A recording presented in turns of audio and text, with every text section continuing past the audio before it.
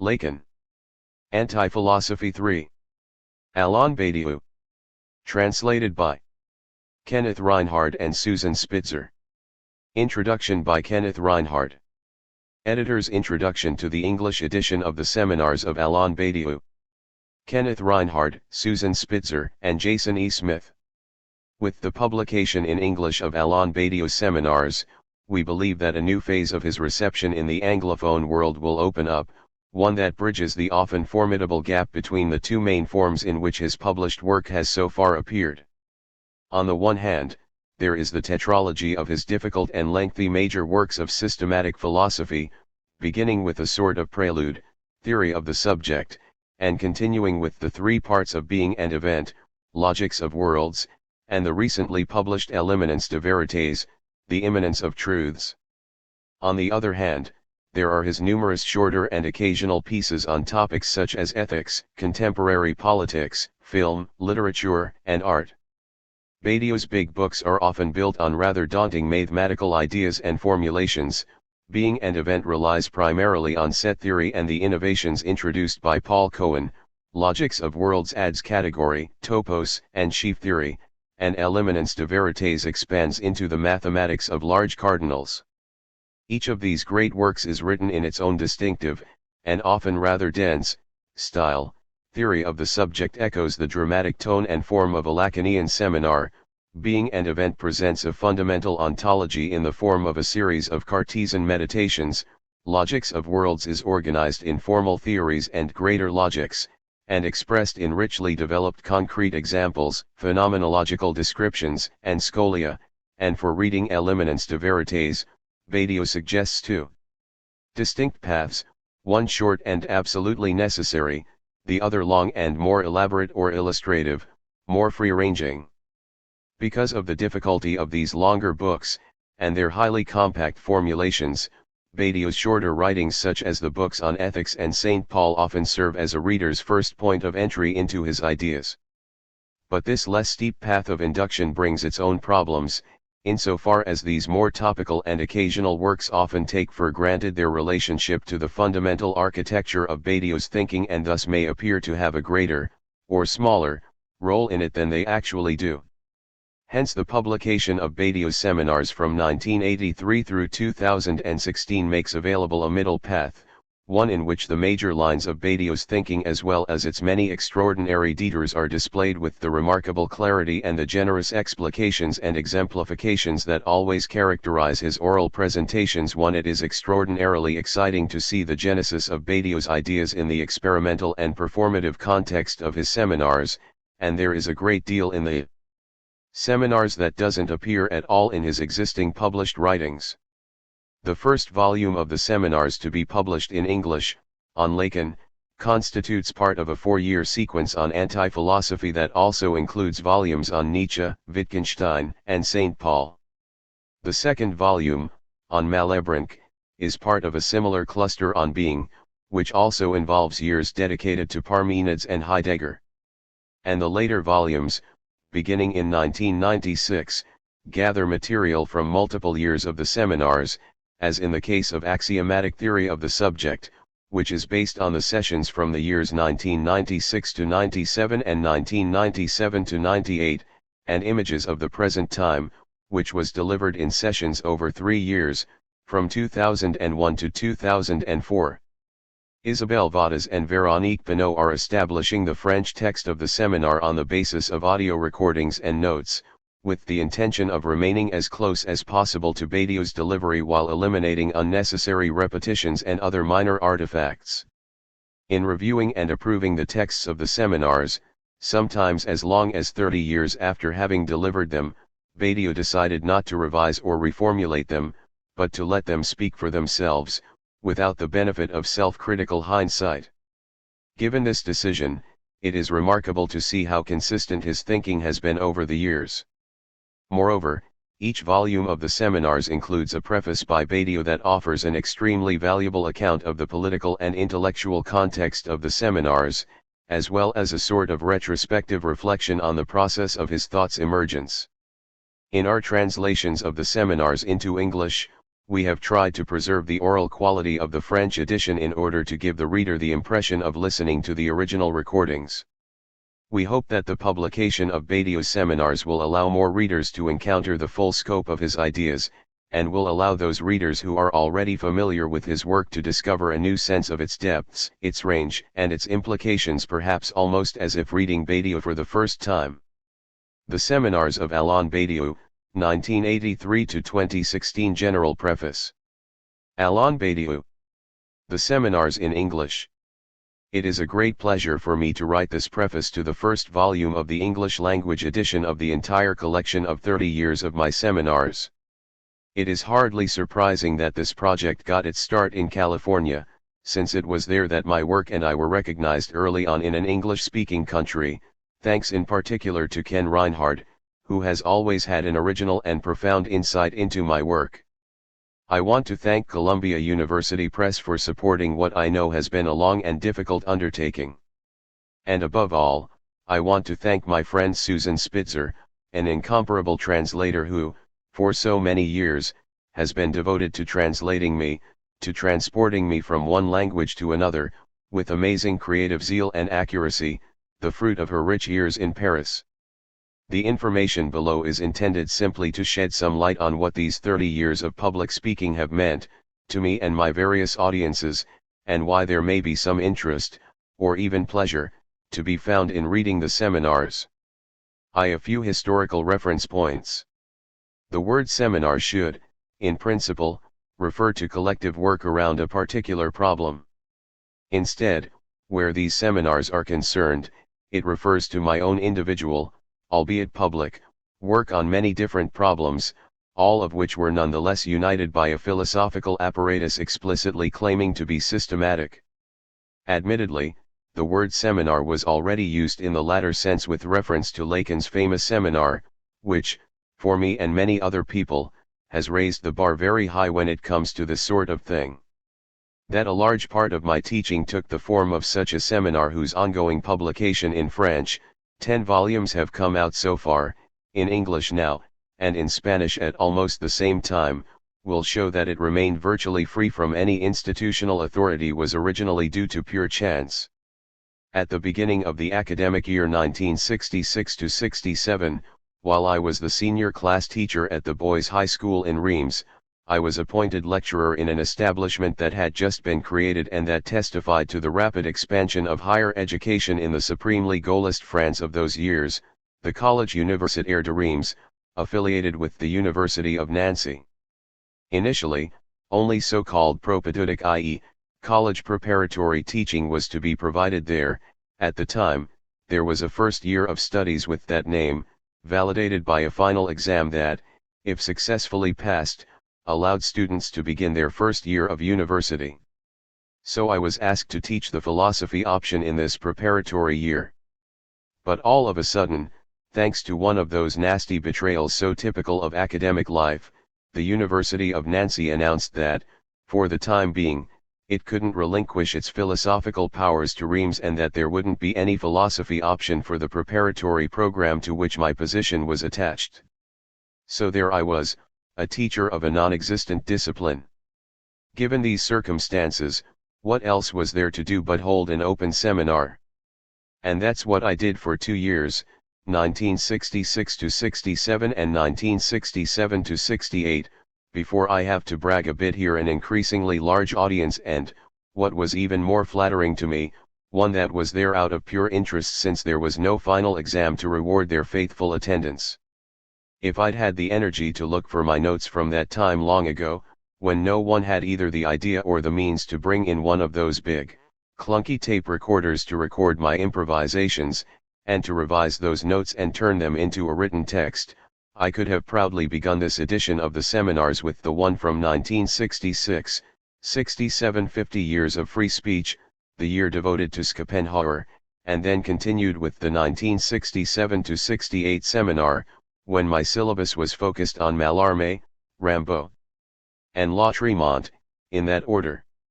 The Chants de Maldoror, however, which I had intended to begin dealing with in early May, was sacrificed on the altar of the mass movement. And then, as a result of that May upheaval, which was to drastically change my life and my thinking about many issues other than academic appointments. I was appointed, since those appointments continued to be made nonetheless, assistant professor at the Experimental University of Vincennes, which soon became Paris 8. The context in which I began teaching courses there was so feverish and politically so intense, the actions afoot there so radical, that the government decided that the philosophy degrees granted by Paris 8 would have no national accreditation. So there I was again, forced to give an open seminar since there was no state validation of our teaching efforts, despite the fact that they were highly innovative, to say the least. This marginalization lasted for years. So if, once again, the documentation really allowed for it, I could give an account of the free and open seminars of the 1970s, which, when all the exciting, frenetic collective action going on at the time allowed them to take place, were devoted in particular to the Hegelian dialectic, to Mallarmé again, to my beloved Plato, and to Lacan, always before audiences that were there out of pure interest alone, since there was no exam and therefore no academic credit to validate their attendance. Actually, a synthetic account of that period does exist, my book Theory of the Subject, published by Seuil in 1982 under the editorship of François Wall, English translation published by Continuum, 2009. It provides an admittedly very freely rewritten account of the seminars that were held between January 1975 and June 1979. Beginning in those years, as a result of the so-called political normalization, things calmed down in the universities, even in the one in Vincennes, which had incidentally been moved to Saint Denis. In the early 1980s, the government authorities decided that we of the glorious Department of Philosophy, where you could hear lectures by Michel Foucault, Michel Serres, François Châtelet, Gilles Deleuze, Jean-François Lyotard, and Jacques Rancière, deserved to have the national accreditation we'd lost gradually restored.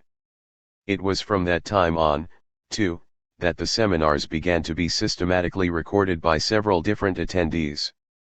Little wonder, then, that I decided to publish all of the seminars between 1983 and the present. For these 30-odd years, abundant, continuous documentation exists.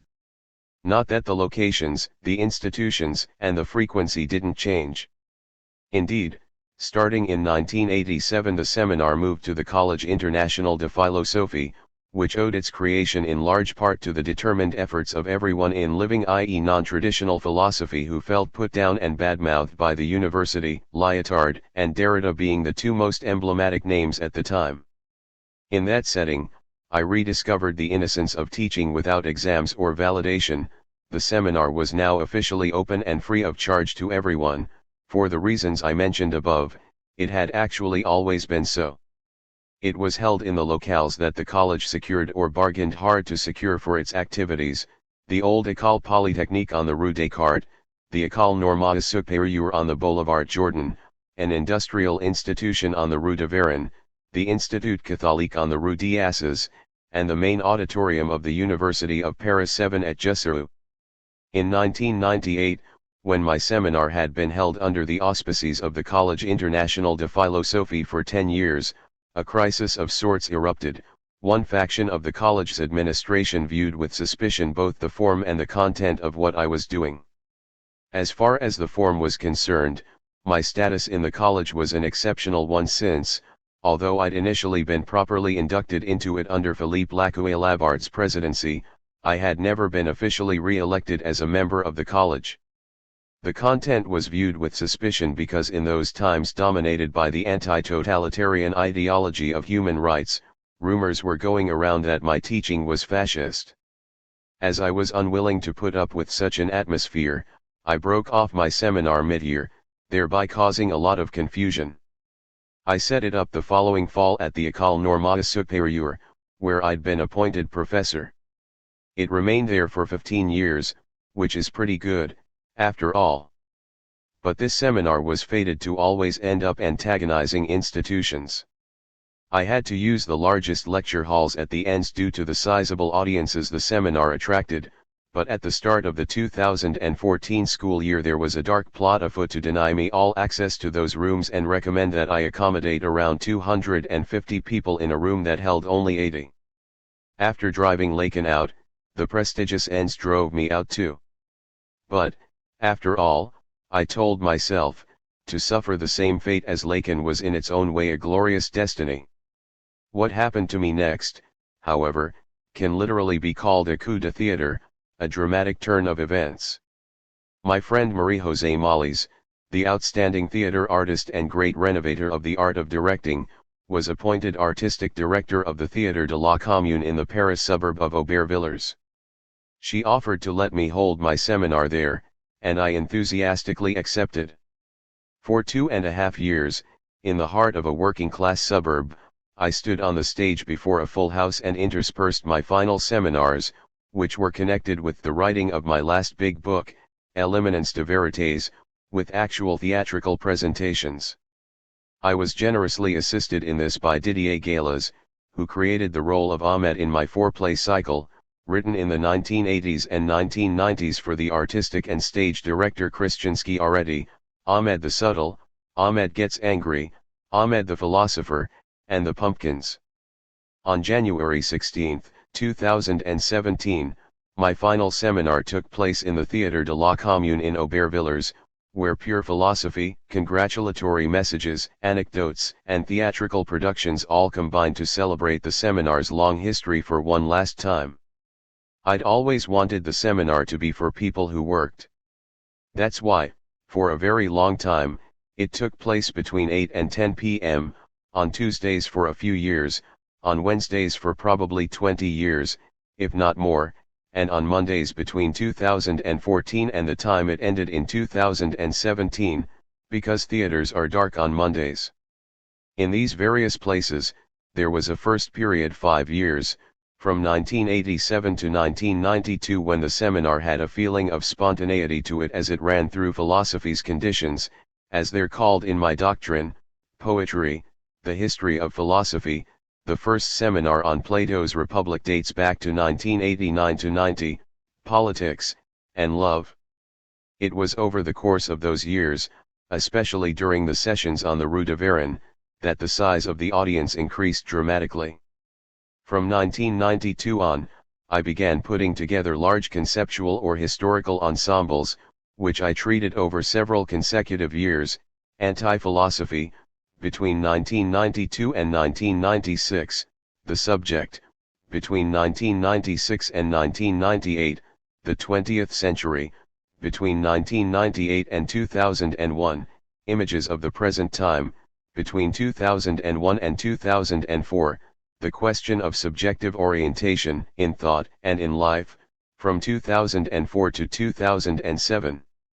I dealt with Plato, from 2007 to 2010, then with the phrase changing the world, from 2010 to 2012. The final seminar, which was held, as I mentioned above, in a theater, was entitled The Immanence of Truths. I should point out that, although it was a more or less weekly seminar at the beginning, it was a monthly one for all of the final years of its existence. 2. The seminar's form. As I mentioned at the outset, my seminar ultimately took the form of an ex-cathedra lesson, the venerable old form known as the formal lecture cours magistral. But this was the outcome of a long evolution. Between 1969 and, let's say, the late 1980s, there were questions from the audience. It was obviously a lot easier to entertain questions in a room with 40 people at Vincennes than in a theater with 300. But it was also a matter of the time period. Initially at Vincennes, every class was a sort of steeplechase in which the hedges, which had to be jumped over elegantly and efficiently, were the constant hail of questions. It was there, as well as in the tumultuous political meetings I attended, that I learned how to stay unfailingly focused on my own thinking while agreeing with perfect equanimity to answer any question calmly, even if it was clearly a side issue. Like Claudel's God, I took crooked paths to reach my goal. I must admit that, little by little, with the normalization, I was able to rely on the audience's increasing unwillingness to listen to overly subjective rambling, rants with no connection to the subject under discussion, biased ideological assaults, complaints about not understanding or boasts about already knowing it all. Ultimately, it was the dictatorship of the masses that silenced the frenzied dialectic of interruptions without my having to change, on my own, my relationship with the audience. In the Jules Ferry auditorium at the Ends or in the Théâtre de la Commune, nobody interrupted anymore, or even, I believe, considered doing so, not out of fear of a stern refusal on my part but because the ambient opinion was no longer in favor of it. I never ruled out having someone else come and speak, and thus, over time, I extended invitations to a number of people, François Regault, to speak on theatre, Jean-Claude Milner, to speak on Lacan, Monique Canto, to speak on Plato, Slavoj Žižek, to speak on orientation in life, etc. These examples give you a sense of my eclecticism. But in the final analysis, the seminar's form, solidly in place for about 25 years, remained by and large that of a one-man show. Session by session, I began with careful preparation, resulting in a set of lecture notes. I never really wrote out a seminar that provided the basic outline, a few summary sentences, and the quotations or references used. Often, I gave out a handout containing the texts that I would read and comment on. I did this because my material was nothing like philosophical references in the traditional sense of the term. In particular, I had frequent recourse to the intellectual concentration that poetry allows for.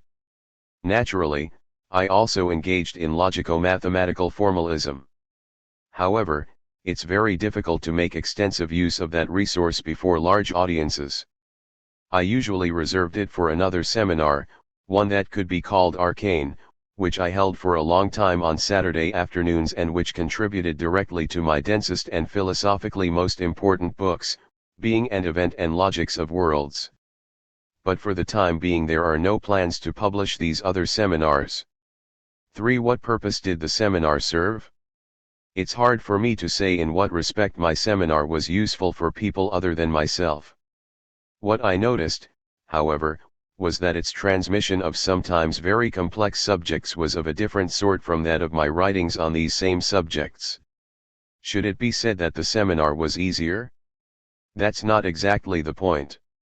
Clearly, philosophy has always combined oral activity and writing and has often privileged the oral over the written, as did its legendary founder, namely, Socrates.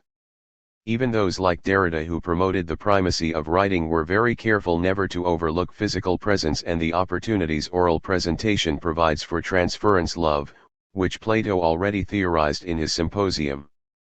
But I think that the oral presentation, as far as I myself and no doubt many attendees were concerned, conveyed the movement of thought, the trajectory of the investigation, the surprise of discovery, without having to subject them to the pre-established discipline of exposition, which is largely necessary whenever you write.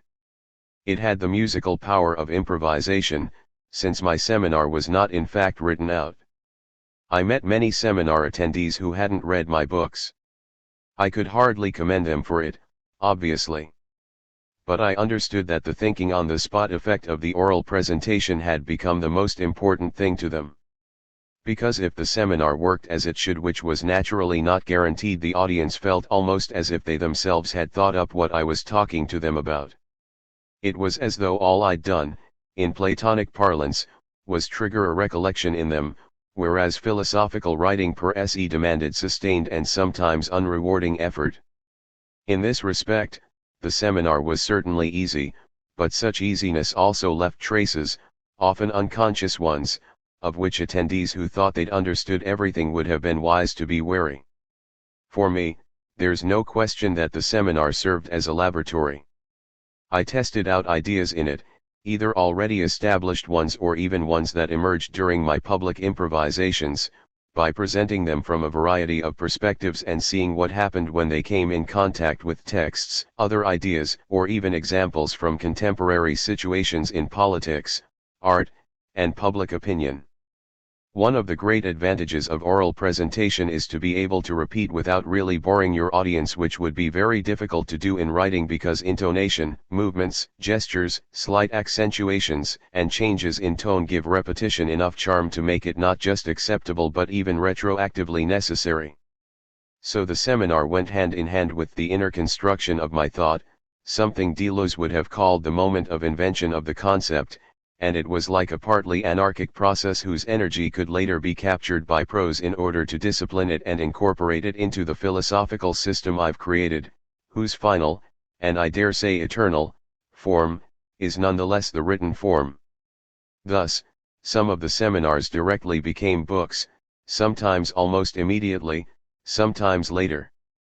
For example, St. Paul, The Foundation of Universalism, the 1995-96 seminar, published by Presses Universitaires de France in 1997, English translation published by Stanford University Press in 2006, Wittgenstein's Anti-Philosophy, the 1993-94 seminar, published by Noose in 2009, English translation published by Verso in 2011, and The Century, the 1998-2001 seminar, published by Suil in 2005, English translation published by Polity in 2007. In all three of these cases, the content of the books is too similar to that of the seminars for there to be any need for the latter to be published for the foreseeable future.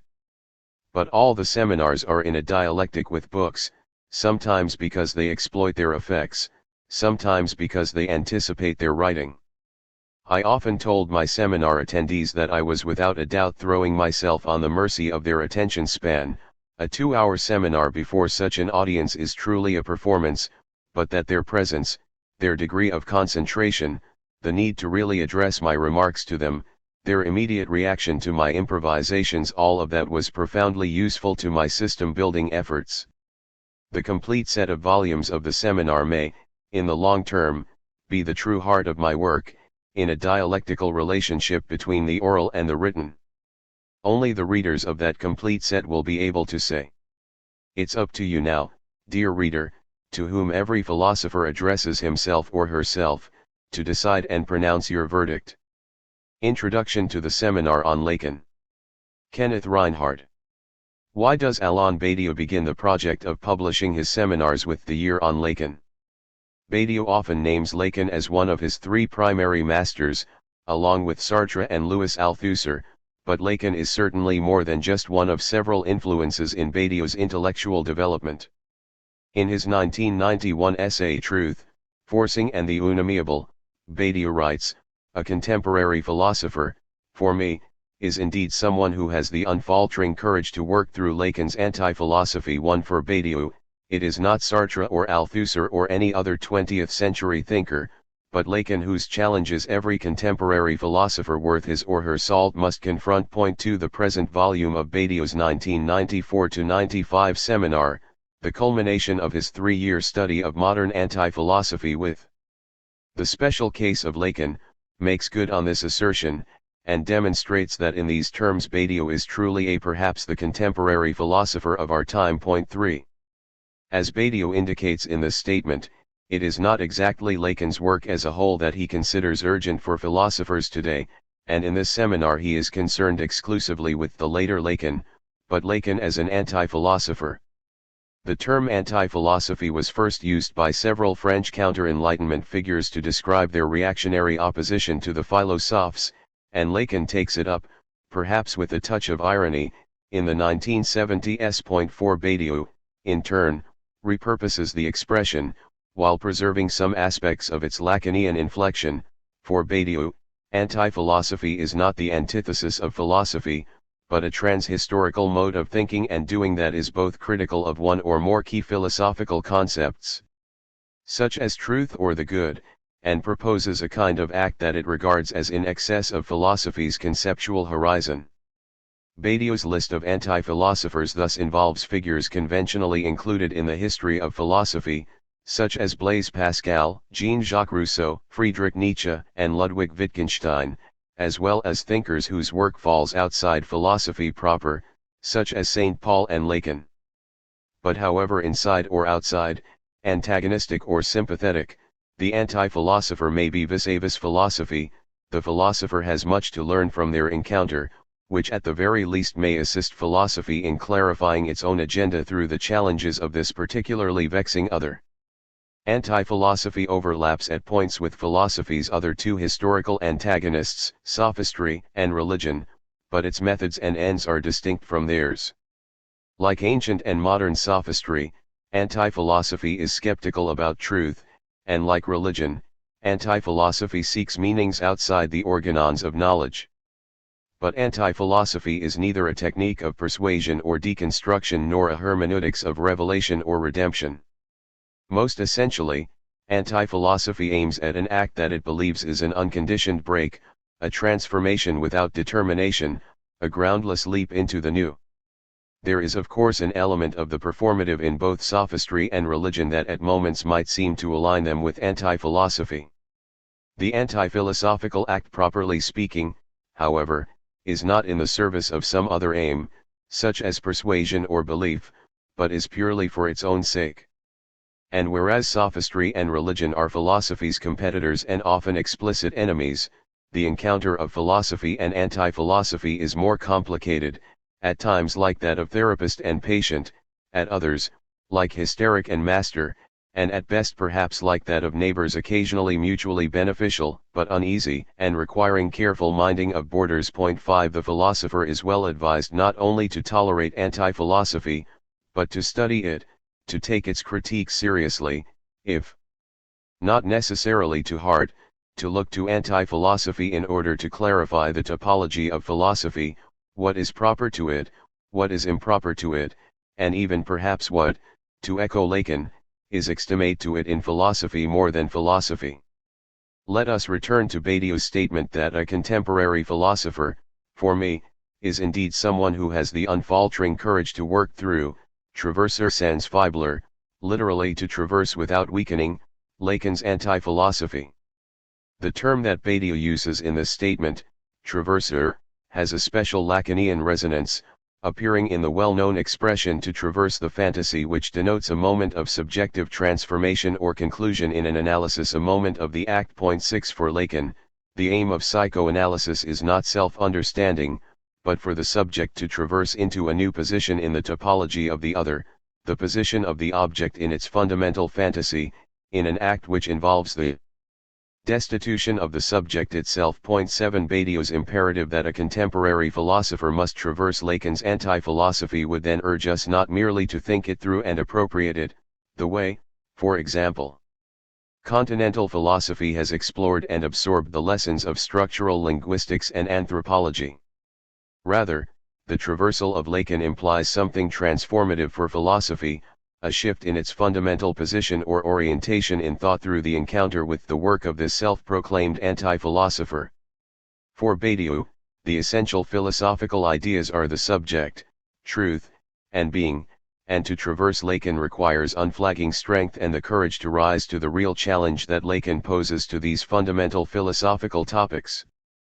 Both Badiou and Lacan regard the subject not as the foundation of consciousness, but as something occasional and evanescent. But whereas for Lacan the subject is a vanishing point, merely a disturbance of the symbolic order represented by the petrification of one signifier in relation to the movement of the other signifiers, for Badiou the subject is a rare but real achievement, the local instantiation of a truth process, with which an individual may affiliate and thereby attain a kind of non-individual immortality as a subject. 8 Badiou frames being and event with discussions of Lacan, clarifying the similarities and differences between his and Lacan's positions on being and the subject. In the opening meditation, Badiou aligns his fundamental decision on being there is no one, oneness is a secondary operation performed on a primary multiplicity with Lacan's assertion in his later seminars that there is only a process of some oneness, Alain, and that psychoanalysts must resist the temptations of the metaphysical one, which, like the possibility of a sexual relationship, is the yearning for something worse, in Lacan's elaborate coinage, bapire, which we translate here as year saying 9. But in the closing meditation of being and event, Badiou points out that whereas Lacan defines the subject as merely a gap or void, a thing of nothing, in Hamlet's phrase, for himself it is being that is constituted by the void and its concatenations, or, in the mathematical language of ontology, the empty set. If being and event opens with a profound gesture of affiliation with the Lacanian project in terms of ontology, it concludes with a crucial distinction on the nature and significance of the subject. Yet on this point too Badiou is perhaps closer to Lacan than to most of his philosophical contemporaries, for whom the subject remains a metaphysical concept, irredeemably tied to essentialism and humanism. Finally, whereas most anti-philosophers disparage the idea of truth and elevate the local effects of meaning in its place, Lacan never entirely abandons some notion of truth, even if in his later work he insists that it can only be half said, and dramatically devalues the category of meaning, which, as a function of the imaginary, he regards as an illusion of consistency closely linked to that of the ego. 10 Although Badiou agrees with Lacan in distinguishing truth from both knowledge and meaning, truth for him is the originary and essential philosophical idea. Badiou's understanding of truth derives from Plato, but breaks with most traditional philosophical definitions of truth in terms of correspondence, coherence, or pragmatic value, which Badiou refers to as veridicality. For Badiou, truth is the emergence of something new in a world on the basis of what is most generic, hence most invisible and least localizable, within it. Truth is not a representation of the generic, but its extension. Truth is always produced under certain specific conditions depending on the realm of its production, art, politics, science, or love, but it is intrinsically transworldly, universal, infinite, and eternal. Badiou's philosophical accounts of truth, the subject, and being are all markedly different from Lacan's anti-philosophical accounts, but unlike other anti-philosophers, Lacan repurposes these concepts for psychoanalysis rather than merely rejecting them as unreal. And this makes Lacan a most unconventional and especially persistent anti-philosopher. Lacan seems compelled to revisit the history of philosophy to an unusual degree for an anti-philosopher, and frequently berates the analysts in his audience for not doing likewise. For Lacan, the obligation to read philosophy is not simply a question of knowing your enemy, although there is certainly an element of that. Rather, as Badiou points out, Lacan puts philosophy to a test, seeks to ascertain whether philosophy has any purchase on the real or account of the act. 11 Thus some of the singularity of Lacan as an anti-philosopher is due to the fact that he feels obligated not merely to reject philosophy, but as Badiou writes, to traverse it, endlessly probing its history for traces of the real, perhaps the way doubting Thomas probes Christ's wounds in Caravaggio's painting, not only as the contrast to but also as the detritus of the decisive psychoanalytic act. 12 Like Badiou, Lacan has a special affinity for Plato, the philosopher reviled above all others by most anti-philosophers. And Lacan's relationship to other anti-philosophers is not entirely positive. As Badiou writes, Lacan has an anti-philosophical relationship to anti-philosophy itself. Hence we might say that for Badiou Lacan's work not only constitutes a key instance of modern anti-philosophy, but is itself the traversal of anti-philosophy, its subjective destitution, both fulfillment and dissolution. As such it also marks what Badiou calls the closure of modern anti-philosophy, the end of a certain formal and historical sequence. So it is clear why Lacan's anti-philosophy poses a singular challenge for Badiou and everyone who would be a contemporary philosopher, everyone, that is, who would contest the sophistic and hermeneutic claim of philosophy's death, that is, anyone who would ask, as Badiou does, what Lacan's anti-philosophy, the traversal and closure of a certain anti-philosophical sequence, opens up, for the philosopher willing to encounter it. But what is distinctive about Lacan as an anti-philosopher? In what way is his critique of philosophy different from that of other modern anti-philosophers? Why does Badiou insist that Lacan is the single anti-philosopher with whom a contemporary philosopher must grapple, and why does this require courage? Badiou begins the seminar by recapitulating the argument he had developed over the last few years that there are various distinct types of anti-philosophers, depending, on the one hand, on the different subject matter or materials on which they operate, that is, the particular realm of thinking that they endeavor to intervene in and transform, and on the other, on the different ways in which they locate and practice the all-important anti-philosophical act. For example, Nietzsche's subject matter and the material in which he makes propositions, according to Badiou, is art, while his act is archipolitical, as expressed in his famous announcement, "We have just entered into great politics, even into very great politics. I am preparing an event which, in all likelihood, will break history into two halves." 13. That is, Nietzsche's medium is writing as creative invention, as rhetorical and poetic production, but the act that his entire life calls for is archipolitical, an intervention in the conditions or source of political action, in which he himself embodies a radical break in world history. In the case of Wittgenstein, the subject matter of his anti-philosophy, according to Badiou, is language, understood as the material form of logical and conceptual construction, whereas his act is archi-aesthetic, insofar as its central gesture is an act of showing or letting be at the originary limit between the sayable and unsayable. 14. Perhaps surprisingly, Badiou asserts that the material on which Lacan's anti-philosophy operates is love rather than, as one might assume, jouissance or desire, which are arguably both more material than love for Lacan and more central to his theory and practice of psychoanalysis. In his earlier work, Lacan generally regards love as misrecognition, the result of transference, and connected with the imaginary aspect of the ego, but in his later thinking he assigns it a place of proximity to the real, insofar as love makes up for the sexual relationship, whose impossibility comes to define the real for Lacan. Love marks and holds open the place of that missing relationship. 15. For Badiou, of course, love will come to be understood as one of the four truth procedures.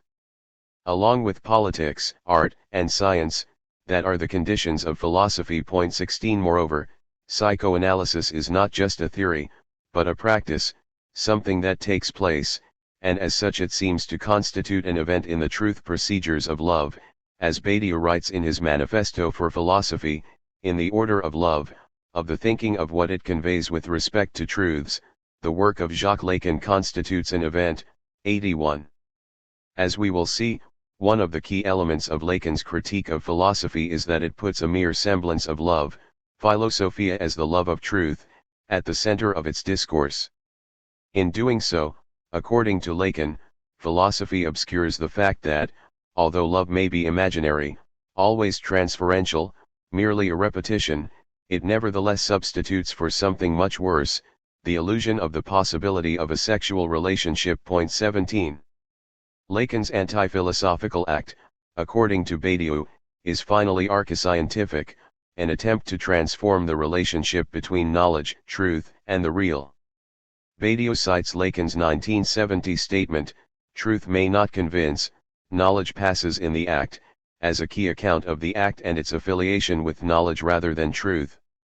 Whereas most anti-philosophers regard the all-important act as a break with knowledge, whose value they minimize or relativize, for Lacan the act passes knowledge, which is not to say it surpasses knowledge, but on the contrary, that it transmits a kind of knowledge in the form of Lacanian mathemes, by means of the particular psychoanalytic act known as the passatin. But the questions of what counts as this past knowledge, its distinction from truth, and its embodiment in Lacan's mathemes are complicated, and will require a good deal of Badiou's attention in this seminar.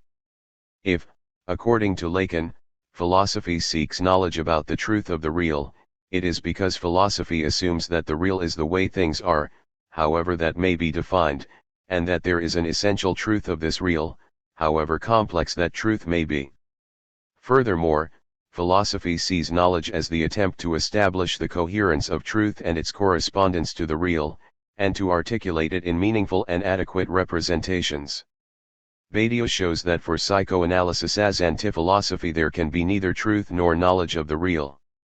For Lacan the real is not an object with an essential truth that a subject can know, but a constitutive contradiction at the heart of subjectivity, a failed or missed encounter, the impossibility of a sexual relationship.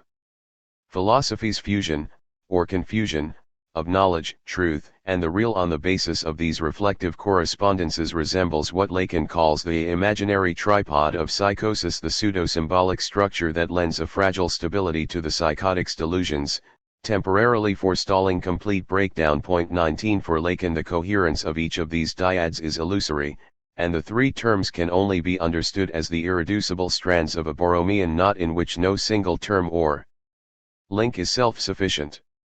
There is no representation adequate to the real. According to Lacan, it presents only the absence of meaning, or as he will put it in his 1972 essay Le THIRD-WORLDISM, the real is absence, in excess of the philosophical opposition between sense and nonsense. Point 20 The term of sense in Lacan, and what appears to be its equivalent, of sex sense, signifies the absence or lack of a sexual relationship, the rock of the real on which subjectivity is both founded and founders. So whereas most anti-philosophers champion the always local and contingent practices of meaning-making against the philosophical certainty that there can be global knowledge of the truth of the real, for Lacan there is indeed a kind of knowledge in the form of a matheme that can be integrally transmitted through an act. The passive knowledge that cannot be reduced to a meaning, is distinct from nonsense, and has nothing to do with truth. Furthermore, this knowledge can only emerge with the dissolution of the analysand's supposition of the analyst's knowledge, which structures the transference in the initial stages of an analysis. Truth is a problematic concept for Lacan, especially in his later work, where he argues that it has the linguistic structure of fiction or a lie. It is always incomplete and can only be half said. 21. Yet the very impossibility of its full symbolic articulation gives truth some purchase on the real. Point 22 As Badiou points out, for other anti-philosophers there is usually something transcendent in the act, which reaches for a mystical or prophetic meaning beyond knowledge. For Lacan, however, the psychoanalytic act produces a knowledge that is both purely immanent and entirely transmissible. Badiou isolates three statements Lacan makes about philosophy in order to identify the critical elements of Lacan's idiosyncratic anti-philosophy: the claims that philosophy, 1. is blocked by mathematics, 2. plugs the hole in politics, and 3. has love at the center of its discourse. It is a common anti-philosophical complaint against philosophy that it is too enthralled by and dependent on mathematics, which anti-philosophers tend to consider as not really a mode of thinking at all, but merely the manipulation of signs. Modern anti-philosophers such as Nietzsche and Wittgenstein locate philosophy's primal error in the moment when, under the influence of Plato, it defined its project as continuous with the discoveries of mathematics and geometry. But Lacan's anti-philosophy is quite atypical in its assessment of mathematics.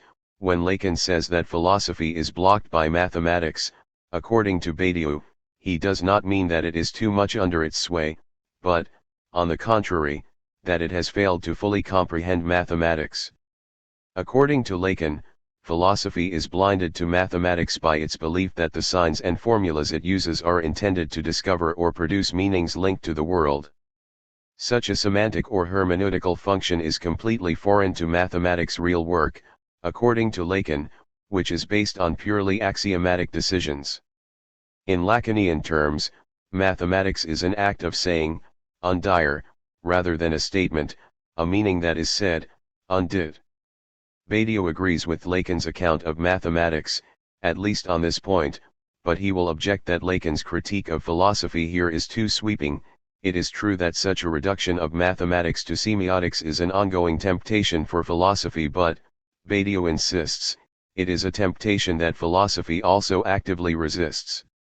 Philosophy is always in the process of separating itself from religion, understood as the discourse of meaning par excellence, hence there is always some lingering trace of the hermeneutical that philosophy tries to eliminate from its thinking, and this may appear at times in the form of such misapprehensions about the nature of mathematics.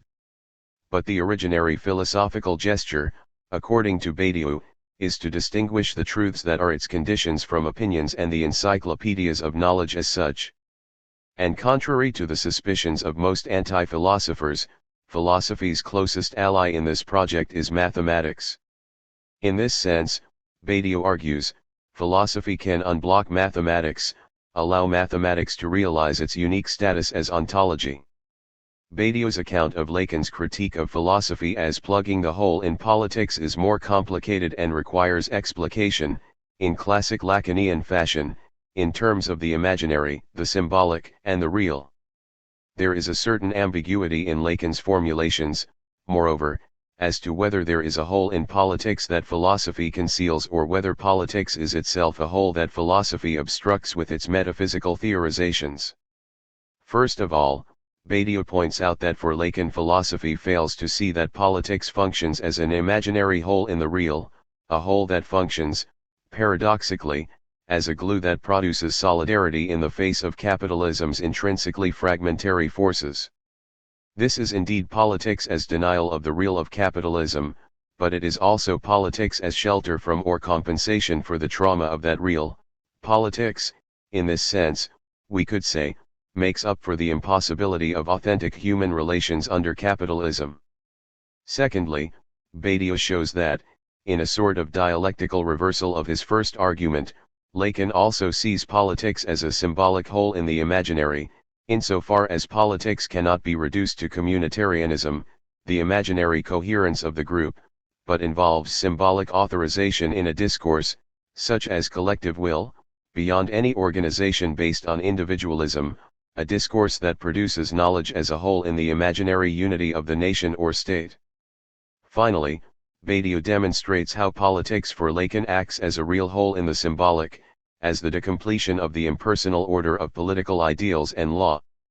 And here Badiou cites Carl Schmitt's theory of the sovereign decision on life and death as an example of such a hole, the real exception that constitutes the symbolic law in the very process of exceeding it.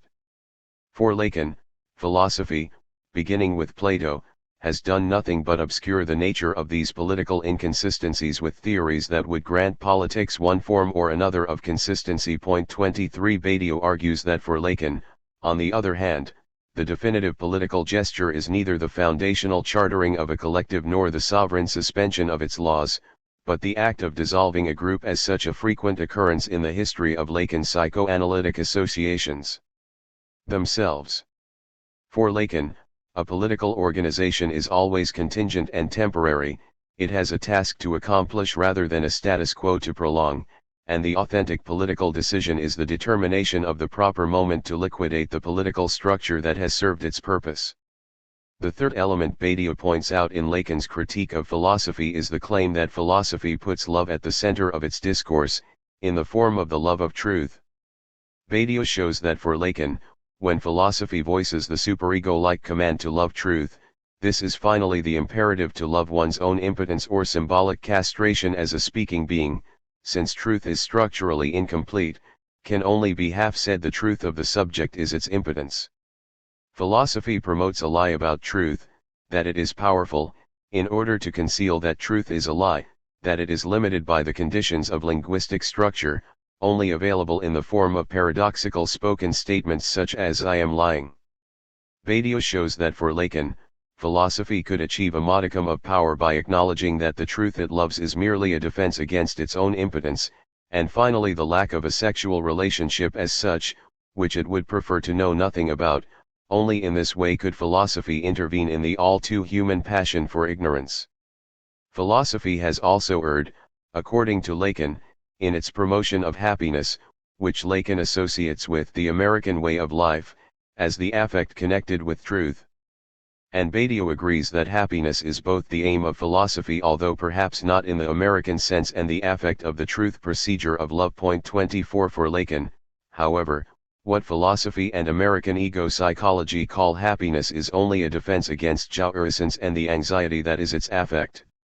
As Lacan indicates, in a passage cited by Badiou, the psychoanalyst holds his act in horror. 25 Instead of this impotent love of truth and pursuit of happiness, psychoanalysis, according to Lacan, involves the love of knowledge, a love that, in Lacan's aphoristic formulation, raises impotence to the level of impossibility. For Badiou, this is perhaps the single most precious of Lacan's many verbal treasures, and one that he suggests, most remarkably, may also provide a precise definition of philosophy. Lacan articulates versions of this formulation at various points in his later work, including the summary of his 1971-72 seminar, Au pair, in psychoanalysis, it's a question of raising impotence, which accounts for the fantasy, to logical impossibility, which embodies the real. 26 Badiou argues that for Lacan philosophy loves and lingers in its own impotence, cherishing the phantasmatic cloaking whereby everyday castration, the limitations that we take on in acceding to the symbolic order, is accepted as an unavoidable truth of the human condition, an imaginary realism that philosophy prefers to the traumatic encounter with the real. Lacan takes a stand against impotence not by denying it, and proclaiming instead the reality of power, in the mode of Nietzsche, but by an act of raising or elevating impotence to the level of impossibility which might seem even less potent. But whereas the impotence of castration involves a structure of phantasmatic compensation, finally, the unconscious belief in a fully potent primal father, impossibility, as Lacan indicates, embodies the real, precisely, as the impossibility of a sexual relationship.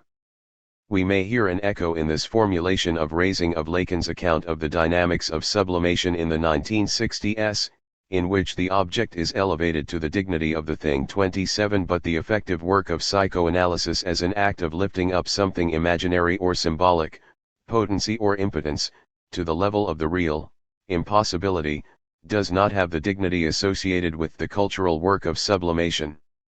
As Badiou points out, the psychoanalyst can only feel anxiety and horror at the prospect of this act. It cannot be faced with equanimity, insofar as it requires the analyst to enter into the place of the objet, the wretched waste product of the analysand's act. Yet in neither case can this lifting up be reduced to the endless displacements and condensations of the unconscious, but involves an interruptive and transformative act, and the production of something new. Badiou uses Lacan's account of this elevation of symbolic impotence to real impossibility to schematize the movement of the analytic treatment. If the first phase of psychoanalysis involves a process of interpretation, in which the primal fantasy that accounts for the analysand's impotence is formalized as a movement of signifiers, the second phase occurs when an impasse in that work of formalization is encountered. Such a formal impasse, the impossibility of passage, is the condition of a real act.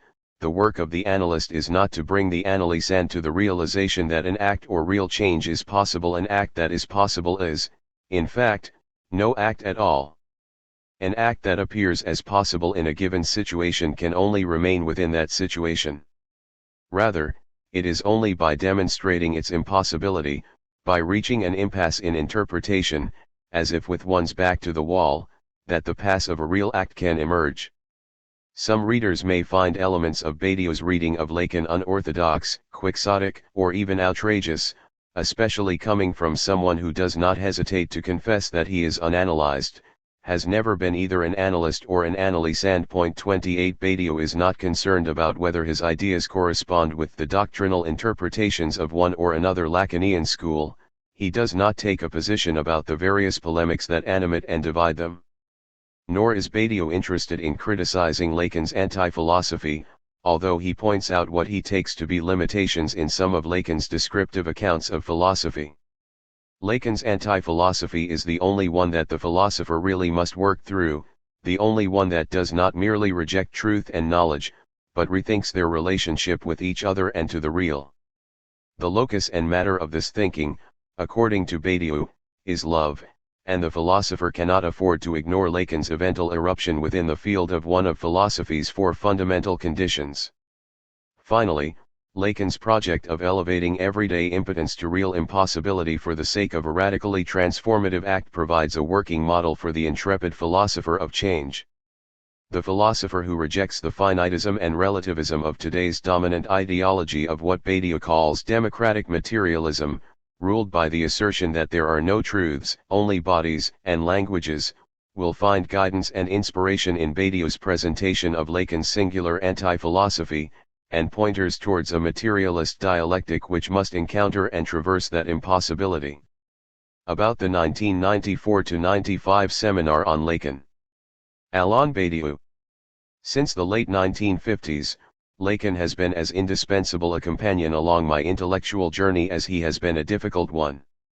He's been indispensable because it was through him that I found the means to effect a synthesis between the idea of the free subject, which I'd enthusiastically embraced in my Sartrean youth, and that of the importance of formal structures, inspired by my long-standing admiration for Plato, my love of mathematics, and the structuralist current that had begun to dominate the intellectual scene.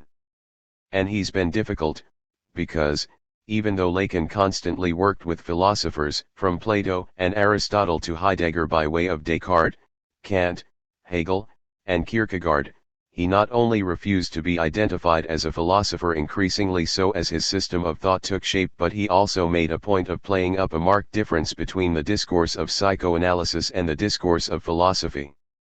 He ultimately summed up his position as being that of an anti-philosopher, an 18th-century term that he revived.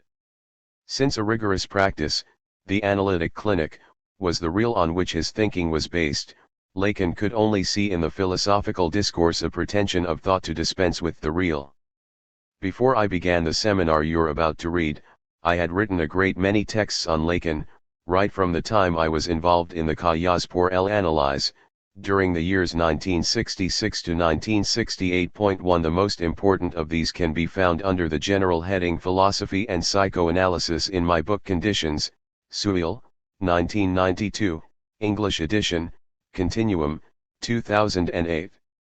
It is clear to me, on rereading them, how they counterbalance an unqualified admiration for almost everything to do with the pure doctrine of the subject against a stubborn resistance to almost everything to do with the subject's linkage to both the real of being and the arrangements of the symbolic order, with the crux of the issue ultimately concerning what might be called the being of truths. I should add, and this is of no little importance, that the last chapter of Being and Event Meditation 37 is entitled Descartes/Lacan, and that I therefore conclude my ontological treatise with my paradoxical relationship to two of the foremost contributors to the ongoing renewal, in which I presume to participate, of the category of subject. There is no better evidence that this vexed, or vexatious, fidelity has lasted up until today than Lacan's strategic position in my second big systematic treatise, Logics of Worlds, Seuil, 2006, English edition, Continuum, 2009. Book 7, the last book in it, tackles the very difficult problem of the body of truths, hence of their material existence in determinate worlds. The author of reference, to whom the whole second section of Book 7 is devoted, is none other than Lacan. I agree almost entirely with his theory of the subjective functions of the body, except that I have to reject his position that the absolute is, in his words, an initial error in philosophy, television, 108, which, as he sees it, seeks to suture the whole beat in the subject. He's clearly a difficult companion, Lacan. The 1994-95 seminar is part of a tetralogy devoted, as it happens, to the most well-known anti-philosophers. Although the tetralogy concludes with a key apostle of anti-philosophy, namely, St. Paul, it deals first with modern anti-philosophers Nietzsche, 1992-93, Wittgenstein, 1993-94, and Lacan, as opposed to the trio of classical anti-philosophers Pascal, Rousseau, and Kierkegaard, to whom I may one day devote seminars. They amply deserve as much and are moreover already very frequently mentioned in my books. As regards Lacan, the aim of the seminar was to focus more closely on the foundations of his anti-philosophy rather than to provide a general overview of his work. So the texts most often used were from Lacan's last style, which, in privileging the real over the symbolic and topology over algebra, attempts to structure the analytic experience less on the basis of a logic such as the logic of the signifier than on the basis of the dialectic between knots and cuts, mazes and gaps, tangled paths and random clearings. Along with this, as a major shift, there is a strategic function of the mysterious jouissance, whereas in the first part of his project Lacan had instead attempted to isolate desire to distinguish it from demand by using a strictly symbolic determination of its object. As you'll see, disagreement is constantly mixed with amazement at the master's creative ideas. You make your way as best you can, in the underbrush at times. But you come across so many crucial formulations. Of all these verbal treasures, the one that stands out for me is that the goal of analytic treatment is to raise impotence to impossibility. To the ultimate paradox is that this may well be the definition I've been seeking for ages, and which Lacan had already come up with long ago for a completely different purpose: the definition of philosophy. Alain Badiou, February 2013. Abbreviations of Lacan's work cited in the text. A.E. Autres écrits. Edited by Jacques-Alain Miller. Paris, Seuil, 2001. E. Écrits, the first complete edition in English. Translated by Bruce Fink. New York, Norton, 2006. N. The Seminar of Jacques Lacan, Book XX, Encore, on Feminine Sexuality, The Limits of Love and Knowledge.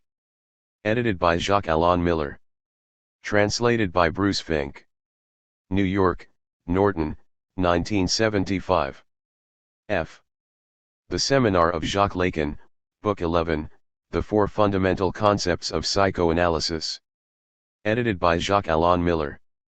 Translated by Alan Sheridan. New York, Norton, 1998. M. Monsieur A. Ornicker. 21-22, Summer 1980, /LE Seminar, Livre XXVII, Dissolution, 1979-1980. Unpublished. Op. LE Seminar, Livre 19, Au Pair. Edited by Jacques-Alain Miller. Paris, Seuil, 2011. T. Television, A Challenge to the Psychoanalytic Establishment. Edited by Joan Kopchek. Translated by Dennis Hollier, Rosalind Krauss, Annette Michelson, and Jeffrey Melman. New York, Norton, 1990. Session 1. November 9, 1994. This year, we are going to complete the series of seminars on contemporary anti-philosophy that began 2 years ago. We started with the foundational position, Nietzsche's, then, last year, we examined Wittgenstein's position, and will conclude now with Lacan. This will impose 2 related tasks on us. The first, of course, will be to determine in what sense Lacan is an anti-philosopher, a task made easier by the fact that, unlike the other 2, he explicitly says he's one. Ultimately, as you know, identifying an anti-philosophy in the contemporary sense of the term always presupposes determining what I propose to call its subject matter and its act. We'll have a chance to come back to this as we go along, but let me just remind you, in this regard, that I identified Nietzsche's subject matter as artistic, while his act was archepolitical. Point 1. And, as for Wittgenstein, I identified his subject matter as ultimately linguistic, or, more precisely, logico-mathematical, while his act had to be considered archaesthetic. A first proof will therefore concern the identification of Lacan's anti-philosophical subject matter and act. The difficult issue, since, as usual, it's the crucial one, will be the question of the act. You know what my hypothesis is. I've made no secret of it too. The theorem, if not its proof, is known in advance, namely that the Lacanian act is of an archescientific nature. So much for the first batch of questions. The second task will be to determine why Lacan can be regarded not just as an anti-philosopher but as someone who brings contemporary anti-philosophy to a close. Because if Lacan can be identified as someone who brings contemporary anti-philosophy to a close, that closure must presuppose not only an anti-philosophical relationship to philosophy but also, of course, an anti-philosophical relationship to anti-philosophy itself. There is no closure clause that is not based on a particular, determined relationship to what it closes. To say that Lacan is in a position of closure with respect to contemporary anti-philosophy as opened by Nietzsche is an odd thesis that needs to be grounded, not empirically in the fact that he's the last anti-philosopher we know of, because in that case there'd be no reason to say he's in a position of closure, but in the fact that the Lacanian position on the questions raised by anti-philosophy is such that one can, in effect, speak of closure. The issue of closure becomes complicated if we ask what it opens up to, since every closure is also and at the same time an opening.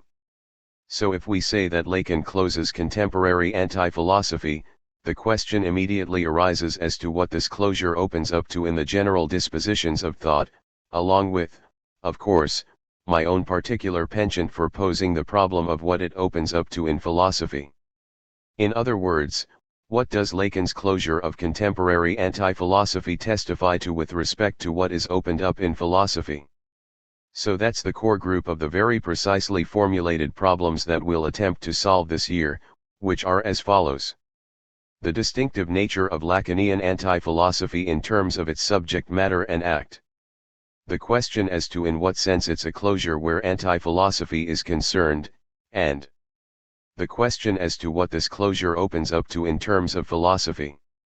Or, to use a metaphor I already used in connection with Nietzsche, what is passed down to philosophy by Lacanian anti-philosophy as a closure? I'd like to begin today with a very specific issue, which has to do with the subjective dimension. There's a recurring subjective feature in anti-philosophy that I would call the anticipated certainty of victory as a subjective disposition with respect to one's discourse. Point 3. Take Nietzsche in Ecce Homo, for example, my philosophy will triumph one day, for this is the anticipated certainty of victory in the strictest sense. Then there's Lacan in Elle Tourded, it is not I who will triumph but the discourse that I serve, AE 475. And, finally, there's Wittgenstein, in the preface to the Tractatus, where the emphasis is different but is subjectively the same. On the other hand, the truth of the thoughts communicated here seems to me unassailable and definitive. 5. In all three statements you can hear the subjective disposition of the anticipated certainty of victory. Two comments can be made about this. The first is that the anti-philosophical subjectivity is, as a rule, a subjectivity of victory in the present. What I'm saying is true, what I'm presenting, what I'm demonstrating, what I'm proposing, what I'm setting forth, is in the element of truth, and its address, in this sense, is at once in the present and timeless. In anti-philosophy there is, as usual I've really stressed this point, the subjective dimension of a delayed temporality, which, in this case, is expressed in the anticipation of the inexorable, ineluctable nature of victory. The anti-philosophical discourse will triumph. And here's the second comment, we might wonder what this certainty is based on. It is not, as might be imagined, the result of a facile critique, of a subjective presumptuousness. Consider Lacan's statement, it is not I who will triumph but the discourse that I serve. What we actually have here is the very anti-philosophical dimension of service, meaning that the discourse is less proposed than served. Along with it there is an elision of the self or the subject precisely so that the anticipated certainty might emerge.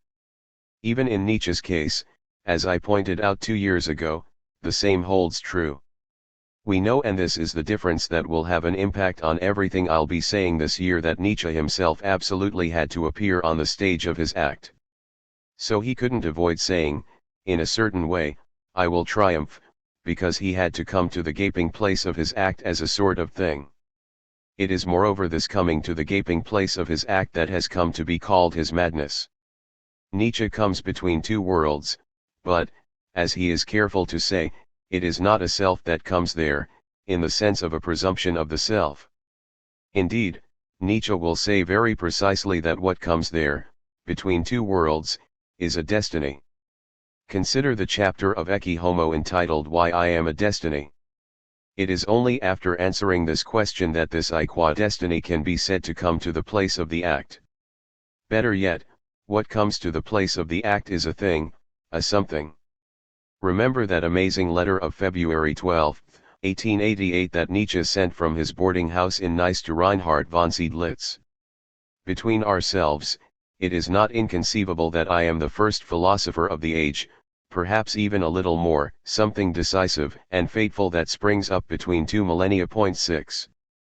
So, philosophy will triumph, or it is not I who will triumph but my discourse, can be identified here in the notion of an emergence, an unprecedented upsurge, of which the I, the self, is merely a dimension, a parameter, or a service, as Lacan puts it.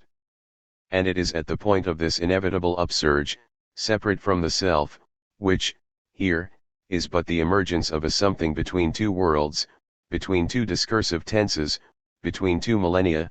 As Nietzsche puts it, it is only with regard to this emergence or unprecedented upsurge that the anticipated certainty of victory can be established. Incidentally, this is also why, in the preface to the Tractatus, Wittgenstein can state, without either arrogance or humility, how far my efforts agree with those of other philosophers I will not decide. Indeed, what I have here written makes no claim to novelty in points of detail, and therefore I give no sources, because it is indifferent to me whether what I have thought has already been thought before me by another. 3.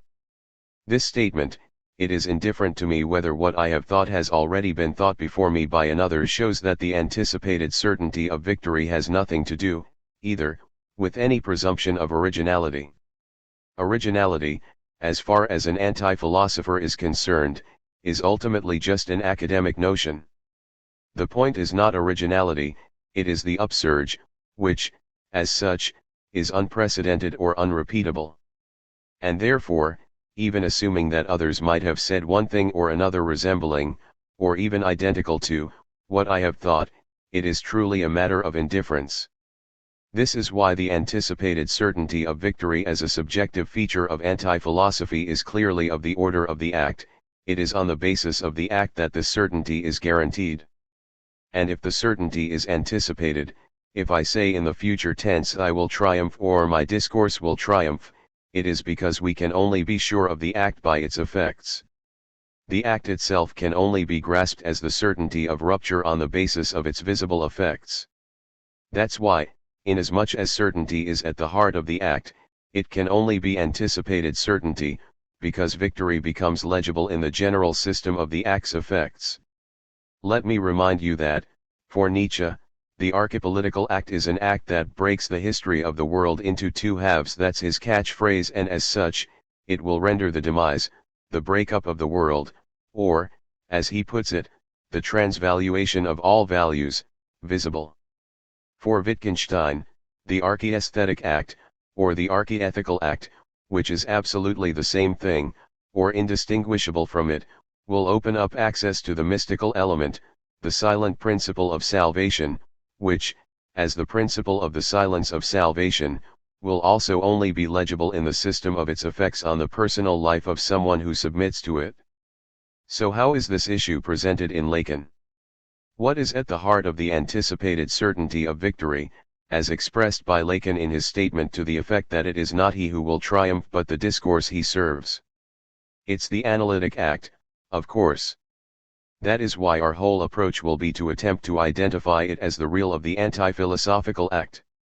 One very tricky question will then be to determine whether the two can be equated or not, whether it's the emergence of psychoanalysis that puts an end, in a way, to philosophy, exposing it as a sham, and whether this emergence, whose proper, and, as Nietzsche would have said, fateful, name is Freud, is reducible to the pure and simple existence of the analytic act. The analytic act that has, as we know, its own scene, a subjective scene where it is not directly a question of philosophy, or of anti-philosophy. Incidentally, I would remind you that anti-philosophy was characterized by Lacan as merely being connected with the analytic discourse. But what exactly does being connected mean here? This will be one of our guiding threads. If there is an act, as there must be an act at the heart of the anti-philosophical disposition, how is that act connected with the analytic act? And how can this connection, for the time being still completely enigmatic, be the guarantee of a victorious certainty? The path we're going to follow, which, I must admit, is a grueling one that I'll only be giving a sketchy description of today, is the path of the act in the Lacanian sense of the term, the act truly grasped in its activity as such, or, in other words, in what it guarantees in terms of victorious certainty, the path on which the act is not exactly of the order of truth. Or, more precisely, what is convincing in the act has far more to do with the inner resource of knowledge.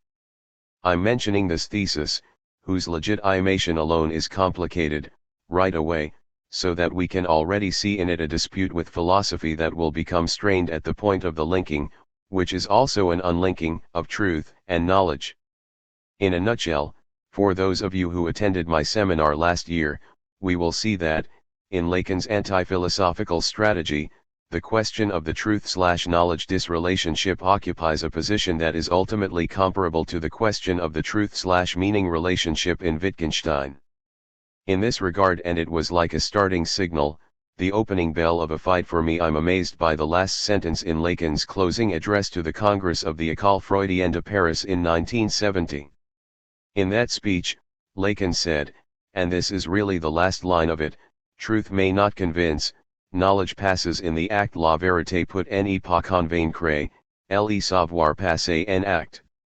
AE 305.7. If I can explain, to myself as well as to you, what that sentence means this year, we will have pretty much achieved the goals we set for ourselves. So, now, I'm only saying, or repeating, the sentence, truth may not convince, knowledge passes in the act.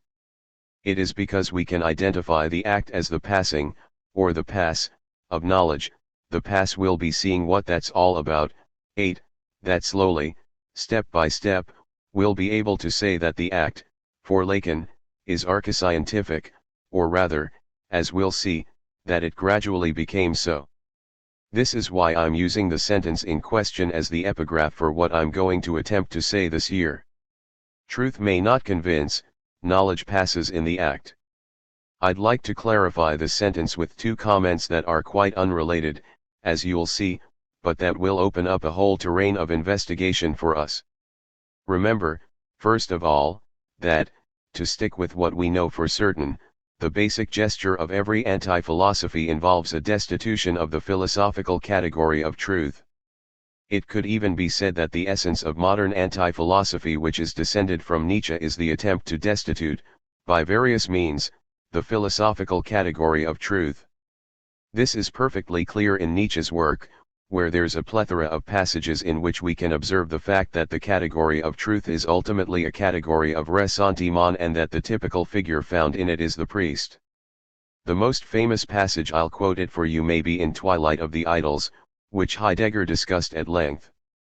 But what gives the passage its force is that it ties the abolition of truth to the Dionysian affirmation in which the act dissolves. Between the twilight of truth, which, when all is said and done, is the philosophical idol par excellence, and the Dionysian affirmation, there is really a sort of unity of gesture, a unity of action. Let me remind you of this famous passage, in which, moreover, keep this in mind, truth is correlated to world, it is the true world. It is thus the intelligible world, the Platonic world behind, but, in the end, it's the status at once philosophical and worldly of the category of truth. Nietzsche writes, "We have abolished the true world, what world is left? The apparent world perhaps, but no.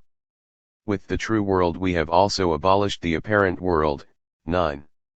Then, we find noon, moment of the shortest shadow, end of the longest error, zenith of humanity. 51, transmodified. So there you have it. This comes as close as possible to the feeling of the act, i.e., something that's an abolition, not a contradiction or a sublation, but an abolition to which there is juxtaposed, and is at the same time indistinguishable from it, the most dazzling, radiant affirmation. It is both the shortest shadow and the end of the longest error, and the name for all this is noon. Noon. There is a whole thinking of noon. And over a long history, modern history included, it has been counterposed to a thinking of midnight. It's important to understand, including in terms of the issues we're dealing with here, what the metaphorical resource of noon and midnight is in thought. In Nietzsche, noon is virtually the name of the act itself. It's the sun's zenith at the moment when shadow dwindles away to nothing. But I think one can simply say that any decision of thought, philosophical, anti-philosophical, or other, opts metaphorically for either noon or midnight. All thought is meridian, Paul Celan would have said, but it is either diurnally or nocturnally meridian. 10. It is in the wavering balance between the hours, the middle of the hours. But being in the noontide middle of the hours isn't the same thing as being in the midnight middle of the hours. I think there's actually a poetic injunction that's always prior to this choice. This question of noon and midnight may be one of the points where the decision of thought is irremediably in the space of a prior poetic injunction. In a sense, it's always from the poem that we have already gleaned what noon and midnight dictate for thought, since it's poetry that reveals the metaphor. And poetry will express it, in its division, in its size Zion. It will express the two sides of noon and the two sides of midnight poetically. There is already, and Lacan should be mentioned in this connection, a topology of surfaces here, which can be found in the metaphorical choice between noon and midnight, and in their respective divisions. Let's explore, shall we, this division, which will be of use to us later, even though it may seem remote from our problems right now. Let's think, for example, about what both links and opposes Friedrich Hölderlin's and Stephen Mallarmé's midnight, since we're dealing with the prior poetic injunction.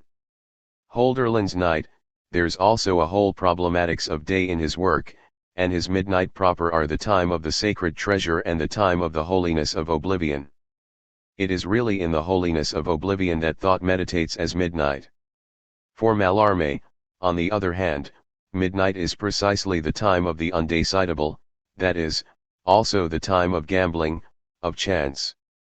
These are really two very different midnights, one, like a midnight of repose but in the sense of receptiveness, of a wakefulness in sleep itself, and the other, a midnight that is on the contrary the midnight of the act, the midnight of a throw of the dice. Here are two excerpts I'll read you so that we can experience the resonance of this, not just the injunction. Let's take, for example, the second long stanza of Hölderlin's elegy Bread and Wine, translated by Michael Hamburger, perhaps his greatest nocturnal poem, in which the thinking of night is put into play. You'll see that this night is a remembrance, a place of memory, where sleep and wakefulness are side by side. Marvelous is her favor, nights, the exalted, and no one knows what it is or whence comes all she does and bestows. So she works on the world and works on our souls ever hoping. Not even wise men can tell what is her purpose, for so God, the highest, has willed, who very much loves you, and therefore dearer even than night reasoning day is to you. Nonetheless there are times when clear eyes too love the shadows. Tasting sleep uncompelled, trying the pleasure it gives. Or a loyal man too will gaze into night and enjoy it. Yes, and rightly to her garlands we dedicate hymns. Since to all those astray, the mad and the dead, she is sacred. Yet herself remains firm, always, her spirit most free. But to us in her turn, so that in the wavering moment, deep in the dark, so that there shall be something at least that endures. Holy drunkenness she must grant and frenzied oblivion. Grant the unrushing word, sleepless as lovers are too. And a wine cup more full, a life more intense and more daring. Holy remembrance too, keeping us wakeful at night. 11. That's what Hölderlin's night is, the traversal, at the height of wakefulness 12 of a midnight of infinite guarding of the sacred treasure of both memory and oblivion. If we take Mallarmé's night now, in the plot sequence of Agitor, which is sort of a summary of the meaning of midnight, the overall sequence is presented as follows, in 4 pieces. 1. Midnight. 2. The stairs. 3. The dice throw. 4. Sleep on the ashes, after the candle is snuffed out. More or less what follows, midnight sounds the midnight when the dice must be cast. Agitor descends the stairs of the human mind, goes to the depths of things, as the absolute that he is. Tombs ashes, not feeling, nor mind, dead center. He recites the prediction and makes the gesture. Indifference. Hissings on the stairs. You are wrong, no emotion. The infinite emerges from chance, which you have denied. You mathematicians have expired. I am projected absolute. I was to finish an infinite. Simply word and gesture. As for what I am telling you, in order to explain my life, Nothing will remain of you. The infinite at last escapes the family, which has suffered from it old space no chance. The family was right to deny it its life so that it stayed the absolute. This was to take place in the combinations of the infinite face to face with the absolute. Necessary the extracted idea. Profitable madness. There one of the acts of the universe was just committed. Nothing else, the breath remained, the end of word and gesture united blow out the candle of being, by which all has been. Proof point 13. And then, in parenthesis, there is, think on that. So there you have it, the double midnight, if you will. It's quite clear, between the midnight of there one of the acts of the universe has just been committed, which is the time when the dice must be thrown, and the luminous midnight of receptiveness where memory and wakefulness are side by side, there are what could be called the two original poetic inscriptions of a possible midnight. And to help you understand how a philosophy can be under this possible double injunction of the metaphor of midnight, it could be argued that this double midnight is inscribed, for example, in Hegel, on both its sides, on both its surfaces, in what must simply be called the nocturnal dimension of philosophy. As you know, for Hegel, the owl of Minerva only takes flight at dusk, which means that philosophy takes place when everything has already taken place. So philosophy is in a certain way the midnight of the day of thought. That's why it's accomplished when, also, and at the same time as history itself has come to its end. But it's absolutely clear that, for Hegel, the philosophical midnight, which is the basic retroactive effect of the coming to self of the truth of being, will signify simultaneously a peaceful end, the culmination of the becoming of spirit, and something like an absolute decision, something in which the absolute decision of sense achieves self-consciousness. The Hegelian nighttime of philosophy is of course the ultimate abatement of the contrary deployment of spirit in its historial figures, but it's also the moment when philosophy, in this case Hegel's, decides about it with a decision that is absolute, final, and irreversible. A decision that is last philosophy. Now what about noon, the noon that, in a way, will be of more interest to us? It, too, is inscribed in the poem's division. It, too, has two sides.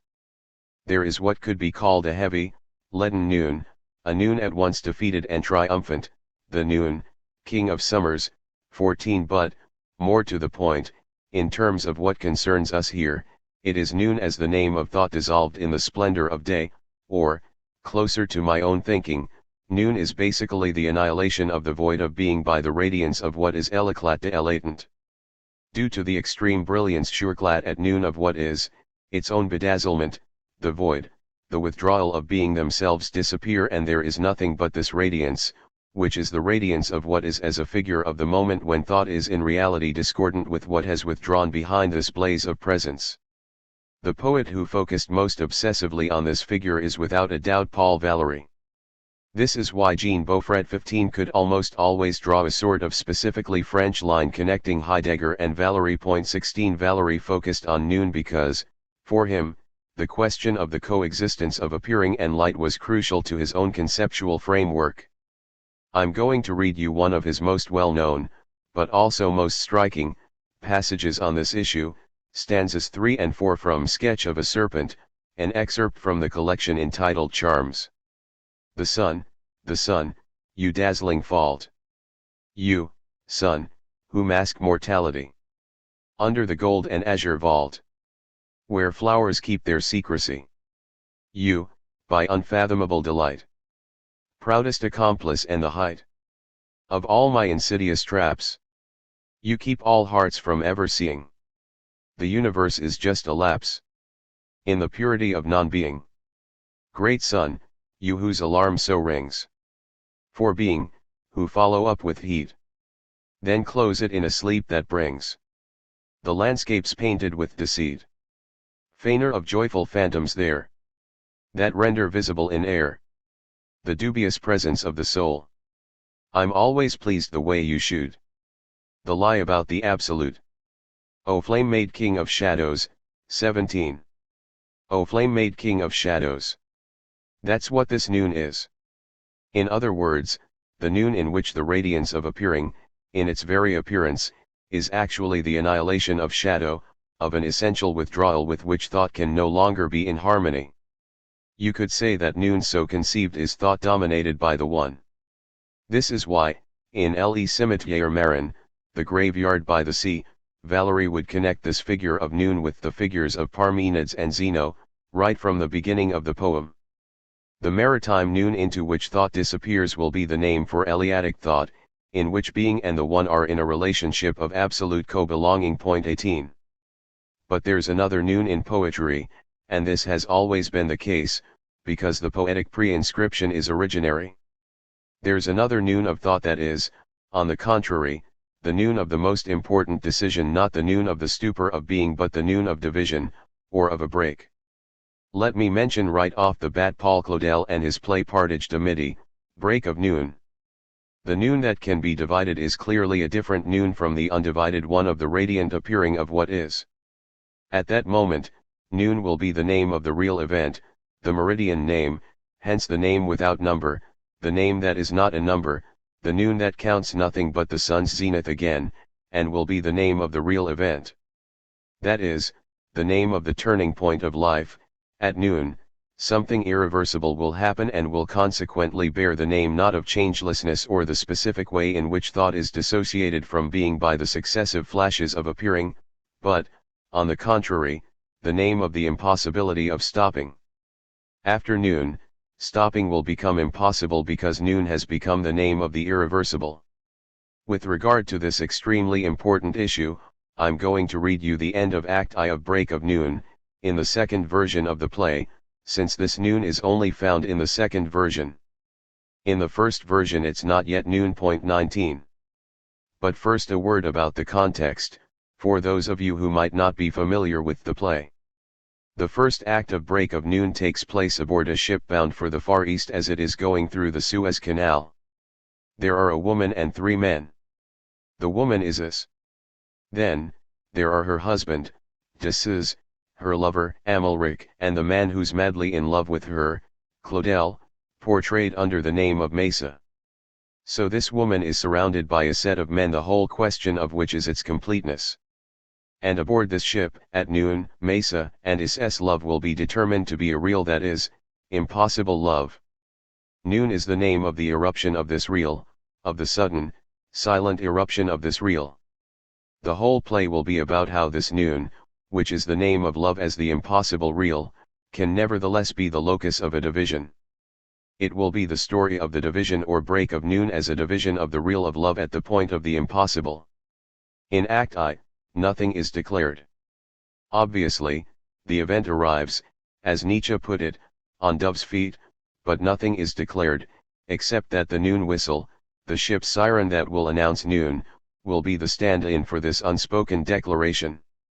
YSE, stretches out on the rocking chair. Now we have really passed Suez. Mesa, we shall never pass it again. Pause.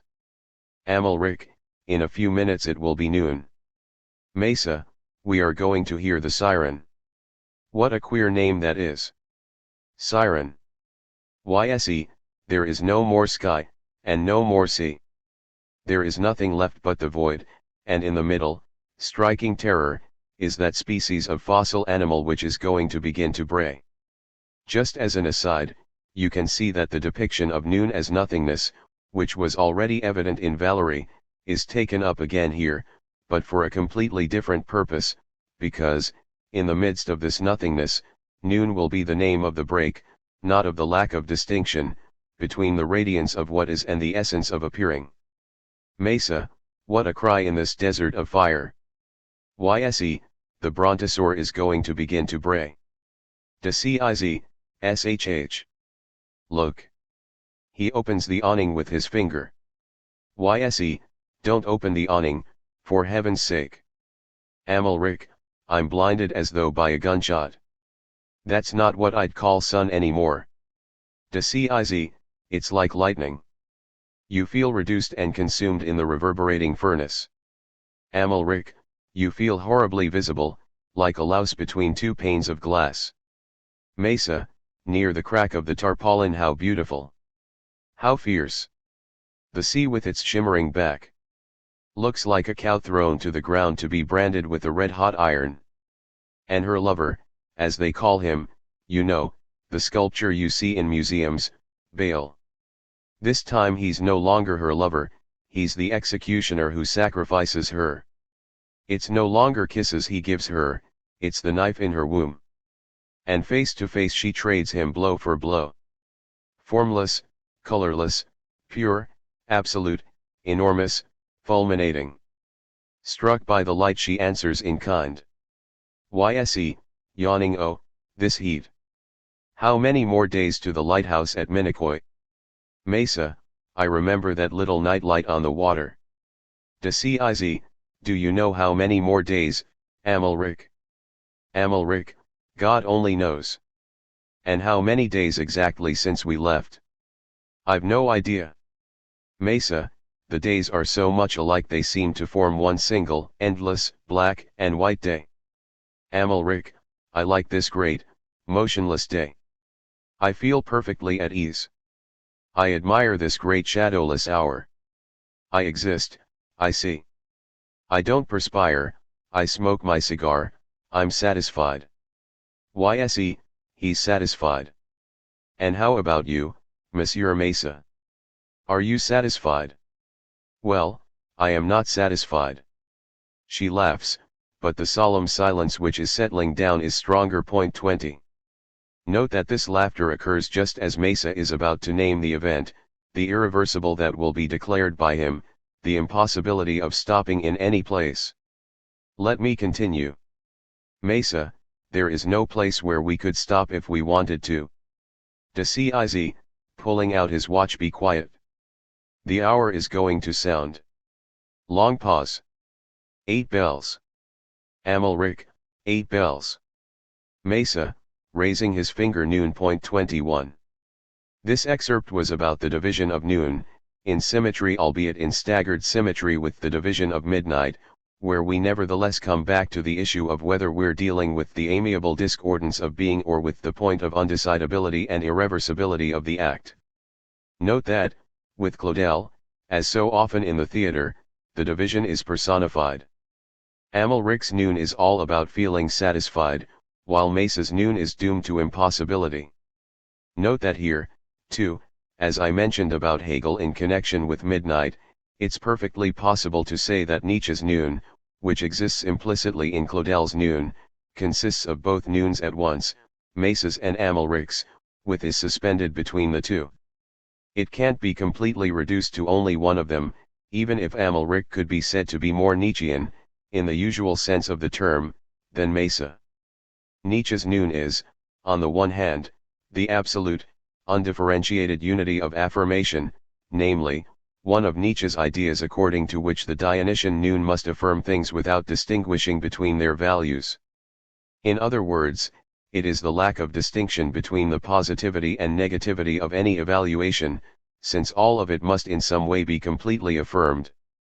Thus, noon will be the name of complete affirmation. But, in addition, noon will of course also be the name of the sheer flux of life, that is to say, the ever-recurring event, the fact that there is nothing about this affirmation itself that supports it in its sameness, it's just as much the variety, the invariably ceaseless proliferation, of life. Nietzsche's noon is both the will to power and the eternal recurrence at one and the same time. Noon must be the name of both of them, the will to power as the complete resource of the constantly creative affirmation and the eternal recurrence as the particular way in which this affirmation must bring back what there is in its entirety. After this overview of the poetico-philosophical injunctions of the operation of noon and midnight, we might wonder, how does Lacan come into all this?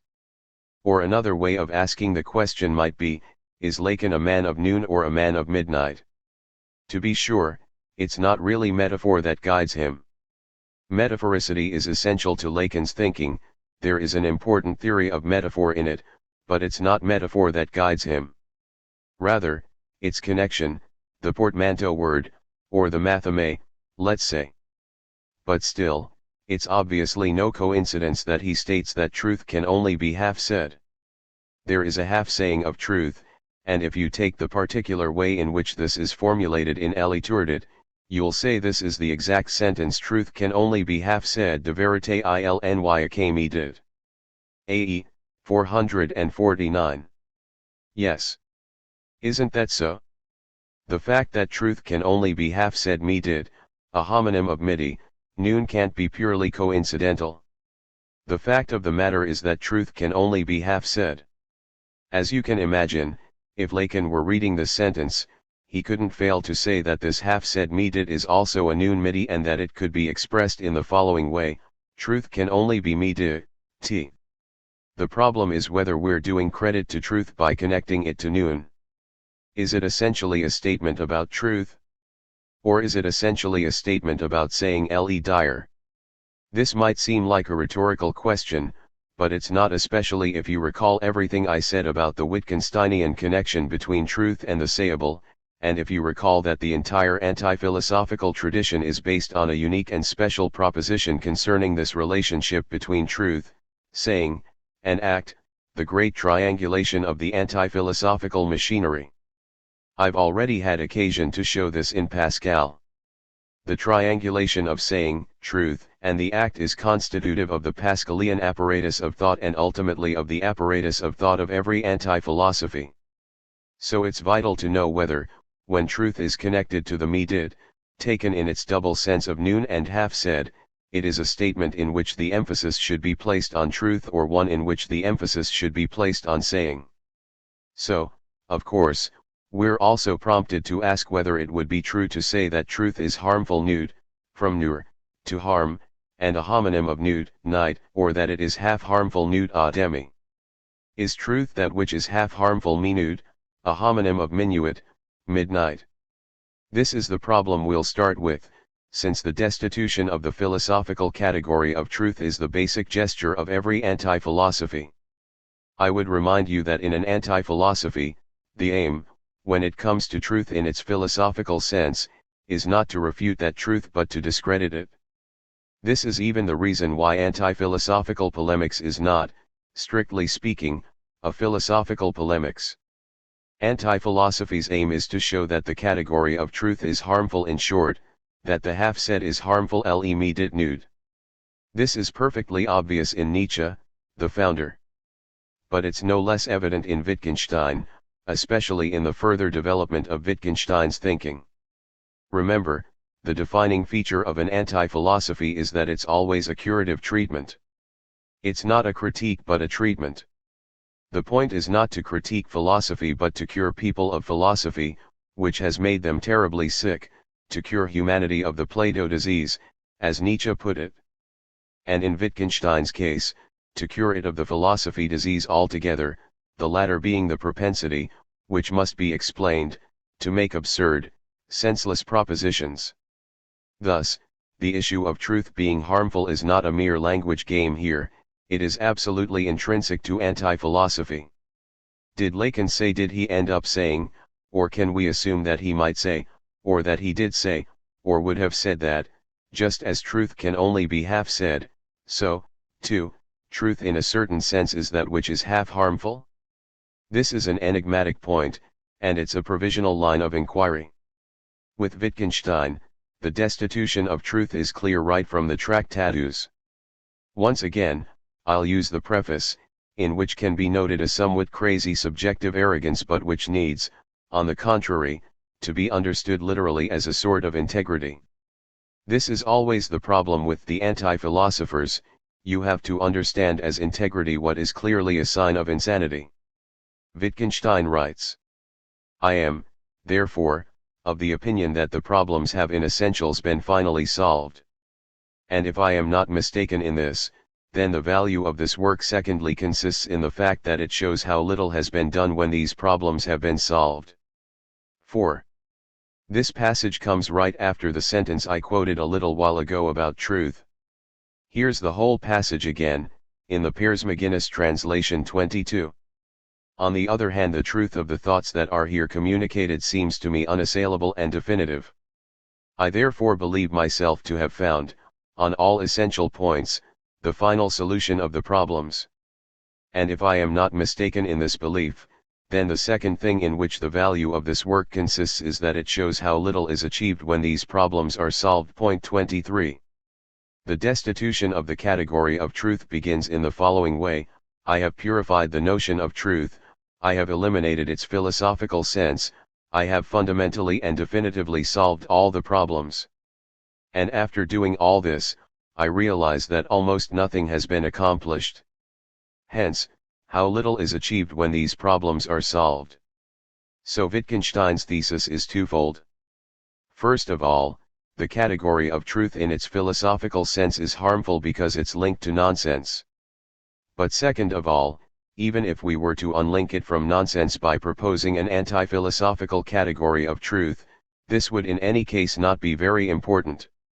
So there's a double critique of the category of truth: first, its usurpation by philosophy is absurd, and second, even rectifying it only provides us with the solution to problems that, when all is said and done, are devoid of interest. The essential remains to be done, and this, for its part, is of the order of the act and no longer the true proposition.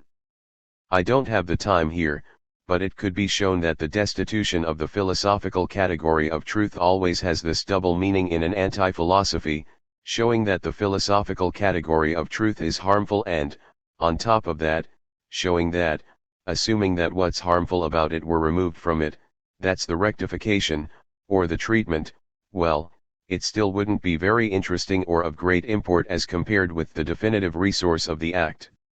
What will it be possible to say about Lacan in this regard? The problem, as you can see right away, is a lot more complicated, because it's perfectly possible to argue that Lacan restored and, in a certain sense, re-established the category of truth. In this re-establishment we find, of course, the gesture of destitution of the philosophical category of truth, while, at the same time, Lacan had to traverse that category. In his traversal of it, he set it aside in favor of another concept that he put in the very place of the analytic act. So Lacan cannot be said to be an anti-philosopher for whom the category of truth is, as such, in a central position of opposition. On the contrary, he kept up a long, tortuous flirtation with that category. And it can easily be argued, once again, that he is someone who re-established it. What I'm nevertheless going to try to show here, and I want to point out that, as part of his research at the Collège International de Philosophie, François Boms had already paved the way where Lacan is concerned, is that from the 1970s on, let's use those years as a reference point, a long, uneven process of destitution of truth in favor of knowledge, or, let's say, of sidelining truth in favor of knowledge, was very much underway. Everything will have to be reconsidered. What does in favor of mean? How does one concept's prevalence over another come to be constituted in Lacan's work? What is this sidelining all about? These questions will gradually become the core content of our inquiry. I think the problem was articulated in two statements that I'm taking from Seminar XX, Encore, from 1973, two statements that Lacan himself felt were hard to reconcile. The first statement was made in the May 15, 1973 session, the 10th session in Jacques-Alain Miller's transcription in the Seuil edition, translated as Rings of String in the English edition, 118. This is how it's formulated: there is some relationship of being that cannot be known, and 119.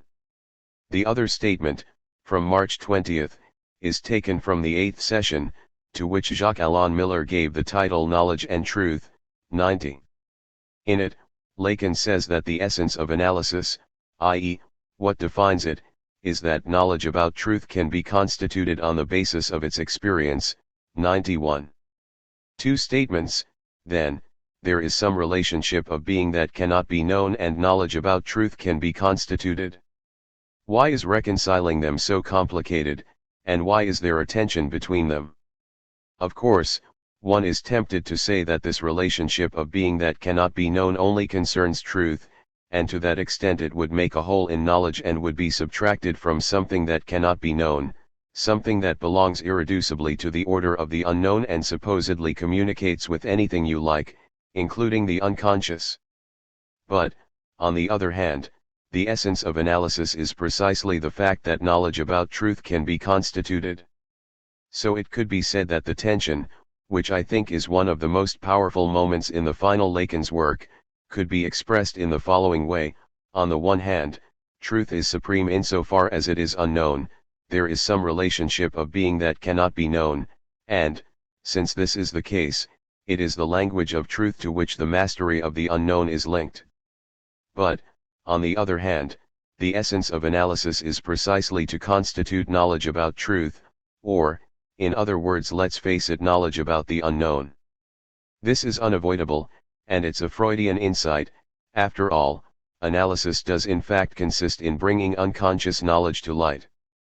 But if the essence of analysis is to constitute knowledge of the unknown as knowledge about truth, it is knowledge that's crucial, since it ultimately becomes that to which the analytic act will be related. What I'll try to show, in fact, is that the key to this tension, to this enigma, has a name in Lacan's work, and that name is the matheme. I'll try to show that this is the name Lacan coined for what renders thinkable, simultaneously, and through writing that's the whole point, the fact that there is some relationship of being that cannot be known, on the one hand, and, on the other, that there is nevertheless knowledge about truth, i.e., that there can be knowledge about the unknown. It's in this respect that, in Lacan, with a good deal of retroaction and anticipation, the matheme alone will provide the meaning of a statement that I think is wonderful, which can also be found in the 1970 Allocution de clôture du Congrès de l'École Freudienne de Paris, Allocution sur l'enseignement. The statement is, knowledge constitutes the truth of our discourse, AE 302. It's a statement whose meaning is not self-evident, considering everything I've just said, but it happens to be crucially important in terms of the tension I mentioned and dates from only a few years later. The aim of my overall approach is to account for this extraordinary conflict between knowledge and truth on the basis of the Lacan of the 1970s.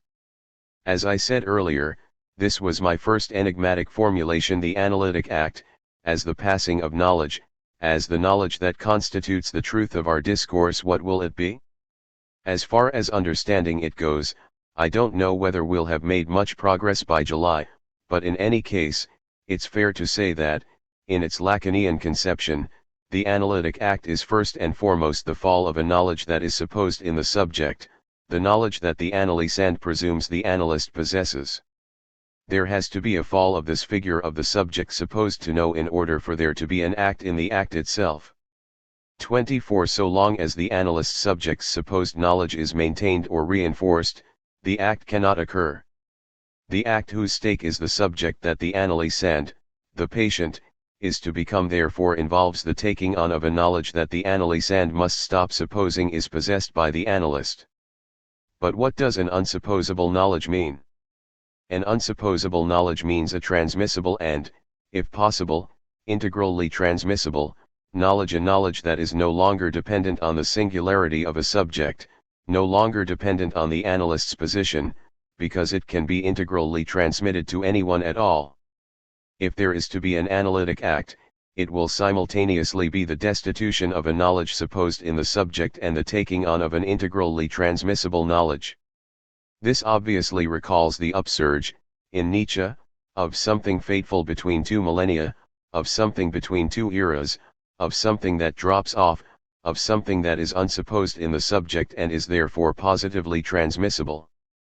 Yes, this reminds me of something about the matrix of the anti-philosophical act in general, in which we always see that truth is merely in eclipse, since the act is, so to speak, the in-between of supposed knowledge and unsupposable knowledge.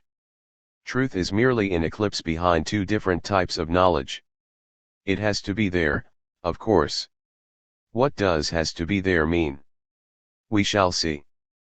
But the particular way in which it is there is ultimately, in terms of the act, in eclipse behind two types of knowledge, the knowledge supposed in the subject and the unsupposed and transmissible knowledge, meaning, in the final analysis, behind two types of knowledge, one of which is subjective, even imaginary, and the other of which is impersonal. But an impersonal knowledge, as far as Lacan is concerned, is either a matheme or it's nothing. And that now reminds us in exemplary fashion of Mallarmé's Midnight, something has happened that causes the impersonal, transmissible idea, regardless of how much chance is involved in it, to suddenly appear as the idea of chance itself, as knowledge that cannot be supposed in any particular subject. So, in order for truth to be half said medite, knowledge must be half harmful minute in that sense. And this will provide a framework for much of our endeavor this year to explain the Lacanian statements I cited, along with a few others, and perhaps to understand, since we're in the interval between noon and midnight, what crucial connections there are between truth as medite, in Lacan's sense of the term, and the ultimately Mallarmian act that takes place at the time when the dice must be cast, enabling the move from supposed to unsupposable knowledge and conveying, as philosophers now would say, an impersonal truth. So much for the first of the 2 points I said I would make, and here is the second. I told you right from the outset, with no guarantees, that the Lacanian act was both anti-philosophical and archiscientific. Am I getting ahead of myself again, or can we build on these questions, the way I did with respect to the destitution of the category of truth? I think we can understand the act especially from the Lacan of the 1970s on, and will only be concerned with that Lacan by situating the triangulation of philosophy, psychoanalysis, and mathematics in his thinking. It's not through a mere face-off between philosophy and psychoanalysis that this question can be dealt with in the post-1970 Lacan space of thought. This was already somewhat the case before, but after 1970 it becomes blatantly obvious. To understand Lacan's anti-philosophical dimension, it needs to be approached through a triangulation that includes mathematics. And it's regarding this triangulation that I want to give you a few reference points. The first of these is from Elie Tourdit, where Lacan says, "As it is the most appropriate language for scientific discourse, mathematics is the science without conscience that our dear Rabelais promised, the science by which a philosopher can only be blocked." AE 453, 25. After the philosopher is identified as someone who can only be blocked by mathematics, there comes the following note by Lacan about the philosopher, a note that's very important. The philosopher is inscribed, in the sense a circumference is said to be inscribed, he's an all-around truthful guy, isn't he, in the discourse of the master. Point 26. You can see what he means. The philosopher is what's truthful in the discourse of the master, the philosopher is what runs true in the discourse of the master, or what makes it go round. Point 27. He plays the role of the fool in it, adds Lacan. That I like. You probably know that when Lacan was young, he wrote on the wall of the teaching hospital staff room, "Not just anyone who wants to can go crazy." 28. If we're playing the role of the fool, this can at least be rewritten as, "Not just anyone who wants to can become a philosopher," which is still pretty good. This doesn't mean that what he says is foolish. Lacan goes on, and this, in my opinion, is a laudable concession, it's even more than usable, nor does it mean, mind you, that he knows what he's saying. The court fool has a role to play, being truth's stand-in. He can play it by speaking like a language, just like the unconscious. Point 29. That he is himself unconscious is of secondary importance, the important thing is that the role should be played. So the philosopher is someone who runs true in the discourse of the master. He plays the role of the fool in it, i.e., the stand-in for truth, who's absolutely unconscious of what he's saying and, as a result, is required only to play this role. Thus, Hegel-Lacan concludes, and this is of interest to us regarding the triangulation I mentioned, although he spoke as accurately about mathematical language as Bertrand Russell did, nevertheless missed the boat. The fact is, Bertrand Russell is within the discourse of science. This last comment suggests that Hegel said something essentially identical to what Russell would say about mathematics, and yet it had no effect. It missed the boat because it was expressed from the standpoint of the circumference inscribed in the discourse of the master. Thus, Hegel may have spoken truthfully, but he was still blocked by mathematics. Let's keep a few of this passage's points in mind. The philosopher as the master's fool. Fine.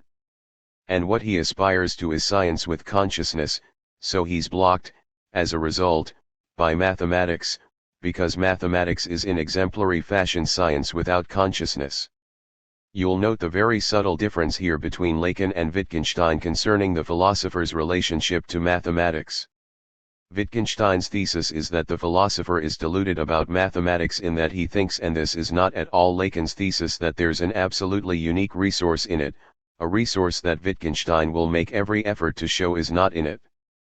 The philosopher, according to Wittgenstein, has ever since Plato hypostatized mathematics, he has made it the paradigm of a thinking completely cut off from experience, not subject to the anthropology of language, and thereby constituting a consistent body of universal truths.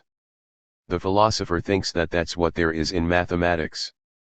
And the treatment, anti-philosophy's way of treating the philosopher's relationship to mathematics, the triangulation does indeed exist, will consist in showing that what the philosopher thinks there is in mathematics is not really in it, that mathematics is just a language like any other. Thus, for Wittgenstein, the philosopher is deluded about mathematics, and the treatment consists in dispelling this delusion. As far as Lacan is concerned, the philosopher is blocked by mathematics, which is not at all the same relationship. The treatment, then, doesn't involve putting an end to the delusion but possibly unblocking the philosopher. Wittgenstein is the philosopher's psychiatrist, while Lacan is his plumber. Anti-philosophy, and this has absolutely been the case since Pascal, always deals with philosophy's relationship to mathematics, philosophy's relationship to science, but especially philosophy's relationship to mathematics. And, every time, anti-philosophy shows that there's something wrong with that relationship. Only, in Wittgenstein's view, something's wrong with mathematics because the philosopher has a false image of it. It's a delusion, a sort of paranoia that must be treated as such, it's a thought disorder, so it needs to be cured. Whereas, in Lacan's view, if there's something really wrong with philosophy, it's because it's blocked by mathematics. Even if it knows mathematics, it doesn't understand it. Finally, the last comment that can be made about this passage is that philosophy is usable. It's even more than usable. What does that more mean? I have no idea. It's not just usable but what? Is it ultimately a form of knowledge? In any case, it's more than usable. This notion of being usable is absolutely important, absolutely crucial. It's what I myself translate as the Lacanian obligation to traverse philosophy. Anti-philosophy cannot do without philosophy, in other words, not only is philosophy usable, but it's a good thing that it is, because, in fact, it absolutely has to be used. And Lacan, as is well known, used it more than anyone. It's what I call the traverse operator. The anti-philosophical act itself needs to traverse philosophy and to perform a certain number of operations on it: destitution of the category of truth, unblocking with regard to mathematics, in Lacan's case, and putting an end to the mathematical delusion, in Wittgenstein's case. In short, anti-philosophy needs to establish the particular way in which it traverses philosophy. This is imperative for it.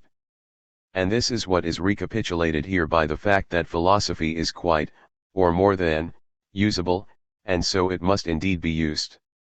So much for the first overview of the triangulation. If you really want to understand the operations by which anti-philosophy traverses philosophy and why Lacan talks all the time about those poor philosophers such as Hegel, Plato, Aristotle, Descartes, and many others, who are blocked by so many things, you need to identify what this essential imperative is. The second sentence that I'd like to use for support, once again in Elie Tourdit, is an extremely important statement. But here, too, we'll only see why later on. I'll just give it to you as such so you can think about it. This is why the mathemes on the basis of which the mathematizable itself, definable as what can be taught of the real, is formulated in impasses, are likely to be coordinated with this absence from the real. AE 479. Here, absence from the real is the absence of the sexual relationship. Real, in the Lacanian period in question, often means that there's no such thing as a sexual relationship. In any case, here, as the absence from the real. It means the absence of a sexual relationship and especially its absence in any mathematization, or, in other words, its absence in writing. But let's leave that aside for now. Let's simply examine the intelligibility of the sentence and just say that there is a real determined by an absence and with respect to which the mathemes on the basis of which the mathematizable is formulated are in impasse. There's the real, which, in this case, is the absence of sexual relationship. There's what can be taught of the real, which is the mathematizable, and there are the mathemes, as the impasse of the mathematizable.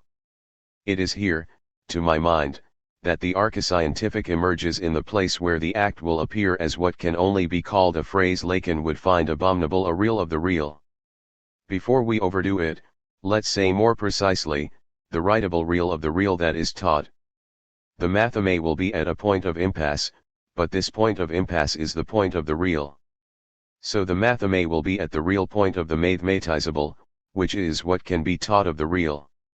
So we are justified in saying that the matheme is what inscribes the real as an impasse, but the real of what? Well, of what can be taught of the real. For the time being, let's just make do with this formula that uses the phrase I'm suggesting, the real of the real, in which, quite obviously, the two occurrences of the real are not of the same kind. Once again, I'd like to make a brief comparison with Wittgenstein.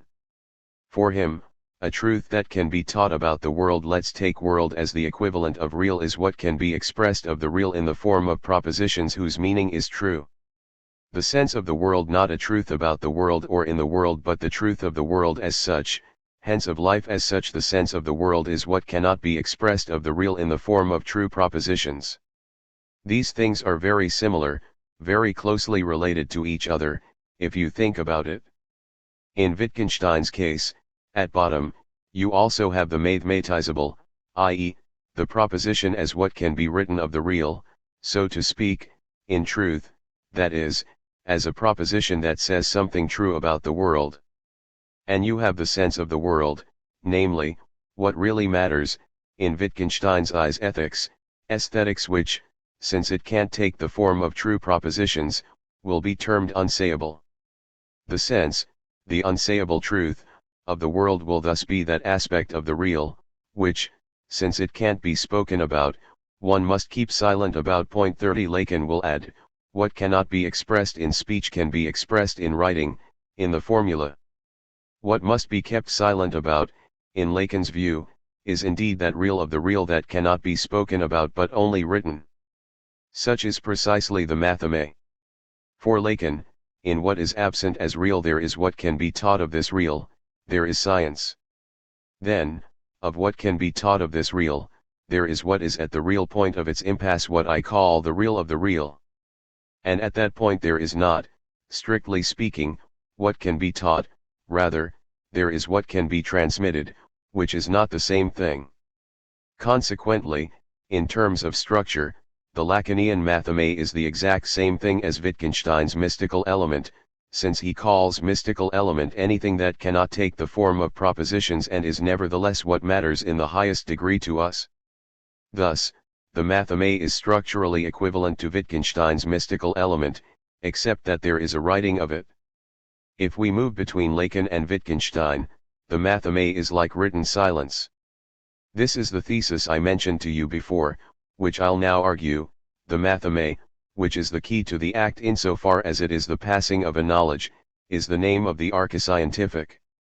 You can clearly see why it's the archiscientific, because it's at the point of impasse of science, and not in science. The matheme will be the name of the archiscientific, that is, what is capable of writing the real of what can be said of the real.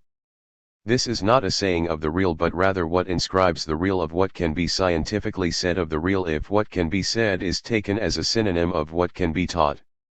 True things can be said about the real, that's what science is. This sayable or teachable aspect of the real can also be written in the real, that's what the matheme is. We have already seen that the anti-philosophical act, whatever its requirement or special nature, always necessitates this torsion, not a cleavage of the real, which would be too obviously dialectical, but a double occurrence of the real, which is ultimately situated at the point of the act, that is, which cannot be distributed, which cannot be supposed in a subject, which cannot be classified, which is not predicative. It's a double occurrence of the real, which is at the point of the act as torsion. 31 Here, the torsion occurs between the real as the real of science and the real of what can be taught of the real, as a matheme. The double occurrence is science and the matheme, or, as is stated very precisely in the Lacan passage I cited, the mathematizable and the matheme, hence, in the final analysis, mathematics and the matheme. And the matheme is archiscientific because it is not mathematics, being at the point of the real of mathematics itself. If it were mathematics, the matheme would be scientific. But we've just seen that, on account of the torsion, it can't be mathematics, precisely because it touches the real of mathematics itself, which is why it is archiscientific. Of course, there still remains to be proven, and it's a lengthy process to undertake, that there's a sort of reciprocity between act and matheme. This, as we shall see, hinges on the thesis that's so difficult to defend, but which I'll nevertheless defend, that, for Lacan, the analyst's desire is the matheme. This means that, in a sense, the matheme must also be in the position of an object, since that's a general law, only something that is in the form of the object can be the cause of desire. So if we claim that the matheme is at the point of the act, that the matheme is ultimately the new name Lacan came up with for what causes the analyst's desire, we'll have to accept that the matheme can function as an object and that what the analyst, like Rimbaud, desires is to find the formula. 32. Let me conclude this long, complicated lecture by giving you our starting point for next time. I purposely got way ahead of myself today so as to give you a glimpse of the general space we'll be moving around in, with, I hope, greater precision. We're going to start over, simply and calmly, with the anti-philosophical operation properly speaking. And, by incremental steps, we'll reach the unbreathable heights of the matheme. We'll begin with two statements. The first of these, which I already gave you, can be summed up simply as, the philosopher is blocked by mathematics. The second is an extremely interesting and fascinating passage that you can find in the introduction to the German edition of Lacan's Écrits in Silicet 5 AE, 554. It's a text from October 7, 1973, we shouldn't completely lose sight of the chronological dynamics of all this, which reads as follows. For my friend Heidegger, the word friend is in scare quotes. Can you imagine, one day, when the matter has been thoroughly dealt with, maybe Raudinesco 33 has already done so, I have no idea. Can you just imagine the snide question that might be asked, when do these scare quotes date from? Were they in the manuscript or were they added on the proofs? When did Heidegger become untouchable? Anyway, it reads as follows. For my friend Heidegger, just above this, he had said a German I feel honored to know. And he added, in parentheses, the way we express ourselves to indicate that we have made someone's acquaintance. Anyway, it reads. For my friend Heidegger, invoked with the great respect I have for him, in the hopes that he might take a moment, a wish I'm expressing purely gratuitously since I know he won't do so, to take a moment, as I say, to consider the idea that metaphysics has never been anything and can only continue by plugging the whole of politics. That is its province. AE, 554-55, 34. So here, and under the auspices of his friend Heidegger, a second thesis about philosophy, related to the one about the philosopher being blocked by mathematics, is introduced, the thesis that the essence of metaphysics is to plug the whole of politics. Thus, Lacan suggests this wonderful idea to Heidegger, although he takes the precaution of saying he knows that Heidegger won't use it in any way, perhaps precisely because Heidegger, when it came to plugging the whole of politics, had already done his bit. But this text is truly very interesting. When counterposed to the other one, it raises two questions. The first one is, does the word metaphysics have a meaning distinct from the word philosophy here? Lacan doesn't say it's philosophy that's engaged in plugging the whole of politics but metaphysics. Does Lacan then accept, here, the Heideggerian operator of metaphysics? The first question is, should we make a distinction between philosophical thinking in general and metaphysics, giving metaphysics the quasi-technical meaning defined and introduced by Heidegger? Once that problem's been dealt with, we'll ask, what's the connection between being blocked by mathematics and plugging the whole of politics? Is it because one plugs the whole of politics that one is blocked by mathematics? Or is it the other way around? Or are these two things completely unrelated? If that's the case, why the close proximity, so to speak, with the metaphor of the whole, the plugging and unplugging, the mental plumbing? As you can imagine, this issue is of the utmost importance to me, because I myself think two things about it. First of all, as opposed to Lacan, I claim that philosophy ever since Plato has been precisely what unblocks mathematics as far as its status in thought is concerned. And I'm absolutely opposed to Lacan's thesis when he says, "Let me remind you." Thus Hegel, although he spoke as accurately about mathematical language as Bertrand Russell did, nevertheless missed the boat. The fact is, Bertrand Russell is within the discourse of science. AE 453. I think the exact opposite. If there's a locus of thought that is blocked by itself, it is surely mathematics, because it's essential for it to be unaware of its own ontological significance. As a result, since mathematics is an active, creative truth procedure, contrary to Wittgenstein, I fully recognize mathematics as a form of thought, that nevertheless has a blocking point when it comes to its own ontological nature. I maintain, contra Lacan, that philosophy has constantly, and ever since Plato, been attempting to unblock it.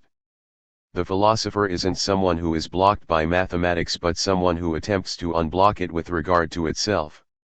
Similarly, I think the other ongoing task of philosophy is to help reopen the whole of politics, which is constantly blocked, not at all by itself, as is the case with mathematics, but by the continuous efforts of very powerful people to ensure that a true politics of emancipation, of equality, communist, or whatever you want to call it, to ensure that a true politics, therefore, doesn't exist. In neither case can philosophy be confused with what it unblocks. It is not the same as either mathematics or politics. It clarifies the true nature of the one and provides assistance, at a still formal level, to the other against its enemies. But if you've got to choose between plumber metaphors, you can see that I situate the blocking and unblocking operations very differently from Lacan. I would really like to see clearly into these various block sewers. So let's say that, 2 weeks from now, we'll begin by asking, what connection is there, in this Lacanian anti-philosophical business, between blocking and unblocking? Session 2. November 30th, 1994. Last time, as you'll recall, we'd gotten up to connecting two of Lacan's statements about philosophy. These two statements were, mathematics is the science a philosopher can only be blocked by, and metaphysics has never been anything and can only continue by plugging the whole of politics. That's a lot of blockages where philosophy is concerned, and the anti-philosophical tone is, after all, already very much in evidence here. The interesting thing is that something other than philosophy is being referred to in these statements. Philosophy is grasped in terms of a unique relationship to mathematics, on the one hand, and to politics, on the other. In my terminology, this means that Lacan is explicitly referring to two conditions of philosophy, its political condition and its mathematical condition. And it is indeed as conditions that he uses them. It's very important for him that the philosopher be blocked by mathematics, in the very identification of philosophy. As for metaphysics being the whole plugger of politics, the statement I quoted shows that, for Lacan, following Heidegger's lead, that is practically its essence. Metaphysics has never been anything and can only continue by plugging the whole of politics. Which, by the way, means that metaphysics only exists to the extent that there's this whole. Otherwise the philosopher plugger would have nothing to plug. Is politics a whole? Does it have holes in it by definition? That's yet another kettle of fish. But we'll come back to it. The preliminary question I'd like to address today is this: does Lacan's use of the term metaphysics, rather than philosophy, with regard to the whole plugger of politics, have a particular significance?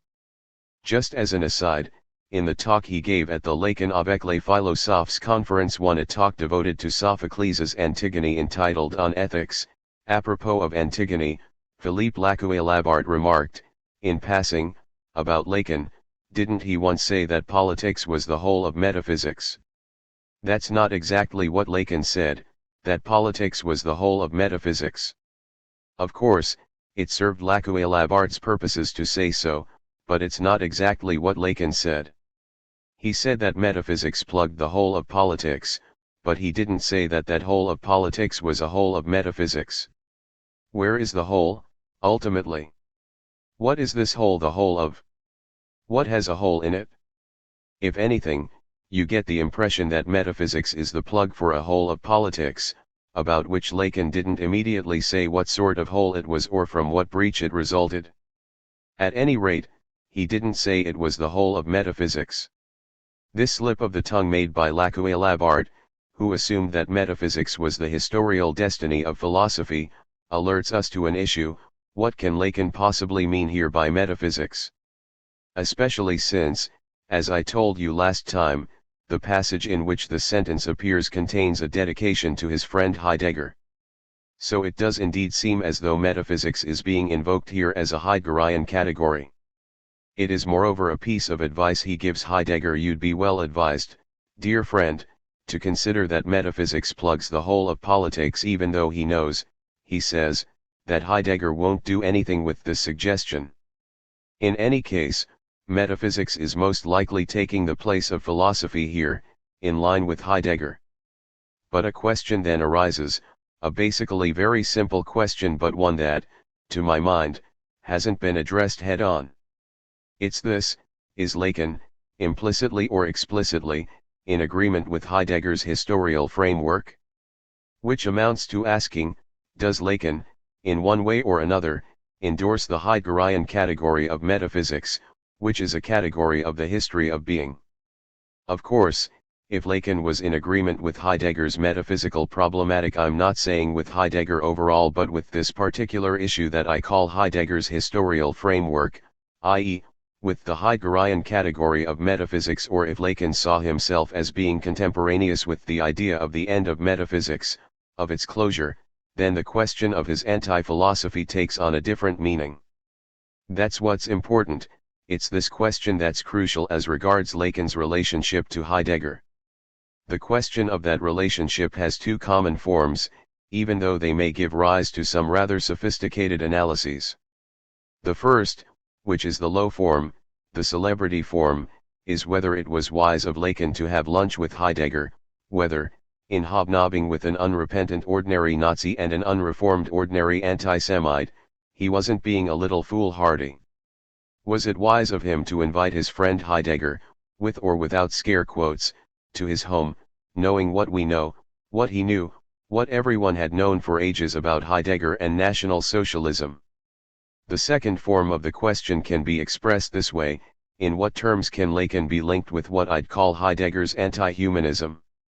Anti-humanism in the deepest sense, that is to say, in the sense of a seizing by speech taken to the poetic point at which man is an obsolete category. Of course, we know that Lacan translated Heidegger's essay Logos from the German. But the interesting thing is that this essay, Logos, is focused on Heraclitus's Fragment 50.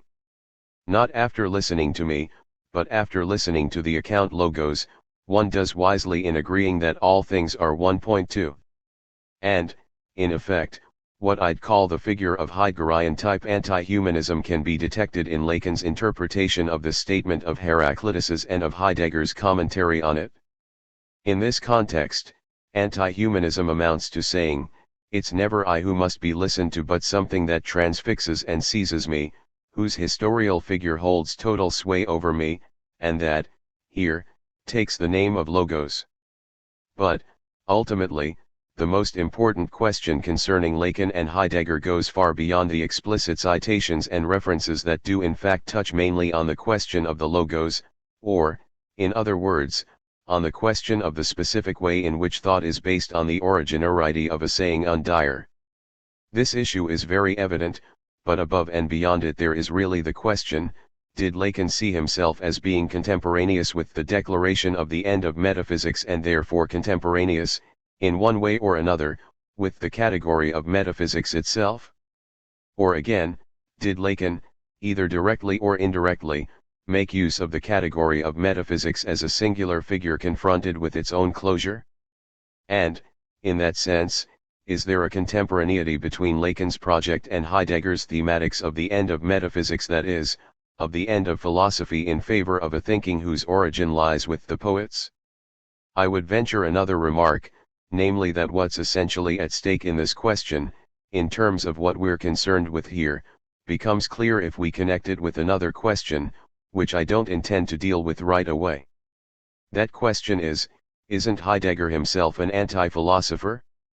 If so, isn't Lacan's consonance with Heidegger ultimately the anti-philosophical consonance itself? I already spoke a bit about this last year. To my mind, there are two major figures in philosophy about whom the question of anti-philosophy arises, there's Kant, and there's Heidegger. This is because, in both cases, there would seem to be a declaration of the end of the entire earlier philosophical apparatus, superseded by a new type of thinking, critique, for Kant, and the new God for Heidegger. Of course, the impasse of philosophy, conceived of by both of them as metaphysics, isn't the same for them.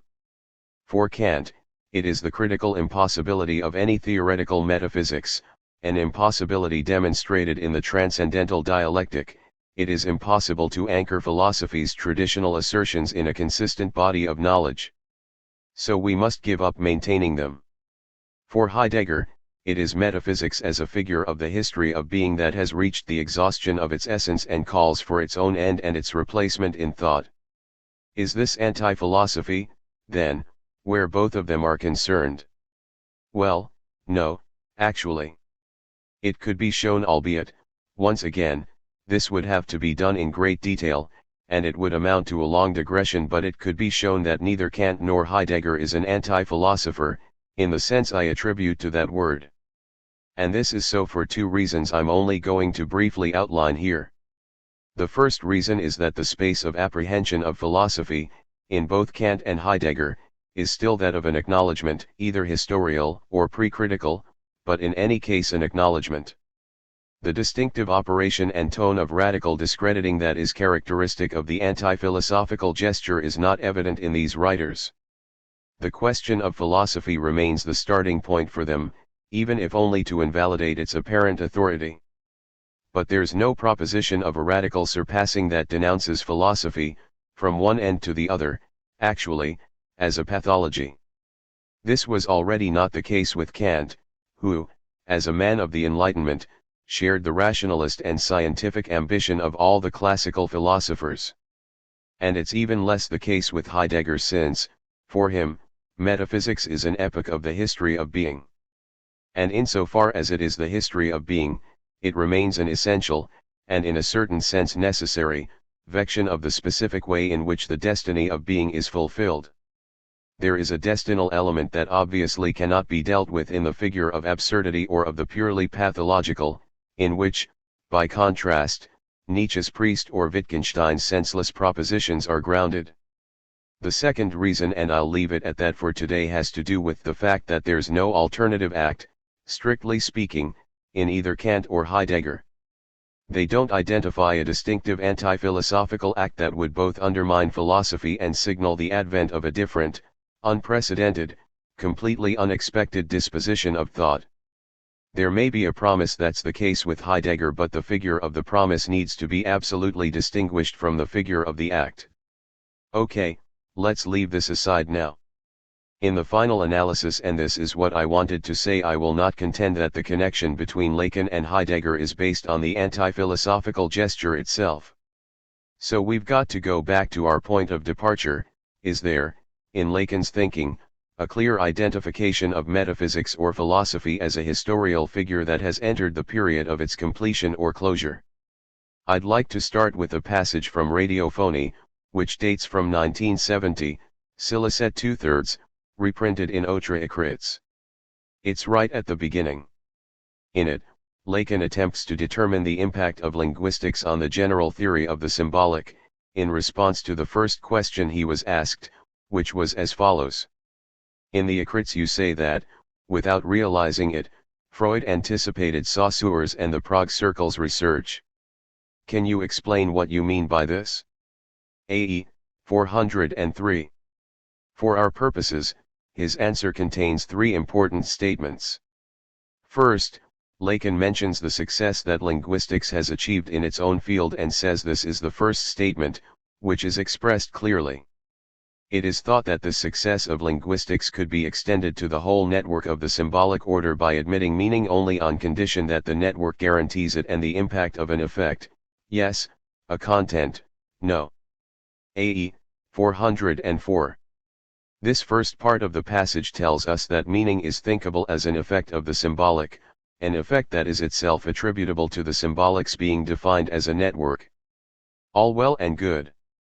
This statement already foregrounds the question of meaning, and that, of course, puts us on alert, since we know, and will confirm, perhaps even more precisely this year, that the question of anti-philosophy hinges to a very large extent on that of the meaning/truth opposition. Here, we are told that meaning is thinkable as an effect of the symbolic. Lacan continues as follows. The signified will be scientifically thinkable or not depending on whether a field of signifiers, which, by its very material, is distinct from any physical field obtained by science, can hold together or not. AE 404. This second part of the passage indicates that we know that meaning is thinkable as an effect of the symbolic order conceived of as a network. From the symbolic order as a network we shift to the field of signifiers, a field that, if it holds together, i.e., if it is consistent, renders the signified scientifically thinkable. But on the other hand, and it is here that we move toward the metaphysical, the field of signifiers is, by virtue of its material, distinct from any physical field. It's a non-physical field, hence unrelated to what can be obtained as a physical field by science. So the field of signifiers is not physical, and its consistency, the fact that it holds together even though it is not physical, guarantees that the signified is scientifically thinkable.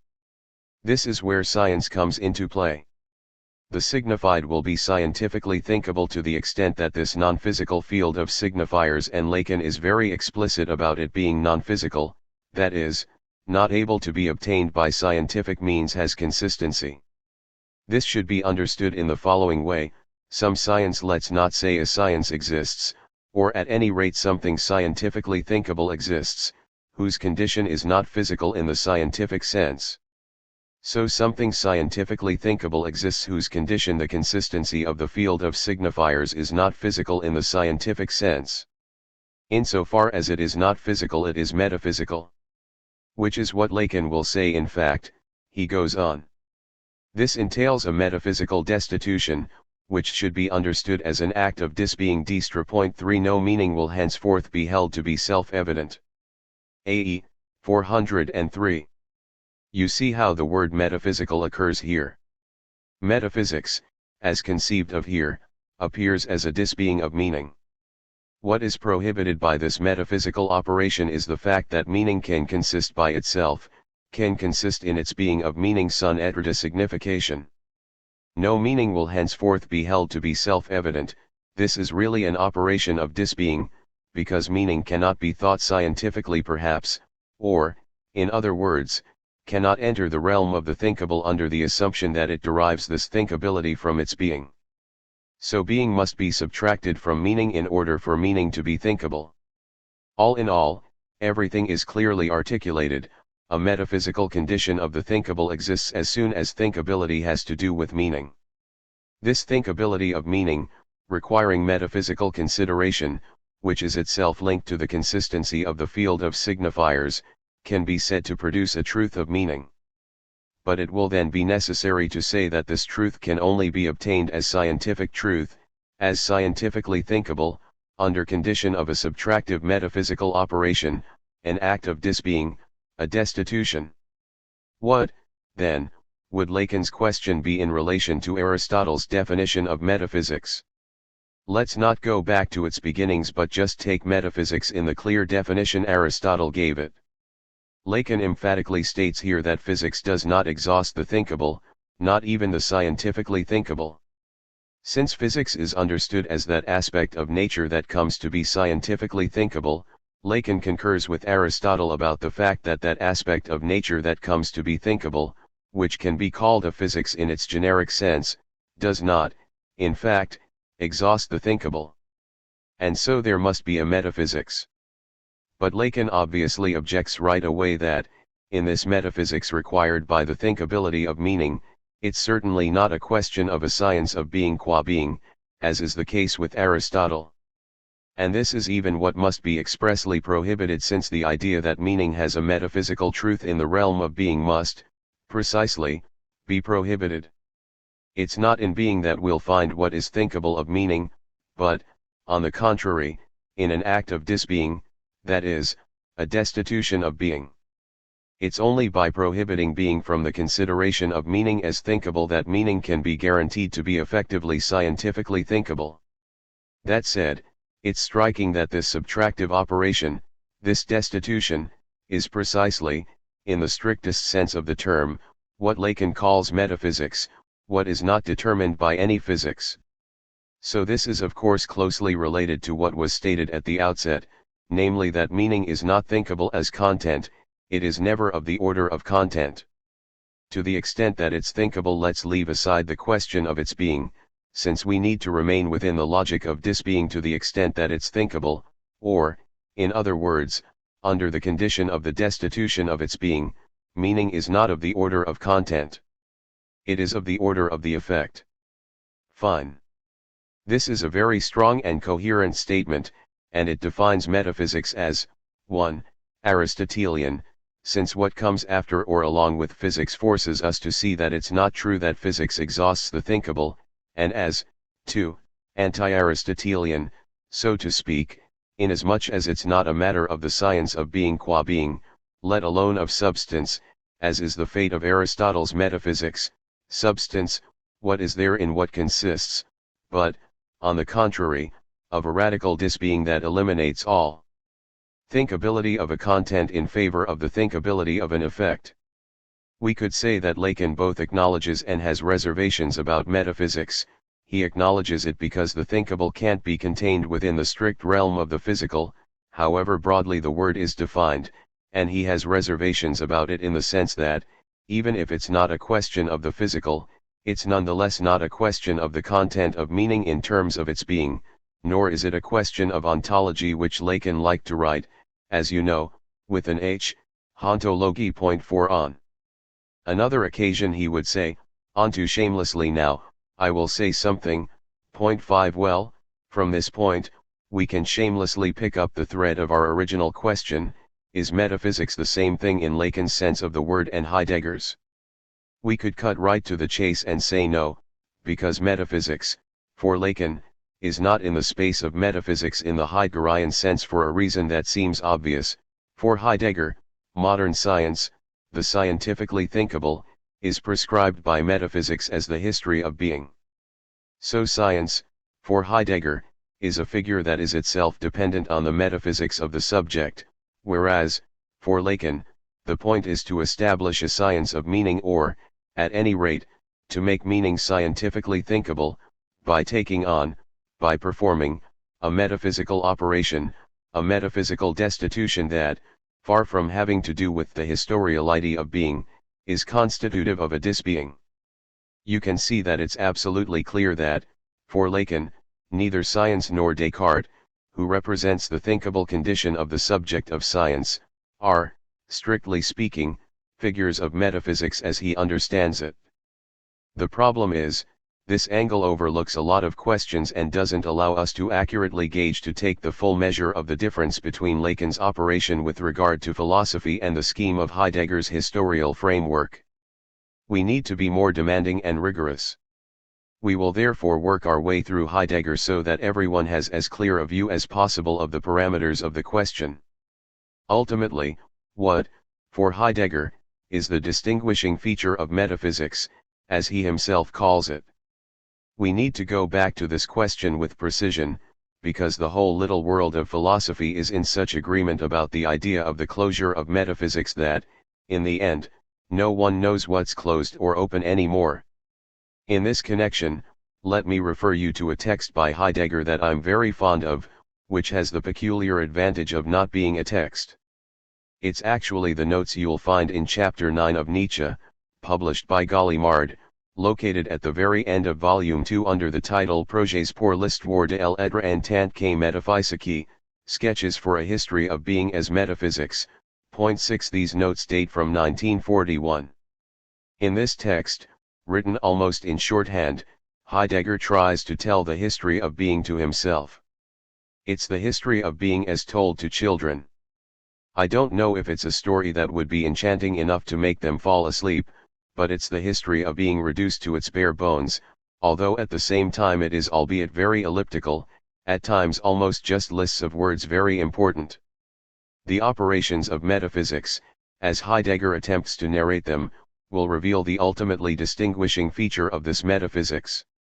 As you know, there is first this is the beginning of philosophizing as such the Platonic, or what can be called Platonic, operation, which Heidegger describes as the subjugation of aletheia by the idea, or as the subjugation of truth as unveiling or unconcealment by the delimitation as presence of the idea. Point 7. This shift will establish the appearing as presence, or the delimitation of the entity, as imposing its dominance over the movement of the primordial disclosure of being. What was given in proximal immanence as the disclosure or the figure of the unveiling of being will be placed under the yoke of the delimitation of the idea as the figure of presence of the thinkable. As a result, the entity ensures its predominance in the order of thought over the very movement of being, because it forces being to be thinkable only in the guise of the what it is. This shift from the question of being to the idea's delimitation of the what it is, of the THIRD, will turn being into a normative position. This point is all important. Instead of being the original movement of disclosure, or of the coming to self of its own essence, or of the return to self of unconcealment, being will become the very norm of what is, i.e., of the entity, in the guise of the what it is. But what I think is the fundamental point is that this comes about because the idea is counted as one. That is the fundamental operation of delimitation, something comes to be counted. This exposure to the count, which is the most basic prescription of the delimitation of the idea, is being as quid deity. What's that? What on earth is that? Insofar as the idea counts as one, the whatness of what there is which is called quid deity in the scholastic tradition causes being to be thought as quid deity, that is, as the normative principle of the quid of the entity. Which leads Heidegger to say that this whole movement amounts to assuming the one. Let me quote this concluding passage, which will take us back to Lacan. The predominance of quid deity brings forth the predominance of the entity itself each time in what it is the delimitation of the idea will bring about a subjugation of the movement of displacement or disclosure of being in the form of the entity. The predominance of the entity fixes being so a fixation occurs as koinon as common reason on the basis of the one.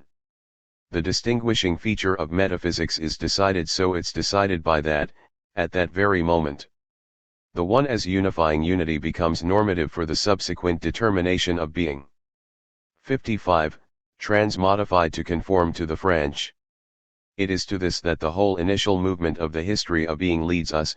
The distinguishing feature of metaphysics is the enframing of being by the one. That is the distinguishing feature of metaphysics, which could be expressed as, the predominance of the entity, the advent of ontotheology, the forgetting of being. But in terms of the distinguishing feature of metaphysics, it is the enframing of being by the one. This means that the one as unifying unity in thought is really the norm for any subsequent determination of being. Consequently, the distinguishing feature of metaphysics can't be understood if it is not related to the question of the one. So we'll have to reformulate our question: what is the status of Lacan's thinking of the one? Is the Lacanian one, in all its various meanings, the decision of a normative position with regard to being? Is the one thinkable, the way psychoanalysis counts Comte and recounts Conti it, as the key figure of the metaphysical disposition? By itself, this problem provides a measure of the real degree of thinkable proximity between Lacan's conceptual framework and Heidegger's historical notion of metaphysics. Unfortunately, the question of the one is extremely complicated in Lacan. You'll say, everything's complicated in Lacan. More or less. But the question of the one is really very complicated. In my opinion, there are two extremely complicated questions in Lacan's work, the question of the one and the question of love, which are closely interrelated. We're going to get to that eventually, it's our trajectory. I'm not going to give you a ready-made Lacanian theory of the one here. But since we're interrogating it now from the particular angle of the question of metaphysics, I'll give you a few things to think about, taken from the summary hence a written text of his Seminar 19, ou pair, or worse, a summary you can find in Silicet 5.8. Bear in mind that we're interrogating this text in light of the fact that the key to metaphysics is that sort of diversion of the thinking of being towards simple commonality, the indiscriminate koinon under the normative authority of the one, itself derived from the delimitation of the idea. Lacan begins by saying that the one is what 1 year sends for s, Bapire.9. It's written as one word, it comes from the verb s-apirer, s''apirer. Then Lacan adds a crucial sentence. Those I characterize as year saying are led to the one by doing so say à l'nkca les portes. 547. In this sentence it's clear that there is an aspect of normative imaginary in the one, since one is led to the one in the dimension of year saying, which, let's face it, is a dimension of getting worse or worsening, as Lacan will specifically point out a moment later. What I mean by this is that it's not good to yersin. And Lacan says that not yersaning is, as he puts it, a point of pride with me. So not yersaning is the pride of thinking. And those who do yersin, well, they are led to the one by doing so. So not being focused on the one is the pride of thinking, something Heidegger would wholeheartedly agree with. Lacan then explains the pride the psychoanalyst can take in not letting himself be corrupted by the position of the one. Analysts can't accept being set up as abject pieces of trash in the place defined as being rightfully occupied by the one, with the added insult that this place is that of semblance. AE 548. This is why analysts yersin and for that very reason are led to the one. If you're an analyst and you don't want to yersin, well, you'll have to accept being set up as an abject piece of trash in the place that's the one's place, which is that of semblance. Lacan seems to think that most analysts have no desire to end up as an abject piece of trash in the completely imaginary place occupied by the one. Which explains why they continue to yersin for the one to stay in its place, and for them to stay in theirs, which is to be a wonderful subject supposed to know all about the poor analysand who consults them. Let's glean what we can from all this. Clearly, the one is associated by Lacan with a sort of discovery of the real that's blocked by a semblance. The one is in a place that belongs to semblance and that will have to be occupied, if you're an analyst, in real degradation and abjection. For our purposes, let's keep in mind that the one, which it's already not a good thing to yersin for, marks the place of a subjugation of the abject, real by glorious semblance. That's without a doubt what Lacan is saying. If the one connotes a sort of localized subversion of the real by semblance, and if that's why 1 year sends for it, it could be said that this is not so different from the idea that the metaphysical diversion of being is the subjection of the disclosure of being to the normative one. Especially because the normative aspect can be found in Lacan, since the poor analyst's yersaning leads them to the one. The third thing that should be noted in this text, and here, thank goodness, we're not really dealing with Heidegger anymore, is that, as Lacan says, a woman doesn't yersin for the one, since she's other, AE 548. Note that, inasmuch as a woman, since she's other, doesn't yersin for the one now seems to be associated with the universal mastery of the masculine, which could be called the maskil one position. A woman is its breaching, such that she's always other, whereas men do yersin for the one, thereby participating in the subjugation of the real by the demarcation of a place of semblance. Incidentally, if a woman doesn't yearn for the one since she's other, then it must be admitted that this whole text of Lacan's, this whole summary of the Ou Père Seminar, is feminine in essence, since Lacan expressly says that he prides himself on not yearning, others yearn, but I pride myself on not doing so.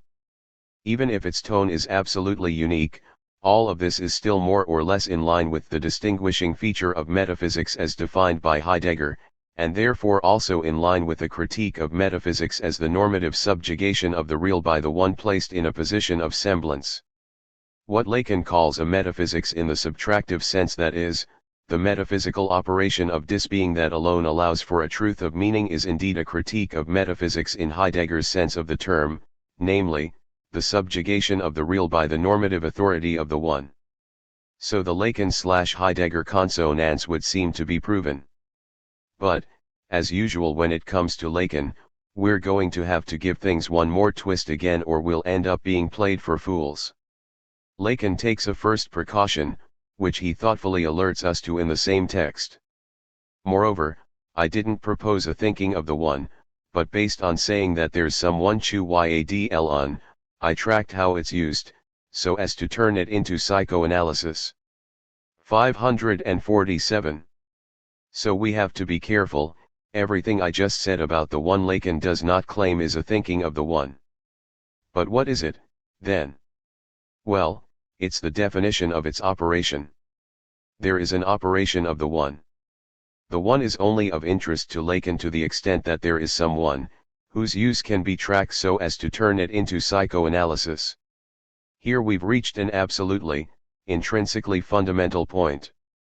Lacan's thesis is as follows: if you interrogate the one in terms of its being, you come back to that history of metaphysics as disbeing, you propose a thinking of the one in the Heideggerian sense, you interrogate the one in terms of its being with regard to the fate of the ontological question. That much I think can be said. But this is bad metaphysics, which ultimately leads you to the one, makes you yearn. Any approach to the question of the one in terms of its being is never anything but yearning. However, the one can also be thought in terms of a good metaphysics, namely, in terms of its disbeing, not its being.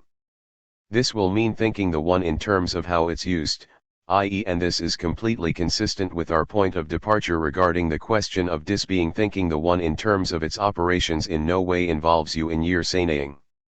The basic distinction Lacan makes here about the question of the one is between, 1. A thinking of the type the one is, and it must be questioned in terms of its being. This type of thinking is metaphysical yearning, because, in this case, you don't escape the normative authority of the one that subjugates the real in the very place of semblance, and, 2. A thinking of the type there's some one. But there's some one is a different thesis, a completely different one, from the one is.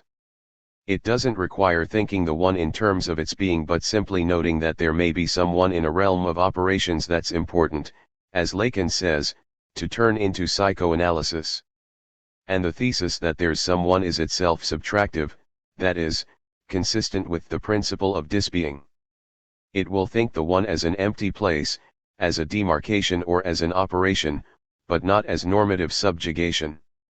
I'd simply like to point out that this Lacanian distinction between the one thought in terms of its being, the thesis that the one is, and the thesis there's some one as the power of the count, as the operative power of the count as one, is the very first thesis of my book Being and Event, its absolute point of departure.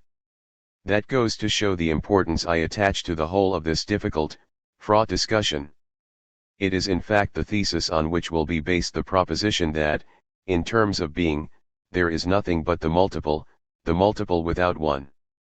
Meeting the challenge of thinking all the way through what a multiple without one is, a multiple that's not a multiple of units, is precisely the very starting point of my ontological project. Now, it must be acknowledged that this distinction is a Lacanian one. It's Lacanian because it links the existence of a being of the one to the distinguishing feature of metaphysics in Heidegger's sense, and reserves the thesis there is some one for a metaphysical use in Lacan's sense, that is, in the sense of destitution and disbeing. At this point, There are ultimately two possible meanings regardless of the words Lacan himself uses of the term metaphysics. There's the Heideggerian meaning, definable as the subjugation of the real by the one and related to the thesis the one is. And then there's the Lacanian meaning, which connotes a subtractive operation whereby all being is withdrawn from meaning so that meaning can be thought exclusively in the realm of the effect. It's from this second meaning of the one that Badiou could be said to have developed his ontology. Now that this has been more or less clarified, let's ask ourselves if we can discern an aspect of anti-philosophy in it. We now have at our disposal a totally new and precise form of the anti-philosophical, in Lacan's sense, interrogation of philosophy. It can be expressed like this: does the philosopher Yersin? I'd like to point out that, in the text we began with, the people Lacan has it in for are not us for once, not the philosophers but the analysts. They're the ones who take a beating. The analysts who have abandoned their own essence as analysts, the poor guys, they Yersin for the one because they don't like being relegated to abjection, to the point of real of the thing. But we can ask ourselves the following question: if, as Heidegger claims, metaphysics in its entirety, that is, philosophy in its destinal history, really consists in the subjugation of being by the normative authority of the one, then this statement, as interpreted by Lacan, could be written in a very elegant way: philosophers, for the past 2000 years, have been Yersinaying. Is that really what Lacan means? Well, no, not at all. Because everything Lacan just said about the operational function of the one, as distinct from the bad one that's Yersinayed for, he will attribute, to Plato, Heidegger's designated culprit. Indeed, after his discussion of the one, Lacan writes, which is already in the Parmenides, Plato's dialogue, and then adds this phrase that I just love: owing to a strange avant-garde, AE 547. Far from being the initiator of an eternal Yersinaying, the great Plato introduced the true operational thinking of the one, the thinking Lacan wants to promote. Philosophy as the avant-garde of anti-philosophy? It's mind-boggling. From this point on, we can refocus this Lacan/Heidegger comparison. In fact, for Heidegger, the metaphysics of substance in its Aristotelian sense is called metaphysics because it is the forgetting and the erasure, via the subjugation by the one, of what is expressed by the word physics, namely, physis. However, physis is the primordial disclosure of being in its most originary effects. Heidegger says, physis means to return to itself. He even renders it that way, to return to itself. So it could be said that, for him, metaphysics is, in a sense, the forgetting of physics. Not of physics in Galileo's sense, but of physics in a much more fundamental sense, the one that allows us to still hear physis in the word physics, or, in other words, the disclosure of being in truth. Thus, metaphysics, in its historical sense, is, for Heidegger, a sort of forgetting or erasure of what, originally, was heard in the word physics, understood in its most primordial Greek sense, or anything of that sort. A German history of Urnader, for example. For Lacan, on the other hand, metaphysics is a subtractive definition of physics. Indeed, what is scientifically thinkable of meaning is metaphysical, not physical, but still within the scientifically thinkable. This also means that it can be a science of the operations of the one. It's only by relating to the one, though, Yersinaying, that there is metaphysical decline in Heidegger's sense of the term. But actually, for Lacan, metaphysics, in its strongest and most authentic sense, is the possibility of the scientifically thinkable that is not physical and is therefore not subject to physics. But since it remains scientifically thinkable, and that's the key point, the metaphysical is an extension of the scientifically thinkable and not an erasure or a forgetting of physics in its most fundamental sense of physis. This, it must be said, is why Lacan is a lot closer to the Stoics than to Heidegger. Indeed, there's a key Stoic thesis about incorporeals, not in the sense of a supersensible imaginary but in the sense of that which language, signs, provide perfectly empirical examples of. In the final analysis, Lacanian metaphysics should be understood as, there can be a science of incorporeals. The signifier is in fact not a body, in the sense of anything physics can define as a body. So it is of the order of the incorporeal. The Stoics had already acknowledged and made room in their own doctrine for incorporeals as substantial rationalities. We could say that, in terms of its inspiration, Lacan's metaphysics is Aristotelian Stoic rather than Heideggerian. So we're back at the heart of the question of Lacan's relationship to philosophy. Of course, for Lacan, there is a diversion of thinking by philosophy, which, for Heidegger, is metaphysics itself. There is a metaphysical Yersaneing. But and this is a crucial point for Lacan's anti-philosophy, this diversion turns out to be divided right from the start. There is no single history of philosophy's diversion of thinking. That's precisely why there are two meanings of the word metaphysics. At the very moment Lacan suggests that Yersaneing might well be philosophy itself, he says, right, but with Plato there is an avant-garde position. In other words, for Lacan, there's no one history of being, certainly not. Let's say that there's no one history of being that can bear the name metaphysics. There's a very complicated, divided history that runs through what is known as metaphysics.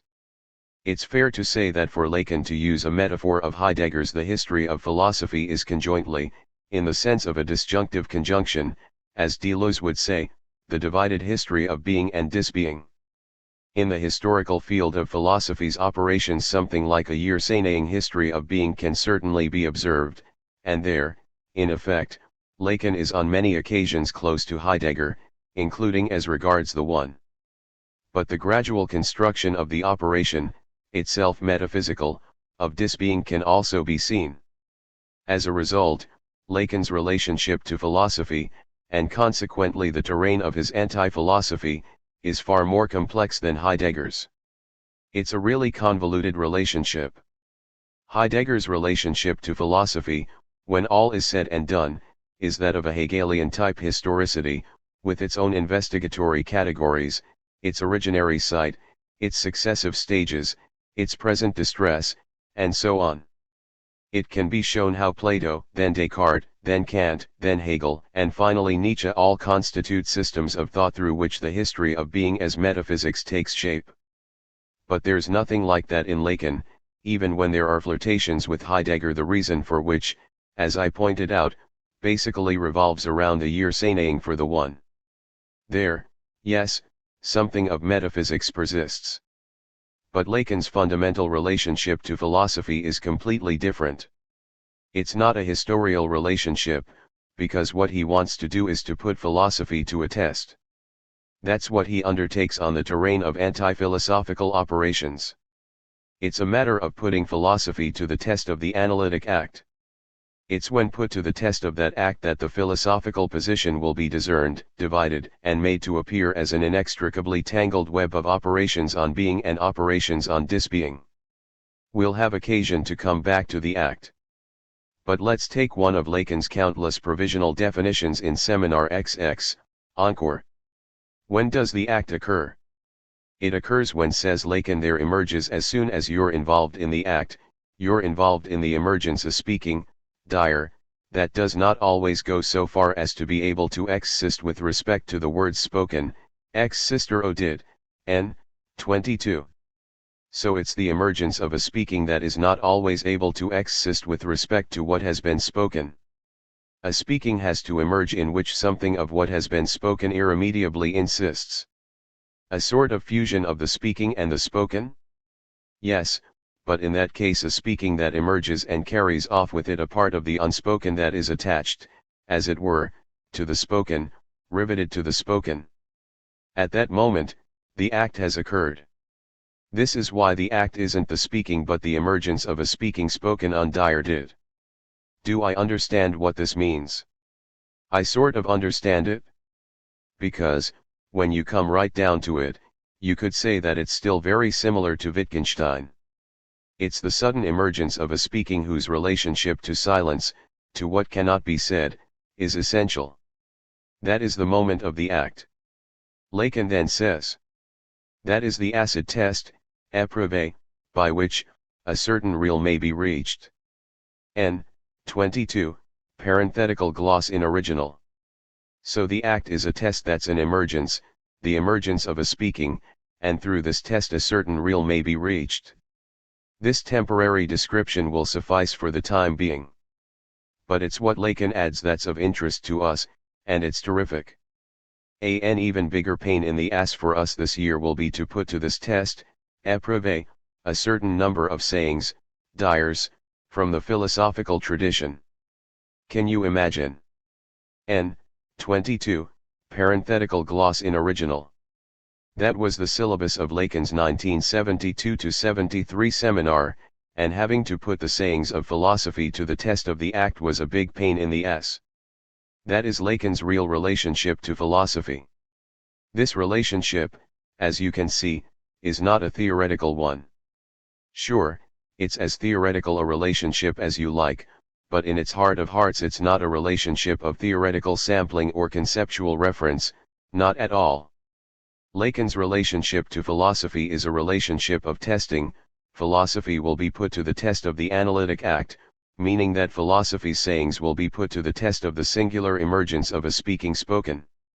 Philosophy will have to traverse this emergence of a speaking that is heteronymous to every philosophy. And then we'll be able to see what is destroyed in the test and what survives. When Lacan deals with philosophy, it's always in the context of that test. You'll notice that here and frequently elsewhere he uses the phrase the philosophical tradition. I think that, ultimately, for him, metaphysics is not in fact a closing figure of the history of being.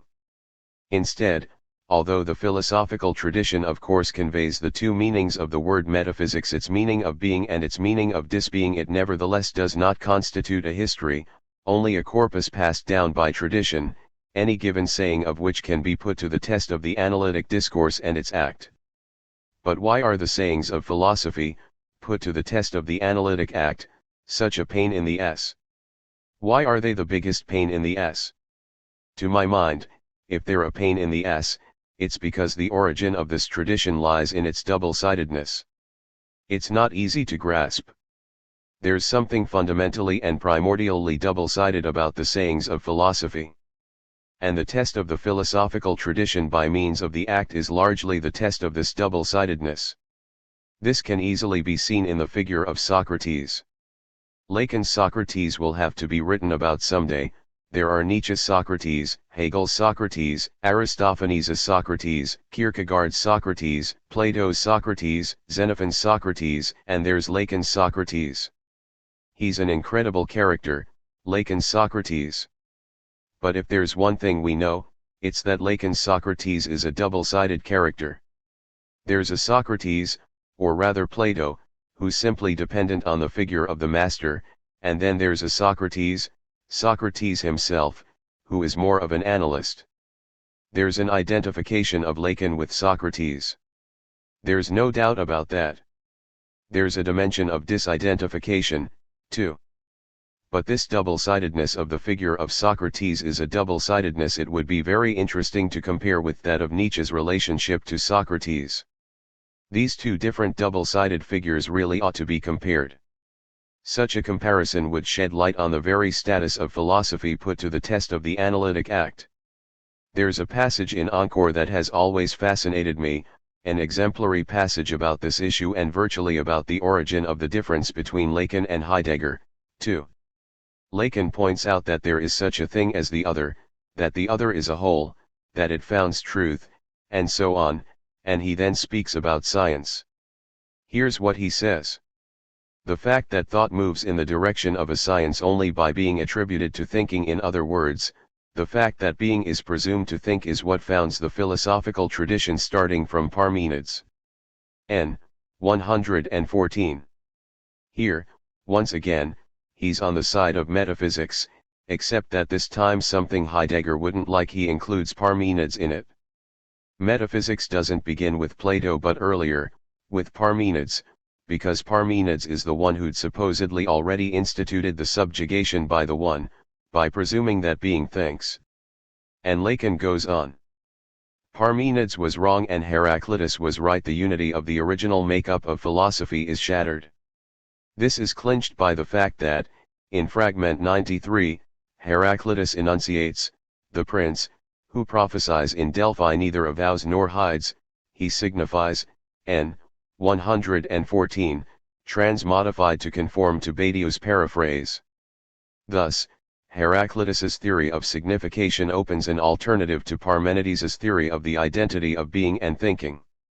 Note that, for Lacan, there isn't even any originary matrix, there's no Heideggerian inception. This is very striking because, as you know, Heidegger provided a great many analyses, sophisticated ones moreover, to show that, fundamentally, the movement of thought in Heraclitus and Parmenides was the same. It could even be said that, for Heidegger, thinking that what Parmenides said is contrary to what Heraclitus said is a typical symptom of metaphysical forgetting. Read all of Heidegger's texts on this subject. A typical symptom of metaphysics is to have said that Parmenides is the metaphysics of the one and being, and Heraclitus is the metaphysics of becoming. A whole very subtle operation of Heidegger's consists in showing that this distinction, this opposition between a thinking of becoming or of incessant flux on Heraclitus's part and a thinking of changeless being on Parmenides's part, is merely a metaphysical reinterpretation of the inception of being. And if you take a closer look at this inception, you'll then see that, in reality, Parmenides's and Heraclitus's systems of thinking are identical. Now what does Lacan say here? He explicitly says the opposite, Parmenides was wrong and Heraclitus was right. Therefore, there's no doubt for him that there is an originary split and not a single origin. For Heidegger, there is an originary site, an original disclosure of which Parmenides and Heraclitus were the inextricably entangled and intertwined instances of thought. For Lacan, there is an original alternative, either you're on the path of the co-belonging of being and thinking Parmenides's path, in other words, or you're on the path of the disbeing of signification. For that's what's meant by the gods he neither avows nor hides, there's no question of concealment or unconcealment of being in Heraclitus's interpretation. There's simply, he signifies. Such is the Heraclitean path, the path of the disbeing of meaning. As you can see, though, this originary split between the two paths is there right from the start of the philosophical tradition. It's not the evental cut of psychoanalysis that constitutes it, at least not in this passage. It's not something Freud introduced, it's philosophy's dual nature. Philosophy will be marked by the dual coexistence of the two paths, Parmenides's path and Heraclitus's path. Naturally, as a result, and this will be a conclusion of sorts regarding the question I asked at the outset, it's not on a history of being that the expression philosophical tradition, which we'll henceforth use as denoting Lacan's overall relationship to philosophy, can be based. But what's a real pain in the ass is the fact that this philosophical tradition didn't begin with one simple origin, it began with an original duality. So where does the unity of this so-called tradition lie, a unity that's necessary if one is to declare oneself an anti-philosopher? Lacan, in his typical fashion, then makes a pirouette by saying that the key can be found in love, which will make things even harder for us. Indeed, Lacan says, "Love, people have been talking about nothing else for a long time. This time, it's to be our one and only theme, our non-dual simplicity. Need I emphasize the fact that it is at the very heart of philosophical discourse?" N. 39. After all this, what do we know? We know that the philosopher, 1. Is blocked by mathematics, 2. Plugs the whole of politics, and 3. Places love at the very heart of everything he speaks about. It's this that we'll have to deal with in our difficult quest, namely, what is Lacan's anti-philosophical identification of philosophy? It is on the basis of a complicated not a simple history, that Lacan's anti-philosophical position is grounded. For there's apparently no way out of this conundrum without bringing in not just the two terms we have already had to deal with, mathematics and politics, but ultimately 3, since we've got to work our way through love. It is in this triangulation of love, politics, and mathematics that philosophy can finally take on meaning, as we'll see next time when we undo the Gordian knot of the matheme, the whole, and the compensation love provides. Session 3. December 21, 1994.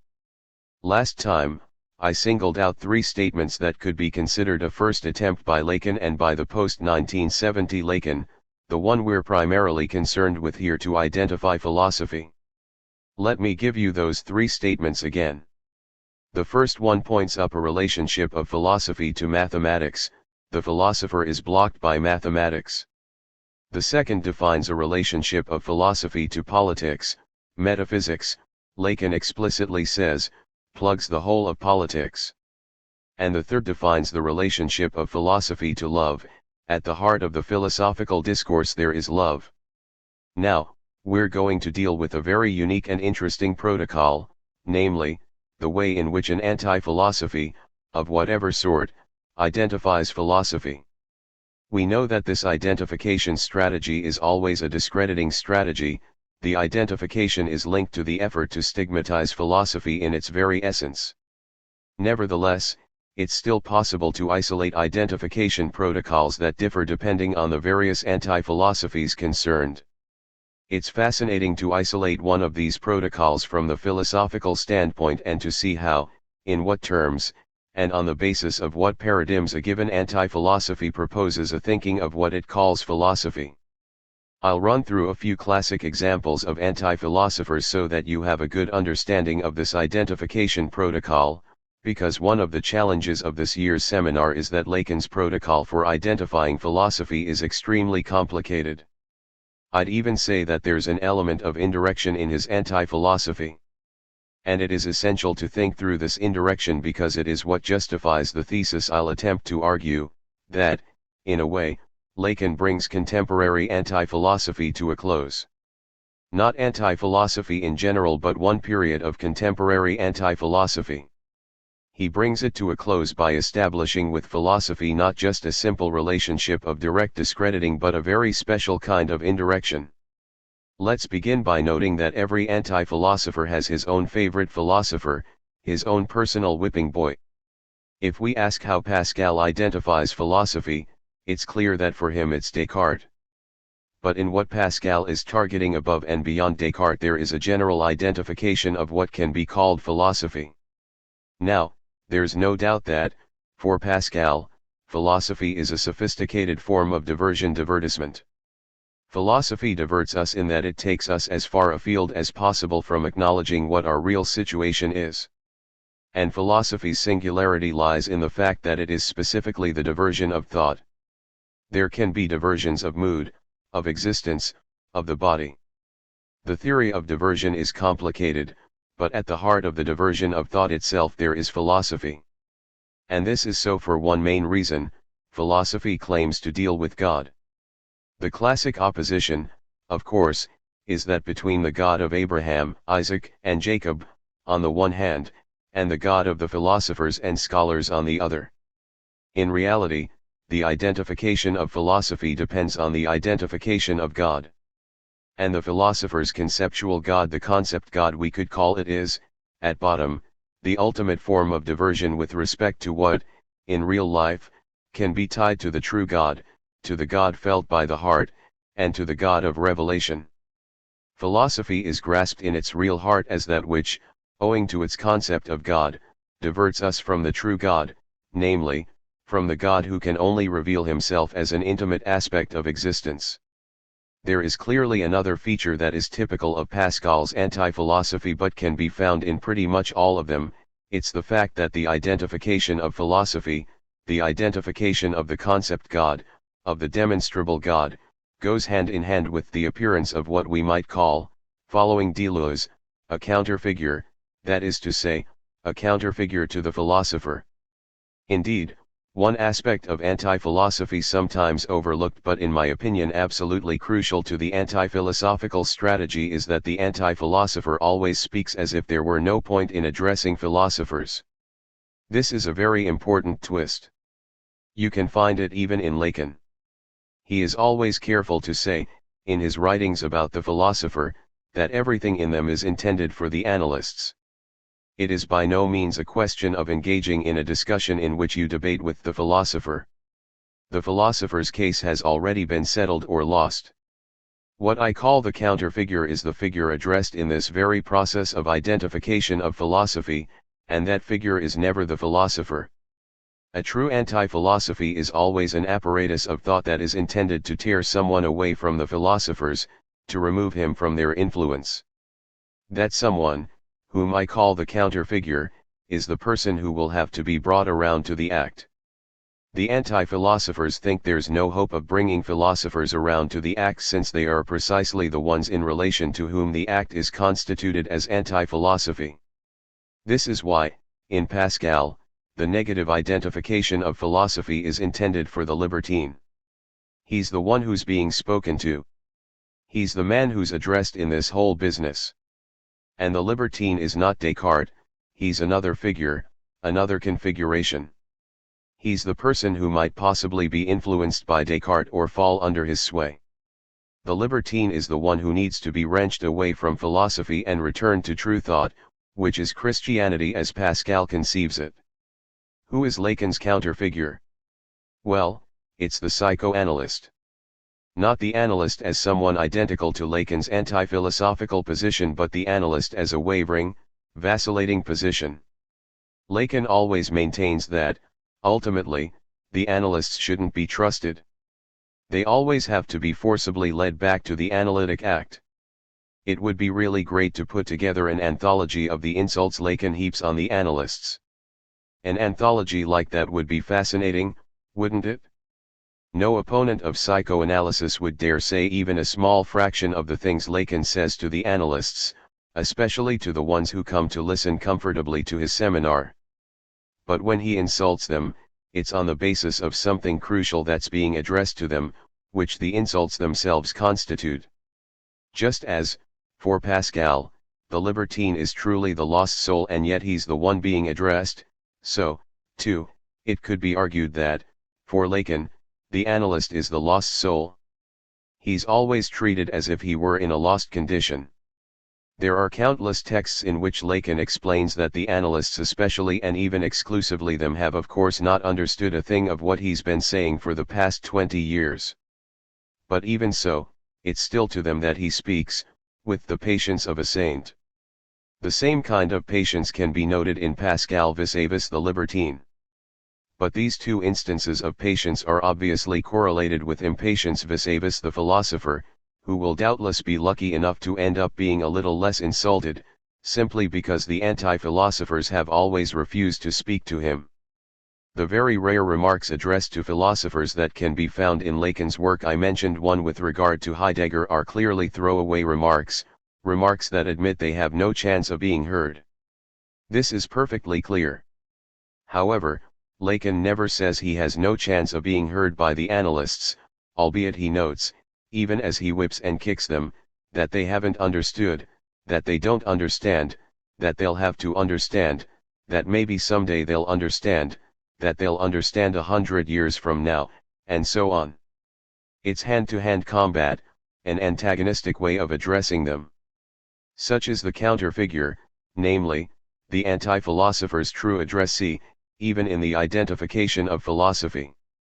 The point to keep in mind is that the anti-philosophical identification of philosophy is not intended for the philosophers but for the counter-figure. The counter-figure may be the libertine, the free thinker, the sensitive soul, the existent individual, the analyst, and so on. They comprise the gallery of counter-figures to whom anti-philosophy is addressed. Therefore, when we philosophers try to get wind of this identification, we ought to be aware that it is not meant for us and that we're only hearing it through the keyhole. It's a matter between Pascal and the libertine, between Lacan and the analysts, or his analysts. It's a matter between Nietzsche and the handful of free men he tries to identify. This exercise in identifying the counter-figure to whom the anti-philosopher speaks could also be applied to Rousseau, Kierkegaard, and Wittgenstein. And, in every case, the inquiry would be over when we had both shown the protocol for identifying philosophy and isolated the counter-figure, i.e., the addressee of the identification. In Rousseau's case, it's interesting that the philosopher is someone very specific, the bad man. And bad is a category. He even makes a doctrine out of it. Of course, Rousseau is targeting the philosophy of Voltaire, or Hume. And in a philosopher of that sort, the Enlightenment philosopher, in its traditional sense, Rousseau discerns a distinctive subjectivity, which is a bad subjectivity in the very conceptually elaborate sense that it does not open up to the voice of the heart, that it is the closing of the heart, that it turns heartlessness into a doctrine. The philosopher is someone in whom there is a deliberate obstruction of sensitivity in the deep sense of that which animates subjectivity. It is around this figure that the protocol for identifying philosophy, even when very complex, will coalesce. This in turn gives rise to the sensitive men of the people as a counter-figure, the milk-drinking peasant with his simple belief in a God of goodness, a figure Rousseau tries to exempt from philosophical badness constituted as a paradigm. There you go. Now you can try your hand at showing how Kierkegaard's protocol for identifying philosophy has to do with the Hegelian dialectic, whose basic aim is purely and simply to eradicate subjective existence, to dissolve the irreducibility of existence in the vast, abstract, and spurious dialectic of the concept. The counterfigure, you see, happens to be woman. It's she who has to be made permanently immune to Hegel's charms. And to that end, she must be loved and guided to the serious ethics of marriage. This didn't make things any easier for our dear Kierkegaard, because getting married was a huge deal for him, and he finally gave up on it. I've been rambling around in all this material so as to tell you that we've now reached the point where we can try to pin down Lacan's identification of philosophy, always bearing in mind that this identification is not addressed to the philosopher but to the counterfigure, the analyst. Which, by the way, is an important indication because it means that, in Lacan's view, the analyst himself is threatened by philosophy. But why should philosophy be such a threat to the analyst? Among other things, because the psychoanalysts are far too ignorant about philosophy to appreciate the danger it represents. Ironically, Lacan the anti-philosopher never stops insulting the analysts because they're ignorant about philosophy. I told them to read the Parmenides, but how many of them have read it? Not a single one, and so on. And yet, the point is to extricate them from philosophy. The analysts ought to read philosophy but only to put it to the test under the ultimate law of the analytic discourse, and therefore to read it not to get into philosophy but to learn how to get out of it. I think there's one overwhelming reason for this injunction, namely that psychoanalysis is constantly threatened with being a hermeneutic of meaning. And it's clear that its innermost danger is philosophy, to be tempted to forget the psychoanalytic act in favor of the philosopher's hermeneutic position, to turn the treatment into pretentious chatter. In the final analysis, there is a Lacanian anti-philosophy because something about philosophy endangers the analytic act. Clearly, Lacan's thesis is that philosophy endangers the act all the more to the extent that one is unable to identify philosophy. That's why it's very important to insult the analysts about their ignorance of philosophy. Let's return now to the three statements I reminded you of at the beginning of this session. As things stand now, we can say that Lacan's anti-philosophy will knot these three statements together, meaning that philosophy will be identified by knotting together the triple definition of its relationship to mathematics, politics, and love. We must immediately ask what the principle of this knotting will be. As a first approximation, we could say that Lacan attributes to philosophy a religious recovery of meaning. It is by attributing to philosophy a function of meaning that, in its structure, is ultimately of a religious nature, that the three statements, being blocked by mathematics, plugging the whole of politics, and having love at the heart of its discourse, although we'll see that it's the inconvenient love of truth, will be put into circulation and knotted together. With regard to this issue, which I'll back up with evidence as I go along, there is, it must be said, a certain, quite explicit, Lacanian brand of Nietzscheism, which identifies religion as a powerful, and even in some respects consistently crucial, structure. And philosophy is not independent of this structural power. Metaphysics, traditional philosophy, is not independent of the religious logic of meaning, of the meaning of life, of the meaning of fate, of the meaning of sin. This leads us to what I'm always stressing when it comes to this business of anti-philosophy, the antinomy between meaning, or sense, and truth. Let me remind you of the axiom I've established over the past 2 years, which needs to be tested to see if it's valid for Lacan. Essentially, an anti-philosophy always asserts the primacy of meaning over truth. That may even be its key operation. In Nietzsche, for example, meaning, which is always an evaluation, the result of the evaluation of forces, is absolutely primordial, and truth itself is merely a certain typological register of meaning. Truth is only one of the possible figures among the great typological evaluations out of which vital difference is created. Roughly speaking, for Nietzsche, truth is the categorical type of the reactive force. And it is in the evaluation of the active force that the key to the question of truth, that which subordinates truth absolutely to the register of evaluation, hence to the register of meaning, can be found. As regards Wittgenstein, I'm bringing this up again because it's rather oddly related to what we'll see with Lacan. Meaning has two meanings, it has a double meaning. There's a first, very clear meaning, the meaning of the proposition. The proposition makes sense or produces meaning fait sens insofar as it describes a state of affairs the possibility of which is inscribed in the very substance of objects. This meaning is the propositional or linguistic meaning. Then there's a silent, archaesthetic, or ethical, they're the same thing meaning, which has to do with the act, that is, can in no way be written in the form of a proposition. It is this second meaning that is unsayable. One must remain silent about it, an imperative injunction that places meaning in the ethical order of the act. This meaning is the sense of the world, or the sense of the subject, they're one and the same. And this meaning radically trumps truth, which, for its part, is only the description of an existing state of affairs, something that happens, or that has happened. What is true are the natural sciences, the exact linguistic descriptions of existing states of affairs. And that's not very important compared with the meaning of the ethical act. So let's bear in mind that this issue would obsess Lacan relentlessly. For Wittgenstein, truth is pure contingency, whether a state of affairs happens or not has no necessity whatsoever. And, as truth is the descriptive proposition of a state of affairs that happens, it turns out that being true is a contingent status of the proposition. Consequently, the primacy of meaning over truth, the anti-philosophical axiomatic, will ultimately be, in Wittgenstein's thinking, a certain form of primacy of necessity over contingency. Contingency is on the side of truth, while true necessity is on the side of the act, or, in other words, on the side of the sense of the world, or the sense of the subject, which amounts to the same thing.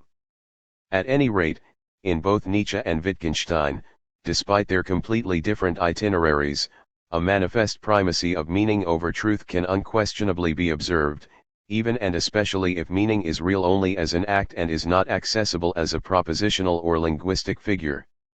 In Nietzsche, the act expressed as breaking the history of the world into two halves is not of the order of a proposition either. What is of the order of a proposition is its announcement or its anticipated glory. It's Zarathustra, but Zarathustra, as he himself says, is his own forerunner. He thus belongs to the saying le dire that is prior to the act, which, for its part, is not of the order of a declaration or an announcement. For Nietzsche as for Wittgenstein, truth, as compared with the act that produces meaning, is a limited figure. With Nietzsche, it's a typological figure, the figure of the philosopher and the priest. With Wittgenstein, it's a scientific figure, the figure of natural science. The more profound and fundamental figure of the act is always located in the register of meaning. Now, how is this issue presented in Lacan? And how is it connected to anti-philosophy? Well, unfortunately for us, it's very complicated, extremely complicated. Once again, let's simplify things so that we can have an initial framework of analysis. We could say that there's an early Lacan, for whom truth is clearly under the ideal of Galilean and mathematized science, and where it moreover has a crucial causal function. Point 1. Truth. This is a very rough, but not false, statement, is the cause of the subject. And it is certainly true that, in this stage, meaning is partly dethroned. You can observe all the twists and turns of this issue by consulting the basic text of reference of this first stage, Science and Truth, translated by Bruce Fink in Ecritz, 725-45. Then there's a very noticeable shift that makes it possible to speak of a late Lacan, for whom, as I propose to show, truth is instead in a position of eclipse between supposed knowledge and transmissible knowledge. What becomes of meaning in all this? The tricky point is that, in this late Lacan, we can't get around the problem within the strict framework of the meaning/truth dichotomy. It doesn't work that way. Why? Because meaning must be examined in terms of its correlation with knowledge. Once again we find that triple figure, itself fragmentary, but we have no choice but to break things up, into truth/meaning/knowledge, in which the question of the identification of philosophy will be decided. With this triple figure it is not possible to interrogate the function of meaning in terms of a simple classic anti-philosophical effect of destitution of truth. So what comes to the fore? Everything hinges on the fact that the real is partly definable on the basis of the absence of meaning, or sense. We will see how insistent and extremely difficult an issue this is. For if the real is definable on the basis of the absence of sense, then sense is involved in the definition of the real. Even if it is in the form of absence, absence. Point 2 will then have to ask, what is absence? It's a lot of things. It's the absence that sense requires, which is even often internal to sense. It's the subtraction of, or from, sense. And it's something that is part of the classic function of lack in the early Lacan, something that is aligned with sense in the form of its withdrawal. You can see clearly how everything hinges on the difference between absence and nonsense here. From time to time I tell you with regard to Lacan, if we understand such and such a thing, we'll have understood everything. So I'm telling you once again, if we truly understand how absence is different from nonsense, we'll have truly understood the real, which is no small feat, and is, moreover, according to Lacan himself, beyond all understanding. But, in fact, we'll have understood where to situate the primordial incomprehensibility of the real. Let me give you a few guidelines taken from Elie Tourdit. A first statement that I find interesting is the following one, in which Lacan, once again, attempts to tell us what Freud's real contribution was, a statement there are countless versions of. Here, it's Freud tips us off to the fact that absence denotes sex. AE 452. Furthermore, we know that the real as the basic principle at the heart of the analytic discourse, the real as impossibility proper, is expressed as there's no such thing as a sexual relationship. So what is the sex that is denoted by absence? To pursue the question, Lacan invents the appropriate portmanteau word, absex sense. Absence denotes sex, but ultimately sex as the real, or as non-relationship, is an absex sense.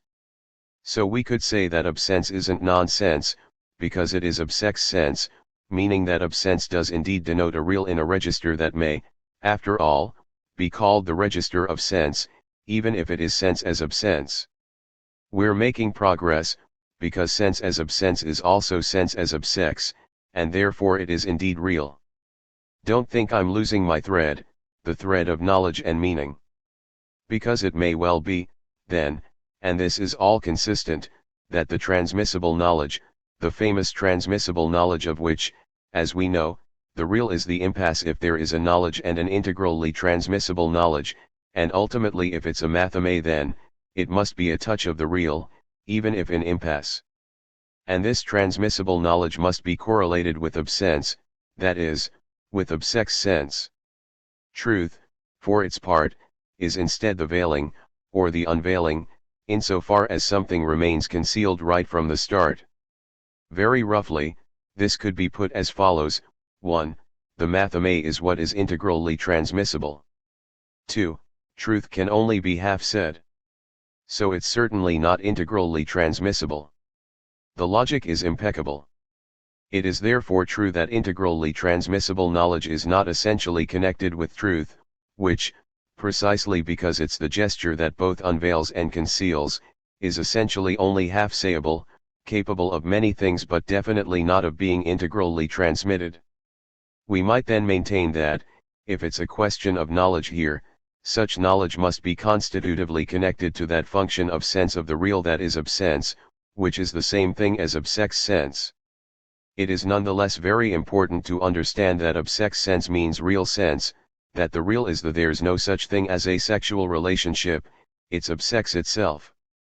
That's why, as far as this issue is concerned, I think that Lacan kept up a flirtation with Heidegger regarding truth, or regarding the fact that there is an essential function of veiling in truth, that truth is always in close proximity to the very thing it conceals, whereas nothing like that will be claimed about knowledge, which, as knowledge correlated with of sex sense, is capable of being integrally transmitted, of being a matheme.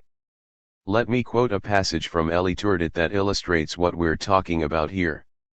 And I'm returning to sense to remind you how hard it is for philosophy the latest to save its honor by being up to date where the analyst is absent to see what the analyst's everyday resource is, that nothing conceals as much as what reveals, that truth, Aletheia equals Verborgenheit. Thus, I'm not denying the fraternity of the saying dire, since I'm only repeating it from the perspective of a practice that, being based on a different discourse, makes it indisputable. AE 451. What is Lacan telling us here? He's telling us that philosophy has had a lot of trouble seeing, behind the question of sense, that truth is what conceals and is even the nothingness that conceals only insofar as it reveals. This is an instance of the flirtation he kept up with Heidegger, which I'm pointing out in passing and which was actually relatively late. 1972 Heidegger was still philosophy, the latest to save its honor by being up to date where the analyst is absent. It is in his daily practice that the analyst encounters the obsects of sense and experiences that truth is what conceals as much as what reveals. Heidegger was the only philosopher who was up to date about this. We should make a mental note of that, shouldn't we? With great difficulty, he saved the honor of philosophy. This is also a very Lacanian theme, for things that are the analyst's daily bread, philosophy has to make endless efforts just to obtain a little crumb of it. We work and struggle like crazy for things that any analyst sees in his daily practice. I'm not sure that's as true as all that. But whatever. Apart from the flirtation with Heidegger, you can see what the Lacanian stance is. First, the connection of knowledge with sense. If it's really knowledge, then it's in terms of the real that it's expressed as of sex, and the name of this connection is of sense. Second, the connection of sense with truth will be expressed in terms of withdrawal and unveiling. Finally, one must assume, even though this is a pretty risky assumption, but I'll make it here provisionally, that philosophy remains within the framework of sense and truth, and that, by not including knowledge in the Lacanian sense in it, it fails to grasp of sense, that is to say, the real.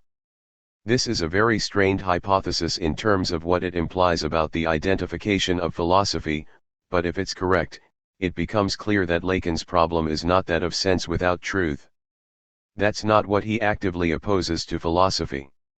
The problem is that philosophy is defined by the fact that it remains within the sense/truth relationship, whereas it's in terms of knowledge that the status of the real in this business can be expressed, the real that, under the constraint of the analytic situation, has the impossibility of the sexual relationship as its content. Hence, a key category that Lacan opposes, not to truth but to the sense/truth opposition as philosophy uses it, a category that is none other than the category of sense. To the sense/truth confrontation, in which philosophy supposedly only discovers the function of concealment and veiling, and even then, only when it has worked really hard, as Heidegger did, to this confinement of philosophy within the coupling of sense and truth, psychoanalysis, according to Lacan, opposes not a reversal of the hierarchy or primacy of either of the two terms, but an X-centering in terms of knowledge, i.e., of the real, under the category of sense, which must be thought as being in no way identical to nonsense. In my view, much of the rationality of the Lacanian apparatus, the reason it presents itself as an apparatus of thought and reason and not as one of irrational intuition, hinges on whether the category of sense is rational or not. This is the testing program I would subject it to. You can easily see why all forms of irrationalism produce a category of nonsense in one way or another. But in Lacan's case that's not the point, because everything hinges on the radical difference between nonsense and absence, or, more precisely, between nonsense and obsex sense. Absence, insofar as it names the lack of sexual relationship, is obsex sense, which is not at all a form of nonsense. This figure of rationality is crucial for the entire Lacanian apparatus, especially when it is known, as we'll see, that the analytic act consists in a production of transmissible knowledge of obsex sense and thus of absence, which is ultimately based on absence. That the act brings to light what was absent, in terms of sex, is what is shown us by any analysis. This is precisely why analysis is archescientific. It was indeed under the ideal of science that Freud was able to tip us off, as Lacan writes, to the fact that absence denotes sex. Lacanian anti-philosophy is not, then, a new version of an existential act that reveals sense to us regardless of whether the sense is silent or sayable and establishes its radical primacy over the limited and abstract space of truth. It is the acts keeping at bay the simple confrontation of sense and truth, in favor of the space of absence or obsex sense, which can only be tested in terms of knowledge. If I'm right, I've been talking a bit about something other than what I intended to talk to you about, but never mind if I'm right, then you'll understand the extraordinary importance of the business about the pass. I'm going to say a word about it because it will allow us to get back to philosophy. What is the pass? It's a procedure that consists in establishing whether or not an analysis took place. Obviously, to the extent that one establishes that an analysis took place, one will be entitled to say that there was an analyst. But this is the direction it works in, not the other way around. You don't establish that there was an analyst in order to then say, since there was an analyst, an analysis took place. That's the procedure favored by the Chicago crowd, the Yankee International. By contrast, the aim of Lacan, who fought against Chicago right from the start, is to attempt to establish that an analysis took place and then, to the extent that an analysis took place, the analyst involved in this taking place will be said to be an analyst of the school. Point 3 I'm not sure whether the analyst gives a damn about being recognized as such, but it means that it will have been declared by someone that an analysis took place, hence that there was an analyst. So how can one test whether an analysis really took place? It will depend entirely on the idea of transmissibility. Someone will tell someone else what took place in an analysis, then that someone else will tell this to a third person. And, without going into technical detail, you can see what the principle is. Someone tells someone else what took place and this someone else tells it to a third person, and the third person says, well, okay, then. To verify transmissibility, there have to be two levels of transmission. This is very reasonable, because if someone tells someone else that something has taken place, it's not at all certain that there has been the slightest transmission. In order to determine whether there has really been any transmission, the second person has to tell a third person. And the third person, or persons, actually, who constitute a committee, say, right, in this case, an analysis took place. Two things about this procedure are of interest to me. First of all, there's a certain empirical line of continuity with scientific procedures in the usual sense of the term. In science, when someone claims to have discovered something, even just a mathematical proof, how can it be ascertained that it really involved mathematics? The proof has to be shown to someone else or to several other people. And it will only be confirmed when these several other people have themselves been able to explain it to some other people. That's for sure. The three stages are always the stages of scientific verification because these are the stages that confirm transmissibility.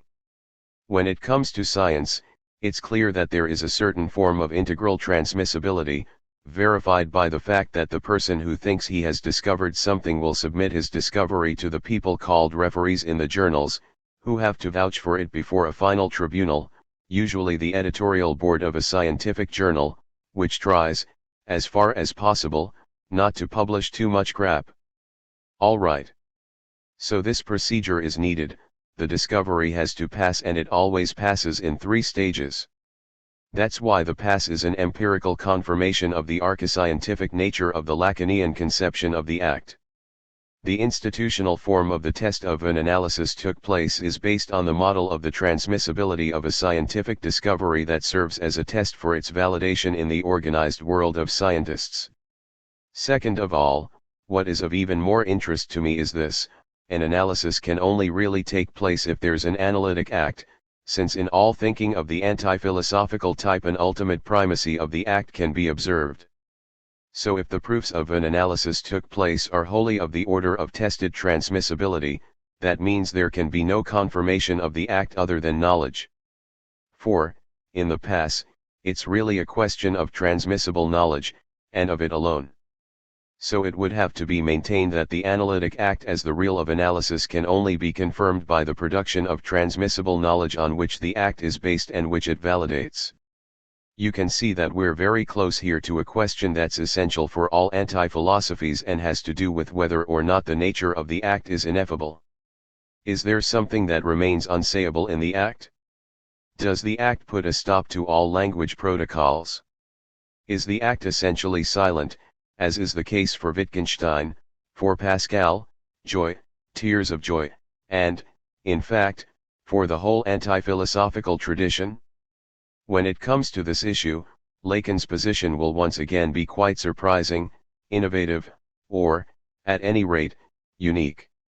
On the one hand, in effect, the act is the act, that is, it's not presentable as such in a proposition. That's for sure. In other words, it takes place in its place, which is the couch. The replacement of the divine le divin by the couch le divan has always struck me, because, with Wittgenstein, the place of the act is the divine. Someone in the audience objects, no, the armchair is the place of the act.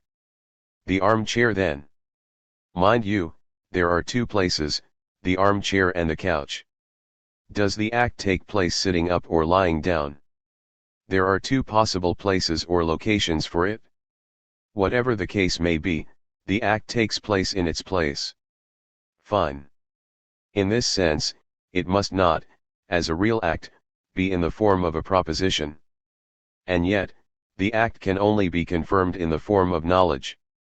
We have something altogether new here, which can be summarized like this: the analytic act can only be confirmed as knowledge, not as truth, because I'll be damned if the pass makes it possible to verify any truth whatsoever. Knowledge, sure, as much as you like, but truth isn't involved because, ultimately, it's knowledge that touches absence. What's more, the pass produces absence, since over the course of the successive transmissions the original protagonist disappears. In the end, everything is judged in the absence of the interested party, in the absence of the person who is passing the pass. Fortunately, the analytic candidate is not a defendant, or else you could say, that's a perfect example of a court where they judge in the absence of any possibility for the defendant to defend himself. But he's not a defendant. He's a volunteer. And that's the whole problem: to what extent is he a volunteer, really a volunteer? But still, the fact remains that everything is judged in his absence. I think that this in absentia is virtually a theatrical metaphor for the fact that it's a question of absence, i.e., obsex sense, something of which there can be integrally transmissible knowledge.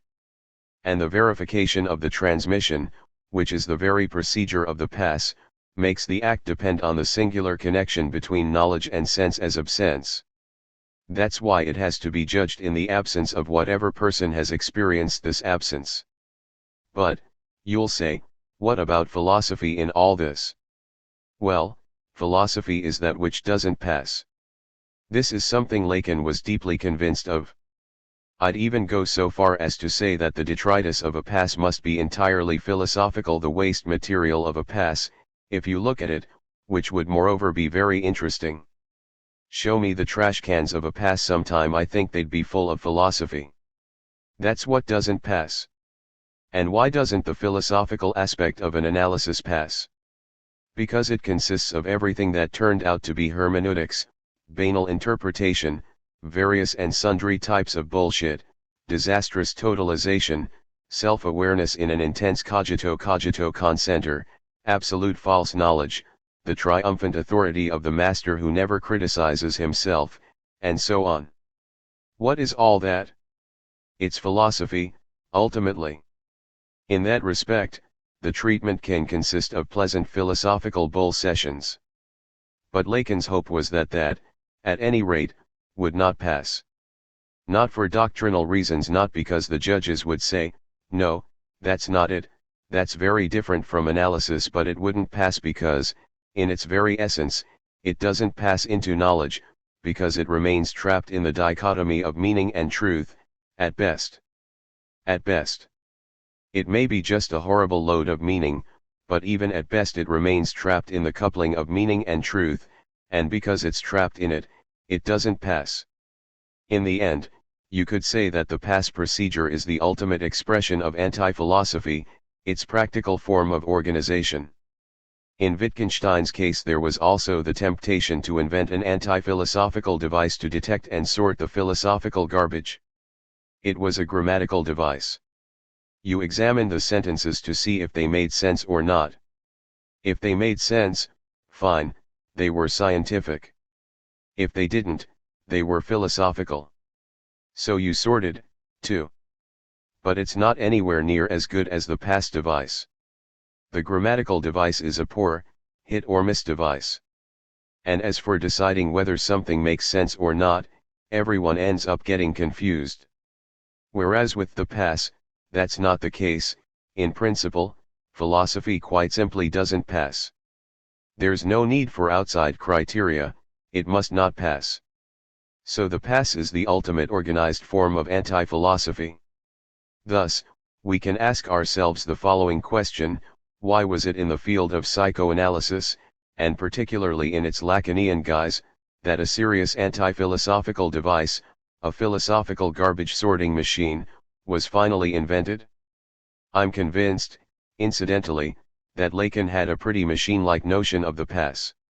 It was not supposed to depend on other people's expertise or goodwill. Even if the passers or the judges aren't particularly smart, even if they're actually idiots, it still works. That was the whole point.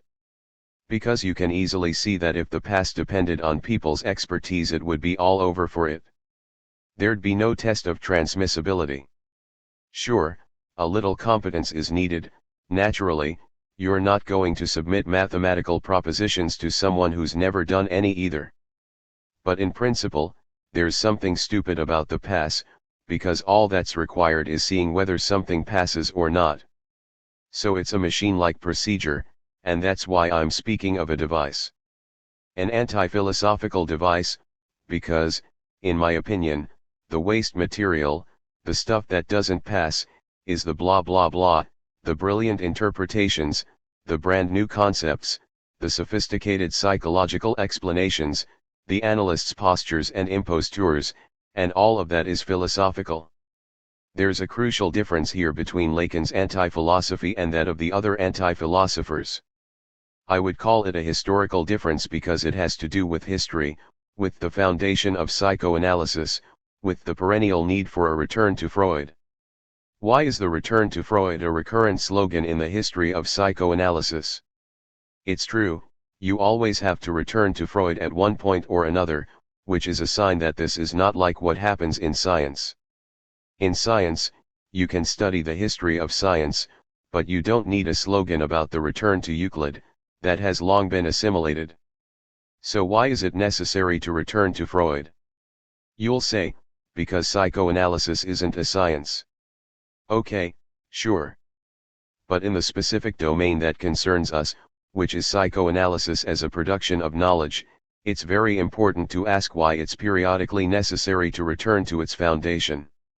Well, it's necessary to return to it because the big difference between this anti-philosophy and the ones before it is that it's the first to be able to assert that its own act has taken place. That's a critical difference when compared with Nietzsche's act or even Wittgenstein's, which are programmatic.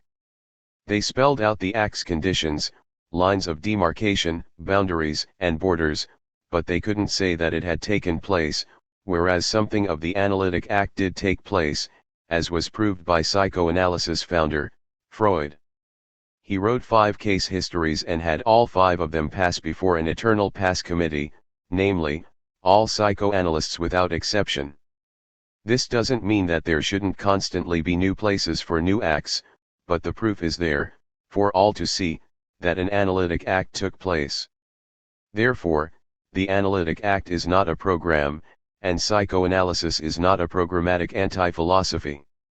It's an anti-philosophy that can always invoke its act, at least in the dimension of the Freudian foundation. There, something did take place. In other words, there was analysis, for all time. However, nothing is a match for this having taken place. Maybe there's no analysis anymore. That's sort of what Lacan said at some point. There was some in Freud's time, and then, later, there wasn't any, in fact, until Lacan, came along. There wasn't any, or only very little, and in a completely confused way. But in any case, there was certainly some at the time Freud founded it. So the question becomes as follows: what difference does it make for an anti-philosophy to hold to the conviction that the act took place? What difference does it make in its inner disposition no longer to be a programmatic anti-philosophy? No longer to be the program of the act, the promise of the act, the examination of the context of the possibility of the act? I think this changes its relationship to knowledge. If the act took place, it must be confirmed in knowledge.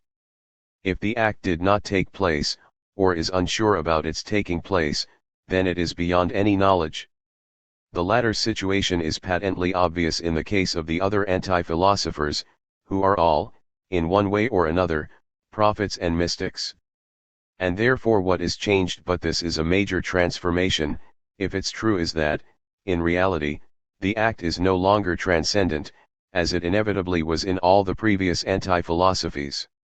In those anti-philosophies, from Pascal to Wittgenstein by way of Rousseau and Kierkegaard, there is always a touch of transcendence in the act, on account of the fact that the act, insofar as it's programmatic, is located outside the observable or identifiable forms of knowledge, hence in a position of yet to come, of future arrival. But if the act did take place, it is no longer transcendent, because it must be legible in knowledge itself, in the production of knowledge. It must pass, it must make itself recognized as such in the mighty historical pass. That's why I would say that Lacan developed the first immanent anti-philosophy and, as such, it is the last anti-philosophy. Because if it is real, then it attests to itself as knowledge. As a result, though, we now have to deal with 2 very serious questions. The first question is, what attests to the fact that the act took place, even if only once? This is basically the question, what is Freud? This question is internal to psychoanalysis, it's not a question of history. And you can see why. Because it's the question, what happened with Freud? Did something happen and what was it? This question in fact revolves around the act. To be sure, Freud came up with new theories, new hypotheses, of course he did, but he was neither the only one, nor the first, to do so. What we're talking about is much more serious. It's the act, what act, whose general name is Freud, took place. In particular, as regards the question that concerns us, what act with respect to philosophy? Or, what did Freud disrupt in philosophy? Did he, as Nietzsche would say, break the history of philosophy into 2 halves? So much for the first question. It is essential that the question of Freud, of the return to Freud, of who Freud was, of Freud's self-analysis, not be just a niche in the history of psychoanalysis, because, on the contrary, it is crucial for psychoanalysis itself. All the attacks on psychoanalysis amount, moreover, to saying that Freud was an impostor and that he didn't achieve anything in the sense of the act. That's why psychoanalysis always requires that Freud be re-examined and why there will always be a need for the return to Freud. The second question is is absence actually what transmissible knowledge can be based on? Is absence or obsex sense a rational category? Is it really what is transmissible in a triangulation with sense and truth? You can see the obvious connection between the two questions. Freud opens something up, that opening is the very existence of an act, and that act, which everyone knows has to do with sex in terms of its effects on thought, comes down to the fact that absence denotes sex, such that a real point of the subject is discovered, a real point on which transmissible knowledge can be based. So we'd finally have, as guaranteed by Freud, a genuine knowledge of the singular subject. With respect to this we can put philosophy on trial in completely new terms. First, philosophy is unaware of the register of absence. It remains stuck in the opposition between sense and nonsense. Second, philosophy, being unaware of obsex, cannot reach a position of knowledge in the real. Third, all philosophy ever does is make sense and truth mirror images of each other, and that is its specular paralysis. The speculative is the specular. This is why it blocks and is blocked. This is why it thinks it can get out of the conundrum through love, the love of truth. Do these implacable conclusions leave us philosophers speechless? That's what we shall see next time. Session 4. January 11, 1995. Someone takes the floor and asks a question that he summarizes as follows: psychoanalysis is on the side of the disjunction between meaning and truth on account of a knowledge based on a foundational event in the past, the advent of Freud. It's not a philosophy. Is it an anti-philosophy, or isn't it rather a religion, and more precisely a revealed religion, which simply heralds the coming of another savior? There are two aspects to your question, which is not really a question but a statement.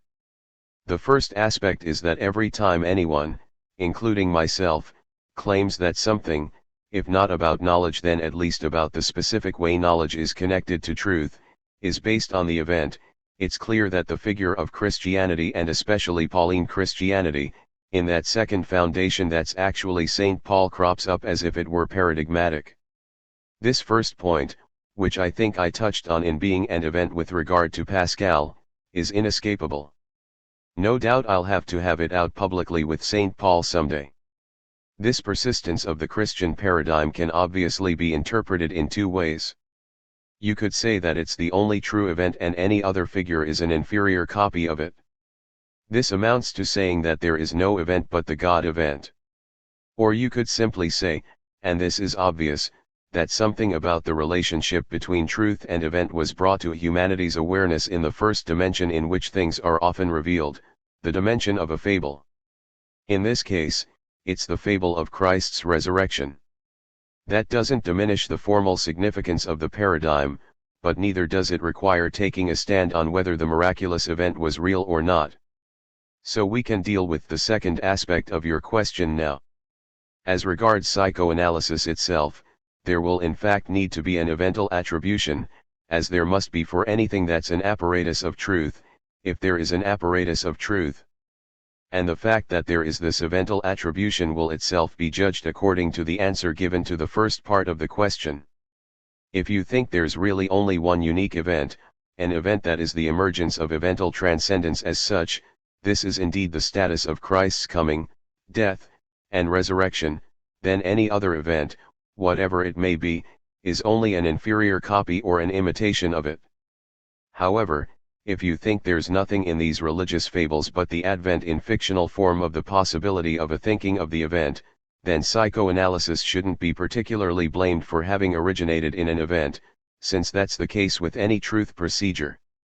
Remember, for example, that when Kant, in the introduction to the Critique of Pure Reason, reflected on the existence of mathematics, he immediately interpreted it in terms of an event.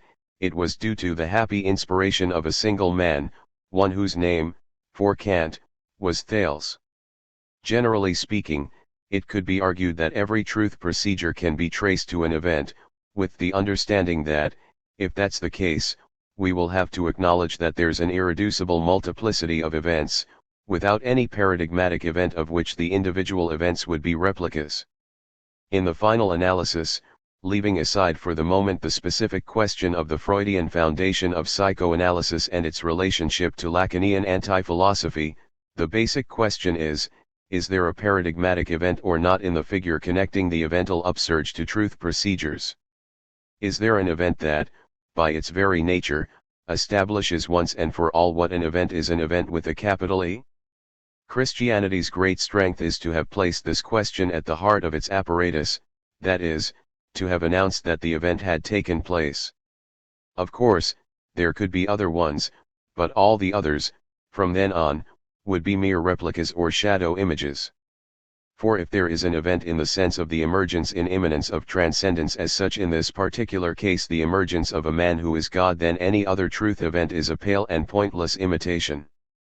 But if that isn't the case, if the event with a capital E is only a fable, then there will be all sorts of proper names connected with all sorts of truth events, Aeschylus for the theater, Lenin for politics, Schoenberg for music, Cantor for mathematics, and so on.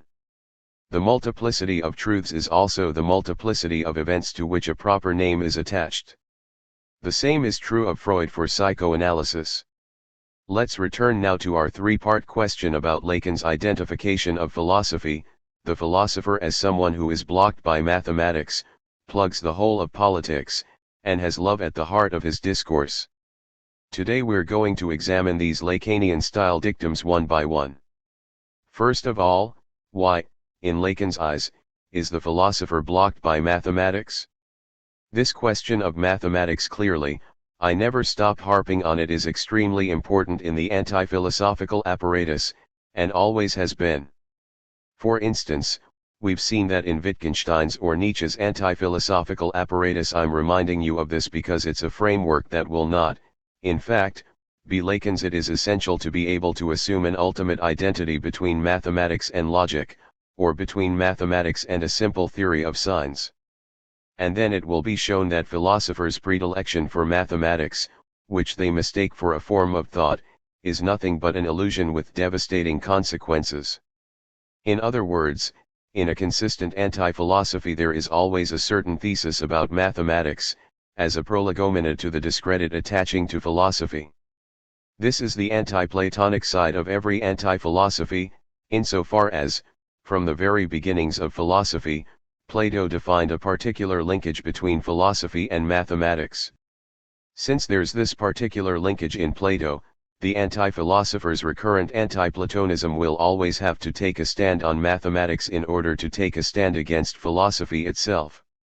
To be sure, Lacan's statement "the philosopher is blocked by mathematics" reminds us that it's impossible to take a stand on philosophy without taking a stand, one way or another, on mathematics. But we immediately see that Lacan's stand on this issue is very unusual. With Nietzsche and Wittgenstein, the identification of mathematics basically aims to disparage it. It aims to show that what philosophy claims to find in mathematics is not in it. Or that philosophy attributes a guarantee function to mathematics, which anti-philosophy will show that mathematics can't sustain. That's really the crux of the problem. Anti-philosophy will prove or attempt to prove that mathematics is not a thought.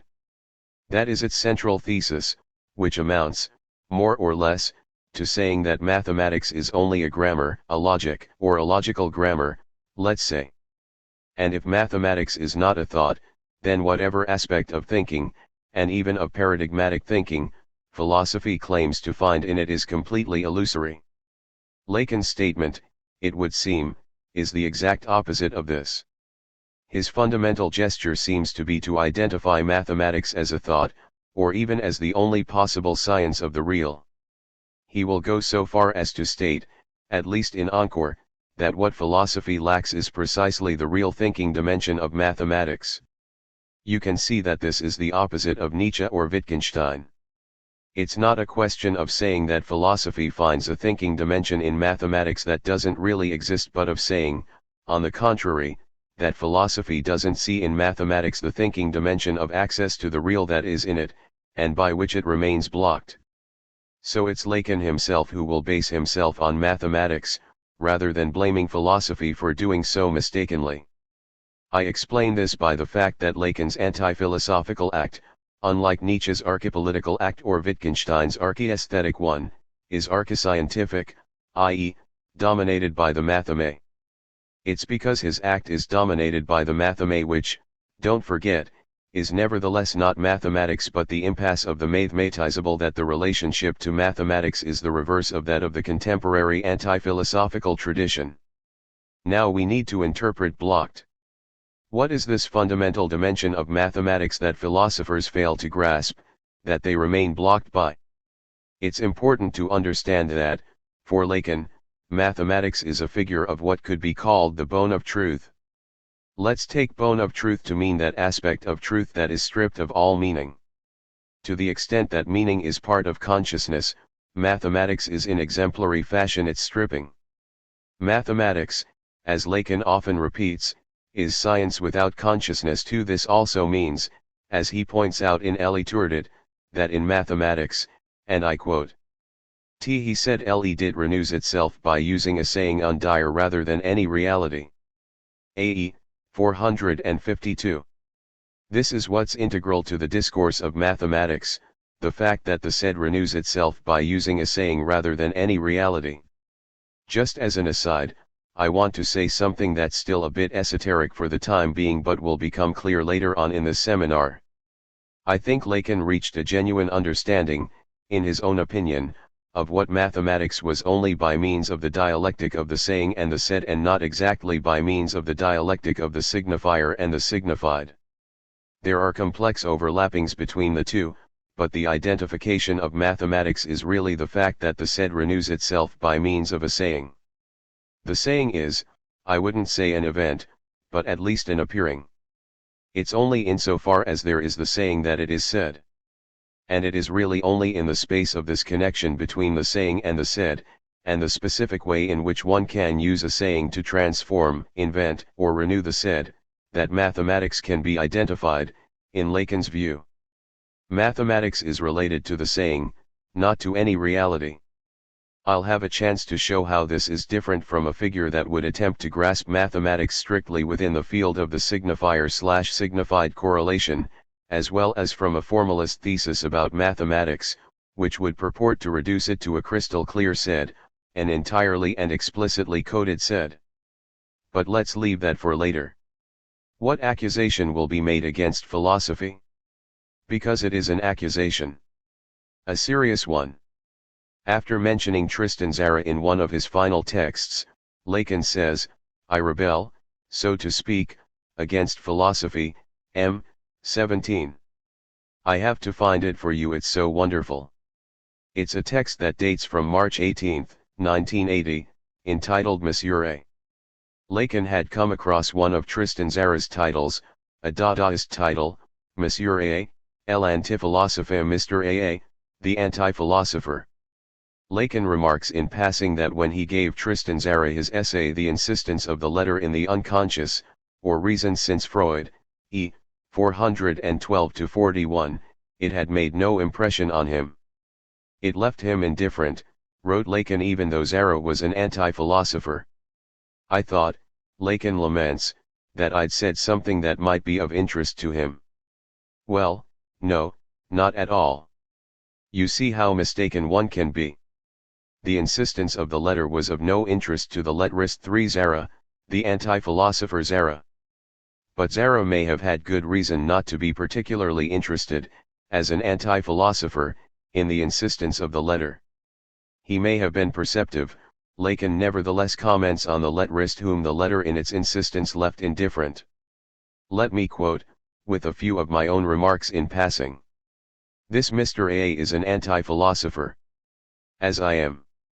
I rebel, so to speak, against philosophy. What is certain is that it's something that's finished. There he goes, flirting with the thesis of the end of philosophy. Even if I expect some offshoots to sprout back from it, he's being cautious nonetheless. Such regrowths often occur with things that are finished. Just look at this ultra-finished École. All of this has a whiff of the dissolution about it, for, up until now there were lawyers in it who'd become analysts. Well, now, people become lawyers since they didn't become analysts. This was the time when people were going from one trial to another after the dissolution. Note that to rebel against something you say is finished would only be like asininely kicking someone when they're down. Lacan, who's anything but an ass, is well aware that philosophy must not be so finished that there'd be no point in rebelling against it. And he rebels in particular against the fact that philosophy is blocked by mathematics, for a reason that's ultimately quite clear. In its relationship to mathematics, philosophy completely fails to grasp that the renewal of the set is rooted in the saying and thinks, instead, that it derives from meaning. Philosophy approaches mathematics by way of an implicit or explicit hermeneutics that's bogged down in the consciousness/reality dyad, whereas it needs to be grounded in the saying/said dyad in order not to be blocked by mathematics. In other words, philosophy, as usual, claims to give a meaning to truth. However, mathematics is free of meaning. It is a meaningless saying that is realized as an absolute, integrally transmissible, said. And this is precisely what the philosopher fails to grasp. As the giver of meaning, philosophy's operation thus remains a religious operation vis-a-vis mathematics. I've had to repeatedly stress that the question of religion, the question of Christianity, is central to the anti-philosophical apparatus. There's always a clear connection between the extraordinary, unprecedented act that anti-philosophy opposes to the philosopher's abstract concept, and religion as the active donation of the meaning of life. Yet Lacan largely inverts this anti-philosophical disposition, or, at any rate, he's more Nietzschean than Wittgensteinian or Rousseauian or Pascalian when it comes to this issue.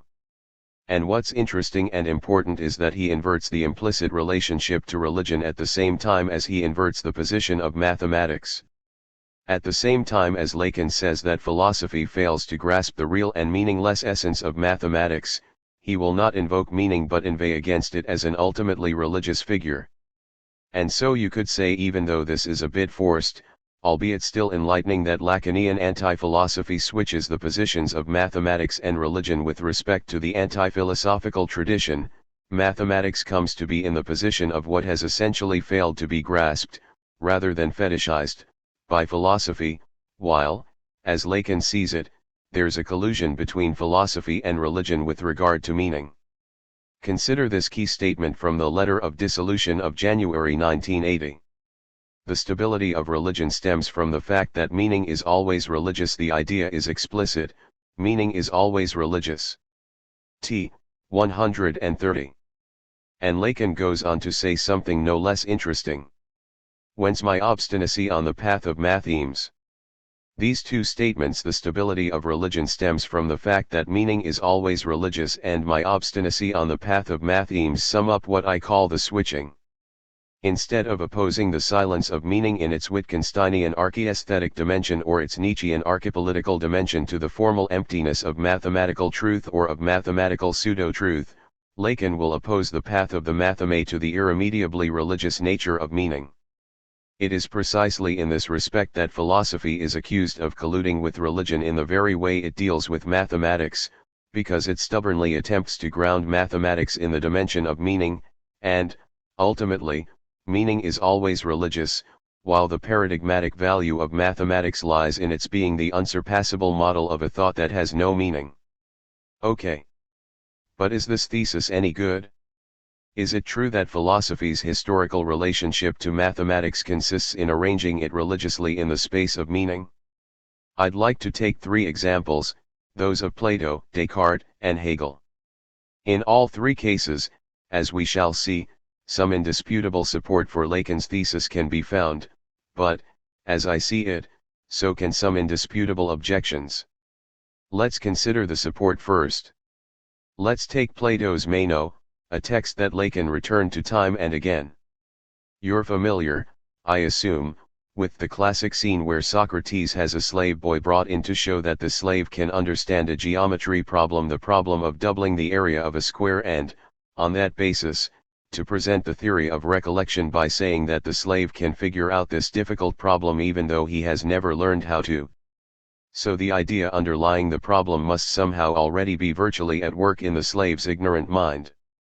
Here we have an indisputable relationship between philosophy and mathematics, since this experiment, this thought experiment bringing in someone uneducated and showing how, without knowing it, he possesses knowledge, knowledge that will be able to be revealed proves that there is always a self-antecedence of knowledge. And this self-antecedence of knowledge will be called recollection, which but I won't pursue this line of thinking might well be Plato's name for the Freudian unconscious. Does this theory give rise to a Lacanian anti-philosophical critique of Plato? Yes, without a doubt. Why? Because what's at issue is the coming to consciousness of this knowledge, whatever its initial locus. In other words, mathematics will be grounded in its coming to consciousness via a bit of reality. For, on closer inspection, it's actually the drawing that brings to the slave's mind the process of understanding the mathematical problem he's been given to solve.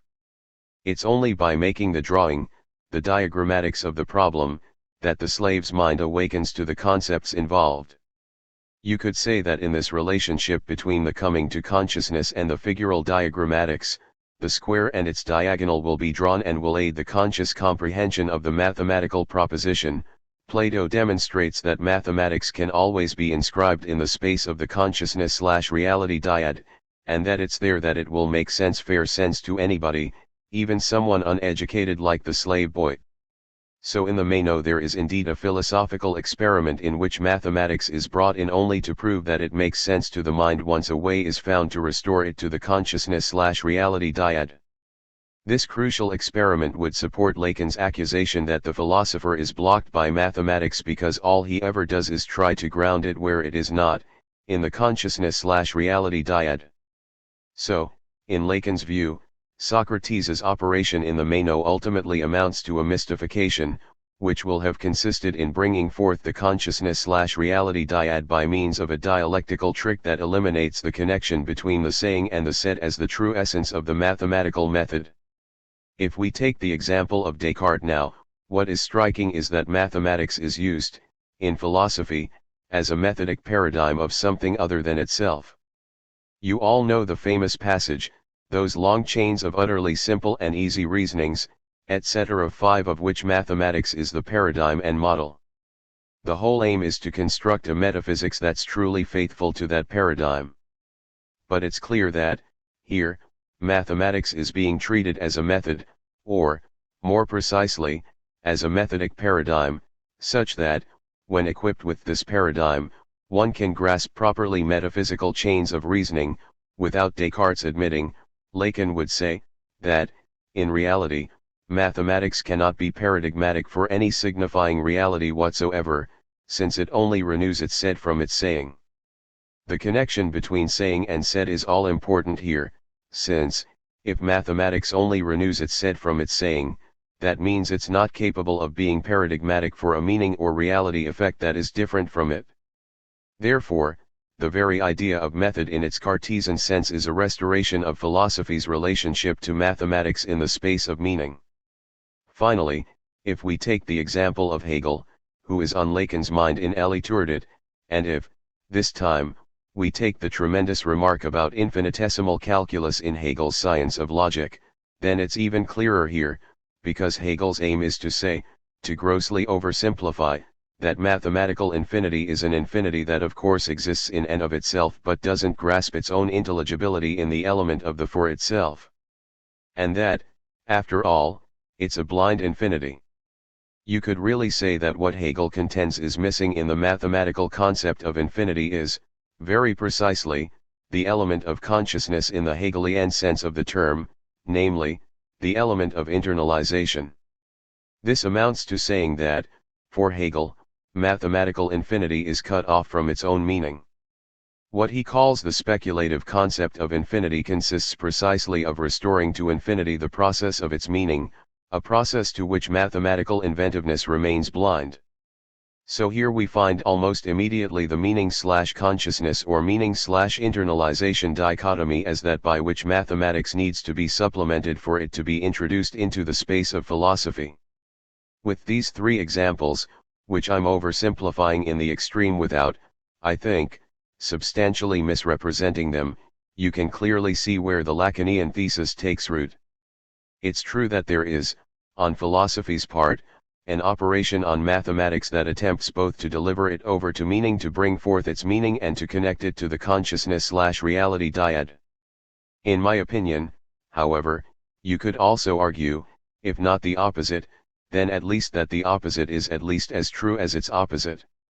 So here we're at the heart of a line of contact between philosophy and anti-philosophy. What objection does Plato raise to mathematics in his analysis of it in the Republic? He objects very precisely that it functions on the basis of hypotheses that it doesn't justify. To this he will oppose the philosophical dialectic, which instead appropriates the principles or possibly one principle. But the one principle is what is intelligible in itself and, at the same time, the source of intelligibility, and so it is unconditioned, non-hypothetical, and hypothetical. Okay, this is very well known. Except, what is meant by mathematics only begins with hypotheses that it doesn't justify. It means that Plato understands perfectly well that mathematics originates in a pure saying. This he knows, you can't say he failed to grasp it. Indeed, he says that the process of mathematics is only guaranteed by a saying which, in contemporary terms, we call the axiomatic dimension of mathematics, i.e., something is first said and then there's a chain of reasoning that's faithful to this constitutive original saying. The said stems intrinsically from a saying. But, you'll object, that's precisely what Plato criticizes mathematics for. It's necessary, he says, to go back up to the principle that's in the intelligibility, and not just in the consequences, of its original saying. That's true. Except that it's quite a different thing to say that he objects to mathematics, quite a different thing to say that he failed to grasp the essence of mathematics. In fact, I'm utterly convinced that, even if Plato objected to it, he had a very sure intuition that, in mathematics, there is precisely an absence of the meaning originating in the primacy of the saying. He criticizes mathematical thought's limitation, but he's by no means blocked by the nature that Lacan accords this thought. Someone asks, but then how are the lengthy paradoxes of the one and the many in the Parmenids to be understood? But we can leave those paradoxes aside for the time being, because they don't involve or refer to mathematics at all. The questioner insists, okay, but their discourse does obey a logic. Careful. Logic and mathematics are not at all the same thing, even if, today, logics are formalized in a system that's similar to that of mathematics.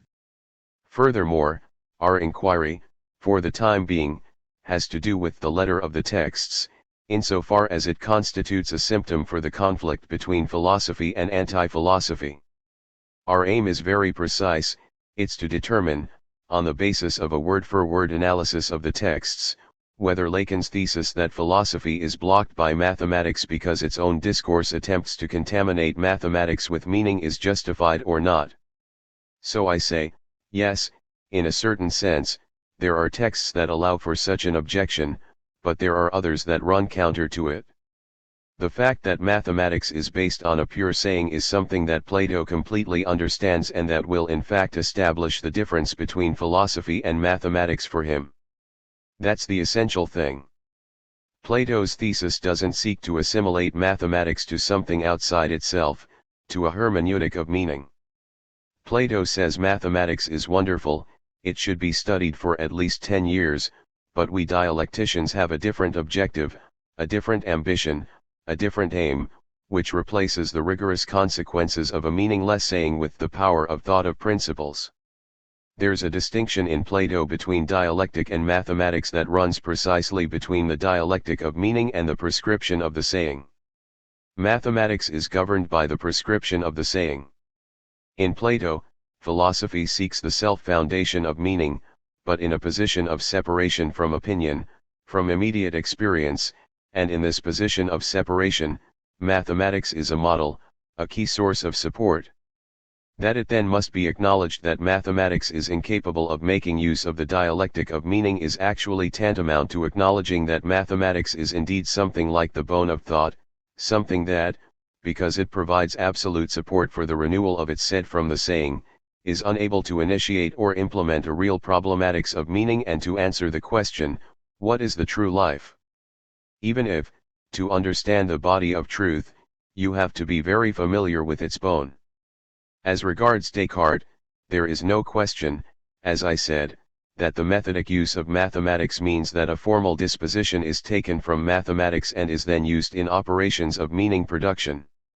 Nevertheless, there is at least one point in Descartes' argument that proposes a completely different identification of mathematics.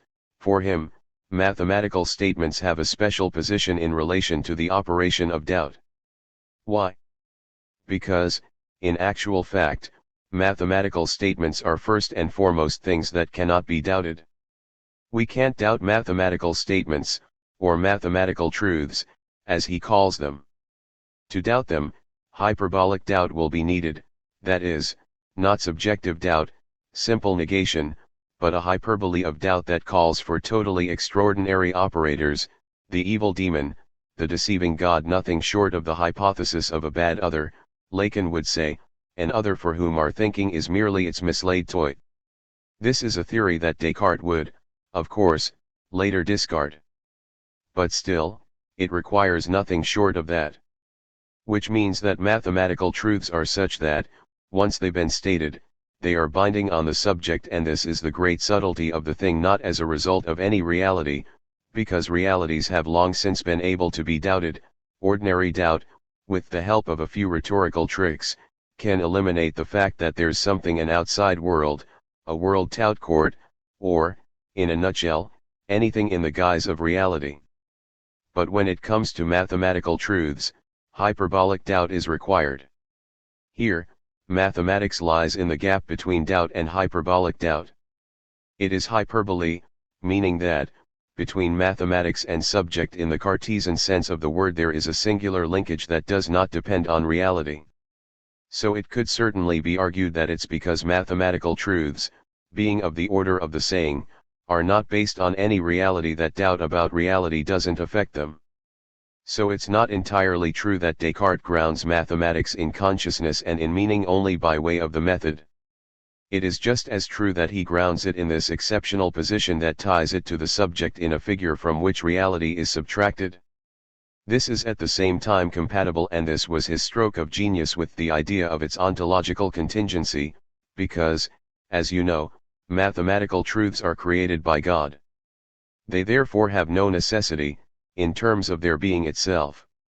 Descartes invented this amazing, and, at bottom, quite profoundly Lacanian, figure of truths, since that's what he calls them, that are not based on any guarantee of being, in the sense of necessity. These truths are dependent on pure divine freedom and are nevertheless binding on the subject. The fact that mathematics is identified as that which, since it derives from the event of the saying, is evental and contingent, and which, nevertheless, since it doesn't derive from reality, is absolutely necessary under the authority of the saying, means that, in this regard, Descartes founded the distinct regime of mathematical discursivity. Thus, in spite of the operation of appropriation that the idea of method represents, I don't think it can be maintained that there's a failure on Descartes' part to understand the true identity of mathematical discursivity. On the contrary, I would say that Descartes proposes a particularly radical thinking of mathematical truths, a thinking separate from the meaning/reality dyad, or, in other words, separate from religion. In Descartes there is a profoundly non-religious thinking of mathematical discursivity, precisely because mathematical truths are created, by God, in Descartes' terminology, but that doesn't have the slightest importance here. Finally, to take my third example, that of Hegel, who was on Lacan's mind, it is a very interesting one, inasmuch as, in note 1 on page 453 of Études, Lacan, as I already mentioned, after acknowledging that Hegel was knowledgeable about mathematics, indicated by the phrase, "when I say blocked, it's not ignorance, it's not knowing," next writes that Hegel said more or less the same thing as Russell. He then goes on to say that, even though Hegel said the same thing as Russell, there's no blockage where the latter is concerned, while there is blockage where Hegel is concerned. For Lacan, it's really the fact of being caught up in the strategy and operations of the philosophical discourse that obscures mathematics, regardless of what Hegel said about it, since, if what he said about it were said by Russell and in the context in which Russell said it, it would have been correct. And Russell in fact said that mathematics has no meaning. I told you a while back how we ought to consider this issue. It's true that Hegel attempted to show that the mathematical concept of infinity, because it's not subject to internalization, is an inferior concept as compared with the concept of infinity as philosophy was to use it. Only, here too, he'll fall back into that complex dialectical disposition that we've just seen with both Plato and Descartes. Hegel nonetheless says that, regarding infinity, mathematics is the first saying that is worth retaining. Which means, the first non-theological saying, i.e., the first rational saying in the very sense that Hegel means it. So, what should we take away from this? The inadequacy of the mathematical concept for the dialectic of meaning and internalization? Or the fact that this concept is inaugural, that it inaugurates, in the dimension of the saying, of the axiomatic, of the decision of thought, an absolutely new figure of infinity? Hegel acknowledges that mathematics is the historical emergence of truth-telling about infinity. Which, in a sense, is the historicized equivalent of what Plato says, in a non-historical way, in the sphere of the idea, namely that something essential for thought is begun there, in the form of a saying. Furthermore, and this is an issue that's often very hard to understand in Hegel, his thesis is that mathematics will continue as a beginning. It is for all time the beginning of the truth-telling about infinity. Mathematics won't get bogged down in the speculative becoming of the concept. It will remain the inaugural figure of infinity and will refine the original saying that it is. This explains why, even today, the mathematics of infinity is inventing amazing things.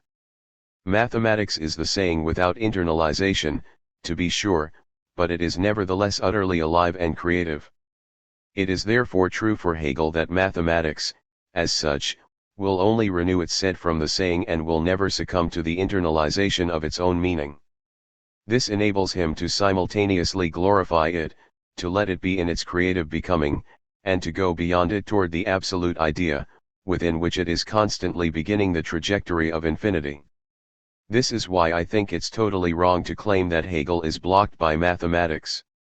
He merely maintains the detachment toward it of someone who has understood the value of beginning that it defines regarding the question of infinity, and who has the ability to let this value be while at the same time ignoring it. That detachment is under a very peculiar ideal, you could say, and I do say, an ultimately absolutely untenable ideal, but an ideal that I think is the crux of his thesis.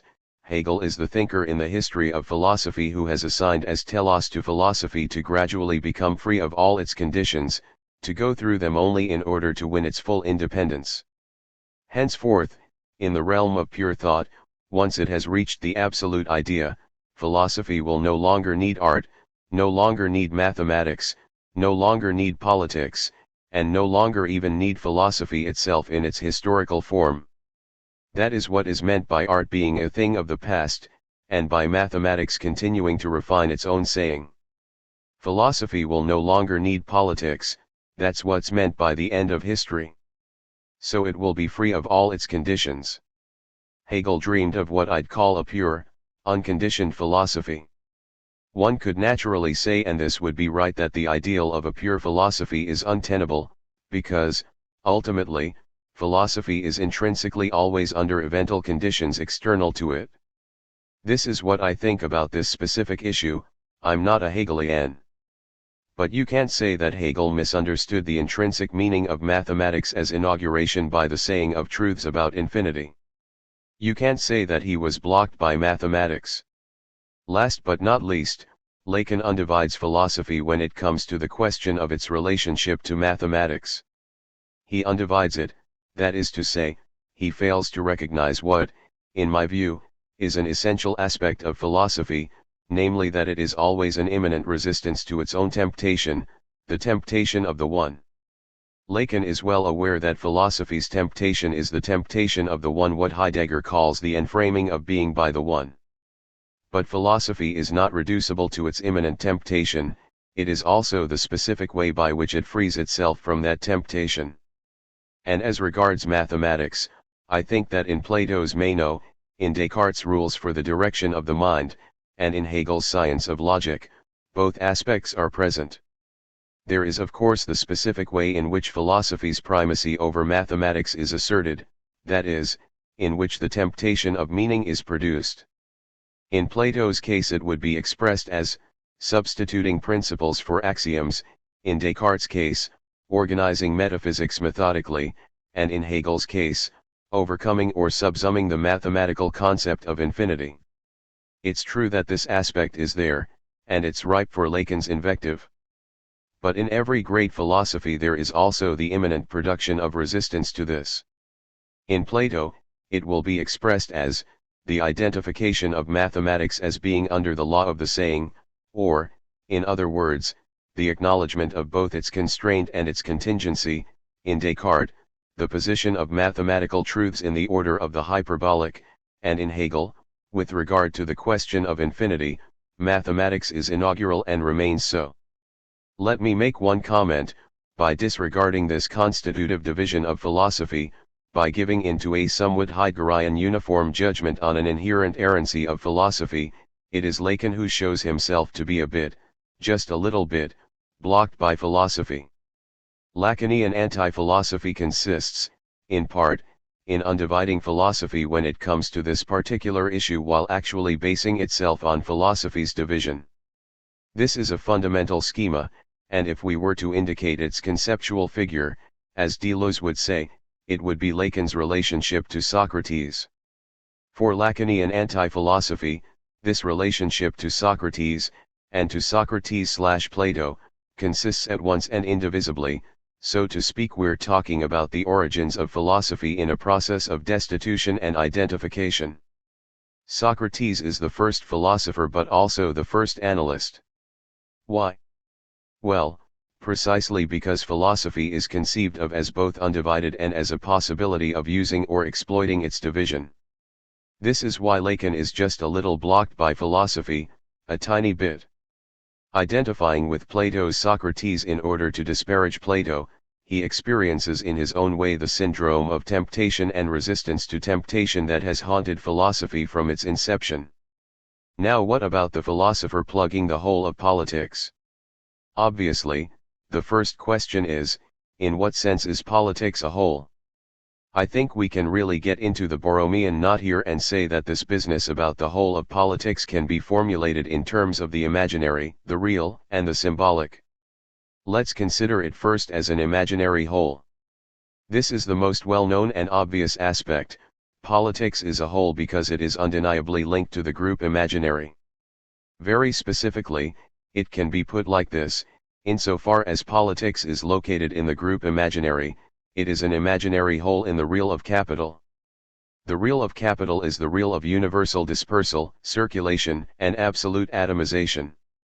Furthermore, it's a certain regime of jouissance, hence of the real.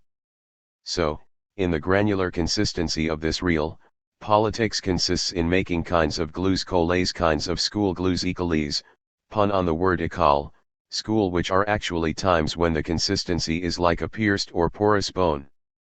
It is about making imaginary pores in the dispersed, real consistency of capital and surplus value. That's how politics is glued to meaning, and, insofar as it's glued to meaning, it makes an imaginary, or if you will, religious, whole in the real of capital. That is politics as a church effect. Lacan has several different names for it: glue effect, it glues the group together, church effect, and meaning effect. But once again, I would put it in a more technical way, an imaginary whole in the real. Let me remind you that when the école was dissolved in 1980, when the act of dissolution was experienced by everyone as a political act, Lacan wrote the following: demonstrating through acts. Here's the act again. The act is the act of dissolution. And I should point out that the question of whether there can be another sort of act than an act of dissolution will be one of our final questions, that it is not of their doing that my école would be an institution, the effect of a consolidated group, at the expense of the discourse effect expected from an experiment, when it is Freudian. One knows what price was paid for Freud's having permitted the psychoanalytic group to win out over discourse, to become a church. The International is the Chicago people, right, since such is its name, is no more than the symptom of what Freud expected of it. But it is not what weighs in the balance. It's the church, the true one, which supports Marxism insofar as it gives the church new blood, of renewed meaning. Why not psychoanalysis, when it veers toward meaning? I am not saying that out of vain banter. The stability of religion stems from the fact that meaning is always religious. Whence my obstinacy on the path of mathemes, t. 130, trans slightly modified. Politics makes a whole inasmuch as it sweeps up all discourse effect into the group effect, the effect of a consolidated group, at the expense of the discourse effect, and as for Freud, he permitted the psychoanalytic group to win out over discourse. So what is at stake here in terms of politics? The group as such makes a whole when it makes glucose or school gluicol, in other words, precisely when the group wins out over discourse. This maxim, it makes a whole when the group wins out over discourse, is a very important one. Why? Because we understand from it how philosophy can plug the whole. It will plug it by turning the fact that the group wins out over discourse into a discourse. This is what will be attributed to philosophy in terms of its relationship to politics. When the group wins out over discourse, you have a kind of imaginary whole in the real of capital, and that's all you have.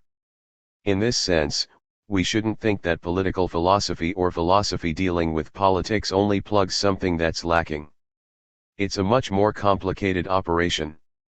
In reality, when the group wins out over discourse, philosophy comes from behind as it always does, doesn't it, to restore legitimacy in the discourse based on the group's winning out over discourse.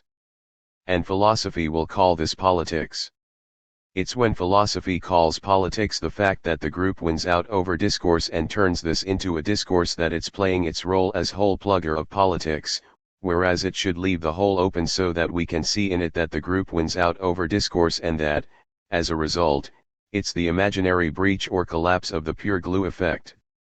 In this connection, Lacan's relationship to Marx should be mentioned. It's in the text Mesura again, in which Lacan rebels against philosophy and in which he says, "I paid tribute to Marx as the inventor of the symptom." He didn't pay tribute to Marx only as the inventor of the symptom. That's what he focuses on here, but as you know, he paid tribute to him as the inventor of surplus enjoyment, hence of something that touches the real directly. This Marx is nevertheless the restorer of order, simply because he breathed the did mention 6 of meaning back into the proletariat. All it took for that was for him to say what the proletariat was as such. The church learned a thing or two from this, that's what I told you on January 5th, and he would come back to it later. Be aware that there's going to be a boom in religious meaning in a way you can't even begin to imagine. Indeed, we haven't been disappointed on that score since then, because religion is the original refuge of meaning. 18-19. Actually, if you think about it, what Marx is being accused of here is having been a philosopher. He was a philosopher because he breathed meaning back into the proletariat, whereas the proletariat was a real whole. That's what the proletariat was, a real whole. And it was this whole that Marx plugged up by breathing meaning back into it.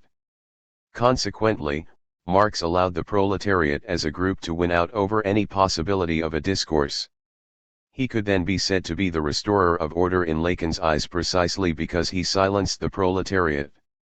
This is an interesting thesis, since Marx is usually considered as someone who gave a voice, a political voice, to the proletariat.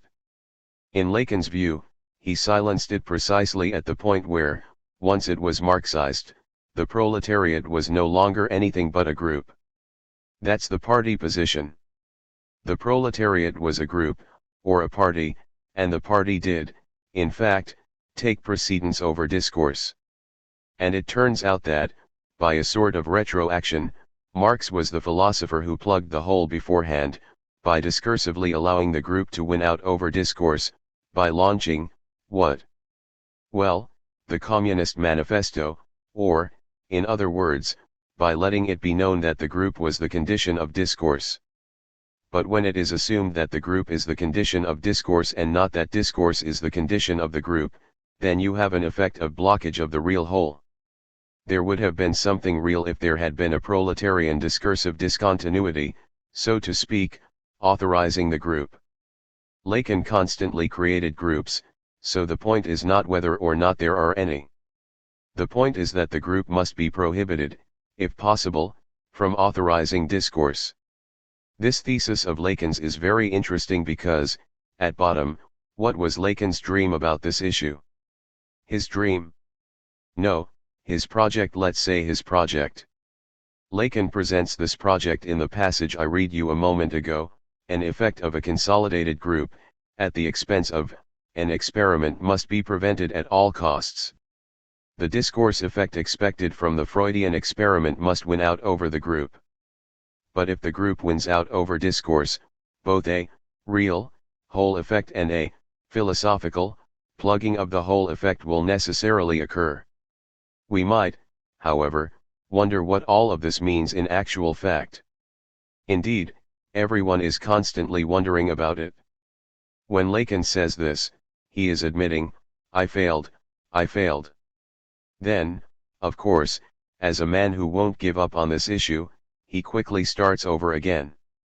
But he still says, I failed. I failed in what respect? I failed to make analytic discourse win out over the group, so I was like Marx, I did the same thing he did. I invented lots of things just as he did, but, in the end, I restored order. And as I realize that I restored order, I will dissolve my school just as Marx did when he dissolved the First International in 1871. Lacan constantly imitated Marx. Not only did he imitate him by inventing a discourse, but he also imitated him in politics. He dissolved the group that purported to be the condition of discourse. This brings us to the concept of dissolution. In its generic sense, it's the moment when one tries to ensure that politics as a whole isn't plugged by philosophy. That's precisely what it is, the moment when one would have a chance to perceive, if only for an instant, the difference between discourse and group. In fact, even when Marx dissolved the First International, it was obviously in the hopes of making a possible identification of a discourse of the proletariat in terms of its difference from the group, in terms of a creative uncovering of the discourse as opposed to the group, an uncovering and unplugging that the group's dissolution would make it possible to perceive. The only problem is, isn't this the thesis of the existence of a pure discourse, this possibility of thinking the difference between discourse and group right at the time that the group disappears when it's being dissolved? Pure discourse would then mean a discourse that is visible and thinkable in terms of its strict difference from the group, i.e., in terms of the group's dispersal, and therefore a discourse freed from philosophy, if it's assumed that philosophy is always what legitimizes the group's predominance over discourse in politics. This, in my terms, would mean that philosophy is always what legitimizes the state. Political philosophy would be nothing but state philosophy, which is unfortunately too often the case. But in Lacan's terms, the fact that it's state philosophy means that it's the philosophy of the legitimation of the group's predominance over discourse. Assuming that dissolution is the operation that restores the productive relationship between discourse and group, it's not just because things aren't going well in the group. Basically, dissolution is an operation of uncovering of discourse by means of a dissolutive marginalization of the group. So this also means that the operation is directed against philosophy, whose subject matter is assumed, by Lacan and many others, to be the assertion of the group's predominance over discourse in politics, which actually means, the authority of the state. So, with dissolution we have the clearest of the anti-philosophical operations. It's no coincidence that it was just when his psychoanalytic group was being dissolved that Lacan exclaimed, I rebel against philosophy. It's a necessary correlation. I rebel against philosophy because it is always an operation that legitimizes the group's predominance over discourse, and that's why it plugs the whole of politics. And I, Lacan, want the whole to be seen. At a minimum, we should be able to see the whole. But philosophy, as the discourse of the group's predominance over discourse, as state discourse, makes it impossible to see the whole. We can't see anything anymore, it's plugged up. If I want to see the whole, what do I want to see in the whole? Well, the whole signifies discourse, and therefore ultimately the analytic discourse. Someone asks a question: can it be said that Lacan treats philosophy as an ideology? No, that's not exactly right. If philosophy is state discourse, which, for me, once again, is its temptation but by no means its essence, then its real surpasses the real of the imaginary functions of ideology. With dissolution, as opposed to the state-based predominance of the group, you have an act that uncovers discourse.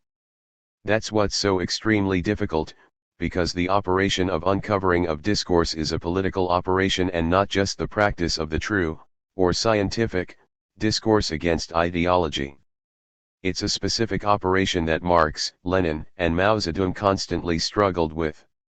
What's more, if you take a good look at it, revolutionary activity is always, to a great extent, a political operation of uncovering of discourse. And maybe it's always essentially a dissolutive operation.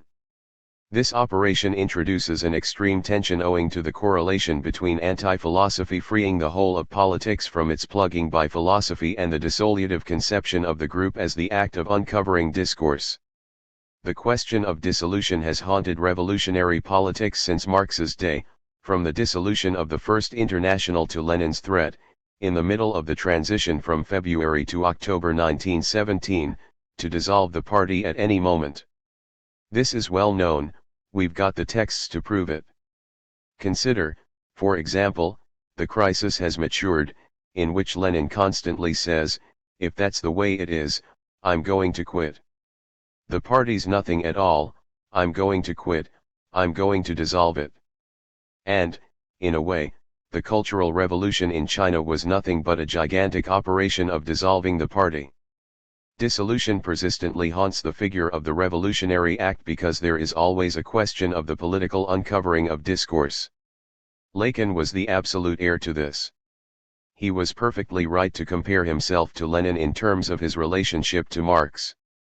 But this paves the way for an extreme tension, because this thesis indicates that politics can only be freed from the hold of philosophy as anti-philosophy sees it in the perspective of dissolution or of something akin to dissolution, since nothing can be opposed to philosophy's plugging of the whole except the uncovering of discourse. So much for the whole of politics as an imaginary whole by means of which the group ensures its predominance, its glue effect, over the true discourse. I also think that politics is a symbolic whole. I told you that it's an imaginary whole in the real of capital. But it's also a symbolic whole in the imaginary consistency of discourse. As you can imagine, it will ultimately be a real whole in this symbolic order, too. I'm just going to give a brief sketch of this issue. There's something very striking including in the Lacanian conceptual framework, namely, the fact that, for Lacan, politics isn't a discourse. You've got the discourse of science, the discourse of the analyst, the discourse of the hysteric, and the discourse of the university, but not the discourse of politics.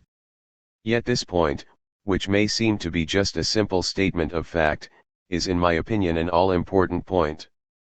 How is it actually? I'm going to let you solve the problem for yourselves between now and next week that politics, for Lacan, isn't a discourse. It's not easy to make a connection between Lacan and Deleuze. But here it's possible to do so. Why isn't politics a thought for Deleuze? I'm not saying a discourse because that's not his vocabulary, but if you take what is philosophy, you can read in it that science is a thought, that art is a thought, that philosophy is a thought, but not politics. We know very well why, in Deleuze's view, psychoanalysis is not a thought. He explained this at length in Anti-Oedipus. But why can't politics be added to the list that includes art, science, and philosophy? I'll just leave you with this observation tonight: for Deleuze, politics isn't a system of thought. There's no political plane in the sense of the philosophical plane of immanence, the scientific plane of reference, or the artistic plane of composition as opposed to chaos. The equivalent in Lacan is that there's not strictly speaking any discourse of politics. and it's because there isn't any that, in fact, politics always makes a hole in the discourses. And more precisely in what, in these discourses, is based on imaginary consistency, or, in other words, is based on semblance. Let's say that politics is a symbolic hole in semblance. Session 5. January 18, 1995. As there's going to be a break lasting till early spring, we need to draw some conclusions now about the protocol we've been dealing with, which is based on a single question: how does the anti-philosopher Lacan identify philosophy? I showed that the answer to this question involved three mediations: philosophy's relationship to mathematics, its relationship to politics, and its relationship to love. As far as mathematics is concerned, the results were split, as I showed with the examples of Plato, Descartes, and Hegel. I concluded that while recollection, method, and dialectical sublation, in Plato, Descartes, and Hegel respectively, illustrate Lacan's thesis of a shift from the relationship between the saying and the said in a matheme to the consciousness/reality dyad in the realm of meaning, it is nevertheless the case that the axiomatic method, hyperbolic doubt, and the inaugural advent of a thinking of infinity, or, more precisely, the hypothetical nature of the axiomatic method, the hyperbolic nature of doubt, and the irreducibly creative inaugural advent represent identifications of mathematics as the pure authority of the saying, even if each such identification is preliminary to a declaration of its inadequacy. The position I'll take with regard to Lacan, though at a remove from him, is that the great philosophical tradition is fundamentally divided in nature, precisely when it is under the condition of mathematics, because mathematics divides philosophy. A distinctive way in which philosophy is conditioned by mathematics is that it is ineluctably split between, on the one hand, an identification that subjects it to the test of meaninglessness, and, on the other, a temptation of recollection of meaning, a suturing operation. This is in fact a variant of a general issue on which I'm strongly opposed to Heidegger. In my view, there is no historical unity to philosophy. Philosophy is a divided process. Its dividing line runs between the metaphysical temptation of the one and the dispositions that take their distance from it, that detach themselves from the one. In the test of mathematics, a test that philosophy has always had to undergo, there is a temptation of recollection of meaning, a hermeneutic temptation with regard to scientific intentionalities. But there is also an identification of mathematics that is resistant to interpretation and is even geared toward a thinking of truth as alien to meaning. Mathematics, in that case, teaches philosophers that all truth is meaningless. A great philosophy always consists in the establishment of a divided process. This doesn't mean that it's not systematic, it is the system of the division itself.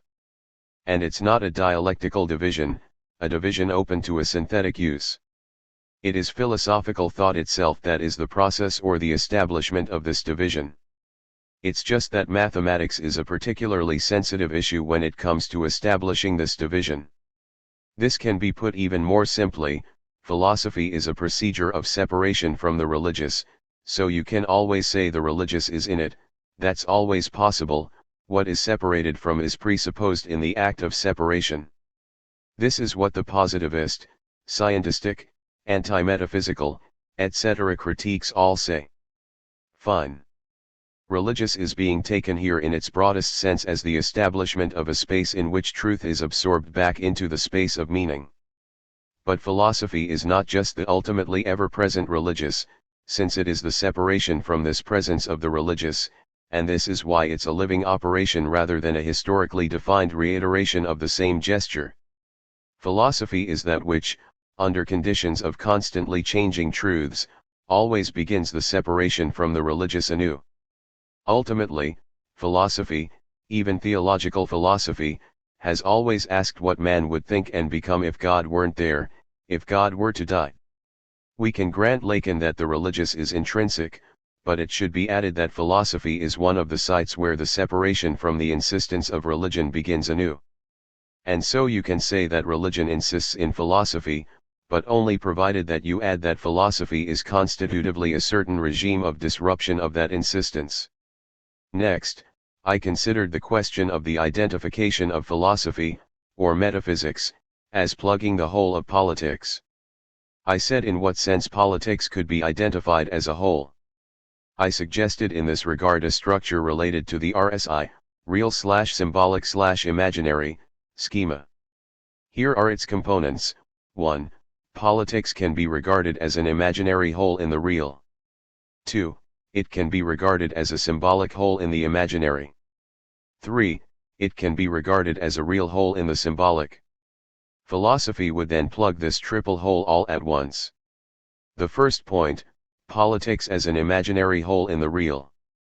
When faced with the real test of the absolute fragmentation that capitalism produces, politics, as an imaginary glue, keeps the community or the group together. This is what Lacan calls its church effect or its school effect, which he also calls its glue effect.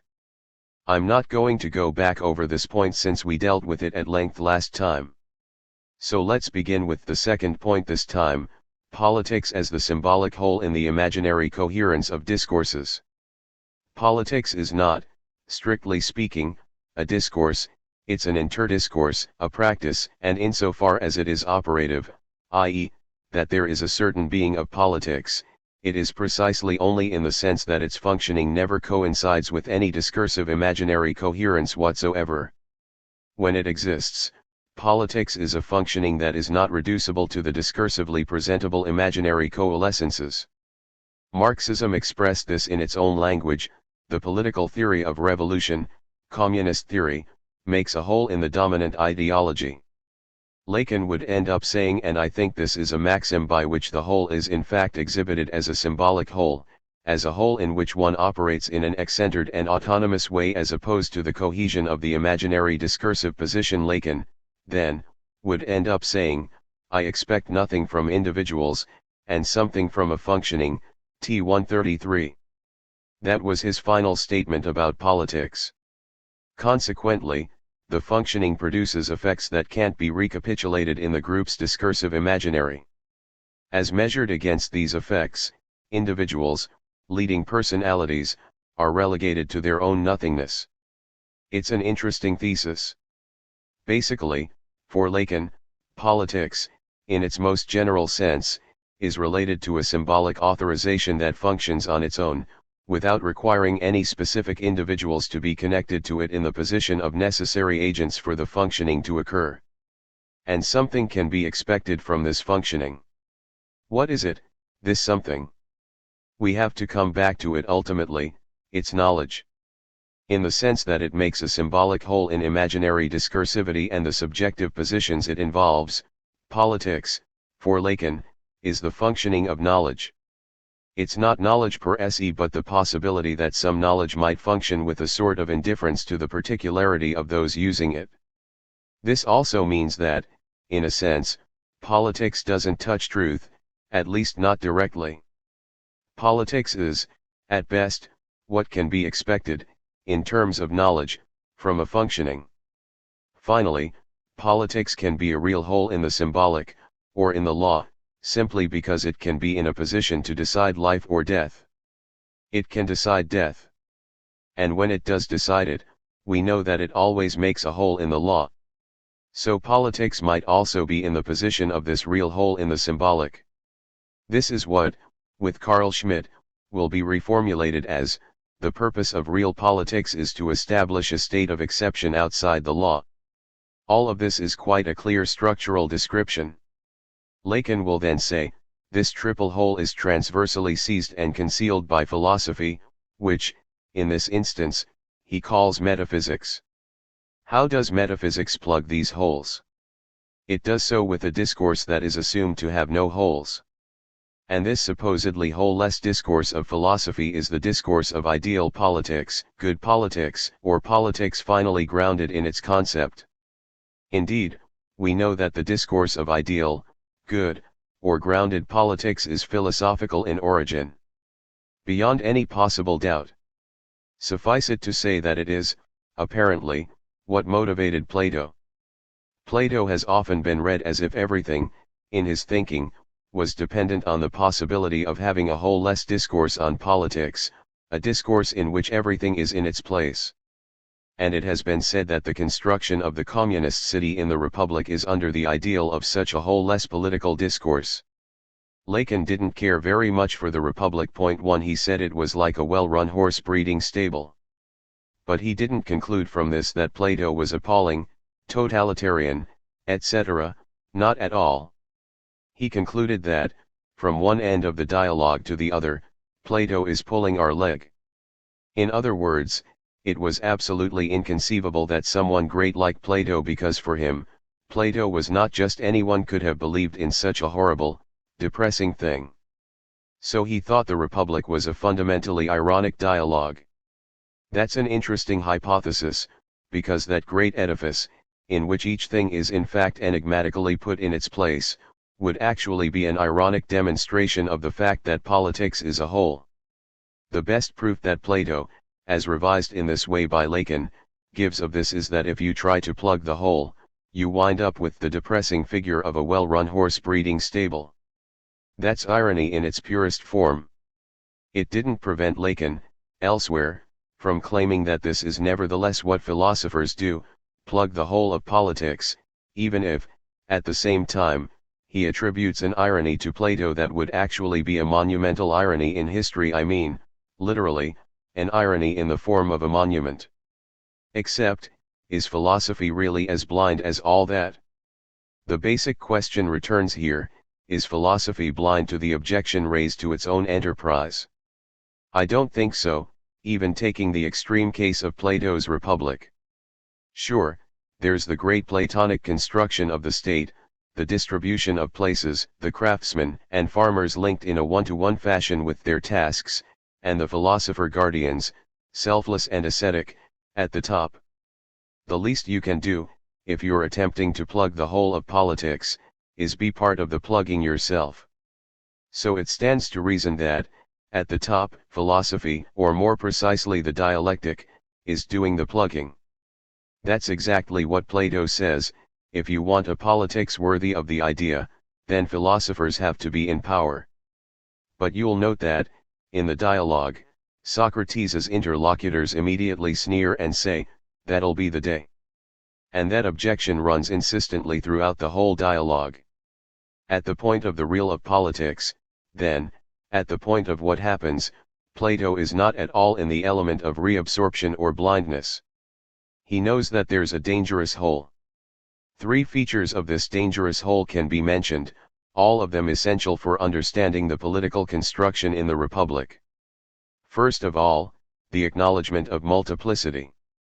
Indeed, Plato's system consists in saying that there are a number of political forms. That's what the real is. There are tyrannies, there are democracies, there are oligarchies.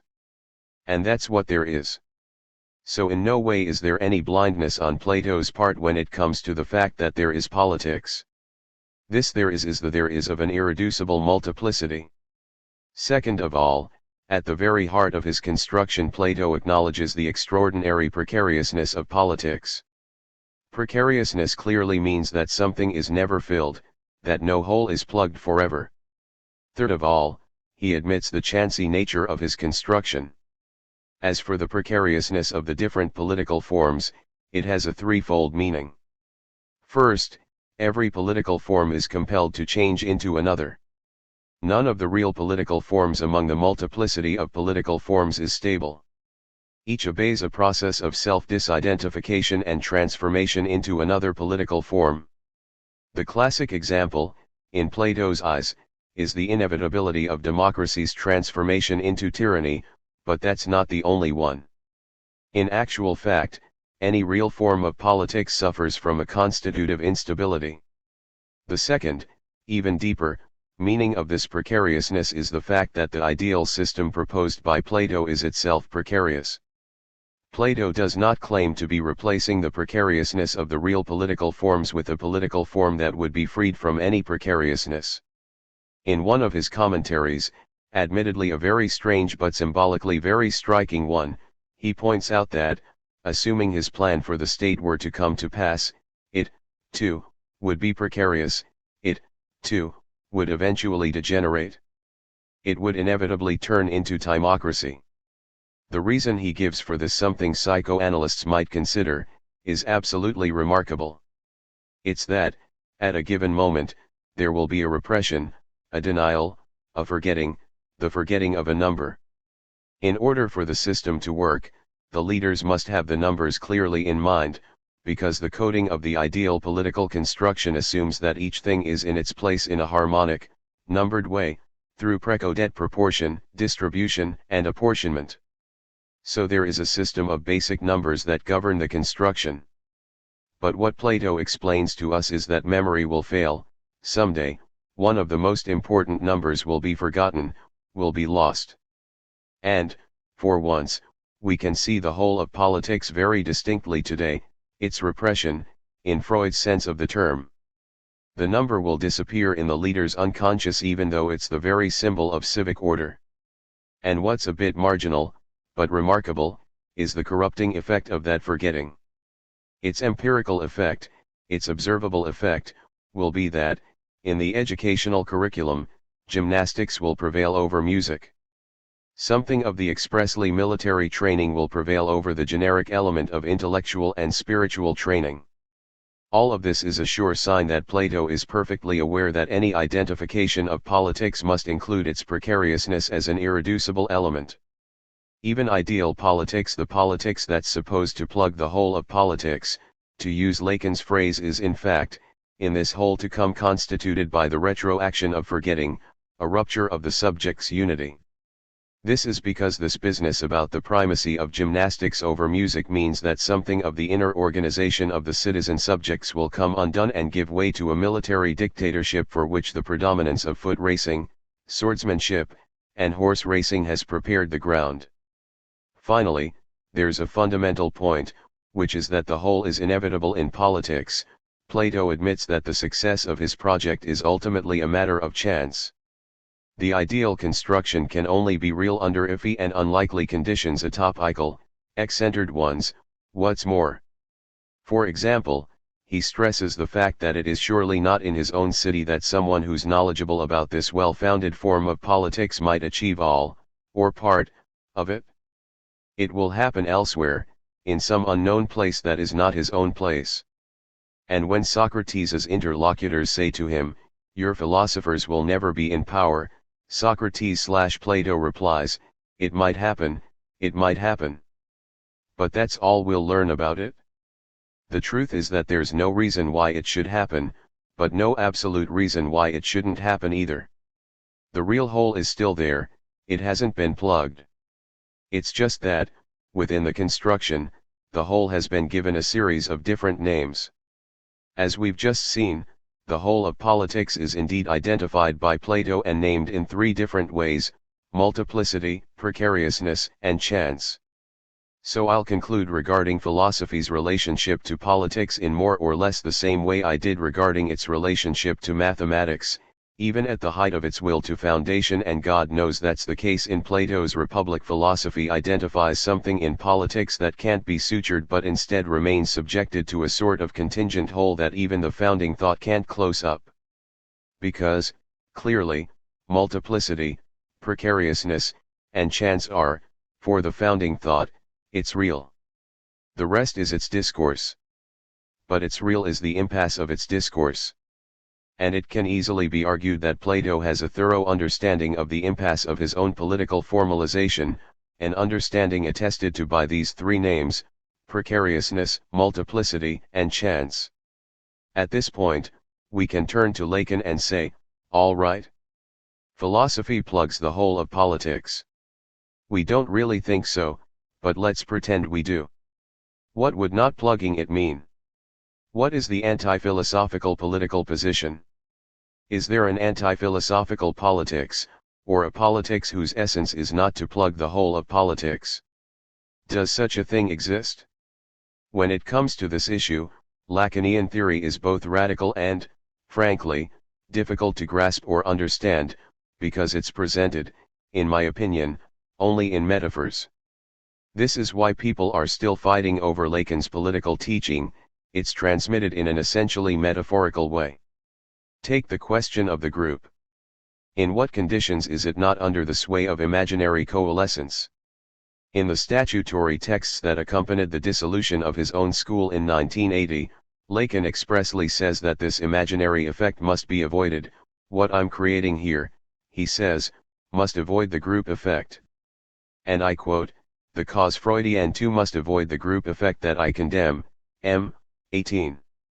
It's all well and good to say so, but how can the group effect be avoided?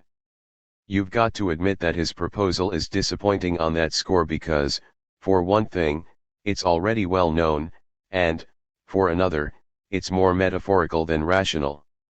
What does avoiding the group effect consist of? It consists of proposals of permutation, non-hierarchical stabilization, lability or changeability of everything, and putting an end to consistency as the duration of the group. On March 11, 1980, Lacan declared, "The cause Freudienne is not a school but a field. This is a metaphor. Field will be characterized by lability, permutation, instability." Then, with regard to what he is creating, there comes the wonderful phrase from which it can be inferred that the school that's a field will only last temporarily. Point 3. And finally, there's the abstract principle in which something like a quintessentially hyperdemocratic utopia can be noted. The collaboration of anyone with anyone else in the cause. This time the metaphor will be that of swirling is what we should aim to achieve, but in the long term, that it should swirl this way. M. 19. That's all very well, but the truth is, what matters, the real principle, is dissolution. The cause Freudienne group will only last temporarily. But what is a temporary arrangement if not a recurrent resurgence that makes dissolution persist? Dissolution is an act in the sense that, from now on, it will persist. Ultimately, isn't this the old matrix of utopian democratism as such? What I mean by utopian democratism is a particulate, atomic, or quantum egalitarianism, nothing but swirlings and coalescings of anything with anything else, in their swirling motions that define a temporary arrangement, which will later break apart. It's similar to Lucretius's world, a collision of atoms that produces temporary figures destined to break apart owing to their imminent precariousness. So we might wonder whether, if that's the case, the situation isn't simply that there are nothing but holes. It's a radical process of detotalization, but does it constitute a politics? I see a kind of parallel between what Lacan identifies as political philosophy and his final statement about politics. On the one hand, in fact, the hole may have been plugged, each thing is in its place.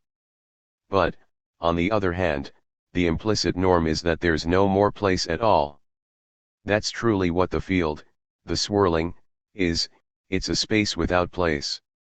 A space that's essentially full of holes, made up of holes. The problem is, it's of the essence of politics to deal with the question of places, in accordance with the variable principle of what a displacement is. The approach purporting to found an eternity of placement, the traditional Plato, is certainly extrinsic to any real politics.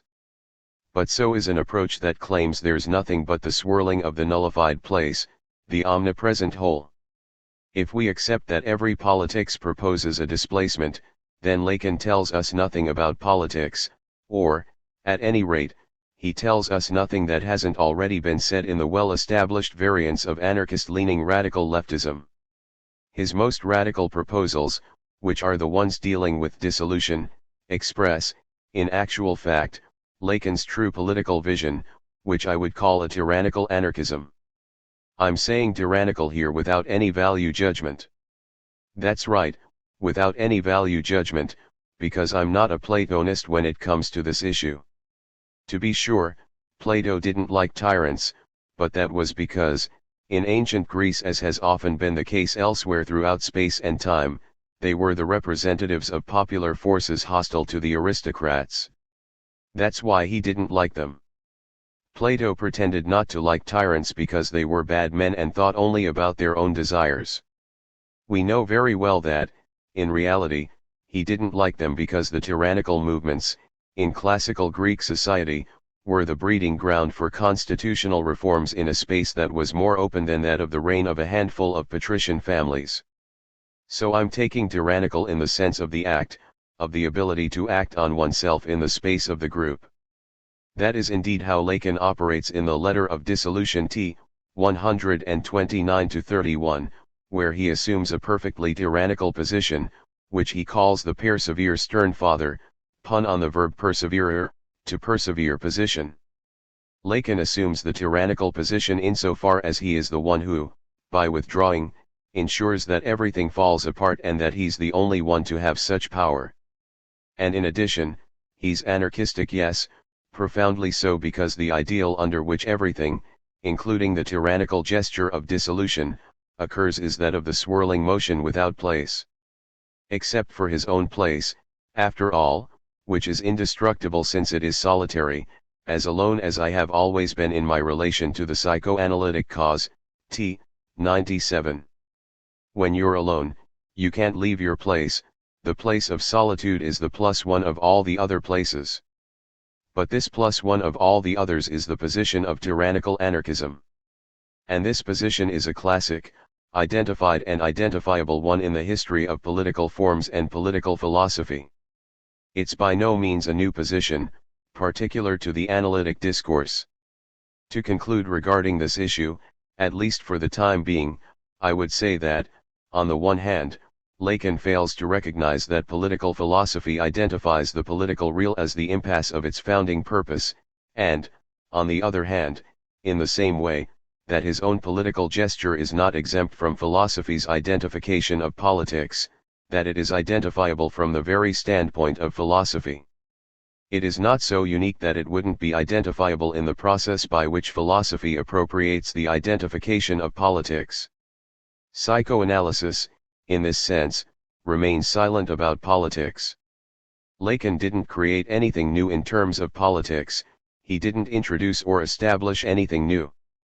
Which would not, after all, constitute an objection if Lacan himself hadn't raised the objection to philosophy that it plugs the whole of politics. Once again, there was nothing but dissolution. Thus, the analysts were disbanded and disbanded they remain. That's the situation of Lacanian psychoanalysis. They keep on disbanding. Because that is indeed the imperative that was bequeathed to them, disband. But that imperative is better than many others. It's certainly better than, come together, or love one another. So that was the path followed by Lacan in politics. Dissolution goes on and will continue to go on because there was nothing new established other than that. And, since each of them thinks the dissolution doesn't apply to him personally, they restore things even while disbanding. Each individual analyst plugs the whole of politics. It's probably a more compact plugging than the one philosophy is capable of, because, when it comes to plugging the whole of politics, you've got to admit that the analysts, when they put their minds to it, are second to none. One last thing I'd like to point out, Lacan thinks that Marx had already seen that philosophy served to plug the whole of politics. This is a Lacanian interpretation, let's say, of Marx's last thesis on Feuerbach. Philosophers have hitherto only interpreted the world in various ways, the point is to change it. This can be understood as, philosophers have plugged the whole of politics with interpretations, the point is to unplug it, to open it back up. In Radiophony, Lacan expresses this in a fine, Marxist anti-philosophical passage. Question 5. What are the consequences of the fact that the discovery of the unconscious led to a second Copernican revolution as regards a. science, b. philosophy, c. and particularly Marxism, or even communism? AE 431. Answer: there is no clamor of being or nothingness here. He means the philosophers, Sartre and all the rest of them. That hasn't been stilled by what Marxism has shown by its actual revolution, that there's no progress to be expected from truth, nor any well-being, but only the shift from imaginary impotence to the impossible, which proves to be the real by being grounded only in logic, in other words, where I claim the unconscious is located, but not so as to say that the logic of this shift shouldn't hasten the act. AE 439. In short, in Lacan's view, Marx showed that, instead of philosophical fantasies about the good state or the good society, it was the logic of capital that had to be identified at the point of the real. Marx's actual revolution is a liquidation of philosophy. Should we say that Marx substituted a science or knowledge for the philosophical imaginary? No, says Lacan, because we must maintain that the logic of this shift must hasten the act. So you can see that the anti-philosophical critique of philosophy or metaphysics as plugging the whole of politics basically means, the whole of politics is unpluggable. Marx had already understood this clearly. It's absolutely not a question of telling us what's good, the good state or good politics, and of making progress in anything whatsoever. All of that is only imaginary impotence. What there is a logic that captures a real and requires the hastening of the act. In Lacan's eyes, Marx is the one who invented the symptom, who invented a theory of jouissance. He's the one who made a radical break with the philosophical view of politics. For Lacan, Marx is the correlation of a logic with an act. That's the strongest point of subjectivation for Lacan in his relationship with Marx. It's the correlation of a logic with an act, not at all of knowledge connaissance with a project. That distinction is still extremely relevant, in my opinion. The classical view of politics defines it as a combination of knowing what the situation is and carrying out sound projects. But that image was ruled out by Marx. As Lacan characterizes him, politics is not knowledge and a project but a logic, hence an occurrence of the real, which requires an act. If politics is knowledge and progress, then it's under the sway of meaning, it dispenses a meaning. If politics is logic and act, then it's free of meaning, which means free of progress in all its forms, free of the very idea of the representation of progress. So much for politics as an imaginary whole in the real, a symbolic whole in the imaginary coherence of discourses, and a real whole in the symbolic or in the law. Let's turn now to the last point, which I'm going to deal with pretty quickly. Why does Lacan say that love is at the heart of the philosophical discourse? First of all, what kind of love is it? This is a very insistent question in the Lacanian corpus. There's a first form of it focused on the problem of love for the master, its explanation by transference love in the analysis of Plato's Symposium and of Socrates' relationship to Alcibiades. The key point there, but which I won't deal with right away, is that, for Lacan, there can be a love of knowledge savoir but never a desire for knowledge. This is what he states in the introduction to the German edition of his Écrits. I insist, it is love that is addressed to knowledge. Not desire, because, when it comes to Wistreb, even if it has Freud's stamp of approval, you can go back and look, there's not the slightest bit of it. This is so much the case that it's even the basis for the chief passion of the speaking being, which is not love, or hatred, but ignorance. Silicet 5, 16, AE, 558. As you know, for Lacan, the human being's three major passions are love, hatred, and ignorance. But, ultimately, the chief passion is ignorance. It is ignorance because there's no desire for knowledge. This very radical thesis has perhaps not been sufficiently noted. The key position of love actually stems from the fact that it is the real subjective correlation with knowledge, there is no other. There may be a love of knowledge, but that love is not based on any desire. This thesis opens up an abyss, aside from the fact that it's not very easy to understand. But for the time being, let's just take it literally. There's no desire for knowledge. What there is may be love for knowledge. As far as desire is concerned, the human being's absolute passion is ignorance. There's such a lack of any desire for knowledge that ignorance, if I may put it this way, fills it up as passion. But there may be a love of knowledge.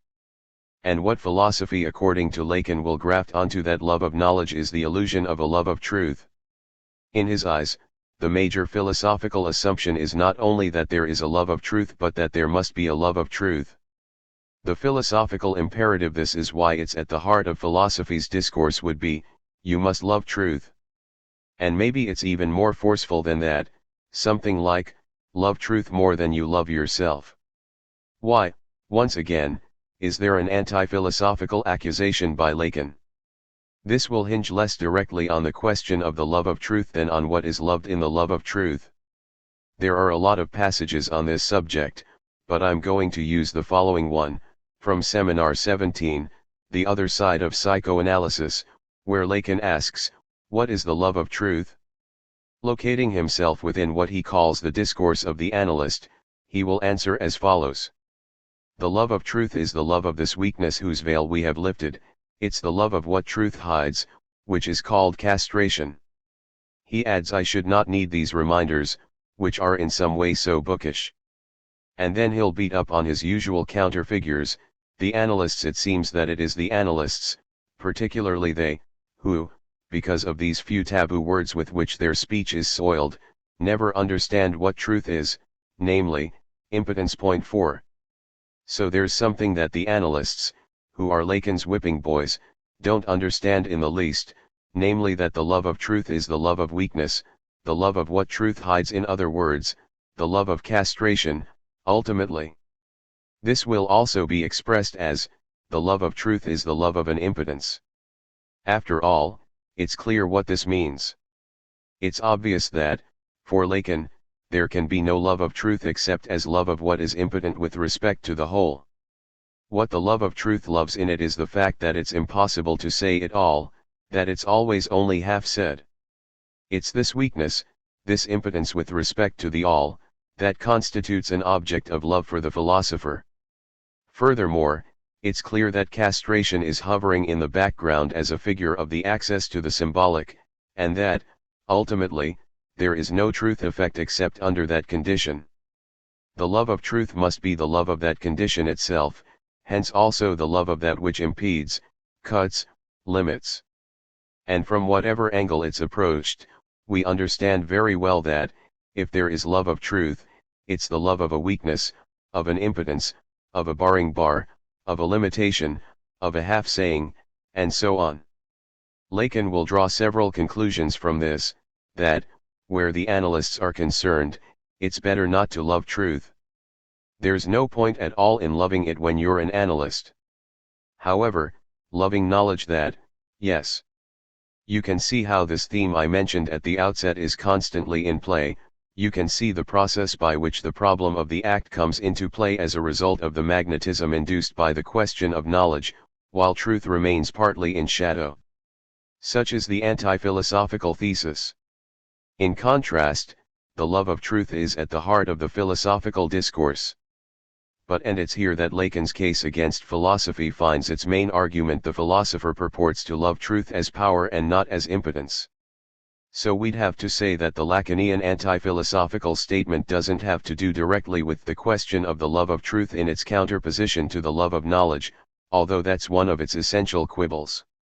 It has to do with the fact that philosophy purports to promote and subjectivate the love of truth as power. And it is this pernicious illusion which the analyst must avoid at all costs that is at the heart of its discourse. We'll stop here for today.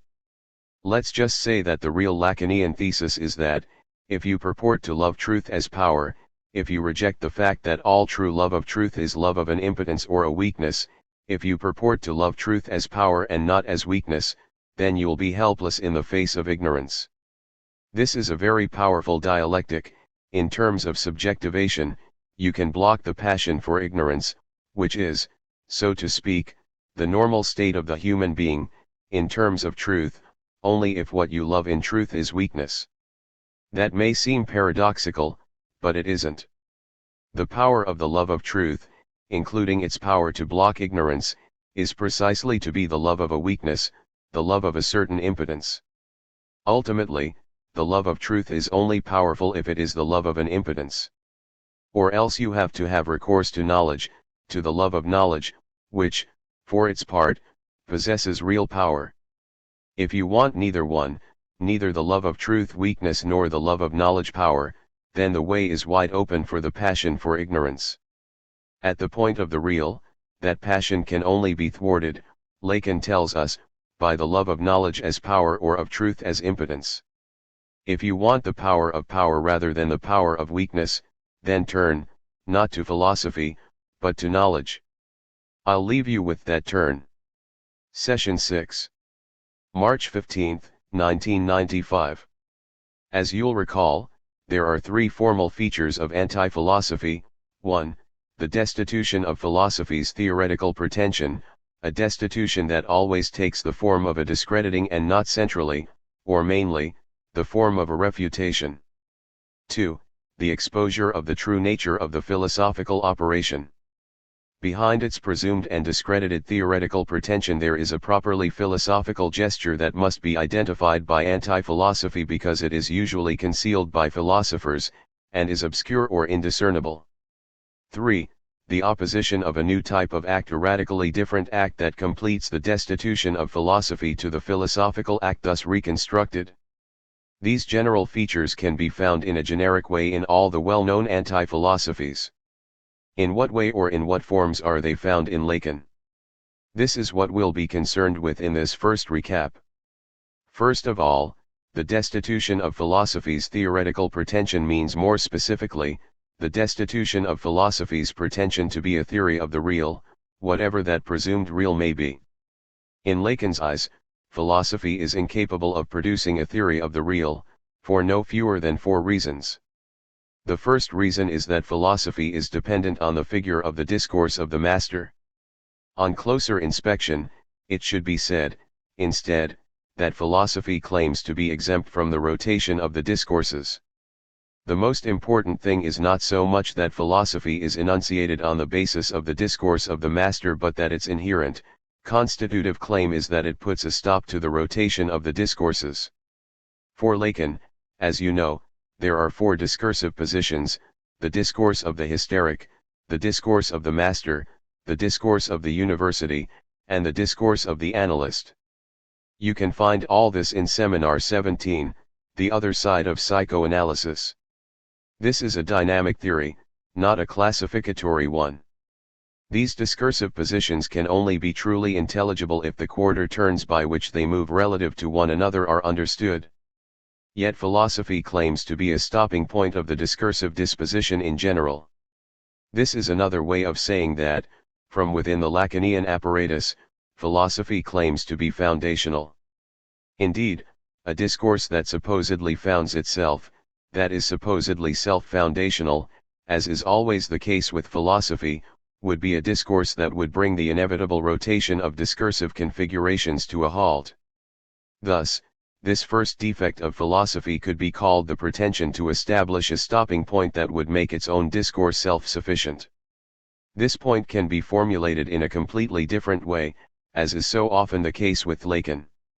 It can be formulated as, philosophy claims that there is a meta-language.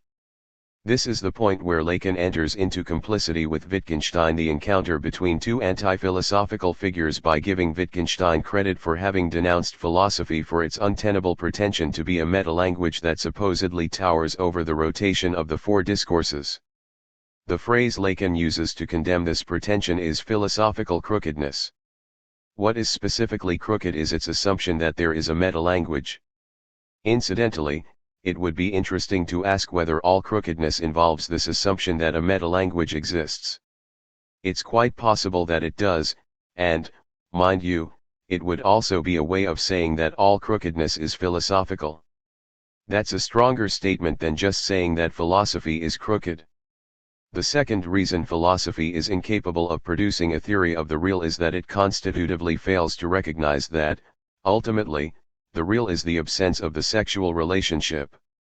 It could be said that philosophy is built upon a foreclosure of that issue, which, from a logical or formal point of view, means that there is always a moment in philosophy when non-relationship is forced into relationship. Philosophy is a discursive discipline within which it can be seen that a non-relationship has been forcibly brought into relationship. This could also be expressed as, philosophy forces what is strictly of sense into sense. This is perfectly compatible with the fact there are philosophies of nonsense, of the absurd, etc. The specifically philosophical way of affirming nonsense is still a forcing into sense of absence, which, as I've said over and over, is utterly different from nonsense. The philosophical category of nonsense persists in being an operation of forcing of absence into sense. It is there that the fantasy of totality originates. In Lacan's view, the traditional critique of the philosophical fantasy of totality, or of system, should instead be conceived of as an effect rather than a cause. The real cause lies in forcing non-relationship into relationship, in forcing absence into sense, in totalizing everything through a generalization of the relationship to sense. The third reason is that philosophy doesn't want to know anything about jouissance and therefore anything about the thing in the Lacanian sense either. Philosophy abhors the thing of jouissance. This is moreover why I'm adding an argument that I'm not sure is actually in Lacan. No one ever knows what Lacan said, nobody knows everything Lacan said. There are philosophies that prescribe the return to the thing itself, compulsively, so to speak. As you know, one of Husserl's directives is to return to things themselves. And if this compulsion to return is interpreted from a Lacanian point of view, it could be said that philosophy is only driven by this compulsion because it doesn't want to know anything about the thing. It is this not wanting to know anything about it that makes it compulsively declare the imperative of returning to things themselves. Finally, the fourth reason is that, ever since Parmenides, philosophy has assumed the false axiom being thinks, whereas in Lacan's eyes, and this is a crucial point, there is thinking only where there is a local absence of being. It is only where being is absent that it thinks. Ca. Point 1. And it's not a question here of opposing being thinks to the subject thinks, because even if it's a matter of the supposed being of a subject, it's only where there's an absence of such being that it thinks. Lacan's dictum is, where it thinks, I am not; where I am, I do not think. This is the chief reason for his dismantling of Descartes' cogito. What, in his opinion, is inadmissible in the Cartesian construction, aside from the fact that it's not excentered as it ought to be, is obviously the move from the cogito to the residential cogitans. In Lacan's view, it should not be inferred from the statement I think that the locus of thinking is the figure of the res, the thing. And here, too, philosophy fails in its purpose or goal, since it is mistaken about the topos of thinking. The place where it thinks is ultimately completely concealed beneath the false axiom that where there is thinking there is being, beneath the Parmenidean axiom being and thinking are the same. That axiom leads philosophy irremediably into blindness about the topos of thinking. So this sums up the first formal feature of anti-philosophy in its Lacanian mode: the destitution of philosophy's pretension to be a theory of the real. Philosophy remains dependent on the position of the discourse of the master, forces non-relationship into relationship, doesn't want to know anything about jouissance and the thing, and is mistaken about the topos of thinking. Now let's turn to the second feature, which is that philosophy's discursive appearance conceals some constitutive operations constituting a specific act that must be reconstructed. Philosophy itself is blind to these operations, even though they constitute its own act. There are three interdependent, interrelated, constitutive operations. Let me remind you what they are: a dethroning of mathematics, a plugging of the whole of politics, and a promotion of love, which is the way around it. We've already discussed all this at length. As for the third formal feature of Lacanian anti-philosophy, the one that's critical for us, it is that philosophy's formal operations are opposed by an unprecedented act, whose existence, as I mentioned, is attested to by the emergence of Freud's work and which is known as the analytic act. Even before we get into its problems, which are labyrinthine, we can nonetheless say that this analytic act, whose eruptive emergence gave philosophy's operations a battering, actually has easily identifiable distinctive features that make it radically opposed to philosophy. Let me mention a few of them. The operations of philosophy claim to ultimately afford fulfillment, or even bliss. This is true even of skeptical or nihilistic philosophies, and even, perhaps, especially of them. That's why the discussion in Plato about whether the philosopher is happy, happier than the tyrant, for example, is of major, not minor, importance. It is of the essence of philosophical activity to state that its outcome is the possibility of intellectual bliss and to examine its value. You could say that, from the standpoint of his act, the philosophical subject appears as a subject who's virtually fulfilled. You see, we're still dealing with the metaphor of plugging, the philosopher fills and is fulfilled. This point never changes. It is indifferent to the tone of the philosophy involved. This is also the case even and perhaps especially when the tone is negative or critical. In fact, it is always a question of establishing the conditions for a fulfilled subject. By contrast, the analytic act, for the psychoanalyst himself, only arouses anxiety and uneasiness. That is its lot. In a text the other is missing that dates from January 24, 1980, Lacan suddenly said something that can be regarded as an axiom: yes, the psychoanalyst holds his act in horror, t. 135. This is a statement that should be taken in the strongest sense. In other words, if the psychoanalyst doesn't hold it in horror, it's probably because his act is ineffective. A psychoanalyst who is happy with his act is a psychoanalyst beaten by the philosopher. He thought he was engaged in the analytic act, but he's engaged in the philosophical act. He's fulfilled, he has fulfilled himself. This is also indicative of a difference of position as regards the act. The philosophical act, in the system of interrelated operations I mentioned that virtually bring a fulfilled subject to the fore, presents itself as a product of discourse. Discourse is something whose particular effect or possible product is this fulfilled subject in a constantly revised but absolutely persistent figure of bliss. The analytic act, by contrast, is not, strictly speaking, a product of discourse, although, in a way, it is entirely within that tension. The analytic act is an enunciative act, but it is also its reversal, disruption, or waste product. I'll come back to this all-important category of waste product. But, as a result, the relationship to the act, if indeed this notion means anything, although, after all, there is at least the relationship of its subject support holding it in horror, is less a question of producing the act, Lacan will say, than of facing up to it.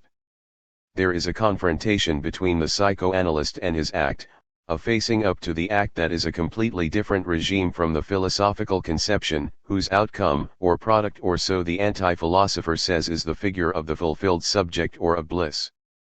In the January 24, 1980 text again, Lacan sums up his objective, writing, "As for the act, I am giving them the chance to face up to it, t.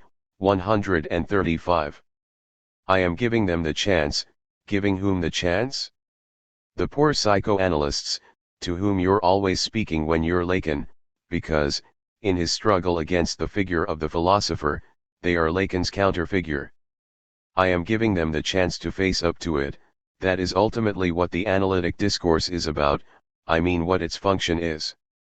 The analytic discourse is the offer of a chance to face up to the analytic act, to accept its horror, or, more precisely perhaps, to bear its horror, to bear and bear up under the horror of the act. So that's what analytic theory gives one the chance to do. If it is not this chance that's given to face up to the act, then it's only idle chatter. It is, at bottom, philosophy in disguise. Clearly, this idea of facing up to the act as the sole justification of the discourse, a discourse of transmission, of teaching, of education, of whatever you like, is a typically anti-philosophical idea. You could say that all anti-philosophy assumes, except that this isn't the analytic act per se but a different one, the idea that the discourse of theory, hence, what they do, because all these anti-philosophers write, teach, head up institutions, is worthless unless it gives one a chance to face up to the act. Nietzsche will say, for example, that, ultimately, the sole purpose of the whole genealogical theory, all the analytic subtlety of the system of active and reactive forces, the whole typology of the generic figures of thought and discourse, is to enable one to face up to the act, which is to break the history of the world into two halves, the act of Dionysian affirmation. That's the only thing that matters. Discourse is hardly anything compared with the absolute intensity of the act. In texts that I commented on in great detail last year, Wittgenstein explains that what matters in the end is to bear the ethical act the way one bears a burden. And here again we find the notion of facing up to the horror. For the ethical act is no laughing matter. When Wittgenstein decided to go off and teach in some grubby little Austrian village, he was definitely experiencing the horror of his act. And to bear it, as he advised everyone around him to do, to bear it as a burden, was for him the true purpose of any discursive formation. Between the analytic act as horror that the discourse allows one to face up to and the bliss of the fulfilled subject that philosophy according to the anti-philosopher assumes can be a product of its discourse, there is obviously a striking antinomy. Another example of radical opposition between the analytic act and the operations of philosophy is the following: the philosophical operations claim to be coextensive with truth. Philosophy describes itself in a quasi-generic way as a search for truth. But it's clear that the analytic act is anything but a search for truth. It is neither a search for truth nor is it imaginable in the context of such a search. This suggests that the analytic act is in the gap between presumed knowledge and knowledge transmissible as mathemes, but not that it is the actual occasion of a search for truth. This may, at bottom, be an oversimplification, but it could be put this way: the difference between analytic act and philosophical activity is a rearrangement of the truth/knowledge/real triad, a triad that's found in both philosophy and psychoanalysis. This is why the boundary between the two has to be constantly redrawn. It could be said that philosophy claims to set out, as knowledge, a truth of the real. That's what the search for truth is all about. It's the possibility of setting out, as transmissible knowledge, a truth of the real. But as far as Lacan is concerned, his conception of analysis cannot be described in that way. Lacan rearranges the triad. Consider what he says in Radiophony. Question 6. In what respect are knowledge and truth incompatible? AE 440. The answer Lacan gives us is an explicit explanation of the triad. For truth is situated by assuming that aspect of the real that acts as a function in knowledge, which is added to it, to the real. AE 443. For Lacan, as we see, the truth effect depends on the fact that, in knowledge, a real acts as a function, it functions. The topos of truth requires that something of the real acts as a function in knowledge. That's why psychoanalysis can in no way be understood as a search for truth. It can be an activation of a truth effect provided that a real acts as a function in knowledge, but it is in no way a search for truth. Thus, its act cannot be reduced to what we said the philosophical act's ambitions according to both tradition and anti-philosophy must be. This has a simple but very important consequence. There is a common way of talking about psychoanalysis, common but extremely persistent, and persistent to the point of being a constant imminent temptation of psychoanalytic self-presentation, which is that the unconscious reveals the truth of the conscious mind. Those of you here who have been trained as Lacanians are going to go ballistic and say no, that's obviously wrong. But it's not as obvious as all that. To hold the position that that's wrong is, to my mind, one of the key issues in Lacan's teaching. Ultimately, this dictum, the unconscious reveals the truth of the conscious mind, is precisely what the philosophical appropriation of psychoanalysis is. It's this dictum and the countless specious versions of it that bring about the philosophication of psychoanalysis, and that's why the crux of Lacanian anti-philosophy is the refutation of that dictum. You'll recall that I cited one of Lacan's last texts, in which he says, "I rebel against philosophy." What need is there for the psychoanalyst to rebel against philosophy after he has discredited it theoretically, identified its act, and opposed to that act a completely different one? What can explain this extremely vehement statement? Why did the final Lacan still need to say he was rebelling against philosophy? Because philosophy always attempts to appropriate psychoanalysis, and this appropriation operates, so to speak, under the word truth. What I mean by this is that if it's assumed that the unconscious is the locus of truth of the conscious mind, then psychoanalysis in no way disturbs philosophy, quite the contrary, it gives it a hand or a boost. Ridding psychoanalysis of this imminent temptation, where truth is concerned, to succumb to being appropriated by philosophy requires anti-philosophical resolve. And that anti-philosophical resolve, that anti-philosophical rebellion signals, and I must stress this, a danger imminent to psychoanalysis, which is plainly the subversion of its act, a subversion indicated just as plainly by the fact that one is happy with one's act rather than holding it in horror. Ultimately, any happy person is an unwitting philosopher. Someone comments, that difference doesn't take into account the anthropology that can be developed around the work of Freud, who held that the key to social dynamics is related to sexual repression, on which he risked an anthropologization of the Freudian subject. So he already took the risk of an anthropologization of psychoanalysis, a risk related to the temptation of the philosophical appropriation you were talking about. Absolutely. To the question of whether that temptation can already be found in Freud's work, I'd answer in the affirmative. For if Freud's work is a real foundation, it, too, has to be exposed to the imminent temptation of philosophy. That said, it's a temptation that can also be found in Lacan's work. We'll have occasion to come back to this later. How anti-philosophy can really manage not to be affected, in any of its respects, by the temptation of philosophy that haunts it is also a question Lacan would ask himself, not under the threat of an anthropologization but rather of a logicization. However, regardless of whether it is anthropologization or logicization, the danger posed by philosophy is clear in Freud and Lacan. In both cases, what's at stake is a potential subversion of the act. But, for the time being, I just wanted to explain the rationale behind Lacan's need for an anti-philosophical rebellion by showing that once the truth/knowledge/real triad is rearranged a little, what amounts, in Lacan's eyes, to a philosophical corruption of psychoanalysis is introduced. Regarding this question of the unconscious and truth, I'd like to remind you of two clear and important passages, one of which is in Radiophony and the other of which is in the seminar, Au pair. They're important because they show clearly that it's a matter of being opposed to any philosophical appropriation of the unconscious, in the form of, the unconscious is the truth of the conscious mind. In Radiophony, Lacan states, the unconscious, as we see, is only a metaphorical term to denote the knowledge that only sustains itself by presenting itself as impossible, so that in consequence it is confirmed as being real. AE 425. Thus, the unconscious denotes a knowledge that's in the guise of the real because of its self-presentation as impossible.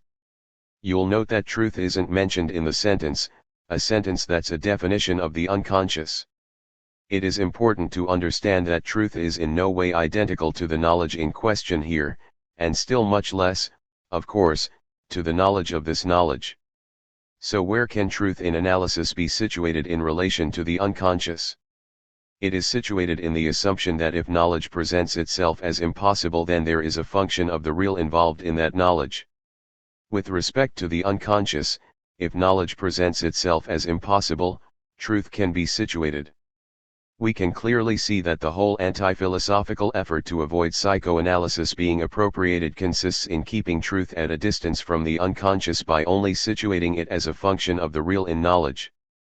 In the published version of the Au pair seminar, we find the very characteristic phrase, the unconscious insofar as it presents itself as knowledge, Op. 7. The unconscious accedes to its own truth in the guise of knowledge. But in no case can it be maintained that the unconscious is truth. On that basis, the truly enormous and apparently unbridgeable gap between the conditions of the analytic act and those of philosophical activity can be reconstructed. It could be argued that, for Lacan, the triad of the real, truth, and knowledge is structured around three negations.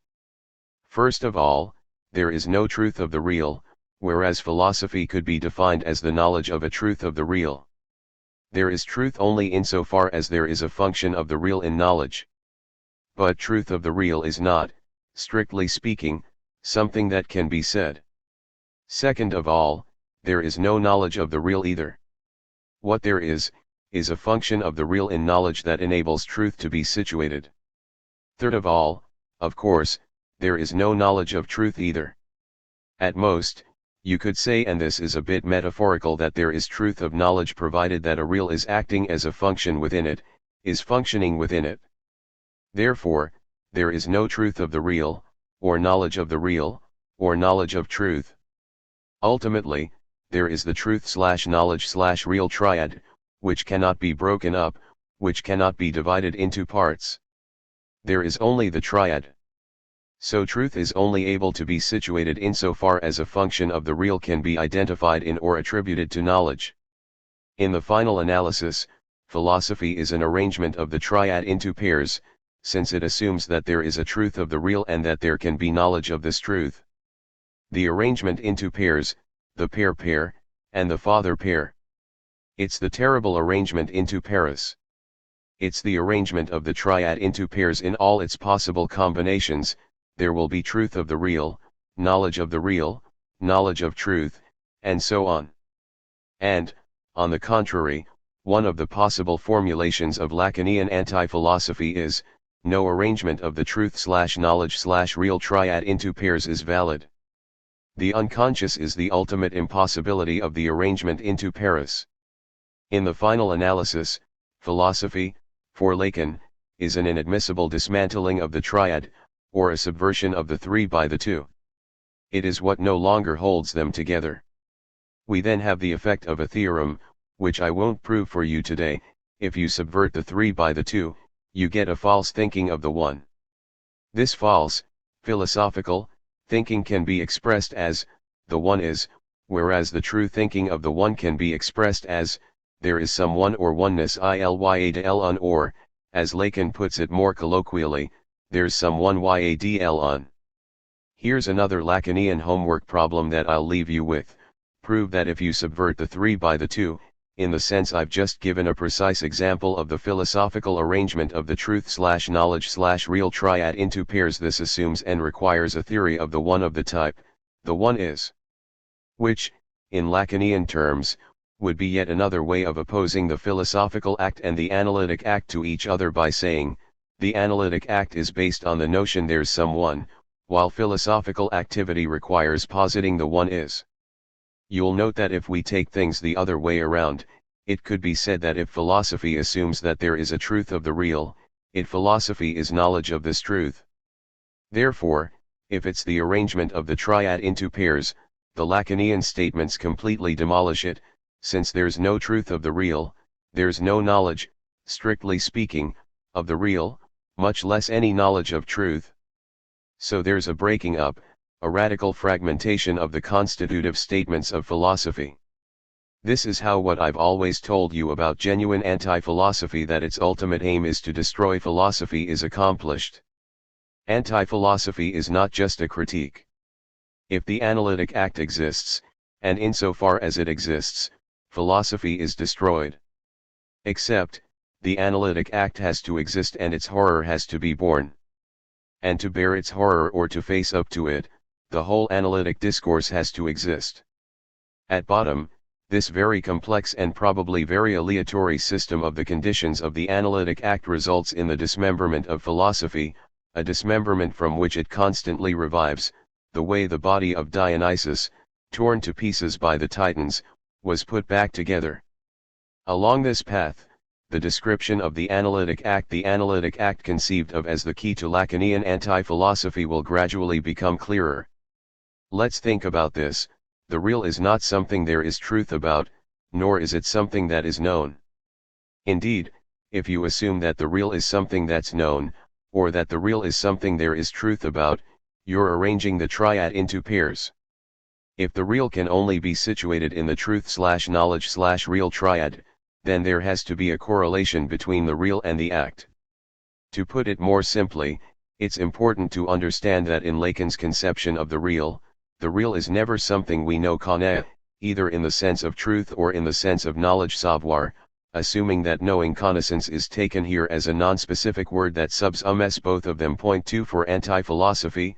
However, that word makes no sense precisely because it purports to subsume both of them. What is certain is therefore that the real is not something we know. But neither is it something that we don't know. This is a very subtle point that we'll have to come back to, because it's very tempting to say that the real is something we don't know. Yet the real for Lacan is not something that is clearly inaccessible to knowing, as in a theory of the constitutive unknowability of the real or of its ineffability, as is the case for Kant's thing in itself, or Wittgenstein's mystical element, or the skeptic's truth, to mention 3 references. So our question is as follows: when it comes to the real, what is opposed to knowing le connaître? If the real is not what is known or what we know, what is the access to the real, whatever it may be? How is it that thought can gain access to it? And in what way, it being understood that that way is surely not a cognitive one? Lacan will tread a very fine line here between the philosophical and the anti-philosophical. He has to exempt the real from knowing without ending up with a theory of the ineffable or the unknowable. So he'll have to state that the real is neither knowable nor unknowable. Here, we're at the heart of hearts of his anti-philosophy. Consider what he says in Radiophony. Thus the real differs from reality. This is not to say that it's unknowable, but that there's no question of knowing about it, only of demonstrating it. AE 408. Let's examine this dictum closely. Let's start with what is simplest. We'll call reality what it's possible to know connaître. Hence, knowing will be associated with reality and therefore with a strong imaginary quality. This is the point where Lacan is vulnerable, in a way, to the accusation of Kantianism. Let's assume that reality is phenomenal, it is what can be known, and the real is the unknowable. This is Kantian then. Kant is the philosophical borderline of anti-philosophy. This borderline has since been called critical philosophy, and what Lacan will do is avoid this Kantian solution. Lacan is not a critic. To be sure, the real differs from reality, which attaches its regime to knowing. But Lacan immediately says, I don't mean to say the real is unknowable. I'm not a Kantian. I don't oppose an unknowable real to a knowable reality. So the real is not unknowable, but there's no question of knowing about it, only of demonstrating it. Although the real, as distinct from reality, is exempted from the knowable, which is the essence of reality, the real nevertheless does not end up being the absolute unknowable but is instead exposed to being demonstrated. Before we turn to this enigmatic demonstrate, I'd like to stress this point, which will take us to the act and the real. It is essential to understand that the real in the Lacanian sense of the term is in a position of radical exteriority to knowing, including to that particular form of knowing that is not knowing.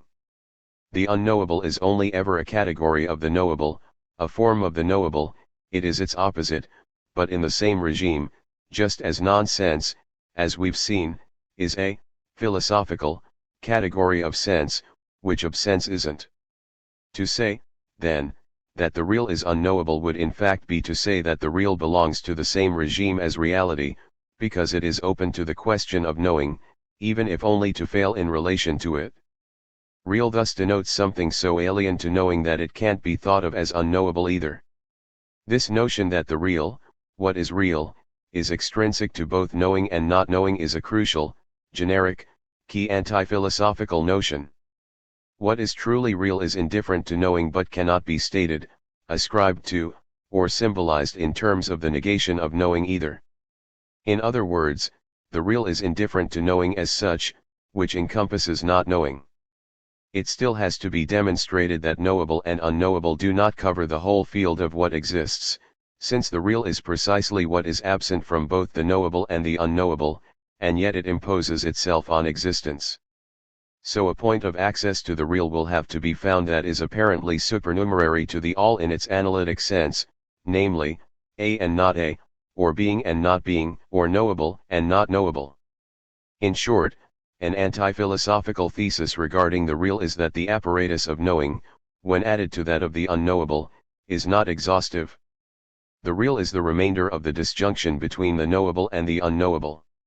Here we take the measure of the anti-dialectical dimension of every anti-philosophy, the point of the access to the real cannot be reached negatively. As compared with knowable reality, no negation procedure provides any access to the real. Something completely different from negation will be required. Regarding this issue of the anti-dialectical, which is at work in every anti-philosophy, I'd like to give you a few reference points in the history of anti-philosophy so that we can get to the originality of Lacan's solution. Because, to my mind, as compared with the previous dispositions of anti-philosophy, there's something uniquely Lacanian about the specific way in which the real is given as absence from both the knowable and the unknowable. The references I intend to give are of unequal weight, for reasons that have to do with preparing the ground for Lacan. I will stress Kierkegaard in particular, far more than Pascal and Rousseau. For Pascal, the God of every rational philosophy, regardless of whether one reaches a conclusion of atheism or one proves God's existence, remains at a distance from the divine real, which escapes the rationalist opposition between the knowable and the unknowable. This is because in Pascal's apologetics the whole point is precisely to understand that, under the name of God, the name of the real something must be absolutely beyond the regime of knowing, even if it is in the guise of the we do not know. This is clearly the real meaning of the Pascalian opposition between the God of Abraham, Isaac, and Jacob, the God felt by the heart, and what Pascal calls the God of the philosophers and scholars. This God of the philosophers is the God exposed to knowing, to the proof of existence, if for no other reason than to say that he cannot be known or that he doesn't exist. It doesn't matter, this God is the God of Descartes, who proved his existence, but he's the same as the God of any speculative atheism. In either case, the real God fails to be grasped, is absent. His presence can only be accessed in a unique way, which exempts him from the opposition between knowing and the unknowable. How is this presented in Rousseau? Here, I'll just give you the references, you can reread the texts for yourselves. The complete anti-philosophical proclamation is set out in Book 4 of Emile, or On Education, which has to do with the age of reason and the emotions, from age 15 to 20, especially in Chapter 2, on religious education, in the famous Profession of Faith of the Savoyard Vicar. It's no accident that we find these references in a treatise on education. In it, Rousseau put forward exactly what an anti-philosophical education might be. Once again, you'll find the three crucial points that lead to the supplementation of knowing and not knowing by the real. First of all, there's the discrediting of philosophers' rational knowing, which is truly a running anti-philosophical theme from Pascal to Lacan. In the Profession of Faith of the Savoyard Vicar, general and abstract ideas are the source of men's greatest errors. This is still the criminalization of philosophy, which is not just false but dangerous. The jargon of metaphysics has never led us to discover a single truth, and it has filled philosophy with absurdities of which one is ashamed as soon as one has stripped them of their big words. Point 3. Systematic philosophy, once again under the name of metaphysics, is both dangerous, the greatest errors, and impotent. There's nothing, not a single truth, that can be credited to speculative thought. This is because the locus of the act by which one gains access to a truth is not reason, it's what Rousseau calls conscience. Too often reason deceives. We have acquired only too much right to challenge it. This is counterposed to the traditional scheme, imagination deceives us. Here, the destitution of reason has to be invoked. But conscience never deceives us. 250. Under the name of conscience we have that which, as an exception to knowing and reason, provides undeniable access to the real. Conscience never deceives us. That never is crucial. Indeed, we're as far as possible from any idea that it would have to do with the question what do we know and what don't we know. The knowing/not knowing opposition is irrelevant. Reason deceives us and conscience never does. Finally, there's the last point, the definition of the act. The acts of the conscience are not judgments but feelings. 446, trans slightly modified. There is the dethronement of philosophy under the theme of general and abstract knowing, and the definition of the conscience as a sight beyond the opposition between the knowable and the unknowable. Thus, he finally arrives at the definition of the act through which access to the real opens up. And this act is not in the form of judgment but in that of feeling.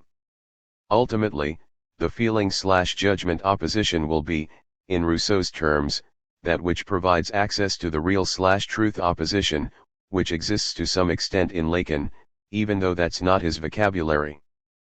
feeling, as an act of conscience, and conscience as a place that never deceives, are the point of the real itself, entirely heteronymous to the cognitive regime of reason, which makes us conform to reality, of course, but ultimately in an errancy that is semblance. I mention all this so that you'll note that in both Pascal and Rousseau in classical anti-philosophy, shall we say, there is always a name for the place of the real. What I mean by place of the real is the place that is beyond the opposition between the knowable and the unknowable. There will also always be a name for the act, which, in this place, opens up access to the real. In Rousseau's case, the place is conscience, and the act, in this place, appears as feeling. This is a theme you can find everywhere in anti-philosophy, the idea that there's a subjective experience that never deceives. Since the real escapes the opposition between the knowable and the unknowable, something in the register of affect is what never deceives, the God felt by the heart, Pascal will say, feeling, not judgment, Rousseau says, and, finally, anxiety, Lacan will say. In anti-philosophy it is never reason that never deceives, it's something else, and it has a variety of names. Last but not least, let's see what Kierkegaard has to say. He's a very important source for Lacan, especially as concerns the question of repetition, but it goes well beyond that. Once again, in Kierkegaard, we find the 3 points that I just dealt with in Rousseau. First, a sarcastic process of discrediting the regime of knowing, as philosophy, especially that of Hegel, claims to establish it. Second, an identification of the place where the real is something other than the knowable. Third, an act that identifies this place. As regards philosophy, let me just cite a passage from Diapsalmida, at the beginning of Either/Or, which is a story I like a lot. What the philosophers say about reality, this is still the same anti-philosophical terminology, is often just as disappointing as it is when one reads on a sign you see in a second-hand shop, pressing done here. If a person were to bring his clothes to be pressed, he would be duped, for the sign is merely for sale. Point 4. Philosophy is a second-hand shop in which you find, among other things, here's how to live. And if you were to bring your life into it, you'd be duped, because it would turn out to be like everything else, some discourse for sale. This is a very nice story that really expresses what Kierkegaard felt about philosophy. As for the true life, Kierkegaard adds, it does not depend so much on deliberation as on the baptism of the will. 169. You could say that, for the anti-philosopher, knowing, in the philosophical sense of the term, is what is incapable of baptizing any will whatsoever.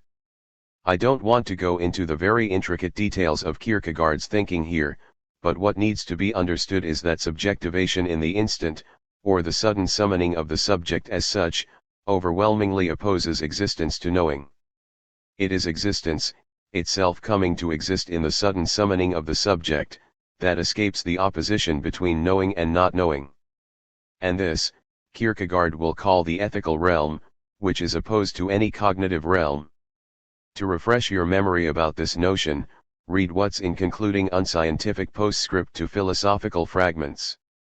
Philosophical Fragments is a short book, but the postscript is enormous.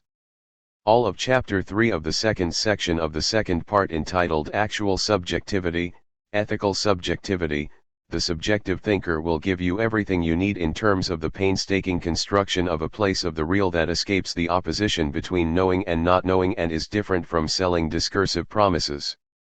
I'm going to read you 3 excerpts that I'll sum up in a maxim so that you can get a good sense of the tone of the material that prepares the ground for Lacan.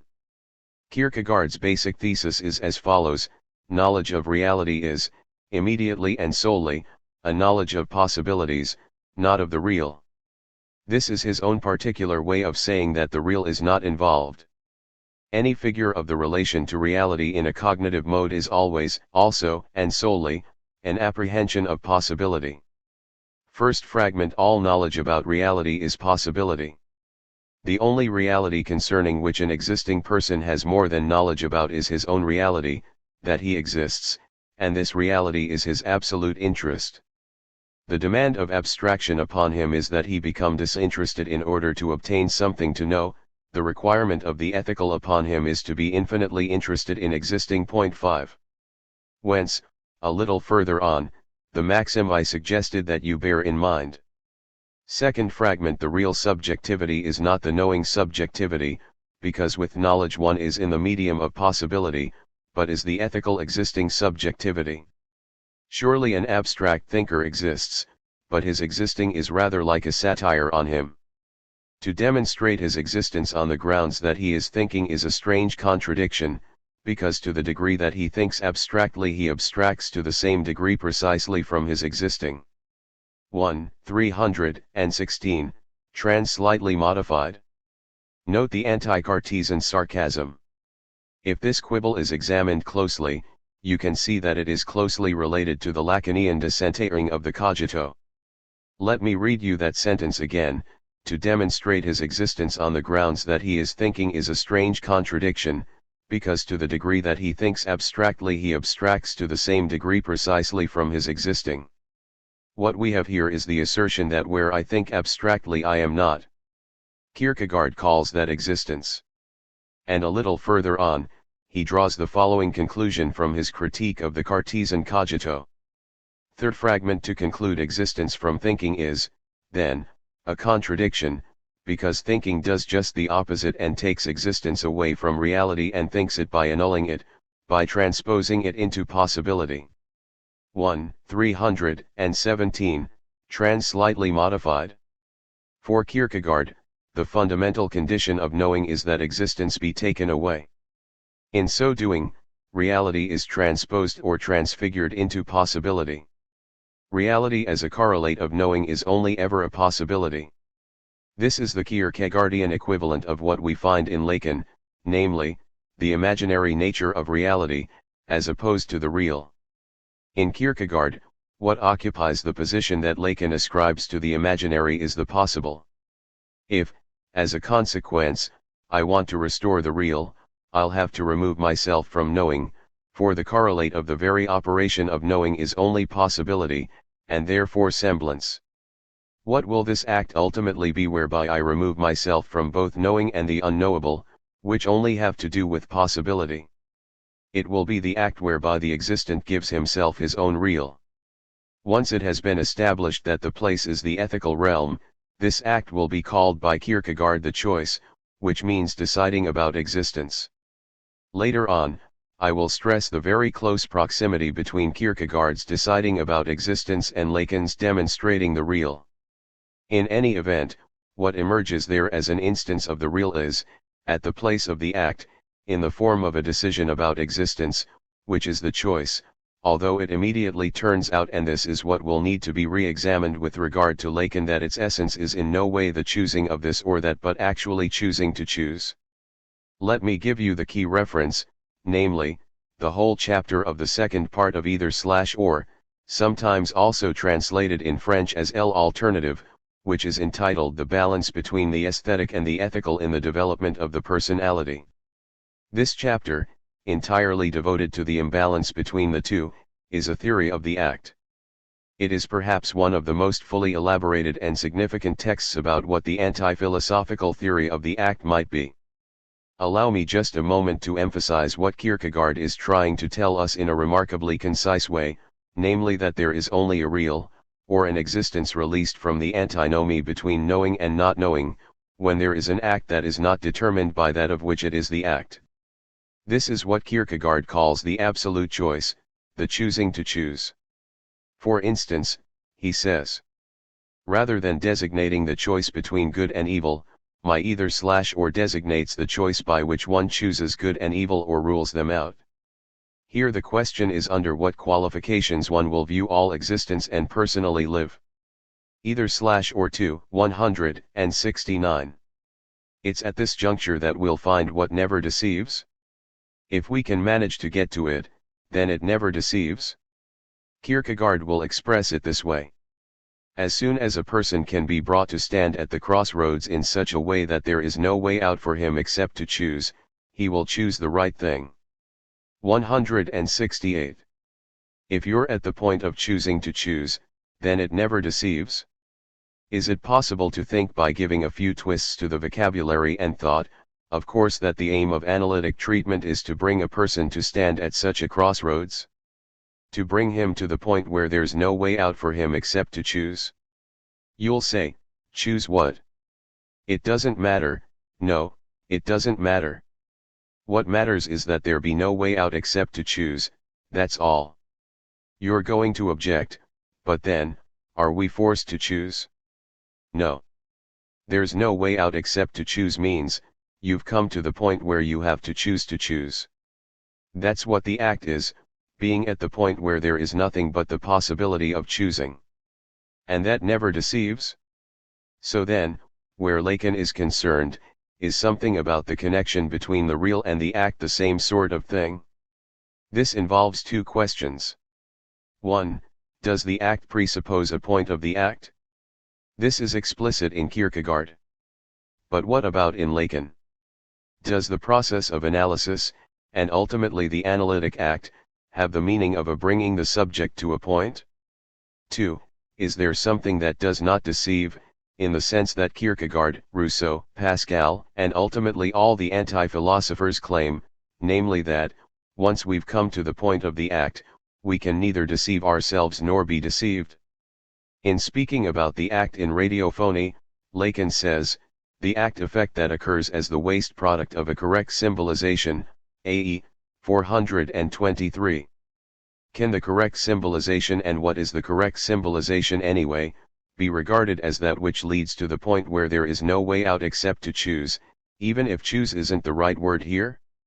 A choice that, retrospectively, makes the correct symbolization not what has produced the choice but rather what is required for one to be at the point of the choice, for there to be no way out except to choose, as a result of which the analytic act itself can always be called the waste product, the disjecta of the symbolization, something that drops off from the symbolization.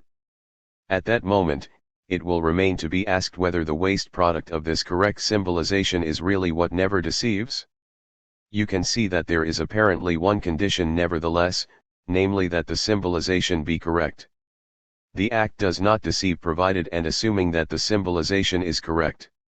These are the questions we'll try to work through next time. Session 7. April 5, 1995. Let's go back to the extremely complex issue of the Lacanian anti-philosophical framework.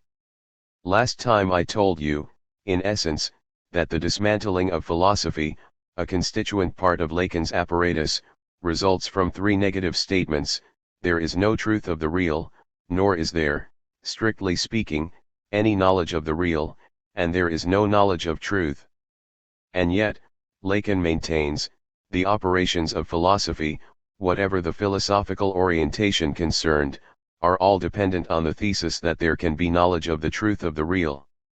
In addition to the subjective figure of the philosopher, the discourse of the master, crookedness, and meta-language, philosophy seems to Lacan to be dependent on a thesis about the possibility of knowledge of the truth of the real, a thesis that is dismantled by the three negative statements I just mentioned.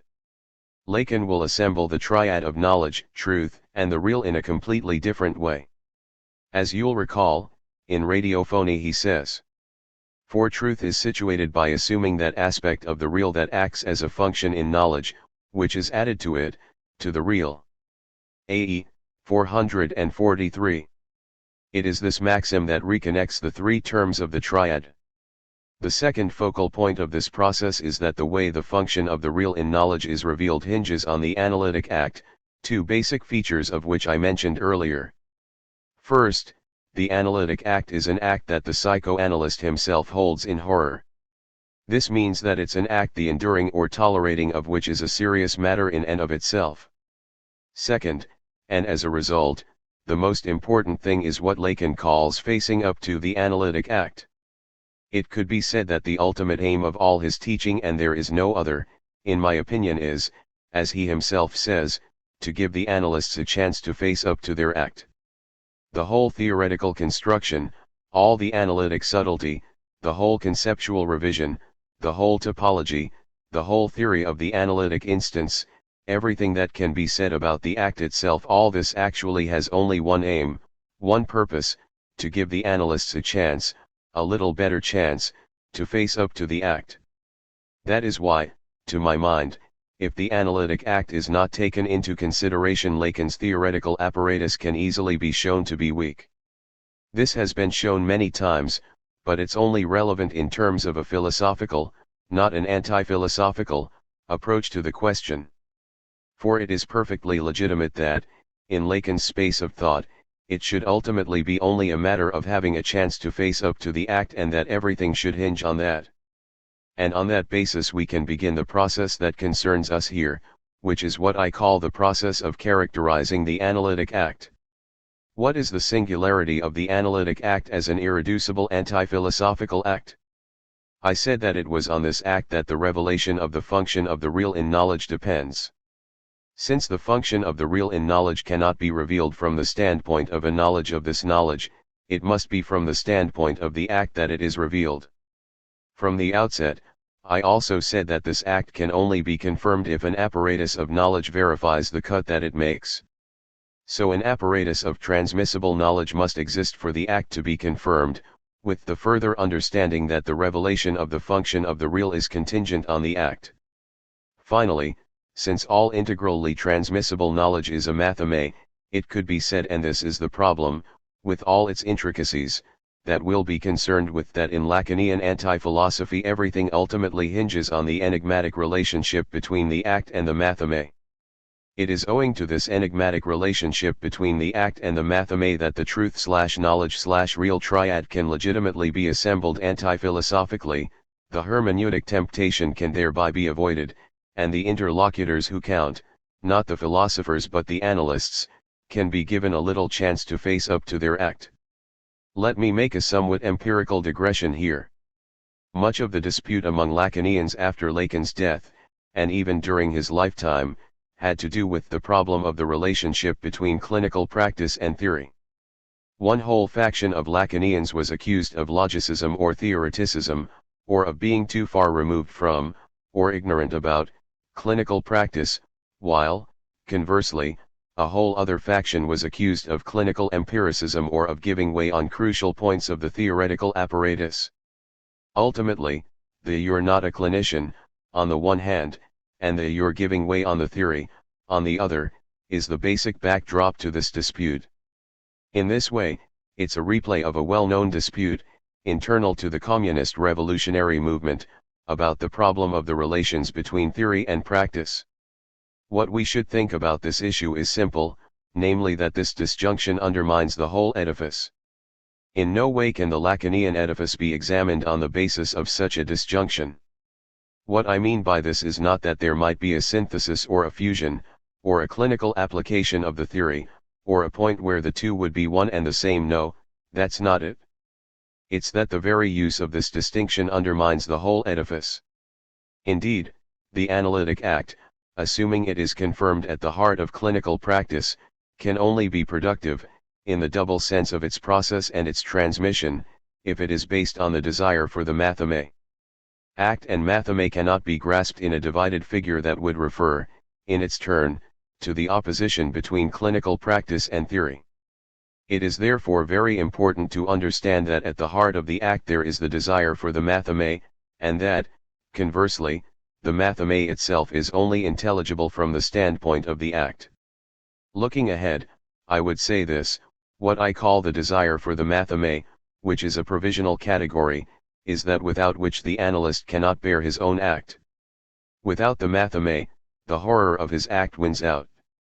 Without the matheme, the analyst cannot bear the degradation that makes him end up in the position of an abject remainder.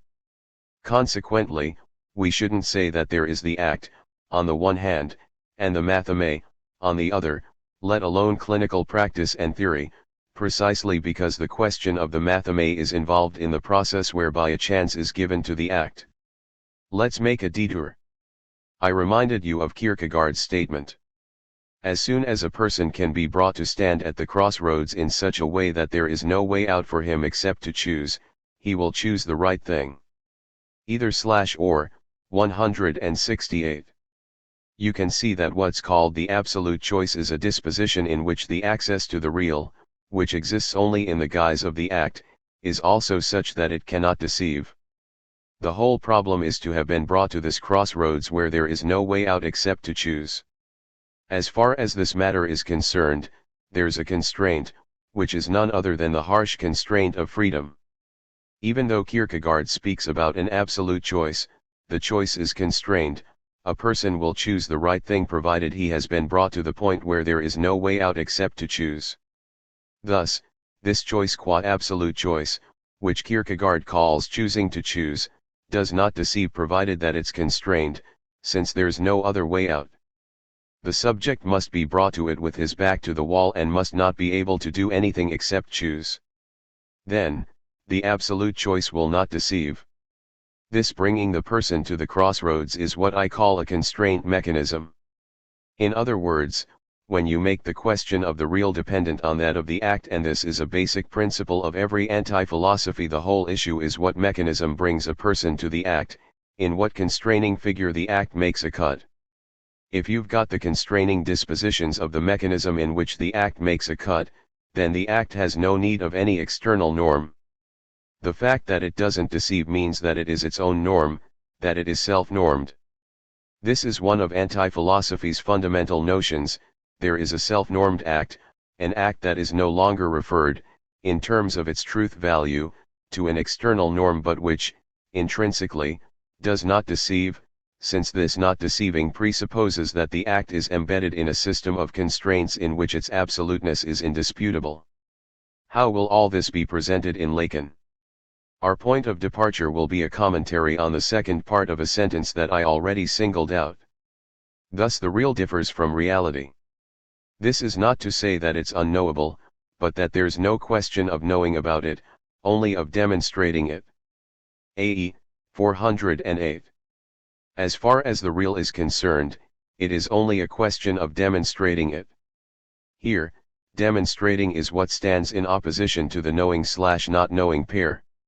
It's not a question of knowing, nor is it a question of the unknowable. It is a question of demonstrating, of demonstrating. But what does this demonstration involve? It is this demonstration that will include both the constraint and the lack of any other way out. Other than what? We shall see. At any rate, let's just say, the lack of any way out other than the right one. The demonstration will necessarily include all of this, and it will also necessarily include the impossibility of deception. It is precisely for this reason that it will be a demonstration, or, in other words, something that makes it possible to ascertain that no deception is possible. This gives us a provisional definition of the analytic treatment. An analytic treatment is the demonstration of a subject's real. A demonstration in which, at the same time, the act makes a real cut. There must be a constraint such that no other way out can be meaningful, but, at the same time, the act is not reducible to this constraint, rather, it makes a cut in it. You bring someone to the choice. He has no way out except to choose. But this doesn't mean that the fact that he has no way out justifies the choice. The choice remains an absolute choice. Shifting from Kierkegaard to Lacan, let's agree to say that the analytic treatment is the space in which a real is demonstrated, adding that the act makes a real cut in this demonstration itself. The demonstration constituted by the treatment is both the constraint and its cutting edge. We could also say that the treatment is a constraining formalization in which the act makes a real cut. But what does demonstration mean exactly? Demonstration means that the real is not what is shown or monstrated se monter, but what is demonstrated se demonter, hence that it's the undoing of the showing. This also means, approximating formalism, that to which a subject's real, insofar as it is demonstrated, can be linked is writing. This is because a subject's real is precisely not of the order of monstration, it is what is demonstrated, and this demonstrating links it to writing. Only writing as such demonstrates without monstrating. This writing cannot be a symbolization of the real, since the real cannot be symbolized, which is tantamount to saying that it escapes the question of knowledge. In the demonstration there will be a diverted monstration, a diversion of monstration due to the impasse of a formalization, of a possible linkage with writing, of which the real will naturally never be what is monstrated in it but what is demonstrated in it, in other words, a breakdown, or an impasse, or, to use Kierkegaard's terminology, a lack of a way out, no way out. In short, demonstration means that, in the very space where the real will insist, there must be the impasse of a symbolization, but this symbolization must contain the constraint that creates the impasse. Otherwise, it would be useless or would go on indefinitely. So something must come to be symbolized under conditions of constraint such that, on the verge of the impasse of this symbolization, only the real can emerge, but this time in the guise of the act. The constraint effect, which we are going to focus on now, is that effect without which the direction of the treatment would be nothing but endless hermeneutics. But if the treatment is not endless hermeneutics, it's precisely because the regime of symbolization it establishes is such that it is forced into a no-way-out situation. And this constraint effect will be the demonstrative promotion of an impossibility of symbolization. Let me quote Lacan. In psychoanalysis, the point is to raise impotence, the formalization that accounts for impotence, to logical impossibility, the impasse of the formalization that conveys the real. AE 551, 1. All I'll say is this: raising impotence to logical impossibility is the equivalent of what Kierkegaard calls bringing a person to the crossroads. It doesn't include the act itself, but it's the mechanism through which the no-way-out situation is created. To digress for a moment, some people have this simplistic idea that you go into analysis because you have no way out and you'll be given one. Not at all, says Lacan. You go into analysis because you do have a way out, and I'm going to take it away from you. I'm going to construct, from within, your own personal no-way out point where the conjoining with your real will occur. In this respect, Lacan is in complete agreement with Kierkegaard. Naturally, Kierkegaard won't say, the point is to free people. No. The point is to force them to choose, but in order to force them to choose, you have to set up a phenomenal system of constraints. In Lacan's eyes, however, the process of constraint in the analytic treatment is precisely defined by the following dictum: to raise impotence, which accounts for the fantasy, to logical impossibility, which embodies the real. In other words, everything that tends toward the act or constitutes its edge of possibility is recapitulated in the transformation of an impotence into an impossibility. It could then be more accurately said that you go into analysis because, in one way or another, you're impotent in every sense of the term, and you leave it because you've been pushed up against the wall of impossibility, where there's no way out except to choose. We're going to examine this dictum closely, and don't think we're losing track of the relationship between act and matheme. The impotence must first of all, this is an essential task of the analytic process, be situated. Its locus needs to be constructed and the signifier of the impotence isolated. Isolating, separating, sectioning off the signifier of the impotence is of the utmost importance. We know, since this is a point of doctrine, that impotence is embodied by the phallus as an imaginary function. Thus, initially, to be able to raise the impotence to impossibility, what will be required is a whole effort of situating, of constructing a signifying topology of the impotence itself, which, says Lacan, is marked or embodied by the phallus as an imaginary function. This will be the beginning of the process.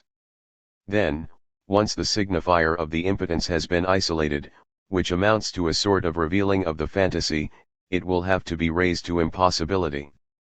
Before we go over the steps of this process in detail, let's ask ourselves about the emergence of the act. Let's assume that what is called bringing someone to the crossroads in Kierkegaard is called raising impotence to impossibility here.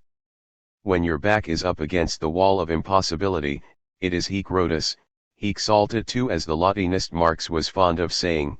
It is here that you have to leap into the real. In other words, only the act can confirm you now as a subject. There are two steps: isolating the signifier of the impotence by successive interpretive operations and interruptions, and then raising that impotence to the point of its logical impossibility. These two steps bring forth the no way out situation. At that point, the act will reveal the real as the waste product of this whole operation of symbolization, and this justifies the quote I already gave you, which I'll give you again, the act effect that occurs as the waste product of a correct symbolization, AE 423. We thus have a definition of what, in Lacan's eyes, a correct symbolization is. It is an effective raising of impotence to impossibility, and nothing more.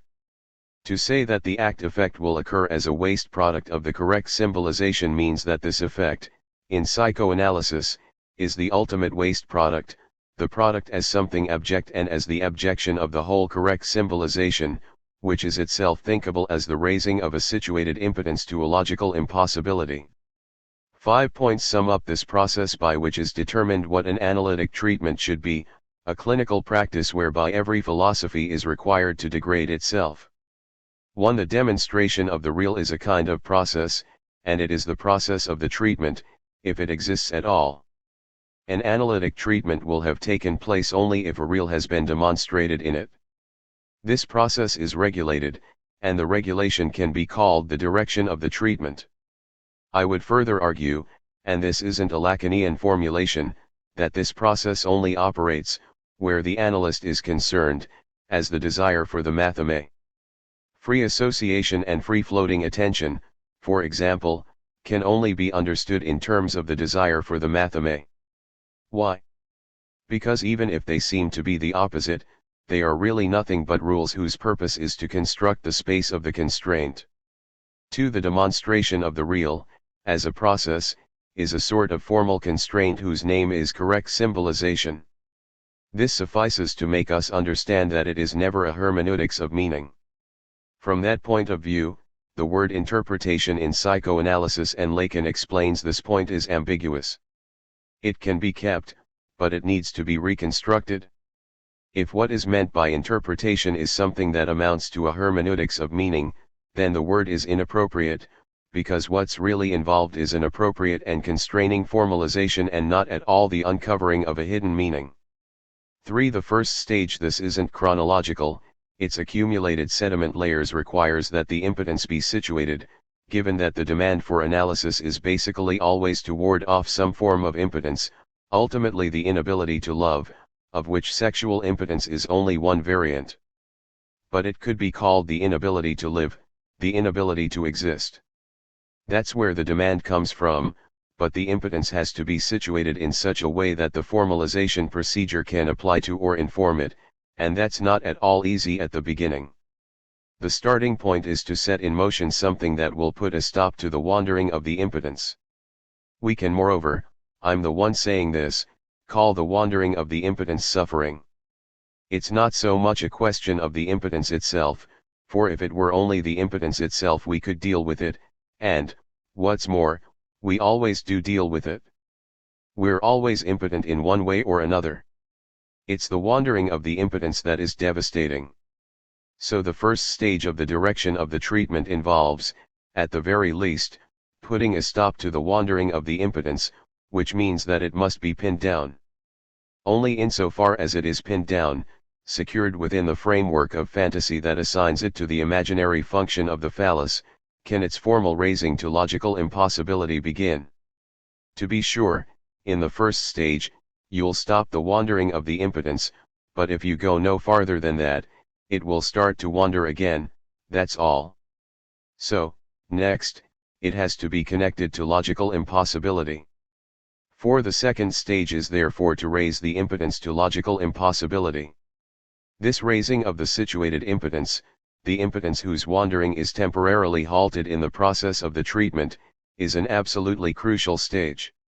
It's also the most dangerous one because it introduces the immanence of a conjunction with the real.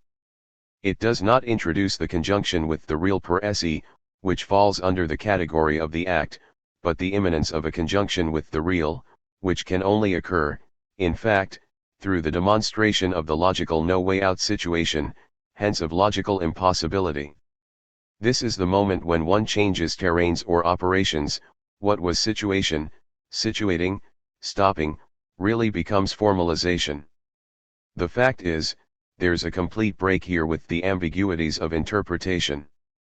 Here is where all the art of the analyst lies, in supporting, or being the supporter of, the raising of impotence to impossibility through twists and turns that are always unique, once the operation of situating has been accomplished. The first stage, that of localizing the impotence, is usually monotonous owing to its repetition effects. This is when the same sad stories about the different registers of impotence and despair are always heard. By contrast, the second stage, the specific way in which the impotence, pinpointed in a signifying way, will be raised to logical impossibility is a true art of singularity. It's an individual formalization. There's no such thing as a standard formalization. Localization is a lot more standard than formalization. Basically, knowing what's involved, the diagnosis, isn't difficult, but raising it to logical impossibility is really a very complex operation.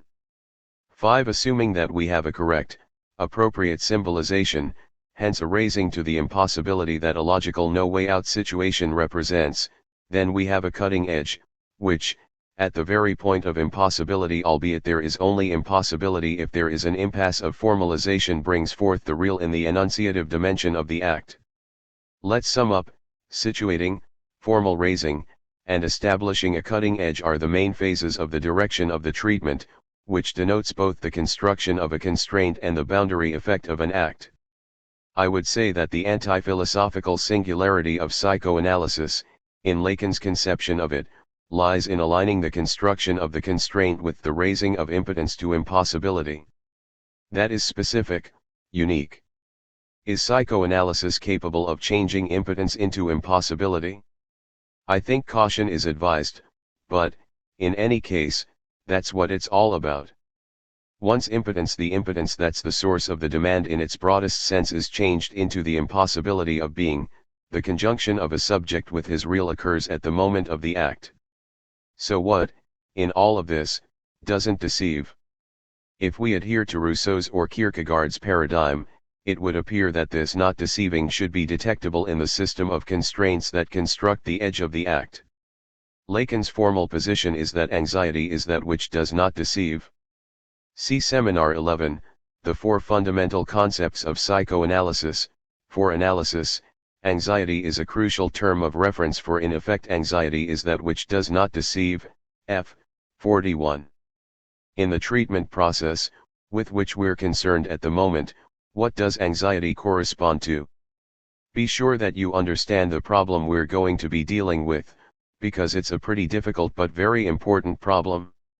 When we discussed Kierkegaard, we saw that he said, it is the act itself that does not deceive. If you choose because you're forced to choose, then you'll choose the right thing. If you have no choice but to choose, you'll choose the right thing. However, if you're at a point where you could manage all right other than by choosing, then even if you do choose, there's no guarantee that you'll choose the right thing. Let's assume that the choice, in Kierkegaard's sense of the word, is equivalent to the act.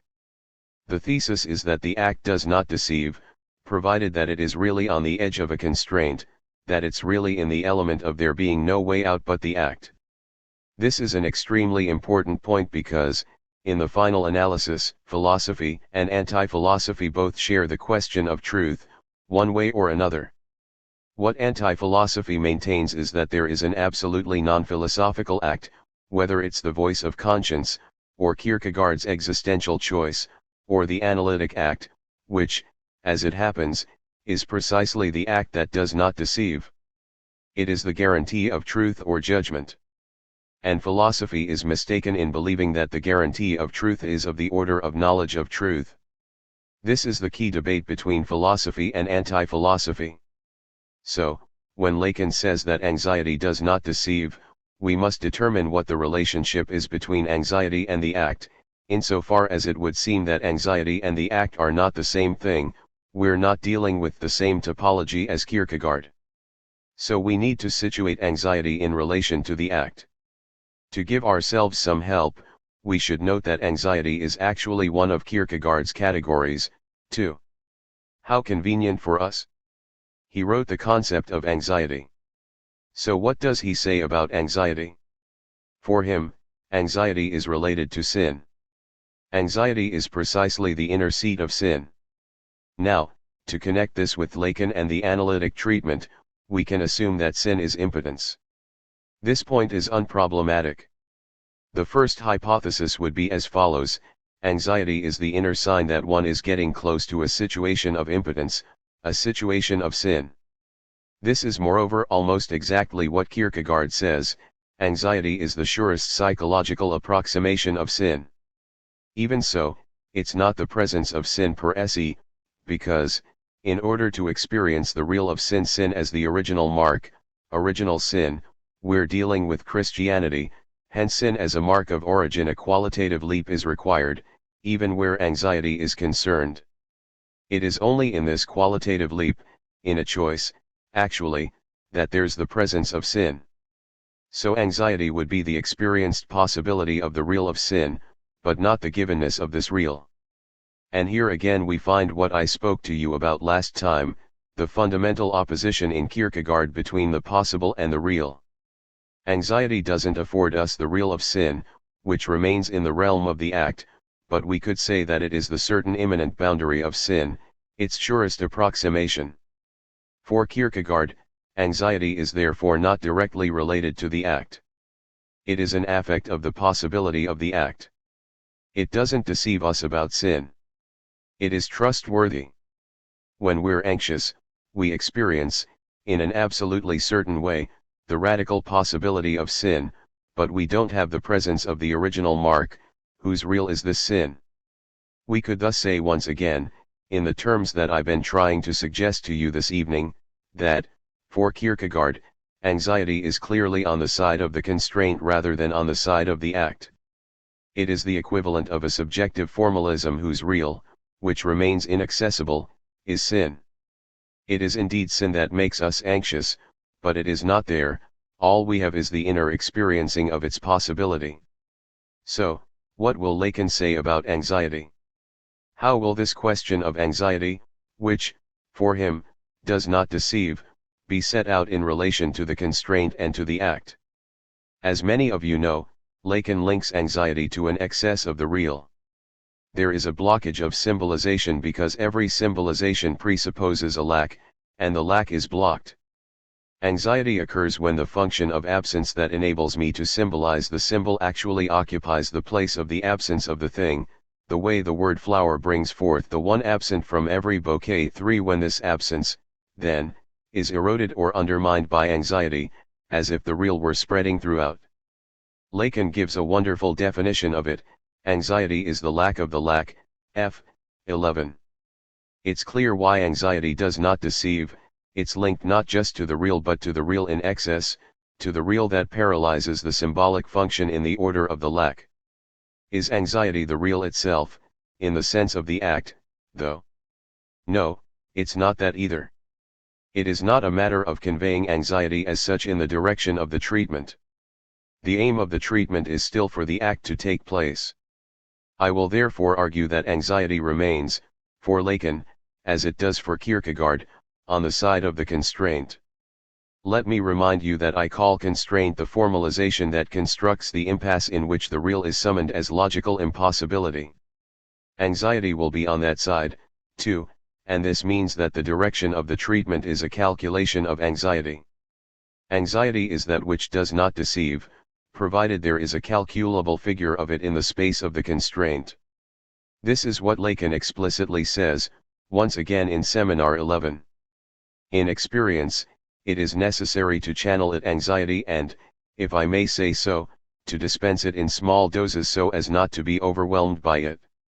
And he adds something that's of particular interest to us: this is a difficulty related to that of conjoining the subject with the real, f. 41, transmodified. So we could say that the dosing out of anxiety, what I call its calculation, goes hand in hand with the question of the correct symbolization. In other words, the construction of the constraint, within the space of the treatment, is simultaneously, and through a complicated entanglement, the correct symbolization, the raising of impotence to impossibility to the point of there being no way out, and a calculation of anxiety that, as Lacan says, is related to the conjoining of the subject with the real. Understanding this is both of the utmost importance and difficult, because constructing the constraint, and therefore the condition of possibility of the act, will involve an intertwining of the impatience for the formalization and the patience required by the dosing out of anxiety. Indeed, if you want to understand the full dialectic of this whole thing, it is important to see that anxiety is a blockage of symbolization. That is what its definition tells us directly. If anxiety is the lack on account of the excess of the real, it is precisely because it constantly produces a paralysis of the operations of symbolization, and that is moreover precisely its affect. Conversely, the constraint procedure is a procedure of correct symbolization, whence the paradox, that which does not deceive is not the symbolization but its blockage by anxiety. Thus, there has to be a joint operation of symbolization, because there won't be any real except as a waste product of the symbolization and control, or what Lacan calls the dosing out, of that sort of counter-symbolization that is anxiety, because it is also that which does not deceive us.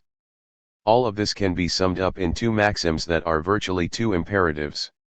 The first of these is to raise impotence to impossibility under the ideal of the matheme, because it's a matter of logical formalization which then acts as a boundary for the real. This is the formal dimension of the constraint, what Lacan calls the correct symbolization. And the second is to dispense anxiety in doses, which implies that a counter-symbolization acts as a guide, since it is that which does not deceive in the process of symbolization. Dispensing anxiety in doses doesn't occur in the guise of taking little spoonfuls of it to weigh and mete out. So where does the dosing out of anxiety occur? Well, it occurs in the symbolization, because there's nothing else. The procedure indeed consists in raising impotence to impossibility, by and through a symbolization. The dosing out of anxiety will occur in a unique feature of the symbolization, which is its duration, its pace, its time. This time will be regulated by the dosing out of anxiety, which will mean that anxiety is that which does not deceive us about the symbolization itself, as regards the immanent organization of its duration. There is a rush to formalize. The formalization is not regulated as to its timing. This is why there has been a lot of talk in psychoanalysis about premature interpretations, whose subjective impact is disastrous. But the crux of the matter is that if you stick strictly to formalization, there is a rush to formalize, precisely because it's a logical elevation and you're caught up in the haste inherent in logical time. Point 4, I would simply say that an analytic treatment is the specific way in which logical time is constrained by the time of anxiety. So what about the act in all this? Well, I would propose the following statement: the act, as an edge effect, always occurs at the point where the rush to formalize and the restraint of the affect, in this case anxiety, converge. I'm using restraint here in the sense that, in restraint there is the idea of something that, in not deceiving us, restrains, in its very timing, the rush to formalize. The act is situated at that focal point where the rush to formalize and the restraint of the affect construct a convenient, if I may put it that way, no way out situation, one that may indeed rush into the figure of the act. In terms of the psychoanalyst, it can be formulated this way: the desire for the matheme, which I think is inherent in the possibility of the correct symbolization, occurs as frustrated desire. Frustrated by what? Frustrated by that which does not deceive. This is really what psychoanalysis is all about, and the psychoanalyst along with it, the desire for the matheme, the desire for transmissible knowledge, frustrated by that which does not deceive, but which, here, is a kind of affect. And this frustration is to my mind the whole point of the ethics of analysis: don't give way on your desire. Right? Except that, as the desire for the matheme, or the desire for the interpretation, as it used to be called, it is in fact frustrated. Thus, the imperative can also be formulated as: don't give way on that which frustrates your desire either. Don't give way on the fact that the act will only be confirmed or proven provided that the rush to formalize and the dosing out of anxiety have been able to intersect. That's why, next time, we'll examine all this from a different angle, namely, the famous problem of the ethics of psychoanalysis. Session 8. May 31, 1995. I'd like to draw your attention to a remarkable book, which will merit our special consideration, Jean-Claude Milner's L'Œuvre Claire, subtitled Lacan, La Science, La Philosophie Suile, 1995. I will be discussing the book with him on June 14, and this dialogue, scheduled for the last day of our meetings, can be given the meaning of a sort of critical supplement. So this will lend a provisionally conclusive character to my remarks today. The real cannot be known, Lacan tells us, rather, it must be demonstrated. Why is this crucial? Because it is obviously at the heart of this demonstration that the irreducible singularity of the analytic act lies. To put it another way, we must always remember that it is the act that exempts psychoanalysis from any educational purpose. Even though Lacanian theory appears under the sign of discourse, it is in fact remote, of course, from the discourse of the university, but even more profoundly remote from any educational purpose. And this is moreover one of the features of anti-philosophy. Indeed, it could be shown that Lacan's conviction, a conviction it's easy to share, is that there is an educational impulse in philosophy. After all, the Platonic system, considered to be foundational, can be seen as an educational system. To this educational purpose of philosophy, even if education is taken in as lofty a sense as possible, is opposed the fact that psychoanalysis, if only in terms of its discourse, is a break with respect to any educational purpose. Lacan says as much, in the strongest terms, in a text Allocution sur l'enseignement that was his closing address at the 1970 Congress of the École Freudienne de Paris. He says, "What saves me from teaching is the act," AE 303. Needless to say, if Lacan claims that the act saves him from teaching, it's because he felt threatened by it. He had to be saved from it. As usual with Lacan, we get ambiguities, gray areas, and their foregrounding. Thus, Lacan is well aware that there is something, not just about psychoanalysis but about his position vis-a-vis psychoanalysis, that, at any given moment, borders on the discourse of the university. But he is ultimately saved from it by the act. So, this anti-philosophical disposition connected to the act involved or required in the demonstration of the real, is exactly counterposed to what Lacan regards as philosophy's constitutive weaknesses. This will be a way for us to summarize what has already been said. To begin with, the first weakness is that the philosopher is blocked by mathematics, whereas the aim of the analytic process is to raise impotence to logical impossibility. Such raising to logical impossibility is necessarily under the ideal of formalization.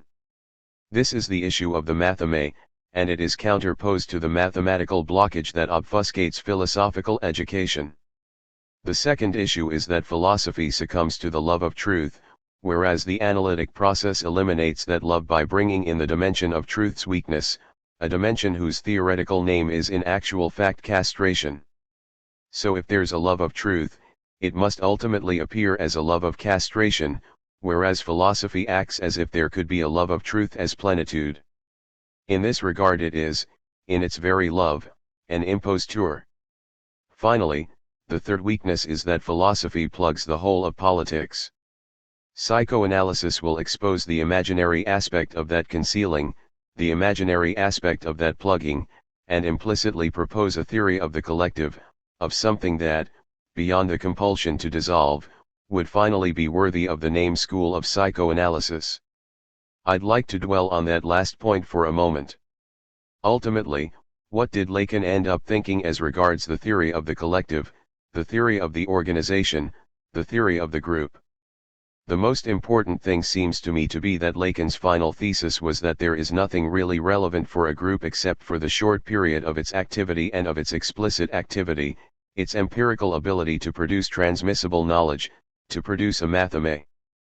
Consequently, and this point is crucial, Lacan's ultimate thinking was that there is no inherent legitimacy in the duration of a group of any kind. In particular, he thought that the project of doing something was semblance. Because, here, a distinction must obviously be made between the project of doing something, which is already a plugging of the whole, and the actual doing of something, which is imminently attestable and seems to justify the group sticking together temporarily. In Monsieur A, the following directive is his final word on the subject. Let me quote. Stick together for as long as it takes to do something, and then dissolve your group and do something else. M. 17. The problem is that a group's ability to move from one thing to another could be called politics, in a somewhat generic sense, or could be called, more precisely, political organization. It could be shown that politics cannot simply mean that people stick together for as long as it takes to do something.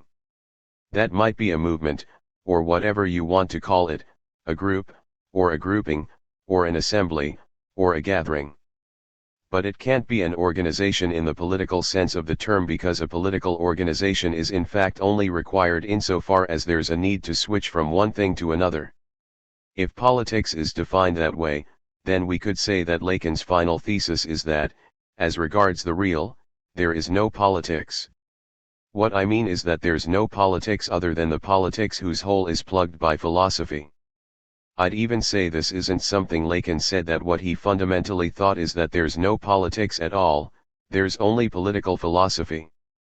And organizations that think they're political are in reality philosophical organizations. This was the conclusion Lacan drew at the time with regard to the cause Freudienne when he said that it should only last temporarily, ne dure que parle temporaire. It would seem that, since then, in many schools of psychoanalysis, they've opted instead to stall for time by lasting temporis or par la durée. Could it be that they've wanted at all costs to be involved in politics? Or even philosophy? Ultimately, as you can see, the analytic act, in the threefold order of mathematics, love, and politics, authorizes the elimination of philosophy's founding pretension. To judge an anti-philosophy is always to judge its act and the ethics of that act. Here, it's a question of the analytic act, whose locus is the singularity of a psychoanalytic treatment, a treatment involving two people, the analyst and the analysand, and whose test is a subject's real. I said that an anxiety-dispensing procedure in the treatment goes hand in hand with the correct symbolization procedure. As anxiety is, moreover, a blockage of the symbolization, it will be necessary, in the analytic process, to manage the correct symbolization, which is the point of impasse of the real, and at the same time to dose out its blockage, so to speak, with anxiety, which remains that which does not deceive.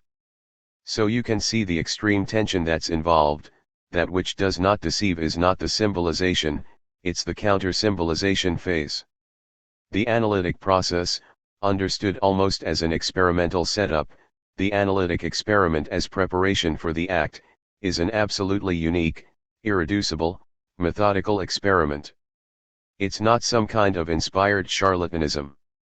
It is really a methodical procedure. What takes place in it is of the order of thinkability. Ultimately, this thinkability, and here I'm talking about the treatment itself, is that of a regulated counter-symbolization as the sign of that which does not deceive, and, naturally, of a correct symbolization taken to its point of impasse, which is its real point. Taken, that is, to its limit, because a correct symbolization does not just consist in producing symbolizations. If the symbolization must be taken to its point of impasse, because it's only there that the conjoining with the real is possible, this means that the symbolization must be taken as far as it can go. But at the same time there must be some control over the counter-symbolization insofar as it is the sign of that which does not deceive, even the sign of that which does not deceive as regards the symbolization. This means that the analytic act will necessarily be at the point of convergence of the rush to formalize, which seeks the extremity or the end point of the formalization, and of something like a restraint of the affect that does not deceive. Because anxiety must be meted out in doses, or else you'll tip over into an excess of the real. And tipping over into the excess of the real will take the form of acting out.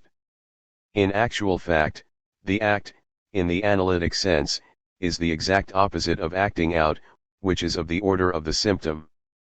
The act is precisely that of which there can be no acting out. The restraint of the affect also serves to ensure that the act is not destroyed for good by any acting out. In all this, the desire for the matheme, for pure knowledge, is the analyst's, the Lacanian analyst's, desire. And the desire for the matheme is the desire for the correct symbolization to go all the way to the end, because it's only at that end that, having been put into impasse by its real, it can produce the matheme. Thus, the analyst's desire is the desire for the matheme, but it can only occur as frustrated desire. That's the formulation I propose to you. It can only occur as frustrated desire because otherwise the analyst would be dealing, unilaterally, with the rush to formalize. And as the restraint of the affect, of anxiety, would be lacking, he would deceive himself, or be deceived. Deceived by whom? By the analysand who is there for precisely that purpose. And this frustration, the fact that the desire for the matheme can only occur as frustrated desire, is the whole point of the ethics of analysis. The imperative is, don't give way on the frustrated nature of your desire. Which, in this case, is the same thing as the famous don't give way on your desire, because the analyst's desire is in essence a frustrated desire if it is really the desire of a true analyst, insofar as, under his direction, the treatment produces an indisputable and transmissible effect of the real. The frustration of the analyst's desire could be said to be based on the conflict between mastery and anxiety. I think the analyst is an anxious master. He isn't the one who feels anxiety, although he, too, may be. I say anxious master in the sense of the master who takes upon himself the restraint of the affect in its articulation as the counter-symbolization to the correct symbolization. Under those conditions, he is finally equal to his act. It is at this point, to my mind at this point, that's called the ethics of psychoanalysis, the direction of the treatment. Yes, it's there that Lacan's anti-philosophy founders on something. That's my diagnosis, because the problem is, what apparatus of thought represents the frustration in question? In what apparatus of thought can this frustration be represented? I'm sure you've noticed that for the time being I've done no more than describe it. What apparatus of thought represents the specific way in which the desire for the matheme is bound up with the dosing out of anxiety? How are the correct symbolization, of which the act is the waste product, and the regulated counter-symbolization, which alone, in fact, determines something like the time of the conjoining of the subject with the real, coordinated? Because, if you think about it, the correct symbolization itself does not determine any time. The matheme is essentially timeless. The reason there is a time is not that there's a desire for the matheme, it's that this desire is frustrated. Therefore, the time is necessarily the time of the dosing out of anxiety. The time of the treatment is not the time of the symbolization, it is the time of the counter-symbolization. So it must be acknowledged that what determines the time, and you can see why we're inexorably approaching the thorny question of the time of the treatment, of the time, be it long or short, of the session, what determines the time here being that of the conjoining of the subject with his real, has to do with the negative procedures of the dosing out of anxiety. At this point, to which Lacan leads us, we expect a new thinking of the treatment as such. That is, if I may say so, something like new rules. Why? Because if analysis is a thought meaning something that is neither theory nor practice but something in which theory and practice are indistinguishable from each other, the space of this thought is the act involved in the analytic process. And we know very well that it was Freud who demonstrated that such an act had occurred in history, that an act had taken place.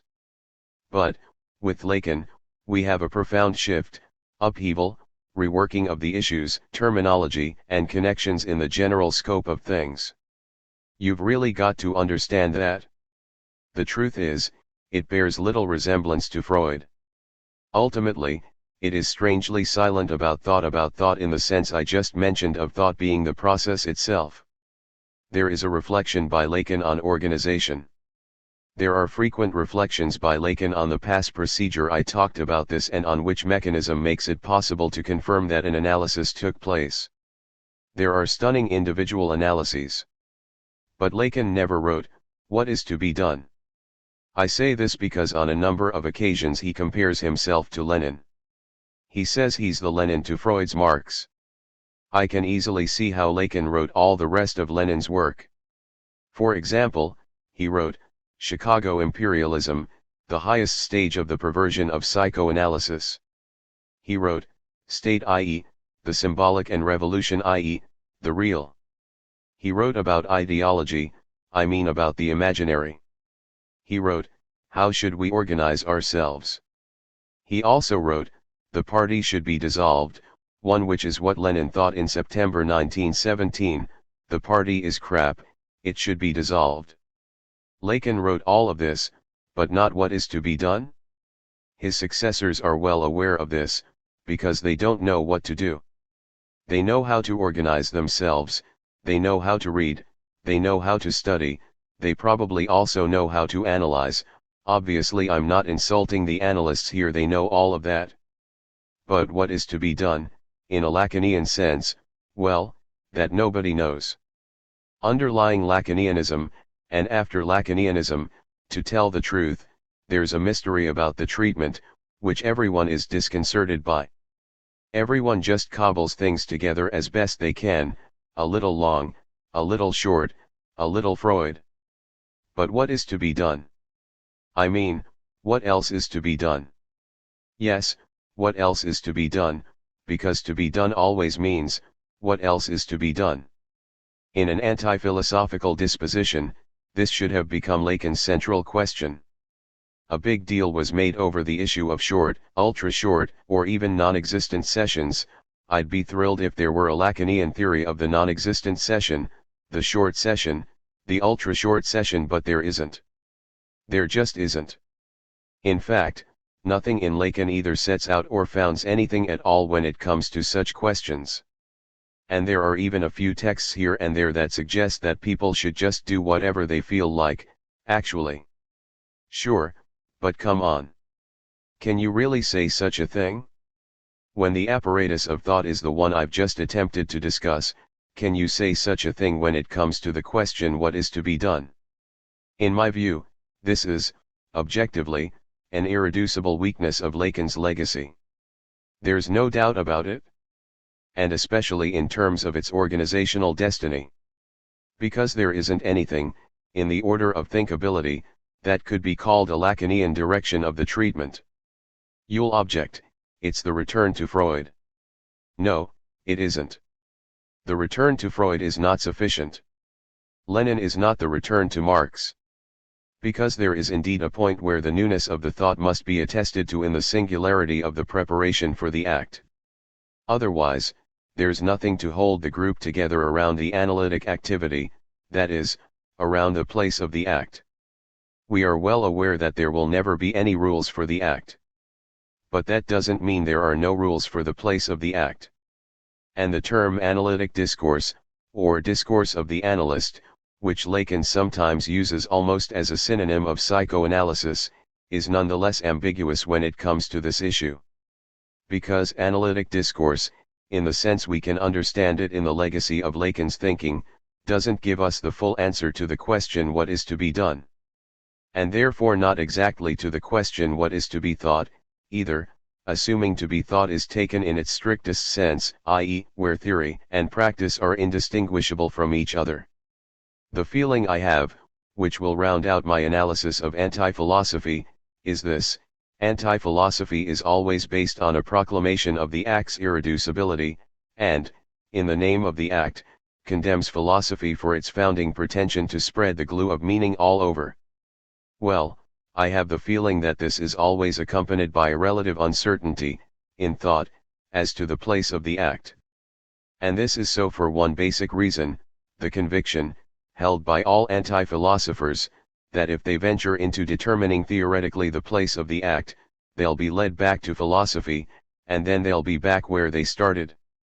After all, anti-philosophy begins with a cut or a hole made or diagnosed in the body of philosophy. That's why it always sets itself up as the philosopher's master. Regardless of whether the anti-philosopher teaches that the philosopher doesn't want to know anything about jouissance, Lacan, or that he abstracts existence, Kierkegaard, or that he knows nothing of the real God, Pascal, or that he's the enemy of feeling and of the voice of the heart, Rousseau, and so on, there nonetheless always comes a moment when the anti-philosopher, implementing the preparation for the act's irreducibility, that is, organizing the theory of his own mastery, is in his turn threatened with a philosophical overthrow, because the dominant protocol of legitimation of his act, and in particular the determination of the place of that act, also end up being a matter of discursive argumentation and of the concept, that is to say, they end up being, quite simply, philosophical. Yes, everything hinges on the question of the place of the act, of what I'd call the preparation for it, what regulates the preparation by which the act attains its impossible necessity. It's the question what is to be done. And you're obviously not going to answer the question what is to be done, with, the analytic act. How dumb would that be? What is to be done, means, what determination in thought should I maintain as to the place of the act? Or in Lacanian terms, what presents the frustrated desire of the analyst as best as possible, with no guarantees but as best as possible? What new rules can at least regulate the relationship between the symbolization and the counter-symbolization? What is to be done if I'm a Lacanian analyst? What is to be done other than what everyone since Freud has always done? But to decide about that issue is ultimately to answer the question, what is to be thought? However, that's too risky for an anti-philosopher. It's too philosophical. It's the issue in which the danger of philosophy crops up again. It is well known, for example, that, for Pascal, the act is the question of conversion. Before there can be any thinking, you have to convert, you have to believe. We know that the thinkable framework of this conversion is the framework of the wager.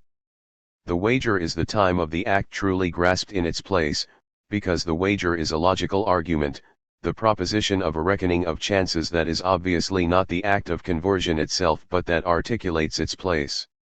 We can clearly see the connection between the act and its place in the space of the proposition of the wager. But why wager? That's always the question Pascal comes up against. The libertine might answer, I don't wager. I have no desire to wager. I don't even give a damn about your reckoning of chances. So, it's clear that the question what is to be done, comes up here. In other words, what is to be done to make him want to wager? It's not enough to see that, once he wagers, he'll wager on God. He first has to wager. And in that regard, it's the question of the process, the question of the place, of the preparation for the act. And with Pascal, there's nothing but a very minimal argumentative philosophy concerning the point that wagering on God is more advantageous than not wagering. It's very weak. That's as far as it goes. In the final analysis, there is no legitimation possible, in thought, of the decisive place of the Pascalian act conversion, the place that's the figure of the wager. Because the question as to how you can bring someone around to wagering cannot be inferred from the wager itself and inevitably reverts to the methods of philosophical persuasion. You can see how this question is the same as the one that I'm asking in connection with the direction of the treatment. Of course, there has to be a place of the analytic act. But what, ultimately, is that place, in terms of its novelty? You can easily see the problem, the point where the threat of a return of philosophy emerges. If Pascal had pursued the question why wager, an answer would have been possible, namely, showing that the libertine is unhappy. That would be the only solution. Except, the thesis that the libertine is unhappy, unhappier than the wise man, is a foundational thesis of philosophy. It is Plato's thesis exactly, the bad man is unhappy. That's why it works for Socrates. He can tell the people who have a choice between becoming hedonistic tyrants or philosophical wise men, my side's the right side. I'm going to demonstrate to you that, on one side there's happiness and on the other, there's unhappiness. So if you want to prove that the libertine is unhappy, you're in philosophy up to your eyeballs. And Pascal, a man of the utmost logical rigor, won't go down that road. He won't show that he and he alone for whom this wager is intended, the inveterate libertine, is unhappy and that he'd become happy by converting. As a result, we have no idea how he can go about bringing the libertine around to the wager. So there's no Pascalian what is to be done, either. Someone interrupts, nor is there a Socratic what is to be done, when Callicles refuses to speak. There's a stumbling block there, too. Careful. Your comparison doesn't hold up. There is a Socratic what is to be done, because, unlike Pascal's libertine, Callicles in the Gorgias is by no means Socrates' interlocutor, the person he wants to bring around to the philosophical determination of the idea.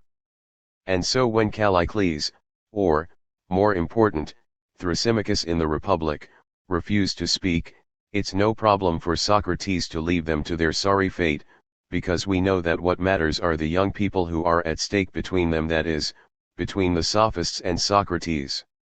And those who are at stake between them and Socrates clearly get what's going on. They see that at some point Callicles and Thrasymachus will have to shut up, and that Socrates, who has remained master of the terrain, will show that happiness is on his side. And that's that. The situation is not at all comparable. Pascal wants to convert the libertine, while Socrates has absolutely no intention of winning the sophists over. He just wants to show the young people that you can shut the sophists up and get down to business. Another objection: I think there's a place of the act for Lacan. It's a situation that holds together, that's consistent, even at the point of the cut. If you're saying that the act is the cut in the consistent space of a topology, I fully understand, but in that case it's a formal thinking of the act, which says nothing about the what is to be done, as regards the process by which we must conduct ourselves to create consistency in such a way that the subject is faced with the lack of any way out except a cut. It says nothing about the what is to be done. Cutting a knot is a terminal operation of the treatment, but to say as much gets us nowhere in terms of the new rules of the process, which compels this cut while at the same time dosing out the affect that does not deceive about the state of the process itself. The questioner persists: what about interpretation? Interpretation is so far from being an answer to our question that Lacan's rule would more likely be not that he says this either to interpret as little as possible.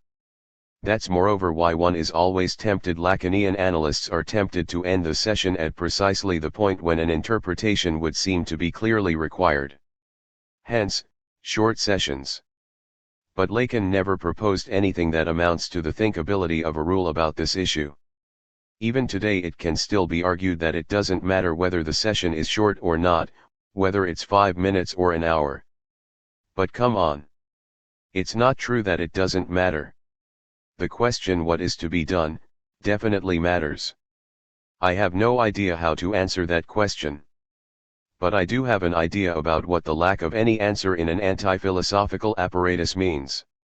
I have an idea about Lacan's silence when it came to the actual forms, the rules of action, that would give meaning to this ethics of psychoanalysis, a term he coined, if that term is understood, as it should be, as relating to a new conception of the direction of the treatment.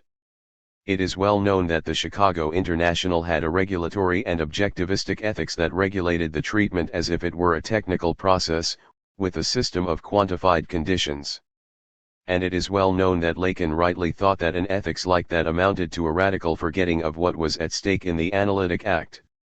But he never opposed anything other than either very piecemeal or overly general ideas to that regulatory, objectivistic, technicized process, which he considered had become a mechanism of adaptation to the dominant social order. Someone comments, but there's nonetheless a signifier: as far as I'm concerned, the analyst plays the saint. For me, that's an answer to the question what is to be done, too. You're referring to the analyst's position, to a sort of subjective paradigm. But what we're talking about under the heading of the question what is to be done, is not exactly that. It's the question of the composition of the process itself, of the rules of the process, which is an issue Freud dealt with time and again, and in the most precise way. The questioner persists, playing the saint: it's better not to, at the outset. In other words, at first, the analyst positions himself elsewhere. So that clearly indicates what must be done. No, that doesn't indicate what must be done. All it does is describe the overall trajectory of the treatment. From the position of the subject supposed to know, which is very similar to a position of mastery, and fostering transference at the beginning, the analyst must accept to end up as waste material, with the status of an abject piece of trash, in a position of disbeing comparable, in fact, to certain ascetic figures of sainthood. That's the description of a subjective ideal, but it doesn't say anything about what the new norm of the actual process of the treatment might be. It doesn't say. Why aren't there any rules? Is Lacan's conception of the treatment that it has no rules? I don't think so. Nothing suggests that that's what he thought. It's surprising that he provided so many rules and regulations when it came to questions about the group, about what an analyst is, what the operating conditions of the organization should be, etc., but said nothing, or next to nothing, about the treatment itself. For me, this is an extraordinary paradox unless we assume that the treatment's the same as it has always been. But if that's the case, then he didn't answer the question what else must be done. What you said is absolutely right, but then it's possible to think, it's always been like that. That's what Freudian analysis, where it existed at all, was. So, from this point of view, Lacan would not constitute an advance in thinking. Because if the name Lacan denotes nothing more than a reinterpretation of the Freudian system of treatment, a justified return to Freud, then it doesn't constitute an advance in thinking, in the sense in which we're talking about thinking here. Lacan, in that case, is not Freud's Lenin. If, however, Lacan is the name of an advance in thinking, it must be a revolution in the revolution, as they say. And I think that that is in fact the case. But what I note is that Lacan doesn't say in what sense, in terms of the direction of the treatment, he really is proposing a revolution in the Freudian revolution. On this specific issue, he doesn't say. And that's what constitutes the stumbling block in his own system. Someone else strenuously objects, but Lacan did write a very long text on the direction of the treatment. But there's nothing about the direction of the treatment in the text, the direction of the treatment and the principles of its power. E. 489 to 542. Protests in the audience. There's nothing. Lacan spoke time and again about the direction of the treatment, about the fact that all his thinking came from clinical practice, but who, on reading the text, the direction of the treatment, can consider himself a Lacanian in unity with the others on the question of the treatment? No one. The objector, more adamantly, but maybe he wasn't seeking any such unity. I even think that Lacan considered a potential unifying thinking as something dangerous. That's how I've read him. This is a very important point. He is even somewhat suspicious of unifying thinking. And he says so in a number of his seminars. He's even quite close to the wager of Pascal that you were talking about. He says the treatment's a lost cause. But that it's really the only chance we have of getting better. That shows that there's an approach, in Lacan, to a direction of the treatment that may seem the opposite of a rule but is, for me at any rate, a guarantee, or, how should I put it, a kind of guarantee, actually, because it's not a unifying thinking. To me, a thinking that is not unifying is not even a thinking, if by thinking, once again, is meant something that unifies theory and practice in an effective process. And how can you call yourself Freud's Lenin if you don't propose a new figure of the unity of action, if only in the treatment? What's the point of founding a school? Obviously, many Lacanians, or people who say they are, derive some benefit from making everyone think the total fog they've been left in regarding the problem of the direction of the treatment is precisely what the master's real teaching was. He did in fact seem to teach that there's nothing specific to be taught about this issue. Yet, when Lacan wanted to say things about all sorts of issues, he said them. So we can wonder, retrospectively, what it means for Lacan to have been so reticent about the locus of thought, about practical procedures, about what, in politics, is called the working style. Of course, the Chicago crowd had defined rules that could be considered totally bureaucratized. He essentially condemned the theoretical revisionism this moralizing bureaucratization reflected. But, once again, there's a striking contrast between all the detail he went into about questions of organization and the paucity of what was said about the process of the treatment as such. It's not true that he didn't care about anything that had to do with practice. When it came to deviations, to the nature of organizations, he could be very strict about rules and how. But what about the treatment? He was immediately attacked from all sides on the issue of the length of the sessions. But mum was the word on that, as on all the issues, practically speaking, that were related to the understanding of the process of the treatment. My hypothesis is that the frustrated desire, which I was talking about as the place of the ethics of psychoanalysis, includes, if you want to give a thinkable local assignment of it, a theory of time. There you go. A theory of time, that is, of the time of the act. Because, in the final analysis, that's what it's all about. I already suggested as much to you. What determines the time is not the correct formalization and its impasse, but the other aspect, the counter-symbolization that's organically linked to the dosing out of anxiety. It is therefore the dimension of the affect that determines the time. Obviously, this is not something separable, it's even completely intertwined with the process of interpretation, but it's in that dimension that the time is determined. A theory of time that is precisely not a theory of logical time. Point 3. We should take very seriously the fact that the final Lacan was so preoccupied with space. It's very striking, the final Lacan's whole investment of thought was in space, including the theory of the act, which, in the guise of a cut in non-orientable surfaces, seeks its spatial paradigm. And, once again, the anti-philosophical spirit rears its head. For it could be shown that, in any given anti-philosophy, the unprecedented nature of the act is always characterized as not being subject to time. Or, more precisely, as being something like the non-temporal guarantee of time. That's the reason Hegel, for whom time is the being there of the concept, is the mortal enemy of all the anti-philosophers, for whom the act is the intemporal essence of time. Lacan often compared his topology to Kant's transcendental aesthetic. He said that his topology was a revision, a reworking at once aesthetic and critical, of the transcendental aesthetic of time, i.e., of the Kantian theory of space and time. Here, there's an anti-philosophical aesthetic that I'd simply say is a spatial metaphor of eternity, or something like that. Lacan is opposed to philosophy, contemporary philosophy in particular, because it supposedly always maintains the constitutive dimension of time. If you take his topology, how does it basically present the act? It presents it as a sudden, atemporal cut in a paradoxical configuration of space.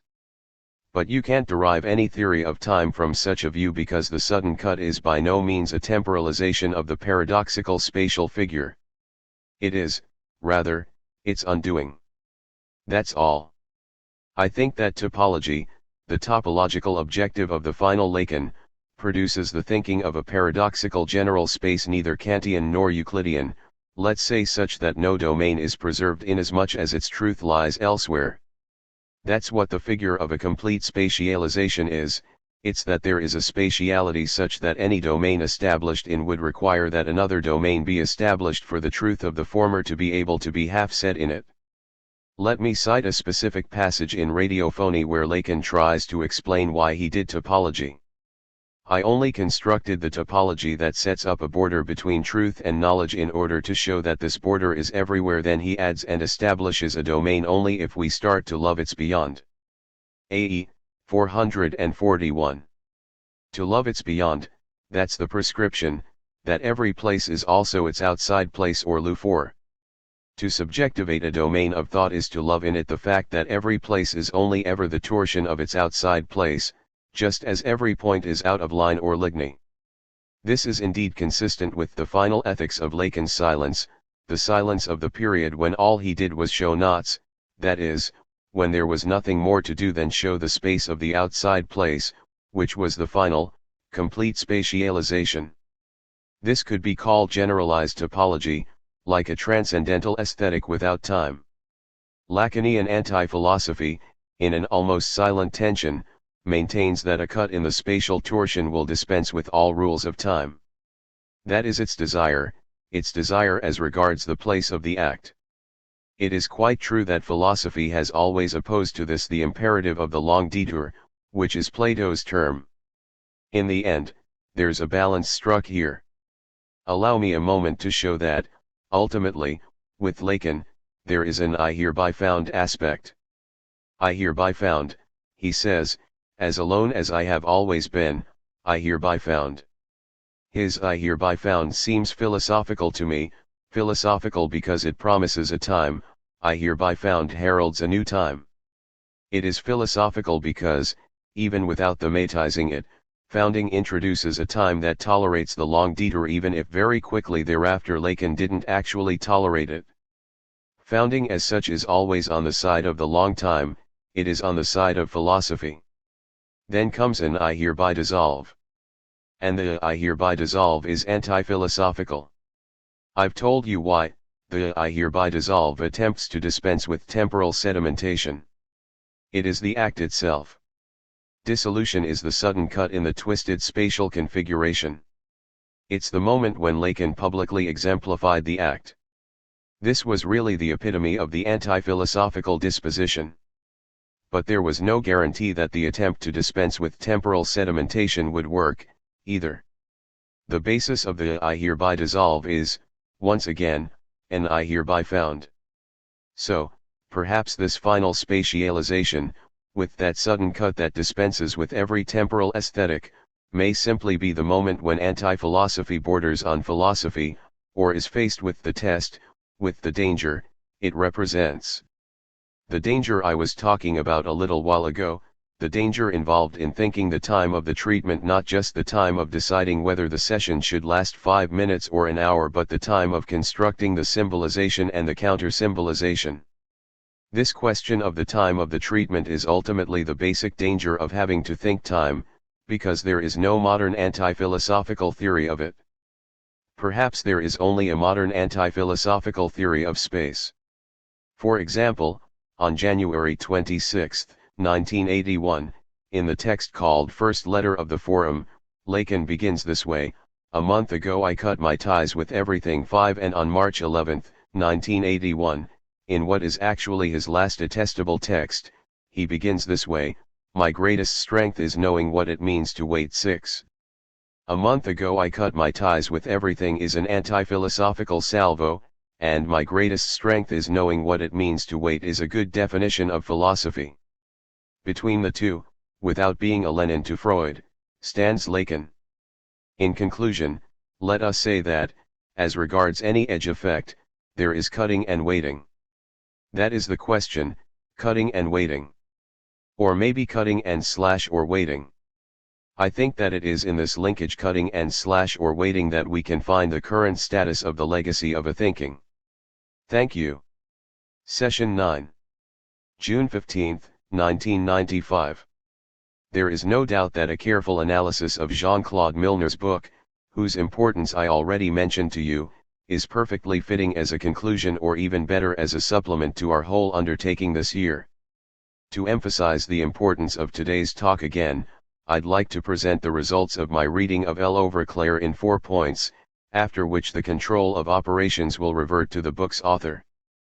First of all, what's striking about this book is its status. Very early on, Jean-Claude Milner points out the paradox that, in his view, the book in question is not, strictly speaking, a book about Lacan. To that effect, he makes the following very remarkable claim: all the books about Lacan are excellent. So adding one more, which could only be excellent, is unnecessary.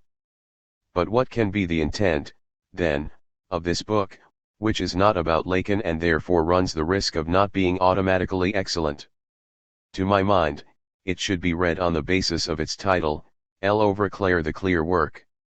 It should be read as a book producing clarity on a point of thought to which the textual signifier Lacan happens to be attached. But since this conjunction is just a conjunction, it's not exactly Lacan who is discussed in the book. Starting with a configuration of thought whose center of gravity is science, the author attempts to show how what can be understood or extracted. I think it's more of an extraction from this configuration of thought and its evolution, or even, ultimately, its dissolution, functions in the Lacanian text.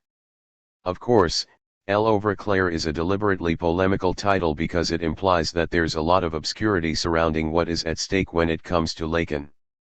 And, in that sense, this book is a book of the Enlightenment. This is what gives it its exceptional status as compared with everything else that's been written to date about Lacan. My second comment has to do with the figure of science. We could say that the Lacanian extraction, let's call it that, is explicitly intended for placing this figure under a special light that will allow it to be X-rayed, as it were. Lacan is an operator, he is what makes a spectral cut of sorts possible in the contemporary figure of science. What then strikes Jean-Claude Milner about this X-rayed figure of the scientific configuration is the radical theme of contingency. Jean-Claude Milner is a great philosopher of contingency.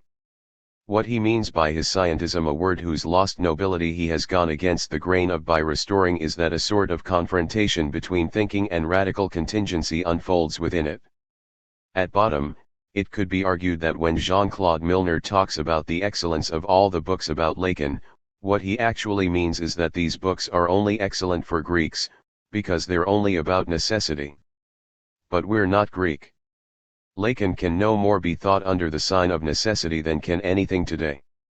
Let's say, as we are no longer Greek, that any figure of necessity is a pious figure. This is why the excellence of all the books about Lacan is the dubious excellence of piety, while the risk taken by Milner is that of exactitude. My third comment concerns the theory of the work as a whole. L/1 Jean-Claude Milner maintains that, within the Lacanian corpus, we can confine ourselves solely to the acrits. In his opinion, nothing that is only in the seminars is essential for understanding Lacan's work. Hence my interest. I have long been struck by the fact that there is a recurrent question about what the work of an anti-philosopher is.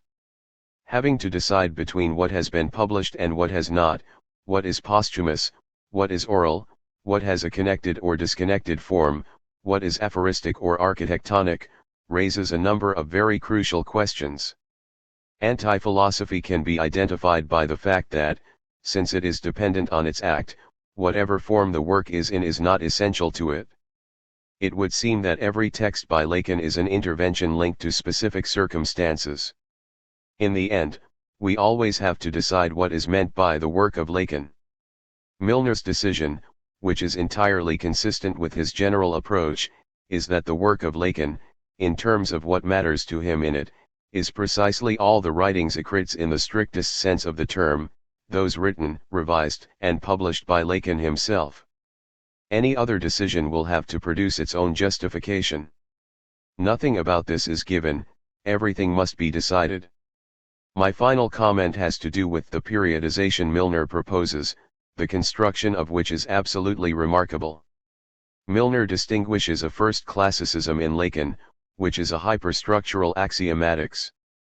This is followed by a second classicism, based on the matheme, which is a sort of final deconstruction of the first classicism. Literality itself tends to vanish. The details of the demonstration of this distinction between two sequences of thought are very convincing. One guideline Milner suggests for understanding the periodization is the status of the Lacanian doctrine regarding mathematics. And this is actually the question of the way in which Lacan was under the paradigm of the Bourbaki group.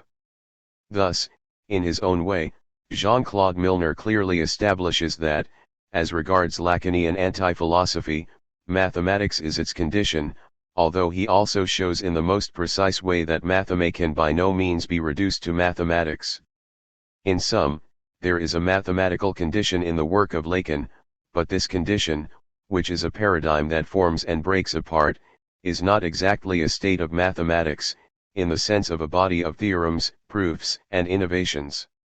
Rather, it is mathematics apprehended as a thought project in a broad sense, in this case, Bourbakian mathematics as a signifier of the power of literality. When Jean-Claude Milner, in his deconstruction of Lacan at the end of his book, announces that, perhaps, mathematics' new destiny will go beyond literality or include cuts that will no longer be within the paradigm of literality. He shows how a change in this condition affected the Lacanian apparatus of thought.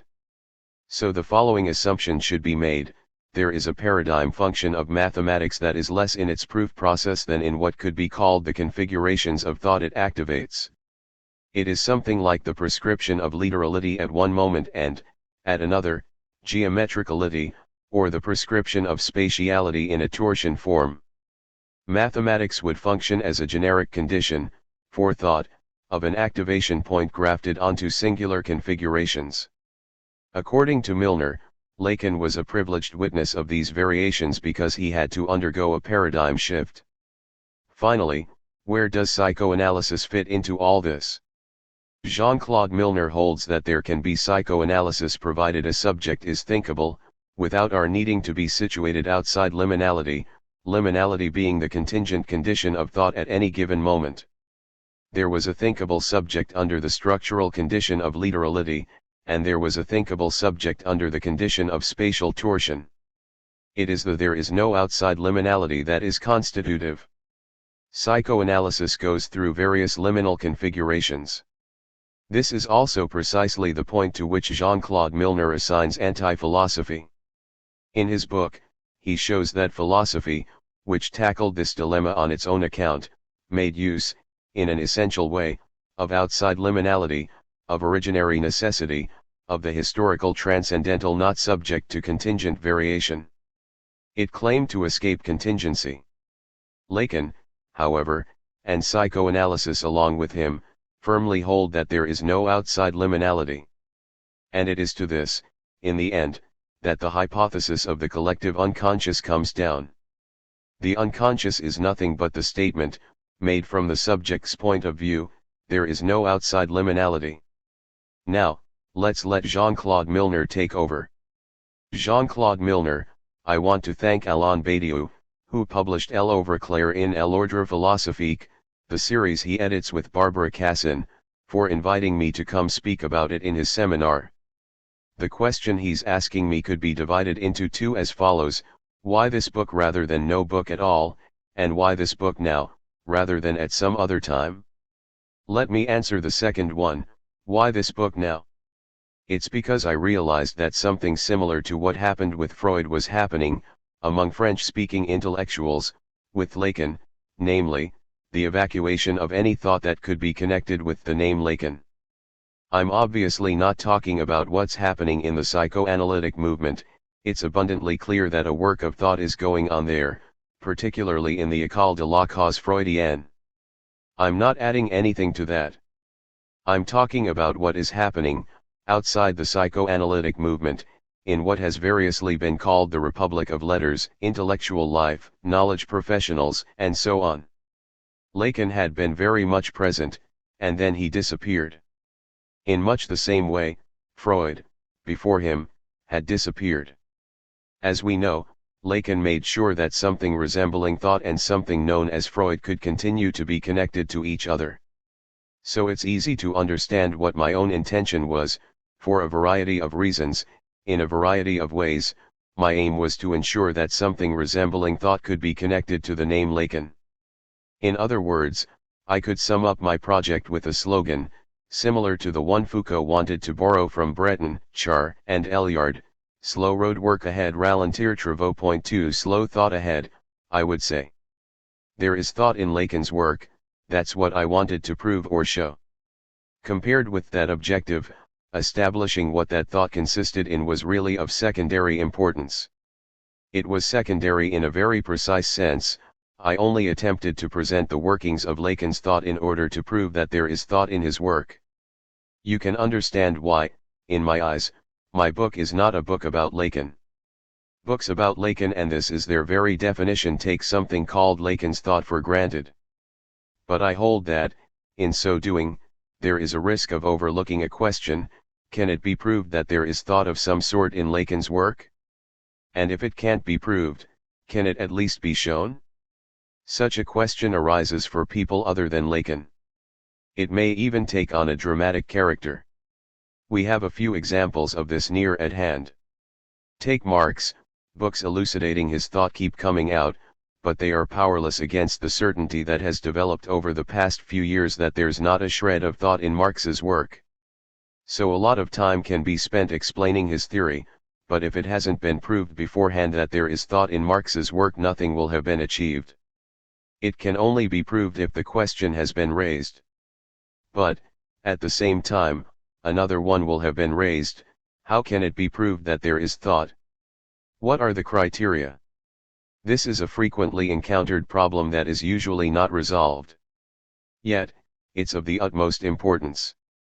In many cases, far more numerous than is usually supposed, the solution depends on a pure and simple principle of authority. We accept as axiomatic that there is thought in a given writer's work because trustworthy people have accepted as much. These trustworthy people are assumed to be credible, often because we accept that there is thought in their work, too. In other words, we get caught up in a circle, which I wouldn't necessarily say is a vicious one. It's the very circle of every cultural tradition.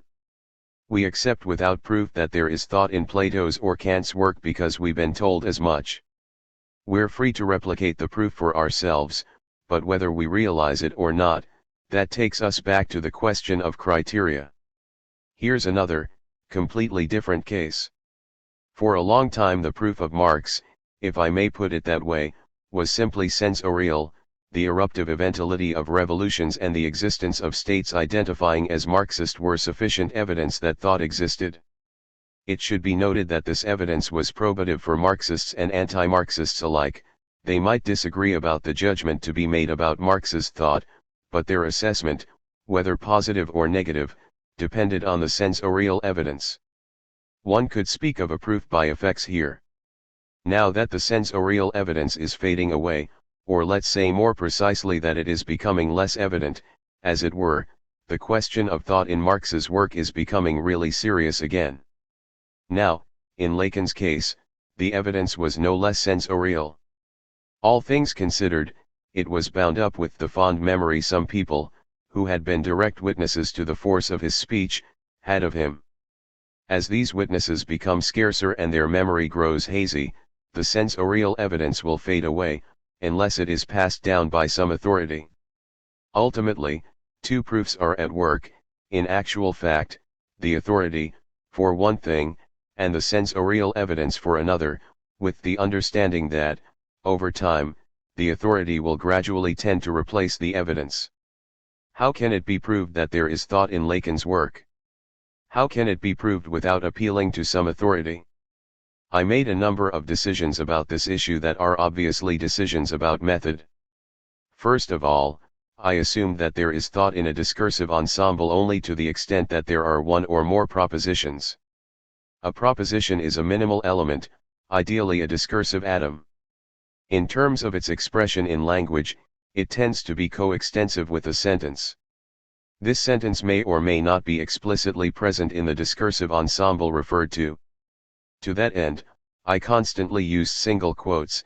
In my method, they serve to isolate a proposition. Propositions are thereby distinguished from citations, which are enclosed in double quotes. It sometimes happens that the propositions overlap with the citations, but that's not always the case. My method therefore consisted in setting the following agenda for myself: to isolate propositions, giving them the form of sentences and, I would add, the simplest sentences possible. Second of all, I noted, through simple observation, that one of the easiest ways of generating proposition sentences comes down, quite simply, to the more geometrico. So I used a presentation in axioms, theorems, lemmas, and so forth. I don't mean by this that the geometric method is the only effective mode of proof. There are conclusive proofs that don't obey Euclidean rules. There are Euclidean proofs that are not conclusive. Lacan himself never submitted to Euclid, and yet I concluded, after studying him Lacan, that he had proposed proofs. The more geometrico was clearly foreign to him. By subjecting him to it I was therefore allowing myself to do a certain violence to him.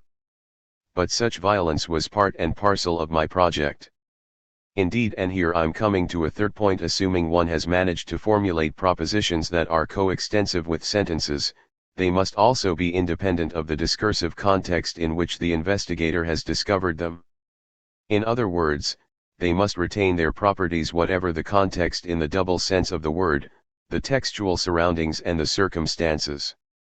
This is what I call the forcible movement method, which involves taking a proposition and removing it from its natural environment.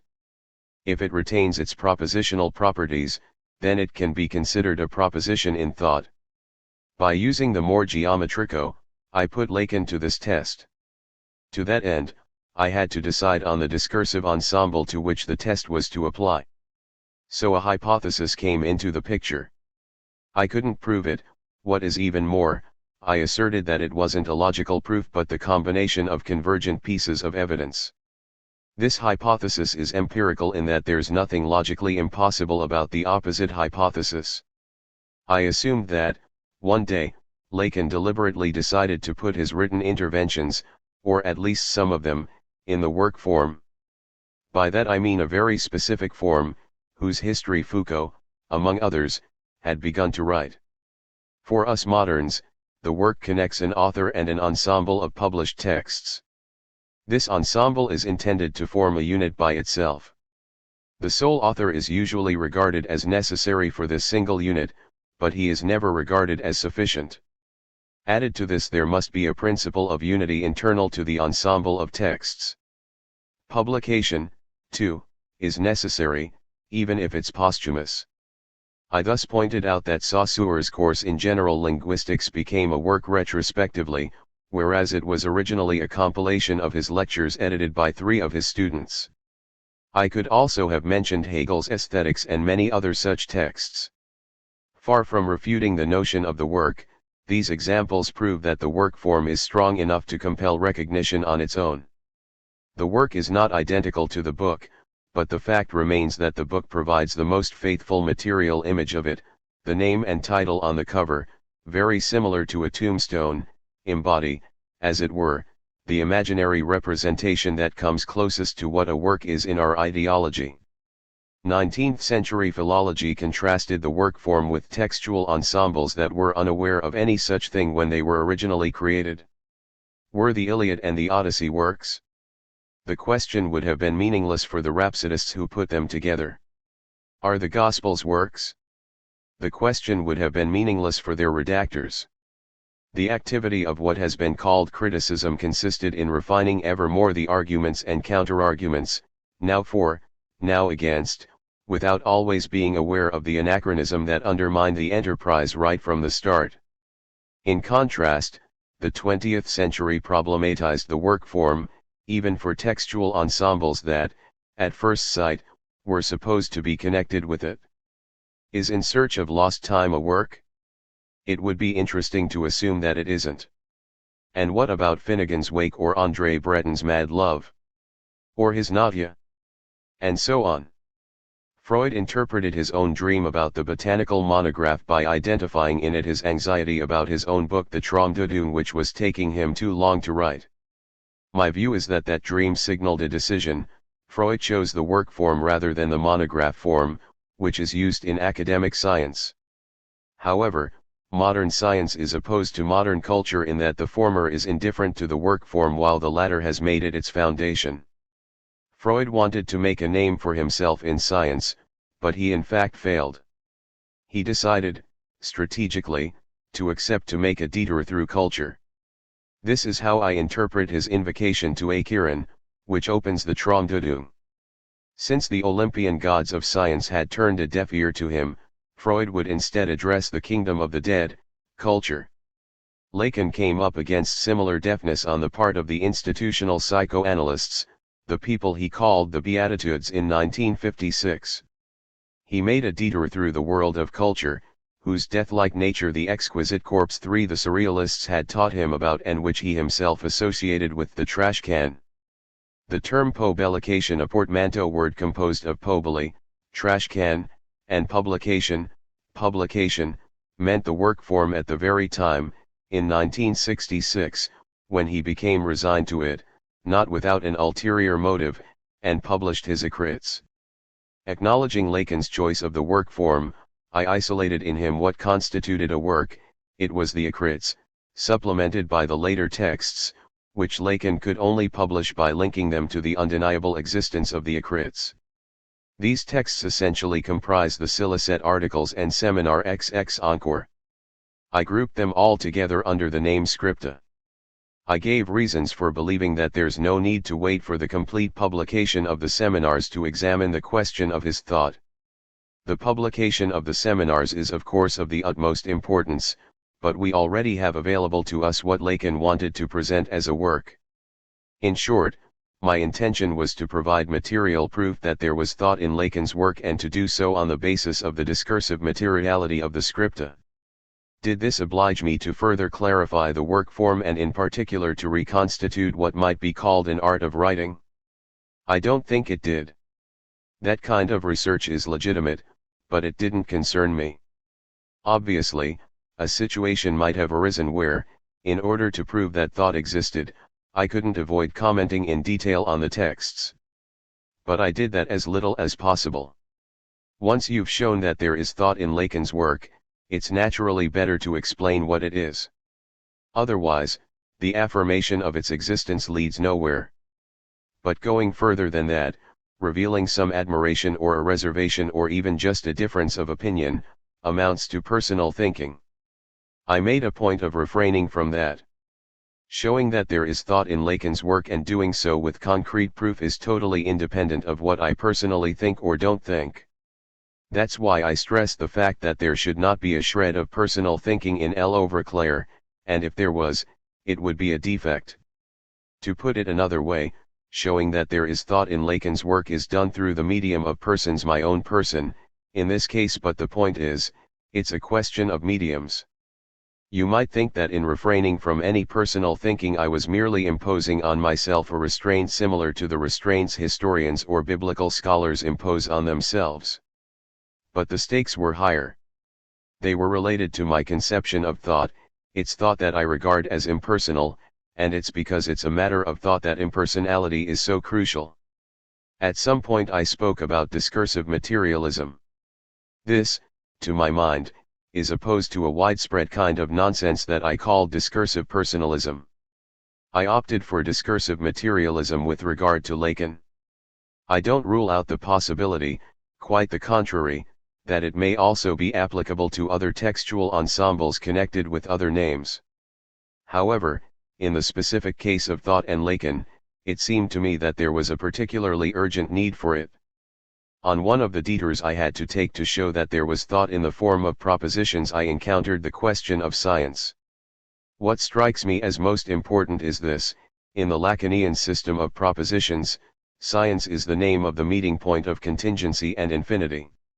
In other words, science is the name of the identity between the predicate contingent and the predicate infinite. To borrow one of Lacan's formulations, science enables us to understand how the predicate contingent represents the subject for the predicate infinite, but also how the predicate infinite represents the subject for the predicate contingent. The foreclosure of the subject, which Lacan speaks about in connection with modern science, is also a purification in both senses of the word. The foreclosed subject is purified or purged by science, insofar as it only emerges in the relation to represent established between contingent and infinite. Now, science has two sources in Lacan's work: Freud, on the one hand, whose scientism Lacan repeatedly stressed, and Coeur, on the other hand, supplemented by Kojève. At first glance, nothing could be further apart than these two approaches. Coeur, as both a historian of science and an epistemologist, categorically rejected the empiricism and the empiria criticism to which Freud, on the contrary, was committed. By defining Galileo in terms of mathematization, Coeur wiped out in one fell swoop all the approaches that linked Galileo to experimentation. Far from bringing about the revolution that enabled the move from Aristotle to Galileo, said Coeur, this experimentation depended on a decision that was prior to all experimentation, namely that mathematics, reserved by the Aristotelians to the eternal and the immutable, was applicable to the sublunary world of corruption and change. Whence it followed that the cosmological ensemble of celestial bodies need not be separated from the cosmological ensemble of earthly bodies. There is only one ensemble, called the universe. Let me pause here to point out that 19th century scientism, and Freud along with it, reasoned completely differently from the way Coyer did. Experimentation was central, mathematization, subsidiary. The latter's role was to guarantee the exactitude and precision of experimental observations. Badiou and I, and many other people, were trained to accept three theses as self-evident: a. The intrinsic superiority of any rationalist epistemology over any empiricist epistemology; b. The descriptive and explanatory superiority of any historicization of the sciences derived from rationalist epistemology over any historicization derived from empiricist epistemology; and c. The integrative nature of these superiorities, i.e., everything correct put forward by empiricist epistemology and history can be preserved and consolidated by the rationalist ones. We've been so well trained to take propositions, A, C, for granted that we can no longer see the violence hidden within them. In particular, we no longer perceive how violent Lacan's appropriation of Freud was. Contrary to all the historiographic evidence, he claimed that the science to which Freud referred was none other than the science Coyer spoke about. The gulf separating Freud from Coyer was deemed to be null and void. When Lacan acknowledges Coyer as my guide E. 727, the correction made to Freud needs to be taken into account. What he means is, Coyer guides me through a dark forest, and this dark forest, this tangled mess, Lacan would also say is Freud's theories. That said, all the detail Coyer went into, the painstaking history of mathematized physics, the move from Galileo to Kepler, from Kepler to Descartes, from Descartes to Newton, all this research was important, of course. Lacan was familiar with it and commented on it occasionally, but, ultimately, it was irrelevant compared with the essential thing, the discovery that the universe of mathematized physics was both infinite and contingent, that the collision between the contingent and the infinite wasn't experimentation but mathematization, that it was the universe's contingency that allowed it to be mathematized and that it was its mathematization that allowed it to be called infinite, even though the mathematicians didn't have a clear mathematical concept of what infinity was. If science is the name of the equivalence between the predicate X is contingent and the predicate X is infinite, I conclude, conversely, that any collision between infinity and contingency is connected with science. Now, according to Lacan, his own approach depends entirely on what he calls his hypothesis, referring explicitly to Newton. Let me remind you what it is. It can be found in Seminar XX Encore, page 142. The individual who is affected by the unconscious is the same individual who constitutes what I call the subject of a signifier. Let's unpack this. The individual is a speaking body. In his existence and in his body, he is inhabited by contingency. The unconscious stamps the mark of infinity on him. The phrase "the subject of a signifier" can be read in terms of the relation the signifier is that which represents a subject for another signifier f. 207. If, hypothetically, the individual so defined is the same individual as the subject of a signifier, we get what I stated above: the subject is that which the signifier contingent represents for the signifier infinite. The crux of the hypothesis is the assertion they are the same. But only modern science enables us to understand this sameness. Lacan's hypothesis seems to me to be no less than the hypothesis of psychoanalysis itself. This hypothesis turns out to tie infinity and contingency together, and, by the same token, it ties the questions of science and psychoanalysis together. Here, too, the problem I'm concerned with is not what psychoanalysis says, what it says in detail. The problem I'm concerned with is that it exists, with a number of features. I contend that it exists, or, more precisely, I contend that Lacan's hypothesis, what he himself calls his hypothesis, comes down to claiming that psychoanalysis exists. One of its features that strikes me is that it has something to do with the connection, in the guise of the unconscious, between infinity and contingency. More precisely, I contend that Lacan's hypothesis comes down to positing this connection. If there is an unconscious, it is because the embodied and speaking individual is affected by the infiniteness of the universe. He is affected in his body, he is affected in his speaking, if only because language, to use the notion running from Humboldt to Chomsky, is the collision between the finite and the infinite. Lacan, as a refracting crystal, is all the more so. 5 Yet, the body, affected by infinity, is also affected, in one or more of its sites, by contingency. The privileged sites of contingency are related to sexuation, sexuation being the ultimate mark of contingency on the individual. The throw of the dice that divides subjects into genders or sexes, it doesn't matter which here, cannot be abolished by the chance nature of social representations. 6 If the unconscious is the mark of infinity on the individual, who is the same individual as the subject, if sexuation is the mark of contingency, if modernity, owing to science, is based on the collision between infinity and contingency, then everything conspires to steer the modern disposition toward a discourse that connects individual, subject, unconscious, and sexuation. That discourse is psychoanalysis. The emergence of sexuality with Freud and of the sexual with Lacan focused a chain of propositions on itself. I attempted to isolate these propositions and their intersections.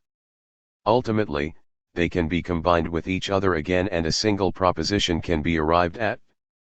I am stating that proposition here before you, there is psychoanalysis. I didn't state this in L'Overclair. In the same way, in a properly played game of French charades the word to be guessed, my whole, isn't given. Rather, the game allows it to be figured out with the help of the different clues, or parts, i.e., my first is A, my second is A, and so on. In L'Overclair I gave the parts, today I'm spelling out what the whole was. Alain Badiou, thank you so much. There's enough food for thought in what you said for one of those unforgettable discussions that go on until dawn. But I'll just ask Jean-Claude Milner 3 questions, whose arrangement, though not their proof, is Borromean. The first is an overtly sophistic question. You mentioned that the whole point, for you, was to attempt an impersonal proof of the statement there is thought in Lacan's work. The question I would ask you is as follows: is the assertion that an impersonal proof can be produced of there is thought in Lacan's work, in this case a thesis about thought or a thesis about the there is? Because, from the philosopher's point of view, they are two different options.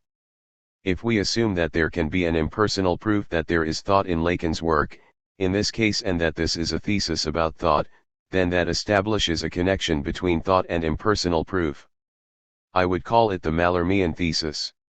If, on the other hand, we consider that the emphasis should be placed on the there is thought, in this case, and, what's more, in Lacan's work, but that the real issue is that an impersonal proof can be given of the fact that there is something thought in Lacan's work, in this case then the connection is established between impersonal proof and there is. This is what I'd call the Heideggerian thesis. At bottom, my question is very simple: is the hypothesis of a possible impersonal proof of there is thought in Lacan's work a connection between impersonality and thought?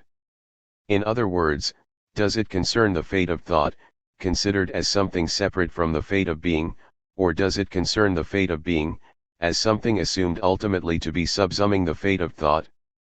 You know as well as I that the dominant view today is that there's no thought at all. And the practical essence of this view, there isn't any, is that it's dangerous, totalitarian, for there to be thought. Your undertaking regarding Lacan is absolutely relevant to the contingency of our situation. You are taking a stand by asserting that there is thought, at any rate in Lacan's work, a view that runs counter to the dominant view that there isn't any. But as soon as you give an impersonal proof of this point, if it has to do with thought, it's not the same thing as if it has to do with there is. My second question has to do with science as the name of the equivalence between contingency and infinity. My question in this case is a very precise, specific one: is this, in your opinion, a thesis about Lacan?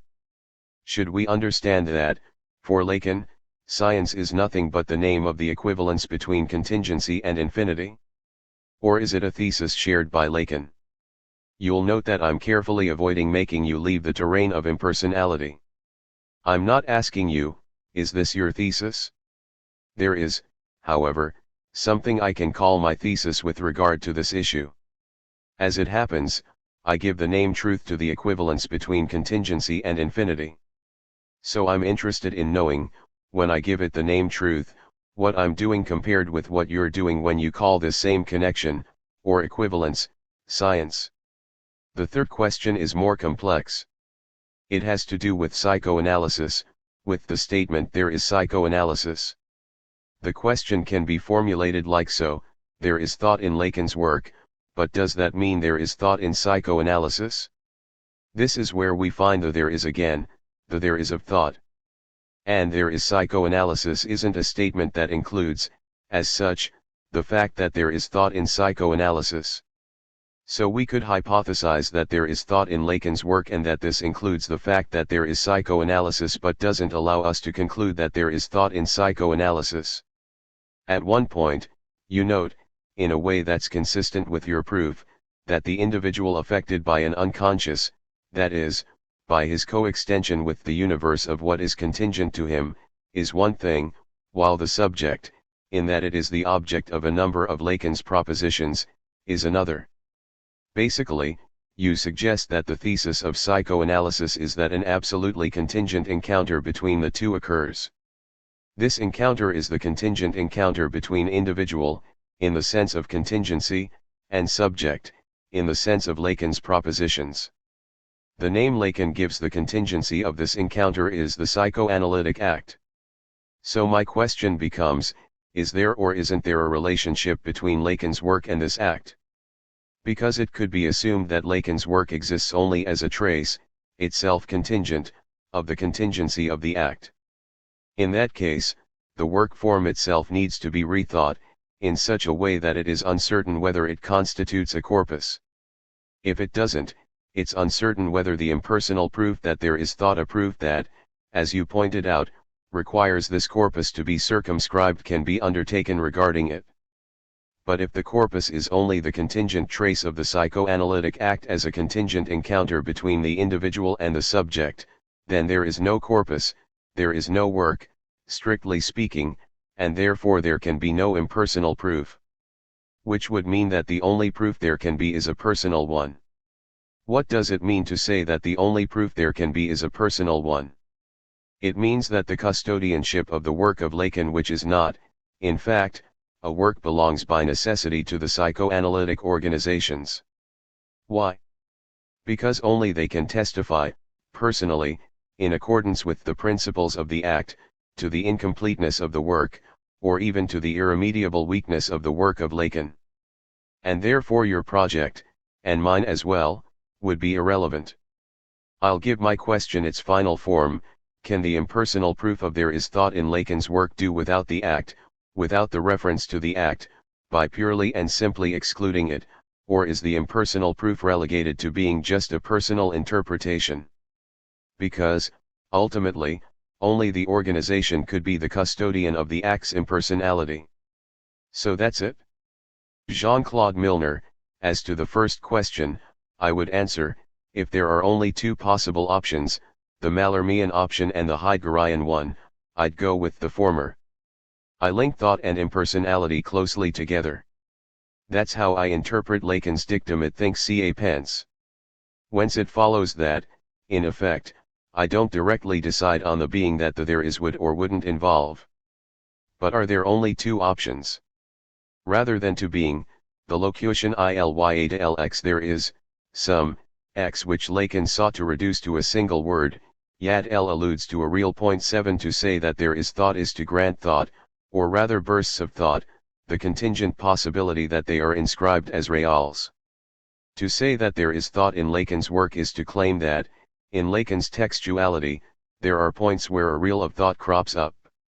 As to the second question, I could limit myself to a simple affirmation: yes, I hold that, for Lacan, so-called modern science sets up a collision between contingency and infinity.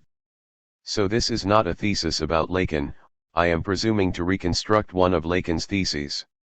Since that's the case, I think I have a duty to distinguish between several sub-questions. The first has to do with infinity.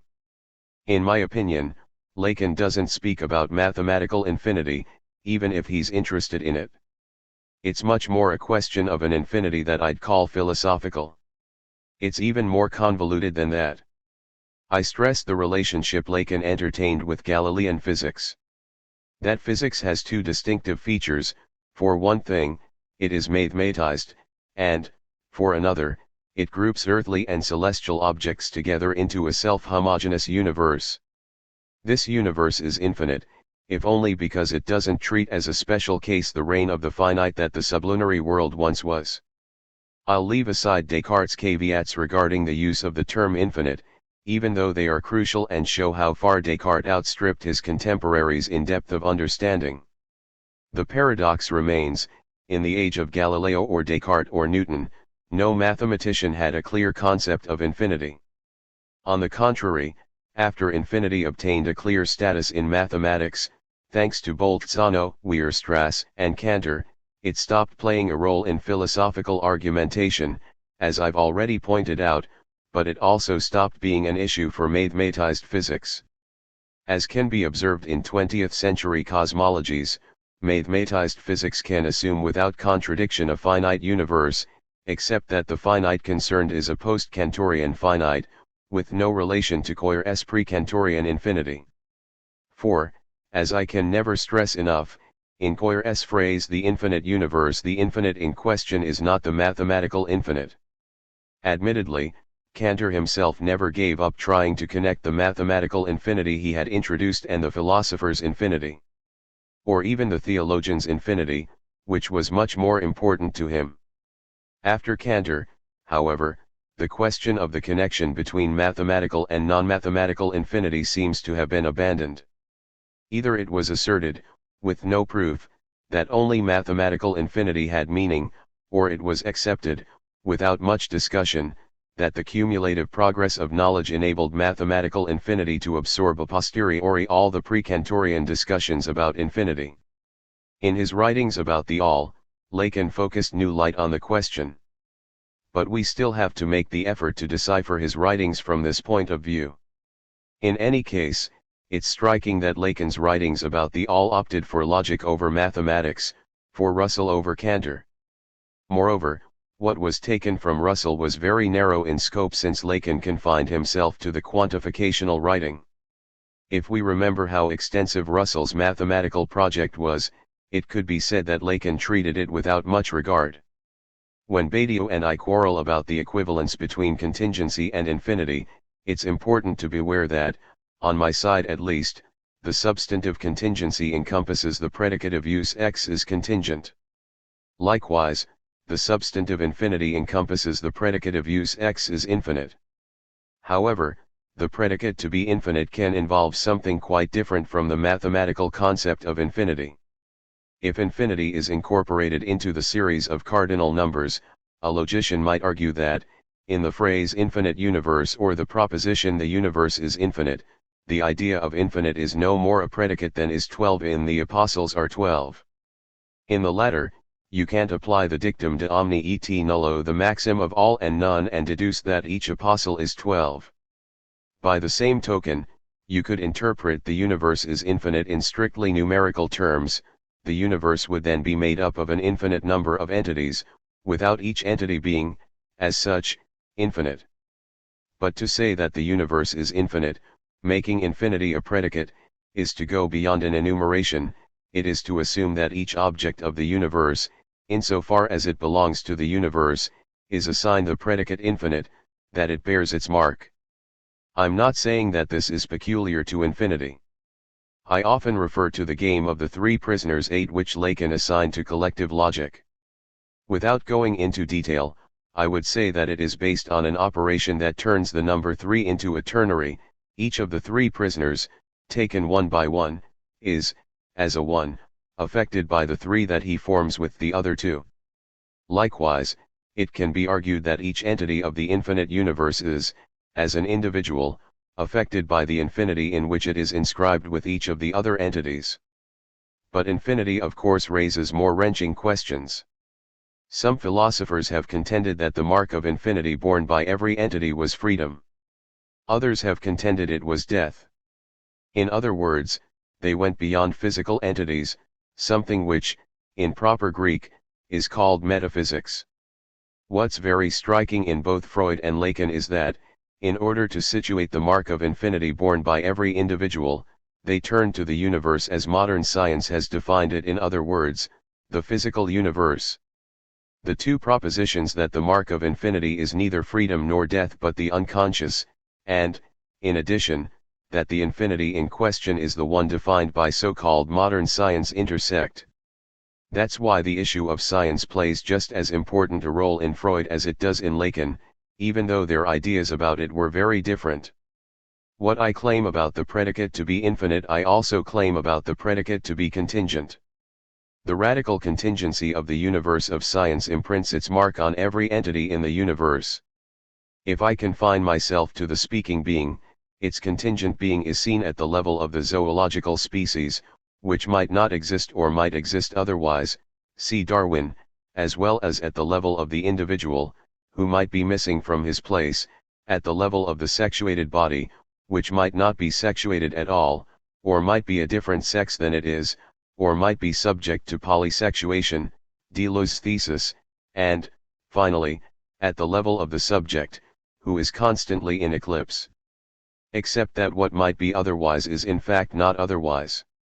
Since contingency and infinity are the substantivations of the verbal phrases to be contingent and to be infinite, we can understand how Lacan could call Coir his guide, inasmuch as Coir introduced the apparently predicative locution the infinite universe, even though Lacan dispelled many residual ambiguities. We can understand how Lacan could say Kojève was his master, since Kojève emphasized the contingent nature of the universe of modern science, as opposed to the necessary nature of the cosmos of the ancient episteme. With the understanding, here, too, that Kojève didn't say the last word about it. So I now come to the third question, that of psychoanalysis. What I understand on Badiou's part is a question about how the work of Lacan, given all the caveats I attach to the word work, and the psychoanalytic act are connected. However, in the way that I connect them, there's a third term, the proposition there is psychoanalysis. I make it play the role of the whole in charades, the word that has to be guessed, which doesn't in fact appear in the game. If that proposition were to appear in L/Claire, it would have to be its starting point. But that starting point would be observation, whereas my aim was to construct a chain of propositions, not to observe a state of fact, not even so as to develop the conditions of possibilities from it. If I may be a bit pedantic, I would refer more to a Cartesian order of reasons than to a Kantian type critique. It is very important for the first proposition in the order of reasons to have to do with the subject. So there's a big advantage to linking the propositions in such a way that the proposition there is psychoanalysis appears only later on in the discursive apparatus. In fact, instead of acting as a starting point, it acts as an end point. This allows me to explain the difference between the propositions there is thought in Lacan's work, there is psychoanalysis, and there is thought in psychoanalysis. Let's take seriously the trajectory that led Freud and Lacan to use the work form. The proposition there is thought in Lacan's, or Freud's, work makes it possible to reconstruct the chain of propositions that structure their work. In this chain, as I have reconstructed it, the proposition there is psychoanalysis emerges in the final instance. But the analogy with charades allows me to go a little further. In the same way as the whole in charades is not just a matter of adding together my first, my second, my third, and so on, I allow for a step between L/Claire and the proposition there is psychoanalysis. I set Lacan up as a work, and in the process I encounter the affirmation of the existence of psychoanalysis, but in disguised form. This is what Lacan himself calls his hypothesis, in which the name psychoanalysis does not appear directly, only its metonymic placeholder, the unconscious, does. The explicit affirmation doesn't appear. This is because there is no transition between the set of propositions and the affirmation of existence. Similarly, I don't think it's possible to go from the proposition there is thought in Lacan's work to a proposition of the type there is thought in psychoanalysis. I think such a proposition is as meaningless as asserting there is thought in physics or there is thought in poetry. Let's not confuse such a proposition, which is empty, with propositions of the type there is thought in Baudelaire's work or there is thought in Einstein's work. Ultimately, I would venture the following paradox: the intrinsic impersonality of thought cannot be given concrete expression except by its being related to a proper name, simply because the proper name may have nothing to do with a person. Kripke's greatness lay in having attempted to show this. To put it another way, far from the potential personalization of the proper name affecting the thought in the proposition there is thought in Lacan's work, it is the impersonality of the thought that affects the proper name and makes its anti-personal aspects stand out. When Kant thought, he didn't think personally, thinking thought through the medium of Kant. When Kant thought personally, he didn't think, he became the medium of his person, and even a passive medium, where we once again encounter Descartes and the treatise on the passions. If I had time, I would develop some related remarks on the pronouns called, equivocally, personal, which can be anti-personal precisely to the extent that they involve the subject. There remains the question of the psychoanalytic act. I refuse to do any more than accept the possibility of it. For someone who is not involved in psychoanalysis, it is impossible to take the step from the proposition there is psychoanalysis to the psychoanalytic act. What is that step actually? It is the step from a multiplicity to a unicity. I can understand how the possibility of any analytic act can be rejected. But I can't understand how the possibility of a psychoanalytic act that is supposedly unique in human history can be accepted. Just as, according to Christians, there was only one resurrection, accomplished by Christ. It is hard for me even to admit that psychoanalytic acts are few and far between. Consequently, to accept the possibility of the psychoanalytic act is to accept the possibility of an indefinite multiplicity of such acts. How does one go from there to the singular statement there is psychoanalysis? I don't know. The only ones who know are the psychoanalysts and the analysans. What I nevertheless think I do know is that the statement there is psychoanalysis is not intended to deny the possibility of the psychoanalytic act. Despite appearances, I am not spouting a tautology here. To make my position clearer, let me refer to a theme that Badiou has developed in his work. In many historical cases, the statement there is politics was intended to prove that there was no political act. Conversely, the statement that one or more political acts were possible was intended to make the negative claim that there was no politics. In the case of psychoanalysis, I think that these contradictory relations are irrelevant. Thus, the psychoanalytic institutes can be situated more precisely. Their basic justification, possibly their only one, is that they limit the potential disaster of psychoanalysis and the psychoanalytic act coming into conflict with each other to the point of mutually and reciprocally cancelling each other out. Taking full advantage of the analogy that I attempted to use with politics, I will turn Badiou's question back on him. Isn't the purpose of political institutions? I'm deliberately using one of Saint Just's titles to ensure that politics and the political act confirm each other mutually and reciprocally. Or at the very least that they don't cancel each other out? As for the statement there is psychoanalysis, let me come back to it one last time so as to leave nothing in the dark. I think I provided the material proof of the existence of one or more propositions in thought in Lacan's work. I argued that the linking of these propositions led to the proposition there is psychoanalysis. But even assuming I'm right about all the essential points, it still leaves the question of whether there is really psychoanalysis unresolved. The affirmation of existence or non-existence cannot be inferred. Alain Badiou, I'm in complete agreement with you about that. There is thought in Lacan's work only if there is the proposition there is psychoanalysis. But the proposition in thought that there is psychoanalysis is part of the fact that there is, in general, thought. I, too, leave completely open the question of whether there is psychoanalysis, and I do so in accordance with the principle that the proof, in thought, of the there is doesn't resolve the question of the there is. In other words, the there is of the there is not a matter of thought. Well, in any case, For our last session of 1994 to 95 we've had a real proof of the fact that there is thought. It's like in a symphony, when the conclusion of the last movement attempts to show that there is indeed a tonal system on the basis of which this music can be played, and, to that end, amplifies and orchestrates, in the most subtle and emphatic way possible, the final occurrence of the themes. I thought I'd be done with anti-philosophy this year.